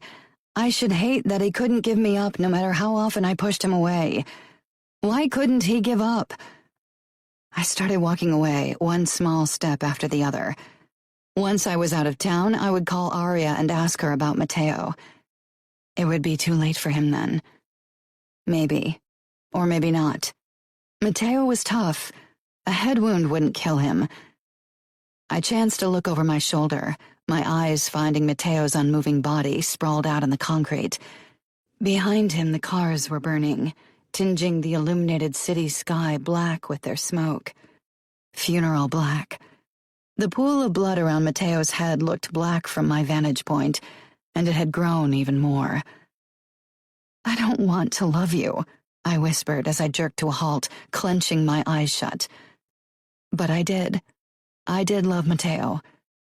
My eyes flew open. I whirled around and began walking back, then started running, getting faster and faster until I was racing. I dropped to my knees beside Mateo, fumbling in my pockets for my phone but coming up empty. It was in my bag. My gaze went to the burning car where I'd left my stuff. Stupid Gianna. I reached into Mateo's pocket and exhaled a shuddering breath when I grabbed his phone. Not wasting time scrolling through his contacts, I hit speed dial. "I'm not in the mood to talk to you, Mateo. You acted like a major asshole tonight." Luca's sharp voice rang in my ear. I let out a sob. "Gianna?" I could hear Aria in the background, but couldn't hear what she was saying. "He's dying," I said after a moment, sounding flat and voiceless. "What are you talking about? Give me Mateo." "I can't. Russians attacked us. There's so much blood, Luca, so much blood." "Is Mateo alive?" For the first time since Aria almost died, Lucas sounded worried. My eyes darted to the body beside me, to my husband. Was it my imagination, or had Mateo's chest stopped moving? I pressed my palm against his blood-soaked shirt. There was nothing. "He's not breathing. He was a moment ago, but he's not anymore." Hysteria found its way into my voice. "Gianna, you have to do CPR. I'll be there soon. I have your GPS coordinates, but you'll have to get him breathing or it'll be too late." I didn't say anything, only stared at the man I loved. I wanted to hate him, had given it my all, and in the beginning there had been hate, so much of it, but not all of it had been directed at Mateo. And now, hardly any seemed left, and it felt ridiculous to hold on to what little I still harbored. "Gianna!" Luca's voice sliced right through me. I could hear commotion in the background, the sound of a car springing to life. I put Luca on loudspeaker and cupped Matteo's face, then pressed my lips against his and blew air into his lungs. I tried to remember how often to press as I rested my hands against his ribcage. I didn't know the first thing about CPR, except for what I'd seen on TV. Why had I never paid better attention? What if Matteo died because I was doing something wrong? Luca's next words tore through my thoughts. I'd forgotten he was on the phone. I know you feel like Matteo trapped you, that he ruined your life, but no matter what you think, he didn't do it to make you miserable. For some unexplainable reason, Matteo loves you. You don't have to believe me. You can keep hating him, but don't leave him alone, not now. If you help me save his life, I'll grant you freedom. I swear it on my honor and my life. Aria is here, she's witness. You will get money, a new identity, and even protection from the outfit if you want. It's all yours if you save his life. Okay, I said as I pressed down on Matteo's chest again. I wasn't even sure why I said it. You have to do chest compressions, hard and fast. Don't worry about breaking his ribs. 30 pushes, 2 breaths, fast. I sped up my compressions, then bent over Matteo to breathe into his mouth twice. He's not reacting, I gasped as I started everything from the beginning. Keep doing it. And I did, even as my fingers cramped. They were red and sticky with blood. I couldn't even see through my eyes anymore. They were blurry with tears. Why couldn't I stop crying? I cried over a man like Matteo, but had hardly shed a tear over Sid. We'll be there in 10 minutes, Luca said. How's Matteo? I didn't reply. I pushed harder against Matteo's chest, and then he drew in a shallow breath. I froze, almost scared I'd imagined it. I quickly leaned over his face and felt the gentle breeze of his breath against my cheek. I brushed shaky fingers over his throat, finding his pulse. It wasn't as fast and strong as usual, but it was there. I closed my eyes for a moment, squeezed a few annoying tears away, and then I opened them. I sank down on my butt and stretched out my legs. I wanted to cradle Matteo's head in my lap, but worried about hurting his neck, so I merely rested my palm against his chest to reassure myself of his steady heartbeat. His blood was starting to soak my pants, but I was beyond caring. Gianna, are you still there? Yes, Matteo is breathing again. There was a pause. Good, Luca said quietly. Stay where you are. Don't worry. I tilted my head back and stared up at the sky, littered with stars and hazy with smoke. The gentle rise and fall of Matteo's chest was almost like a lullaby, and my eyes started to droop. My headache had gotten even worse. I probably had a concussion. The roar of an engine made me turn my head. 2 cars were racing in our direction. The one in the front was Luca's Aston Martin, and the one in the back belonged to his crony, Romero. I quickly pulled my hand away from Matteo's chest and rose to my feet, even as my vision swam. The Aston stopped with fuming tires, and Luca jumped out. He stormed toward Matteo, barely sparing me a glance as he knelt beside his brother and felt his throat. He did a quick scan of Matteo's injuries, and then Romero and Sandro were already beside him. Someone touched my shoulder, and then Aria appeared in my field of vision. She wrapped her arms around me, and I sagged against her, feeling drained. Are you hurt? Maybe. Probably. I don't know. Get her away, Luca said. Take my car and drive her to our apartment. I pulled back to look down at him. Where are you taking Matteo? To the hospital. This is too serious for our doc, he said, then smiled coldly. Don't worry. I'll honor my promise. When I return to the apartment, we'll make the necessary arrangements to ensure your freedom. His eyes were hard. I had a feeling he wouldn't have minded much if I'd died in the crash. Maybe Gianna wants to go to the hospital with Matteo, Aria suggested softly as Luca and Sandro lifted Matteo carefully and carried him over to the jeep.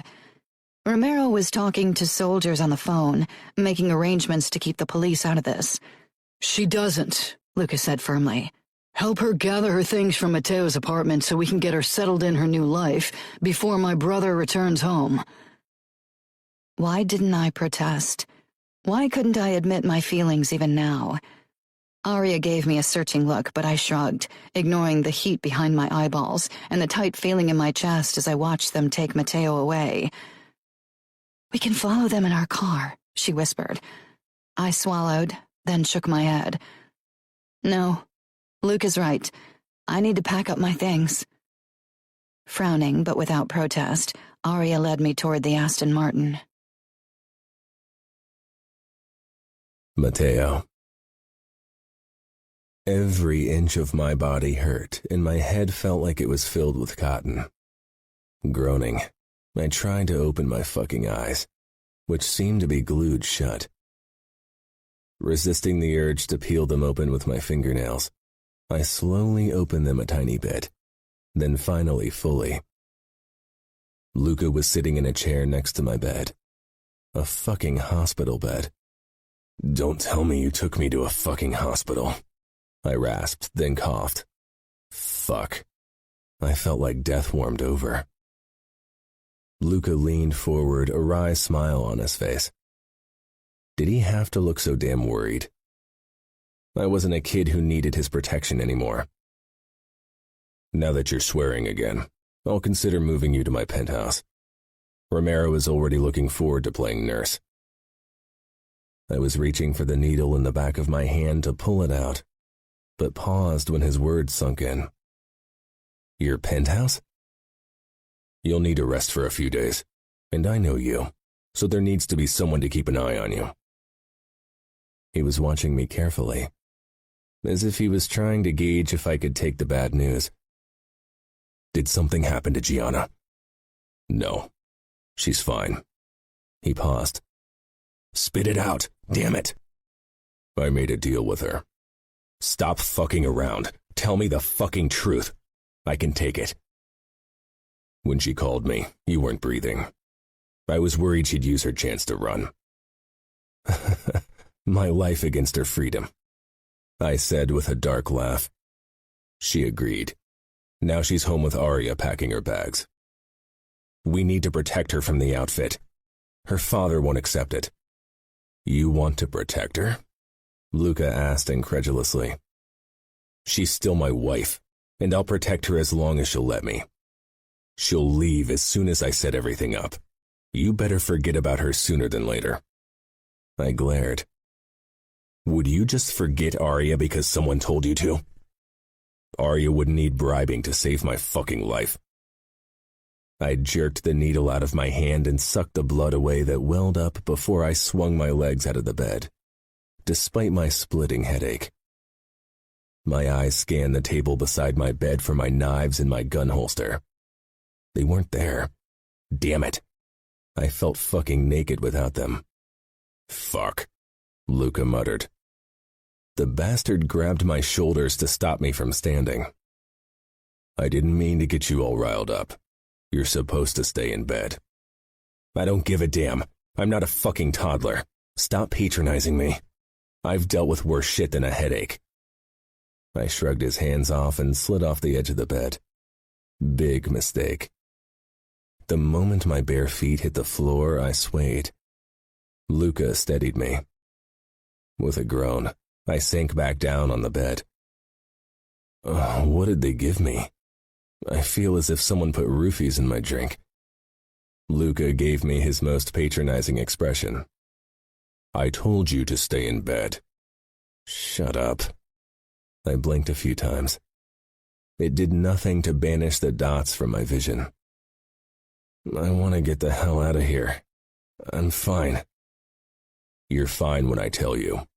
I'm your capo. I opened the drawer on the bedside table, but my weapons weren't in there either. Where are my knives? In the car. I could hardly roll you into the hospital armed to the teeth. I clenched my jaw, then pushed myself to my feet again. This time I hardly swayed at all. Luca glowered at me. God damn it, Matteo. Why can't you listen for once? Don't give me that bullshit. If our situations were switched, you'd be out of the fucking hospital already. He didn't bother denying it. I knew him. Let's go. Luca thrust a bag at me. Sandro picked up a few clothes for you. The ones you were wearing during the crash have to be burnt. I got out of the embarrassing hospital gown and slipped into clean jeans. What about underwear? Maybe Sandro likes it if his junk jiggles around in his pants, but I prefer another barrier between my balls and the zipper. Luca snorted. Pfft. I wonder what it'll take to shut your big mouth. Almost getting killed and having your wife leave your sorry ass obviously isn't enough. I stopped buttoning my shirt. I knew he was joking, and he was right. Nothing ever got me down. Not when our mother died, not when father beat the crap out of me, not when I was bleeding like a pig. Then why the fuck did mentioning Gianna feel like a fucking punch to the gut? Damn it. I was turning into a pussy. I sent Luca a forced grin, but he was already scrutinizing me with a frown. Don't tell me you're so eager to get out of the hospital because you hope to walk across Gianna and talk her into staying with you. She won't. The selfish bitch wants freedom. I stalked toward him, getting right in his face. Don't call her a bitch. Then I fucking swayed and had to grab Luca's shoulder to stop myself from making a faceplant. So much for being threatening. Damn it. Luca only stared. I swear if you don't stop giving me that fucking pitying look, I'm going to beat you to a bloody pulp, I muttered. I don't pity you. Pity is for people who get into bad situations with no fault of their own. But you chose Gianna. You saw how volatile and fucking annoying she was, and you still wanted her. You were turned on by her bitchiness. You got yourself into this mess. Now you have to deal. Cold-hearted bastard, I said, glad he didn't try to console me. Lucas smirked. Always. I shoved my shirt into my jeans and slipped into my shoes. Sandro is a fucking asshole. No socks either? Is he a nudist or what? He probably thinks you are. I headed for the door, trying to walk as tall as possible, despite my wobbly legs. Luca walked too close. He probably thought he might need to catch me if I fainted. Stop hovering. People will think you're my sugar daddy. Luca ignored my comment. What do you remember before you woke up? Back to business, thank God. A bunch of cock-sucking Russians chased Gianna and me. I got rid of the first car pretty quick. A bullet between the brows got rid of the driver, and the resulting crash of the other fuckers. The second car was more trouble. I don't remember what happened to them. They burnt in their car. Charcoal, all of them. What about my car? Charcoal. Great. Could have been worse. You didn't look good when I first saw you. I reached for the tender spot on top of my head. A few nurses watched us as we passed them, but they didn't stop us. Luca had probably already settled everything in advance. You're lucky they didn't shave your entire head. Knowing how vain you are, you wouldn't have stopped bitching about it. Yeah, you know how to cheer me up, I said. Luca was busy texting someone. He barely glanced up. You're warning Arya that we're coming, aren't you? I couldn't help but wonder if Gianna was still with Arya. If they were making plans for Gianna's future without me. Luca had offered Gianna freedom on a golden platter. She'd be stupid not to go through with it. A life away from the Mafia was something she'd always wanted. Away from me. She'd finally get her wish. Luca spared me the barest glance. It's for the best. Believe me. Annoyance zipped through me. Luca had always tried to dictate my life. Look out for me, as he called it. And it had only gotten worse since he was also my capo. I can handle Gianna. I'm not a pussy, Luca. I won't break down and cry because my wife wants to run as far away from me as possible. I know. He stuffed his phone back into his jacket. Of course I knew he'd already told Arya everything she needed to know. We arrived at Luca's car. He opened the door for me. Don't think I'll put out just because you're being a gentleman, I told him as I half fell into the seat. I hoped Luca thought I had done it on purpose, and not because my legs had gone on strike. Don't worry. Your back door is safe. Luca shut the door in my face before he rounded the car and slipped behind the steering wheel. He started the car and slid out of the parking lot. Do you want me to organize someone who can distract you?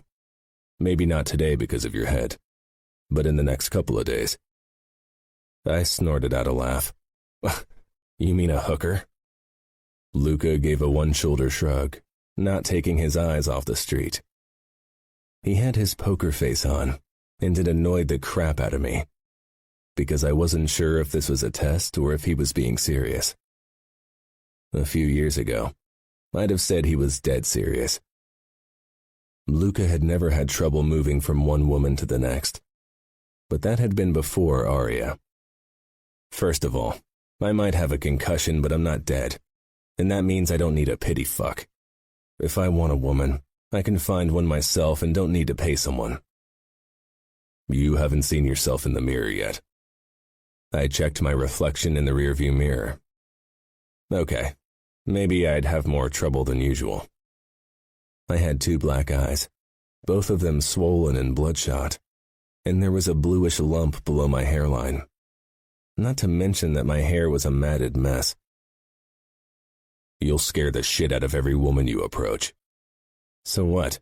It always worked for you. Luca chuckled. So, is that a no? A big fat one. I don't want to fuck anyone, but...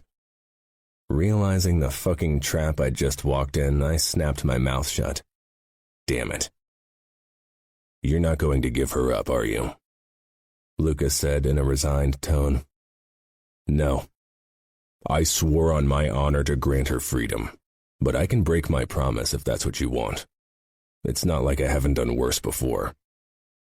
No, I don't want you to break your oath, and it would only make her hate me more. You can't force Gianna to do anything. She needs to come back to me freely. That's the only way. Luca shook his head. Matteo, even you must realize how futile it is to hope for that. She'll run and never come back. Are you willing to risk that? Yes. Then you're a better man than I am. I'd never let Arya go. I glared out of the window. It sounded easy.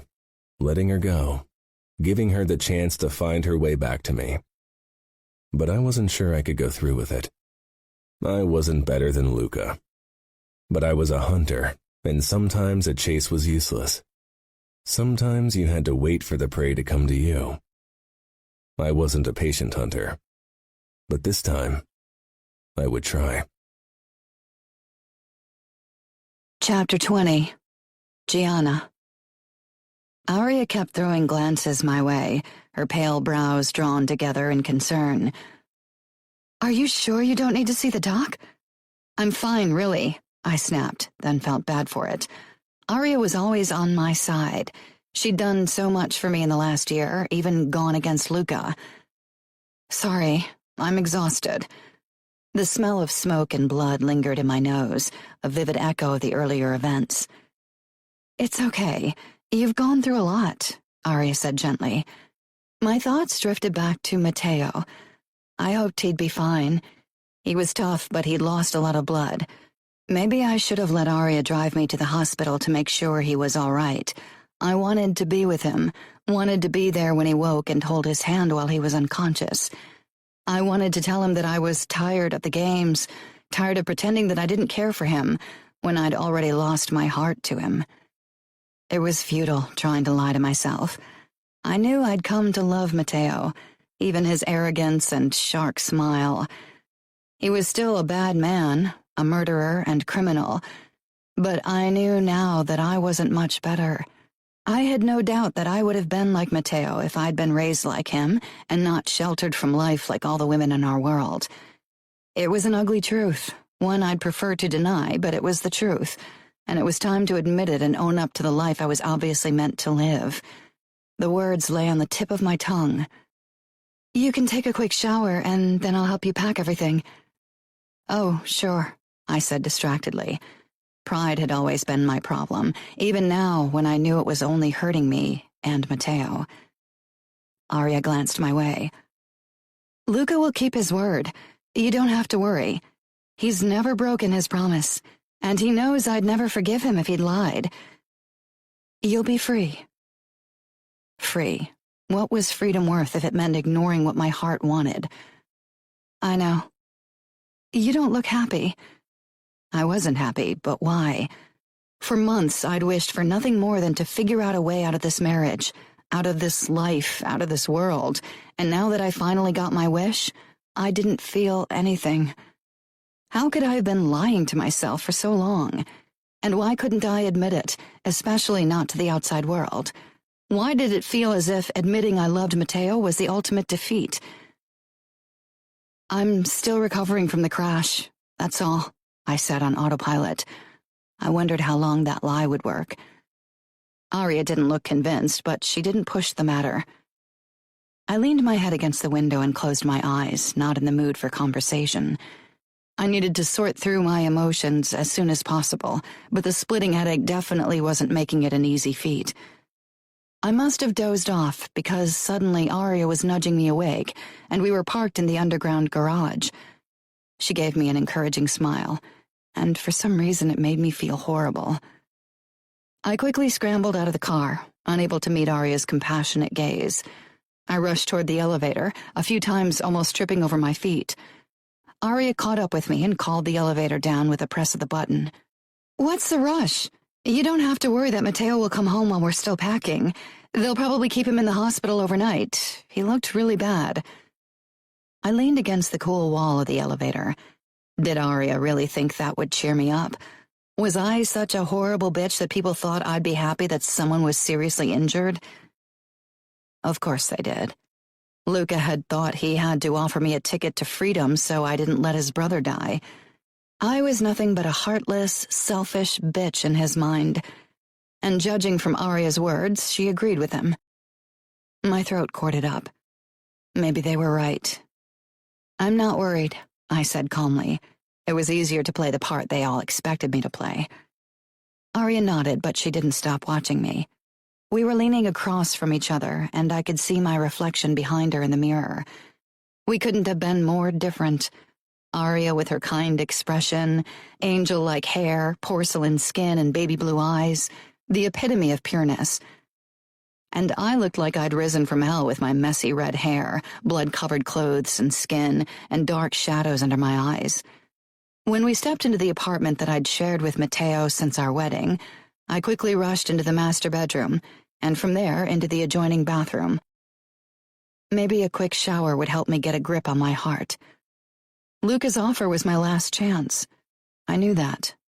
If I followed my heart instead and stayed with Matteo, then that would be it. I had to let my brain make this decision. After my shower, I still didn't feel better, but at least I'd made up my mind. Aria was sitting on the bed, typing on her phone when I entered the bedroom. "Did Luca tell you about Matteo?" I asked immediately, my throat already tightening and panic flooding me. I should have gone with Matteo. Suddenly I couldn't breathe. "He's doing fine. Apparently it's only a concussion and a few cracked ribs." She finally looked up and quickly walked over to me. "You look pale." I swallowed. Matteo would be fine. Slowly my panic settled down. "You are really worried about him, aren't you? Why don't you admit it? You can trust me, Gianna. You know that." "Of course I worry. I'm not made from stone. I don't want anything to happen to him. I care about him, believe it or not." "But not enough to stay?" Aria asked. I wasn't sure what to say. All my well-laid plans in the shower seemed to crumble before me again. "I need to lie down for a while, I think. Or do we have to leave soon?" Aria shook her head. "No, Luca will take Matteo to our penthouse when he wakes, so you won't cross his path if you stay here. And it's late anyway. Catch some sleep." I grabbed clean clothes and put them on before I lay down on top of the covers.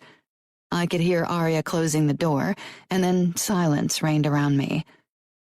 It was already light out when I woke. I was alone in the bedroom. I quickly scrambled off the bed and left the room, half expecting to find Matteo in the kitchen. He wasn't. Aria was there. She typed something into her phone before handing me a cup of coffee. "How do you feel?" "Where's Mateo? Is he okay? Is he still in the hospital?" "He's fine. He's in the penthouse, sleeping off his concussion." "Oh, right. He's at your place. That makes sense." "Gianna, you don't have to leave. You realize that, right? It's okay to stay with Mateo." I stared at her. It was okay, wasn't it? Okay to love a man like him. Okay to accept life in the mob. The elevator stopped with a bling and Luca walked out, his cold gaze settling on me. I had to suppress a shiver.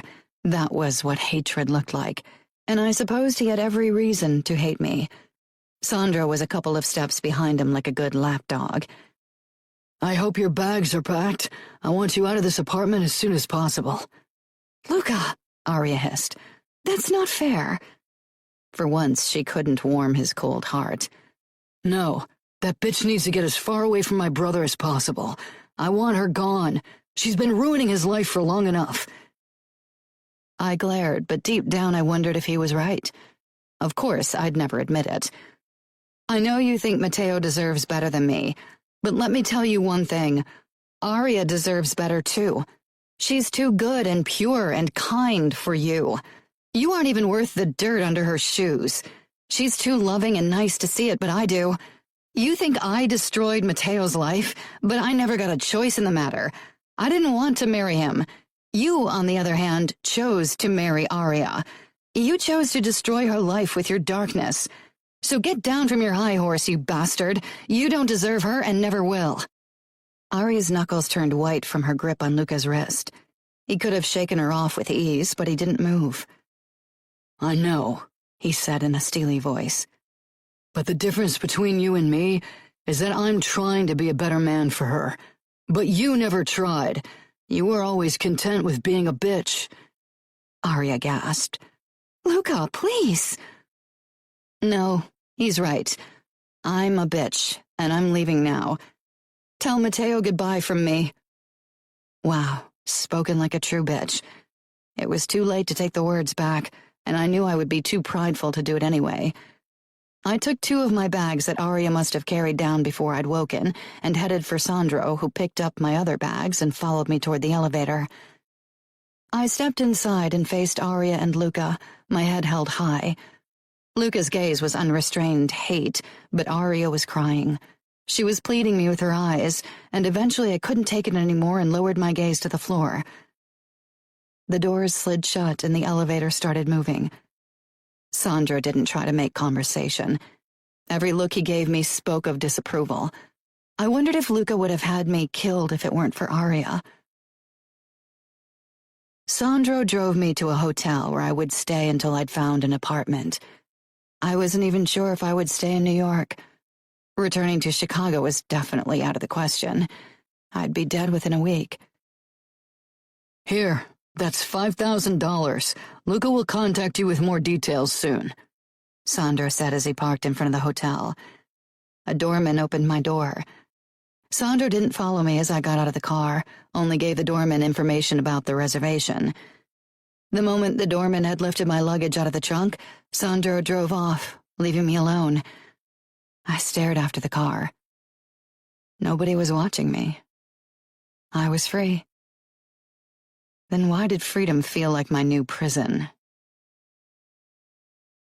Mateo. "I don't think this is a good idea," Luca muttered as he followed me into my apartment. "This is my home. I'm not an invalid. I won't have another sleepover at your place," I said. I was still feeling fucking dizzy, but I wasn't going to admit it to Luca. I walked into my bedroom, Luca close behind me. If he didn't stop it soon, I'd kick his ass. I stopped in the middle of the room. The drawers were ajar. I didn't have to look into them to know they were empty. "She moved out this morning," Luca said. I know. I could feel Luca's eyes on me. "You should stay with Aria and me. It's almost Christmas. Do you want to spend the holidays sulking?" "I don't care about Christmas, and I'm not sulking.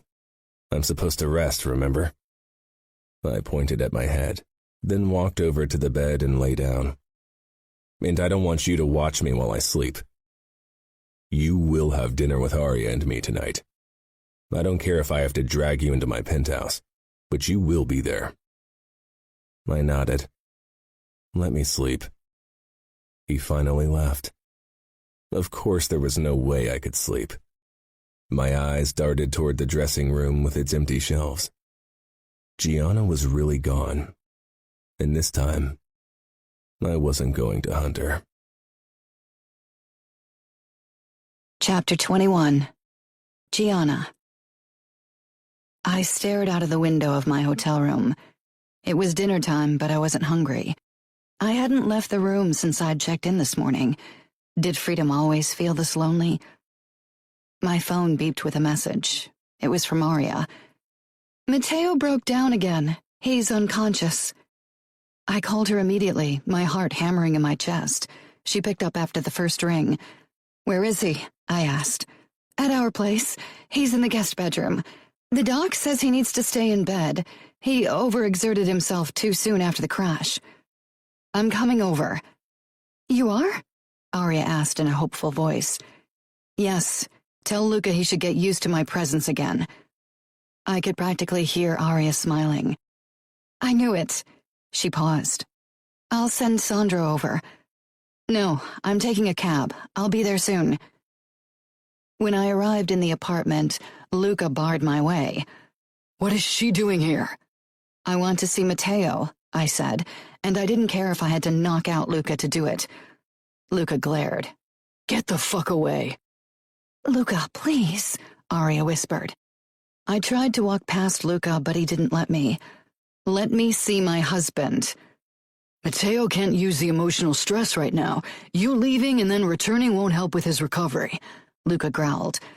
I had a feeling his words would have been much worse if Arya weren't standing beside him. If you stay now, you'll stay for good. I'm done with your games. I'm not leaving again. Luca sent me a doubtful look, but he stepped back. I didn't hesitate. I rushed toward the guest bedroom and stormed inside. Matteo was asleep. I lay down beside him, determined to keep watch over him until he opened his eyes. Matteo. A soft hand held onto mine. I opened my eyes, blinking a few times to clear my vision. I felt like a total wimp for having passed out. Fuck. I'd been shot and stabbed and even burnt before, and a stupid hit to the head brought me down to my knees. It was a disgrace. I turned my head. Gianna was curled up beside me, her hand clutching mine. Her clothes were wrinkly and her hair a complete mess, as if she'd been at my side for a while. Her face was mostly covered by her unruly hair. I felt the irresistible urge to see her expression. Slowly, carefully, I sat up and brushed a few strands away with my free hand. Gianna looked like a fucking angel in sleep. Too beautiful to be real. Her thick lashes rested on her pale skin. I trailed a fingertip over her high cheekbone, enjoying the softness of her skin. Her eyes fluttered beneath her lids, and then they peeled open. She blinked sleepily until her gaze finally focused on me. I waited for her to let go of my hand and jump off the bed like it had caught fire. At the very least, I expected some ridiculous excuse for why she was here, holding my hand. I doubted Luca had dragged her back. He knew I didn't want him to. She didn't do any of those things, however. Instead, she sat up slowly, blinking away sleep and rubbing her eyes with the hand that wasn't holding mine. She searched the room for something. What time is it? I had no fucking clue. I wasn't even sure what day it was. You're asking me? She laughed once, and then her expression tightened. You scared me. I did. I suppose I'm a scary guy. Gianna didn't smile. She was looking at me with an expression I'd never seen on her face, vulnerable and open. I should have never agreed to Luca's offer. I was being stubborn. I didn't want to admit my feelings to myself. But when Arya called to tell me you'd broken down again, I was terrified that I'd lose you. She paused, her fingers on my hand tightening. I didn't say anything. Wasn't sure what to say. My general solution in emotional situations was humor, but it felt wrong to make a joke, and I didn't want to stop Gianna from saying whatever else she had to say. She stared off toward the window, guilt marring her beautiful face. All I could think about when I wasn't at your side after you'd broken down was, what if you die, and all I've ever done was treat you badly and push you away? I've been acting like a major bitch. I'm sorry. I touched her cheek and moved closer. You don't need to apologize for anything, Gianna. I actually enjoyed most of our arguments. They added entertainment to my days. I grinned, and this time I got a smile in return. You should be pissed, Matteo. You know what Luca offered me in exchange for saving your life, and that I agreed. Why aren't you sending me away? I would deserve it. I shrugged. I didn't like the idea that Gianna had eagerly accepted Luca's offer, but she was here now. It had taken a while, but eventually I'd realized that Gianna had come to me on her own. Gianna would never let anyone force her to admit her feelings. I touched the back of her head and pulled her toward me. She didn't resist, and when her mouth touched mine, she wrapped her arms around my neck and deepened our kiss. My hand found its way under her shirt, feeling the soft skin of her stomach and moving higher. Gianna stopped my hand's exploration. You need to rest. You passed out yesterday. I won't let you overexert yourself again. I chuckled. Come on. If you ride me, I won't have to exert myself at all. You'll do all the work. Yeah, right, she said. No way am I going to risk your recovery. Luca would be so pissed if I did something stupid. He hates me anyway. I don't want to give him another reason to keep me away from you. Luca wouldn't stop you from seeing me. She raised her eyebrows. He tried to stop me from coming here yesterday. Why the fuck did he do that? Annoyance shot through me. Luca always had to play the capo and order people around. I suppose he was worried about you. Gianna admitted grudgingly. There was no love lost between my brother and her, so I was surprised by her admittance. He didn't want me to play with you. He thought it was better if there was a clean cut between us and I left your life for good. So what made him change his mind? I asked. Arya, I suppose? Of course, I said, though I'd hoped for another reason. I leaned back against the headboard, ignoring the slight twinge in my head at the movement. I crossed my arms over my chest, trying to look fucking relaxed when I was anything but. I'm fine now. I won't die. You could leave now without feeling guilty. Gianna looked at me for a long time without saying anything. I don't want to leave. You agreed to Luca's offer. You said it yourself. I did because Luca took me by surprise with it. You were dying right in front of me.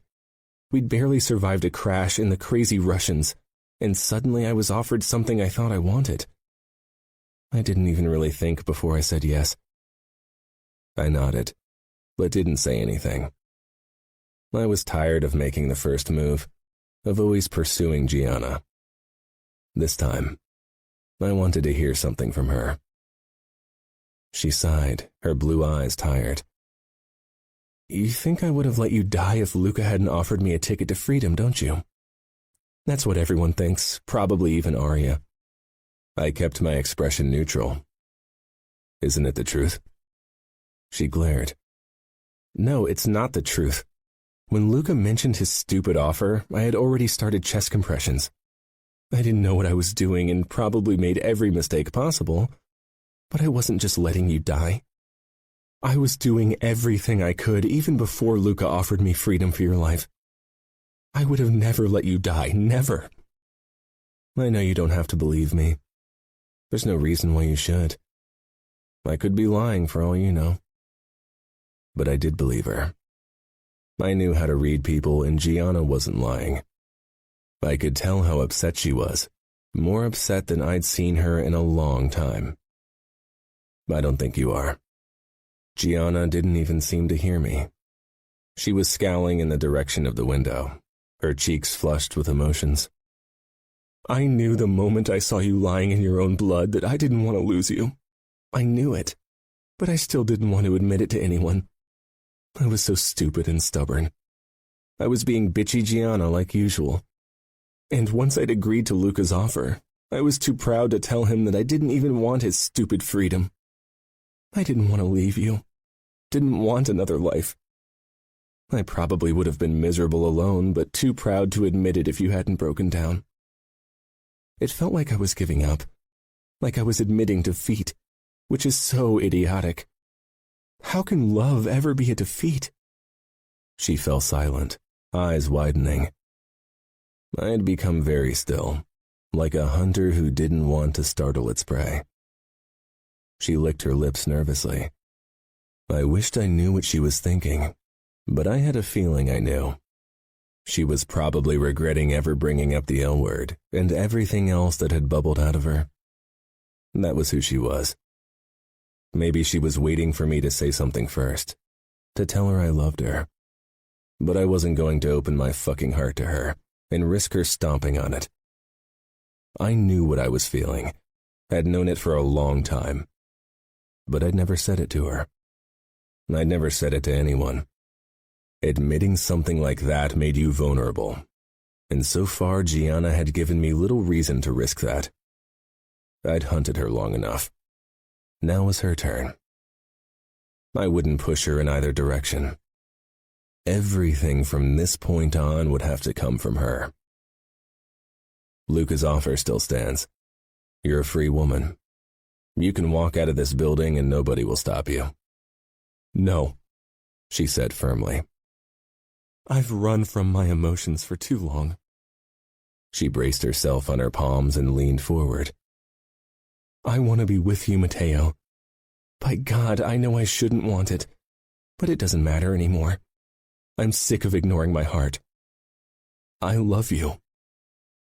She kissed me almost desperately, her hands finding their way into my hair.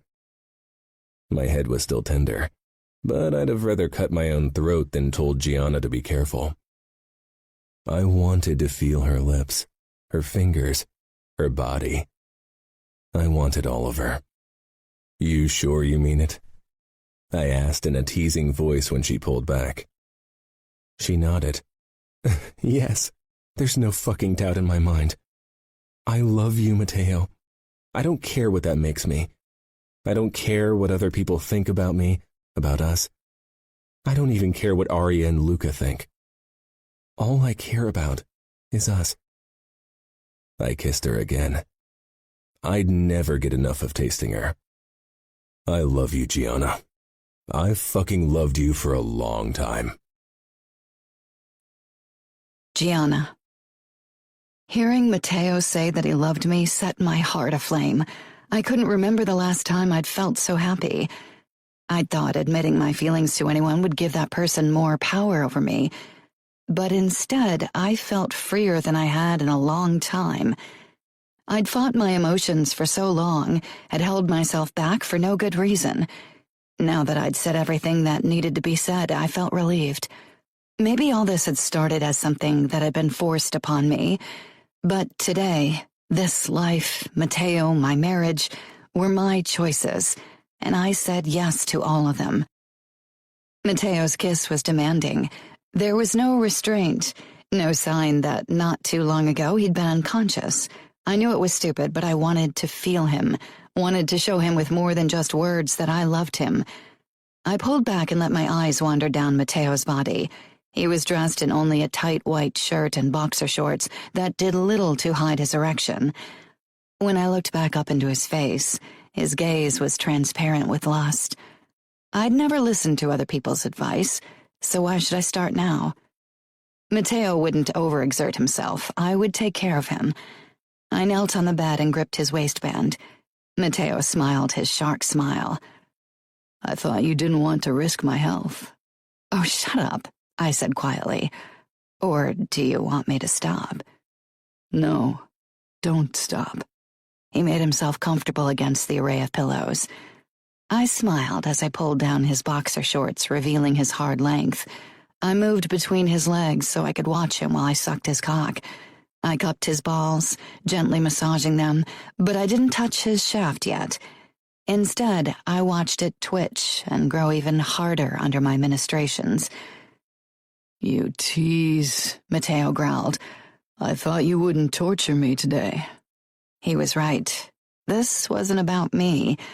I leaned forward and ran my tongue all the way from his balls up to the top, then swirled it around his tip before sucking him into my mouth. I took inch after inch of him in until he hit the back of my throat before I let him slide out again. Mateo watched me through half-lidded eyes. He gently pulled my hair back, which always got in the way, and stroked my cheeks as I licked and sucked his tip, knowing that it was where he was most sensitive. I traced the tip of my tongue along the ridge of his tip slowly. Mateo's breathing quickened, his abs tightened, but he didn't take his eyes off me or stop touching my face. It felt like he was revering me while I was revering him. I sucked a bit harder, feeling him getting closer. His fingers against my scalp tightened occasionally, and he released a harsh breath every time my teeth scraped him lightly. He started pumping his hips, pushing his length deeper into my mouth, and I let him.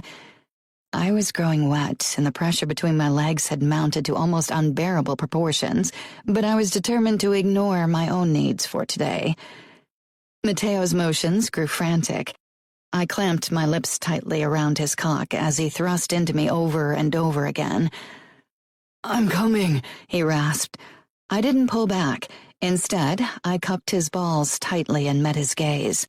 The muscles in his shoulders flexed, and his body seized up with his orgasm. Eventually, he stilled.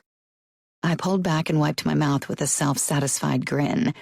Mateo chuckled, a low sound from deep in his chest. He reached for my shoulders and pulled me on top of him, claiming my mouth in a firm kiss. His hands glided down my back to cup my butt and squeezed. My core tightened with arousal. Before I could make up my mind if I should allow Mateo to exert himself even more, a knock sounded. I tensed, my eyes darting toward the door, which was already opening. Luca stood in the doorway, his gaze taking everything in without an expression. It wasn't hard to guess what we'd done. After all, I was lying on top of a bottomless Mateo who was groping my butt. My face flamed with embarrassment. You really shouldn't barge into someone's bedroom like that, Mateo said in amusement. He didn't look embarrassed at all. But after everything I knew about him, that didn't surprise me anymore. I stayed exactly the way I was, even though Mateo wouldn't have cared if I'd moved away and bared his cock to his brother. You should be resting, Lucas said dryly, gray eyes piercing me with an unreadable look. Was he angry? It was hard to tell. Recently, he'd always been pissed around me. Not that his presence made me much happier. Mateo gave my butt a firm pat, his grin turning annoyingly smug. I feel very well rested. Lucas shook his head. I give up, he said. You two do whatever you want. I don't even want to know what's going on or not going on. He turned around and closed the door behind him. I pushed away from Mateo and slid off the bed, trying my best to straighten my wrinkled clothes, but now there were also stains on them. They were an absolute mess. Hey, I thought we weren't done yet. I didn't even get to touch your pussy. And you won't. Luca was right. You should rest. You've had enough excitement for the day, I said sternly. Mateo was already growing hard again, and he didn't bother to hide it. I huffed. I'm going to change and clean up, and then return with something to eat for you. In the meantime, please pull your mind out of the gutter. Mateo winked. I stifled a smile and slipped out of the room. Aria and Luca were in the dining area, talking in hushed voices. Of course, I knew exactly what they were discussing. Aria noticed me first and fell silent. After a couple of seconds of silent scrutiny, she smiled brightly at me. Luca didn't share her enthusiasm, though. I ignored him. "Could you give me some of your clothes? I really need to change and shower." Luca raised his eyebrows. Do you need to make yourself presentable so you can leave? I met his gaze. "I'm not leaving. Not ever again." Arya was practically bouncing when she stepped up to me and linked our arms. We'll see, Luca said simply. Arya shot him a glare before she led me upstairs toward their dressing room. "Don't listen to him. He's protective of Matteo," Arya muttered. She pulled jeans and a long-sleeved shirt from her drawers and handed them to me. Luca's protectiveness of Arya and Matteo was one of the few things I liked about him. I know, I haven't given him any reason to trust me with his brother. Arya watched me curiously as I undressed. "So, will you move back into Matteo's apartment?" I paused on my way to the bathroom. It wasn't as if I'd already settled somewhere else. I hadn't even started considering where to live after I'd moved out. "Yes, I will move back in and be his wife. Probably not a good wife, but it's not like Matteo didn't know that when he married me.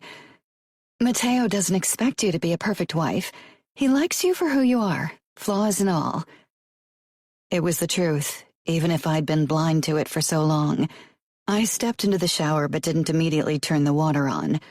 Arya sank down on the edge of the bathtub. "Are you sure you can do the same?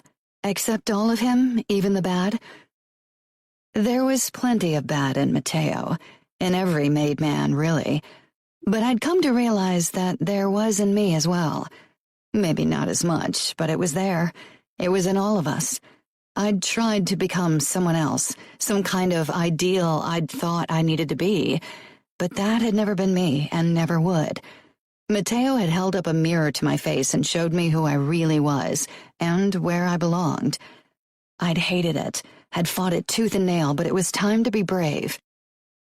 "Yes, I love him, the bad and the good," I said firmly.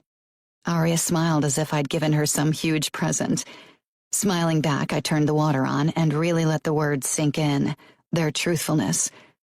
I'd never be okay with everything Matteo did, would never do even half of the things he had done and was going to do in the future. But I'd realized I didn't have to be happy about every aspect of his life.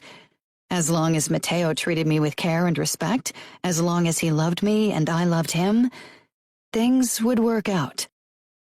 I'd stand by him and support him as best as I could, because he was mine and I was his. Epilogue. Gianna. It was late April, and today was the first warm day of the year. The temperature had finally climbed over 70 degrees Fahrenheit. The ocean was still too cold to swim in it, but I didn't care. I wasn't sure what it was about the beach and the ocean breeze that made me feel free. I stormed down the vast lawn of the Vitiello mansion toward the bay. Matteo was close behind me and catching up, judging from his steps. I sped up even more, not daring to throw a glance over my shoulder to check. My feet hit the sand. It wasn't exactly warm, the water would be worse, but I didn't slow. I stormed right toward the soft waves. The moment my calves hit the water, my breath caught in my throat and I stumbled to a stop. This was definitely still too cold to swim. I almost fell forward because of my momentum. Teeth chattering, I was about to back out again when warm hands gripped my waist and lifted me up. "No, don't you dare!" I screamed. Matteo chuckled, and then I was thrown through the air and landed with a splash in the freezing water. My muscles seized for a moment. Then I burst through the surface and panted for breath. I scowled at Matteo, who was grinning at me. He was up to his stomach in the water and didn't seem to mind the cold. "You bastard!" I brought out through my chattering teeth. My entire body started shaking. I wrapped my arms around my chest to make a show out of my freezing. Matteo's brows drew together, and he came toward me, actually looking worried. The moment he was in arm's reach, I attacked. I lunged at him, grasping his shoulders and trying to dunk him under the water. I should have considered how used Matteo was to physical fights. He used my momentum to catapult me up and swing me over his shoulder. "Hey!" I shouted in protest, but he only clapped my butt and started carrying me out of the ocean. "Where are you taking me?" "We need to warm you up," he said wickedly. Excitement jolted through me, but I made a show out of kicking my legs and hammering my fists against his back. He carried me to the right toward a corner of the lawn that was shielded from the mansion by bushes. A blanket had been set up. He had planned this. He laid me down on the blanket and hovered over me. My body was covered in goosebumps, and not just from the cold. "How about I lick every drop of water off your skin?"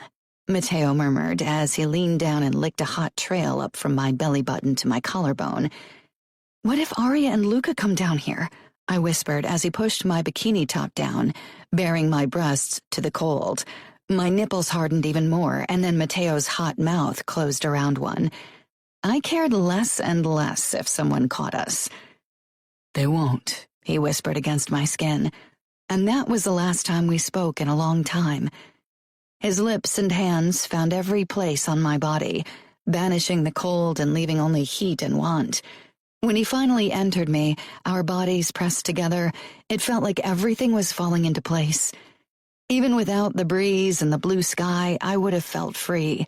It had taken a long time, but I realized I could feel free, be free, even when I was bound to Matteo. In the evening, Matteo and Luca set up a barbecue on the patio. The weather was holding up and we could eat outside. Arya went inside to grab the salad she'd prepared, while Matteo headed toward the wine cellar for something to drink. That left me alone with Luca, who was manning the barbecue grill. I set the table, pretending he wasn't there. Things between Luca and me were tense. They'd never been not tense, but they'd gotten worse since I'd accepted his offer months ago. I took a deep breath.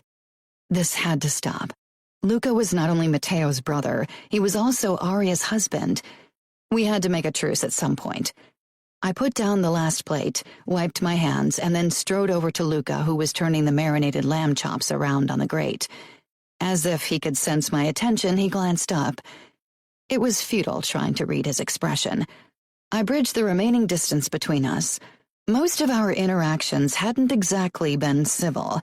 My go-to response to him was usually snarkiness, but I was doing my best to keep my expression open and as friendly as possible.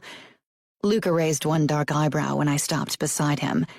Suddenly, I felt ridiculously nervous.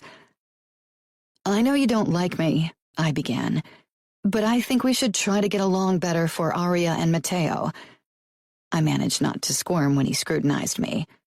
What was he thinking? "I didn't like you because I hated how you treated Matteo." "Okay," I said slowly, not sure where to go from there. "But I'm starting to change my mind." "You are?" He turned another lamb chop. "I'm starting to think that maybe Matteo was right, and you two aren't the worst match." "Thanks," I said, unsure if it was meant in a positive way. "You are really bad with compliments." "I'm not in the habit of handing them out, and don't tell my brother I said he was right. He's cocky enough." His eyes went to something behind me, and I turned and spotted Matteo heading in our direction, his arms loaded with several bottles of wine. "He is," I agreed with a smile. Luca gave me what could be considered his version of a smile, and some kind of silent understanding passed between us. Matteo set the wine bottles down on the table before joining us and wrapping his arm around my waist. "What are you two gossiping about?" "You?" Luca and I said at the same time. "Is that so?" Matteo lifted one eyebrow. Arya came back from the kitchen, eyes darting between us. She pressed up against Luca with a confused look. "What's going on?" "Your husband and my wife are discussing my many wonderful traits," Matteo said. I nudged his side. "You are way too cocky." Matteo kissed my ear. "Admit it. You love my cockiness." "Done." "Your declarations of love still make my knees go weak," he joked. I stood on my tiptoes. "Your cockiness isn't the only thing I love about you." I let my eyes wander the length of him. "I need some bloody lamb to cancel out this disgusting display of sweetness," Luca muttered, but I didn't miss the tender look he'd given Arya when he thought no one was paying attention. Matteo swept me into his arms and kissed me. Luca grumbled something else, but I didn't listen. All that mattered was Matteo.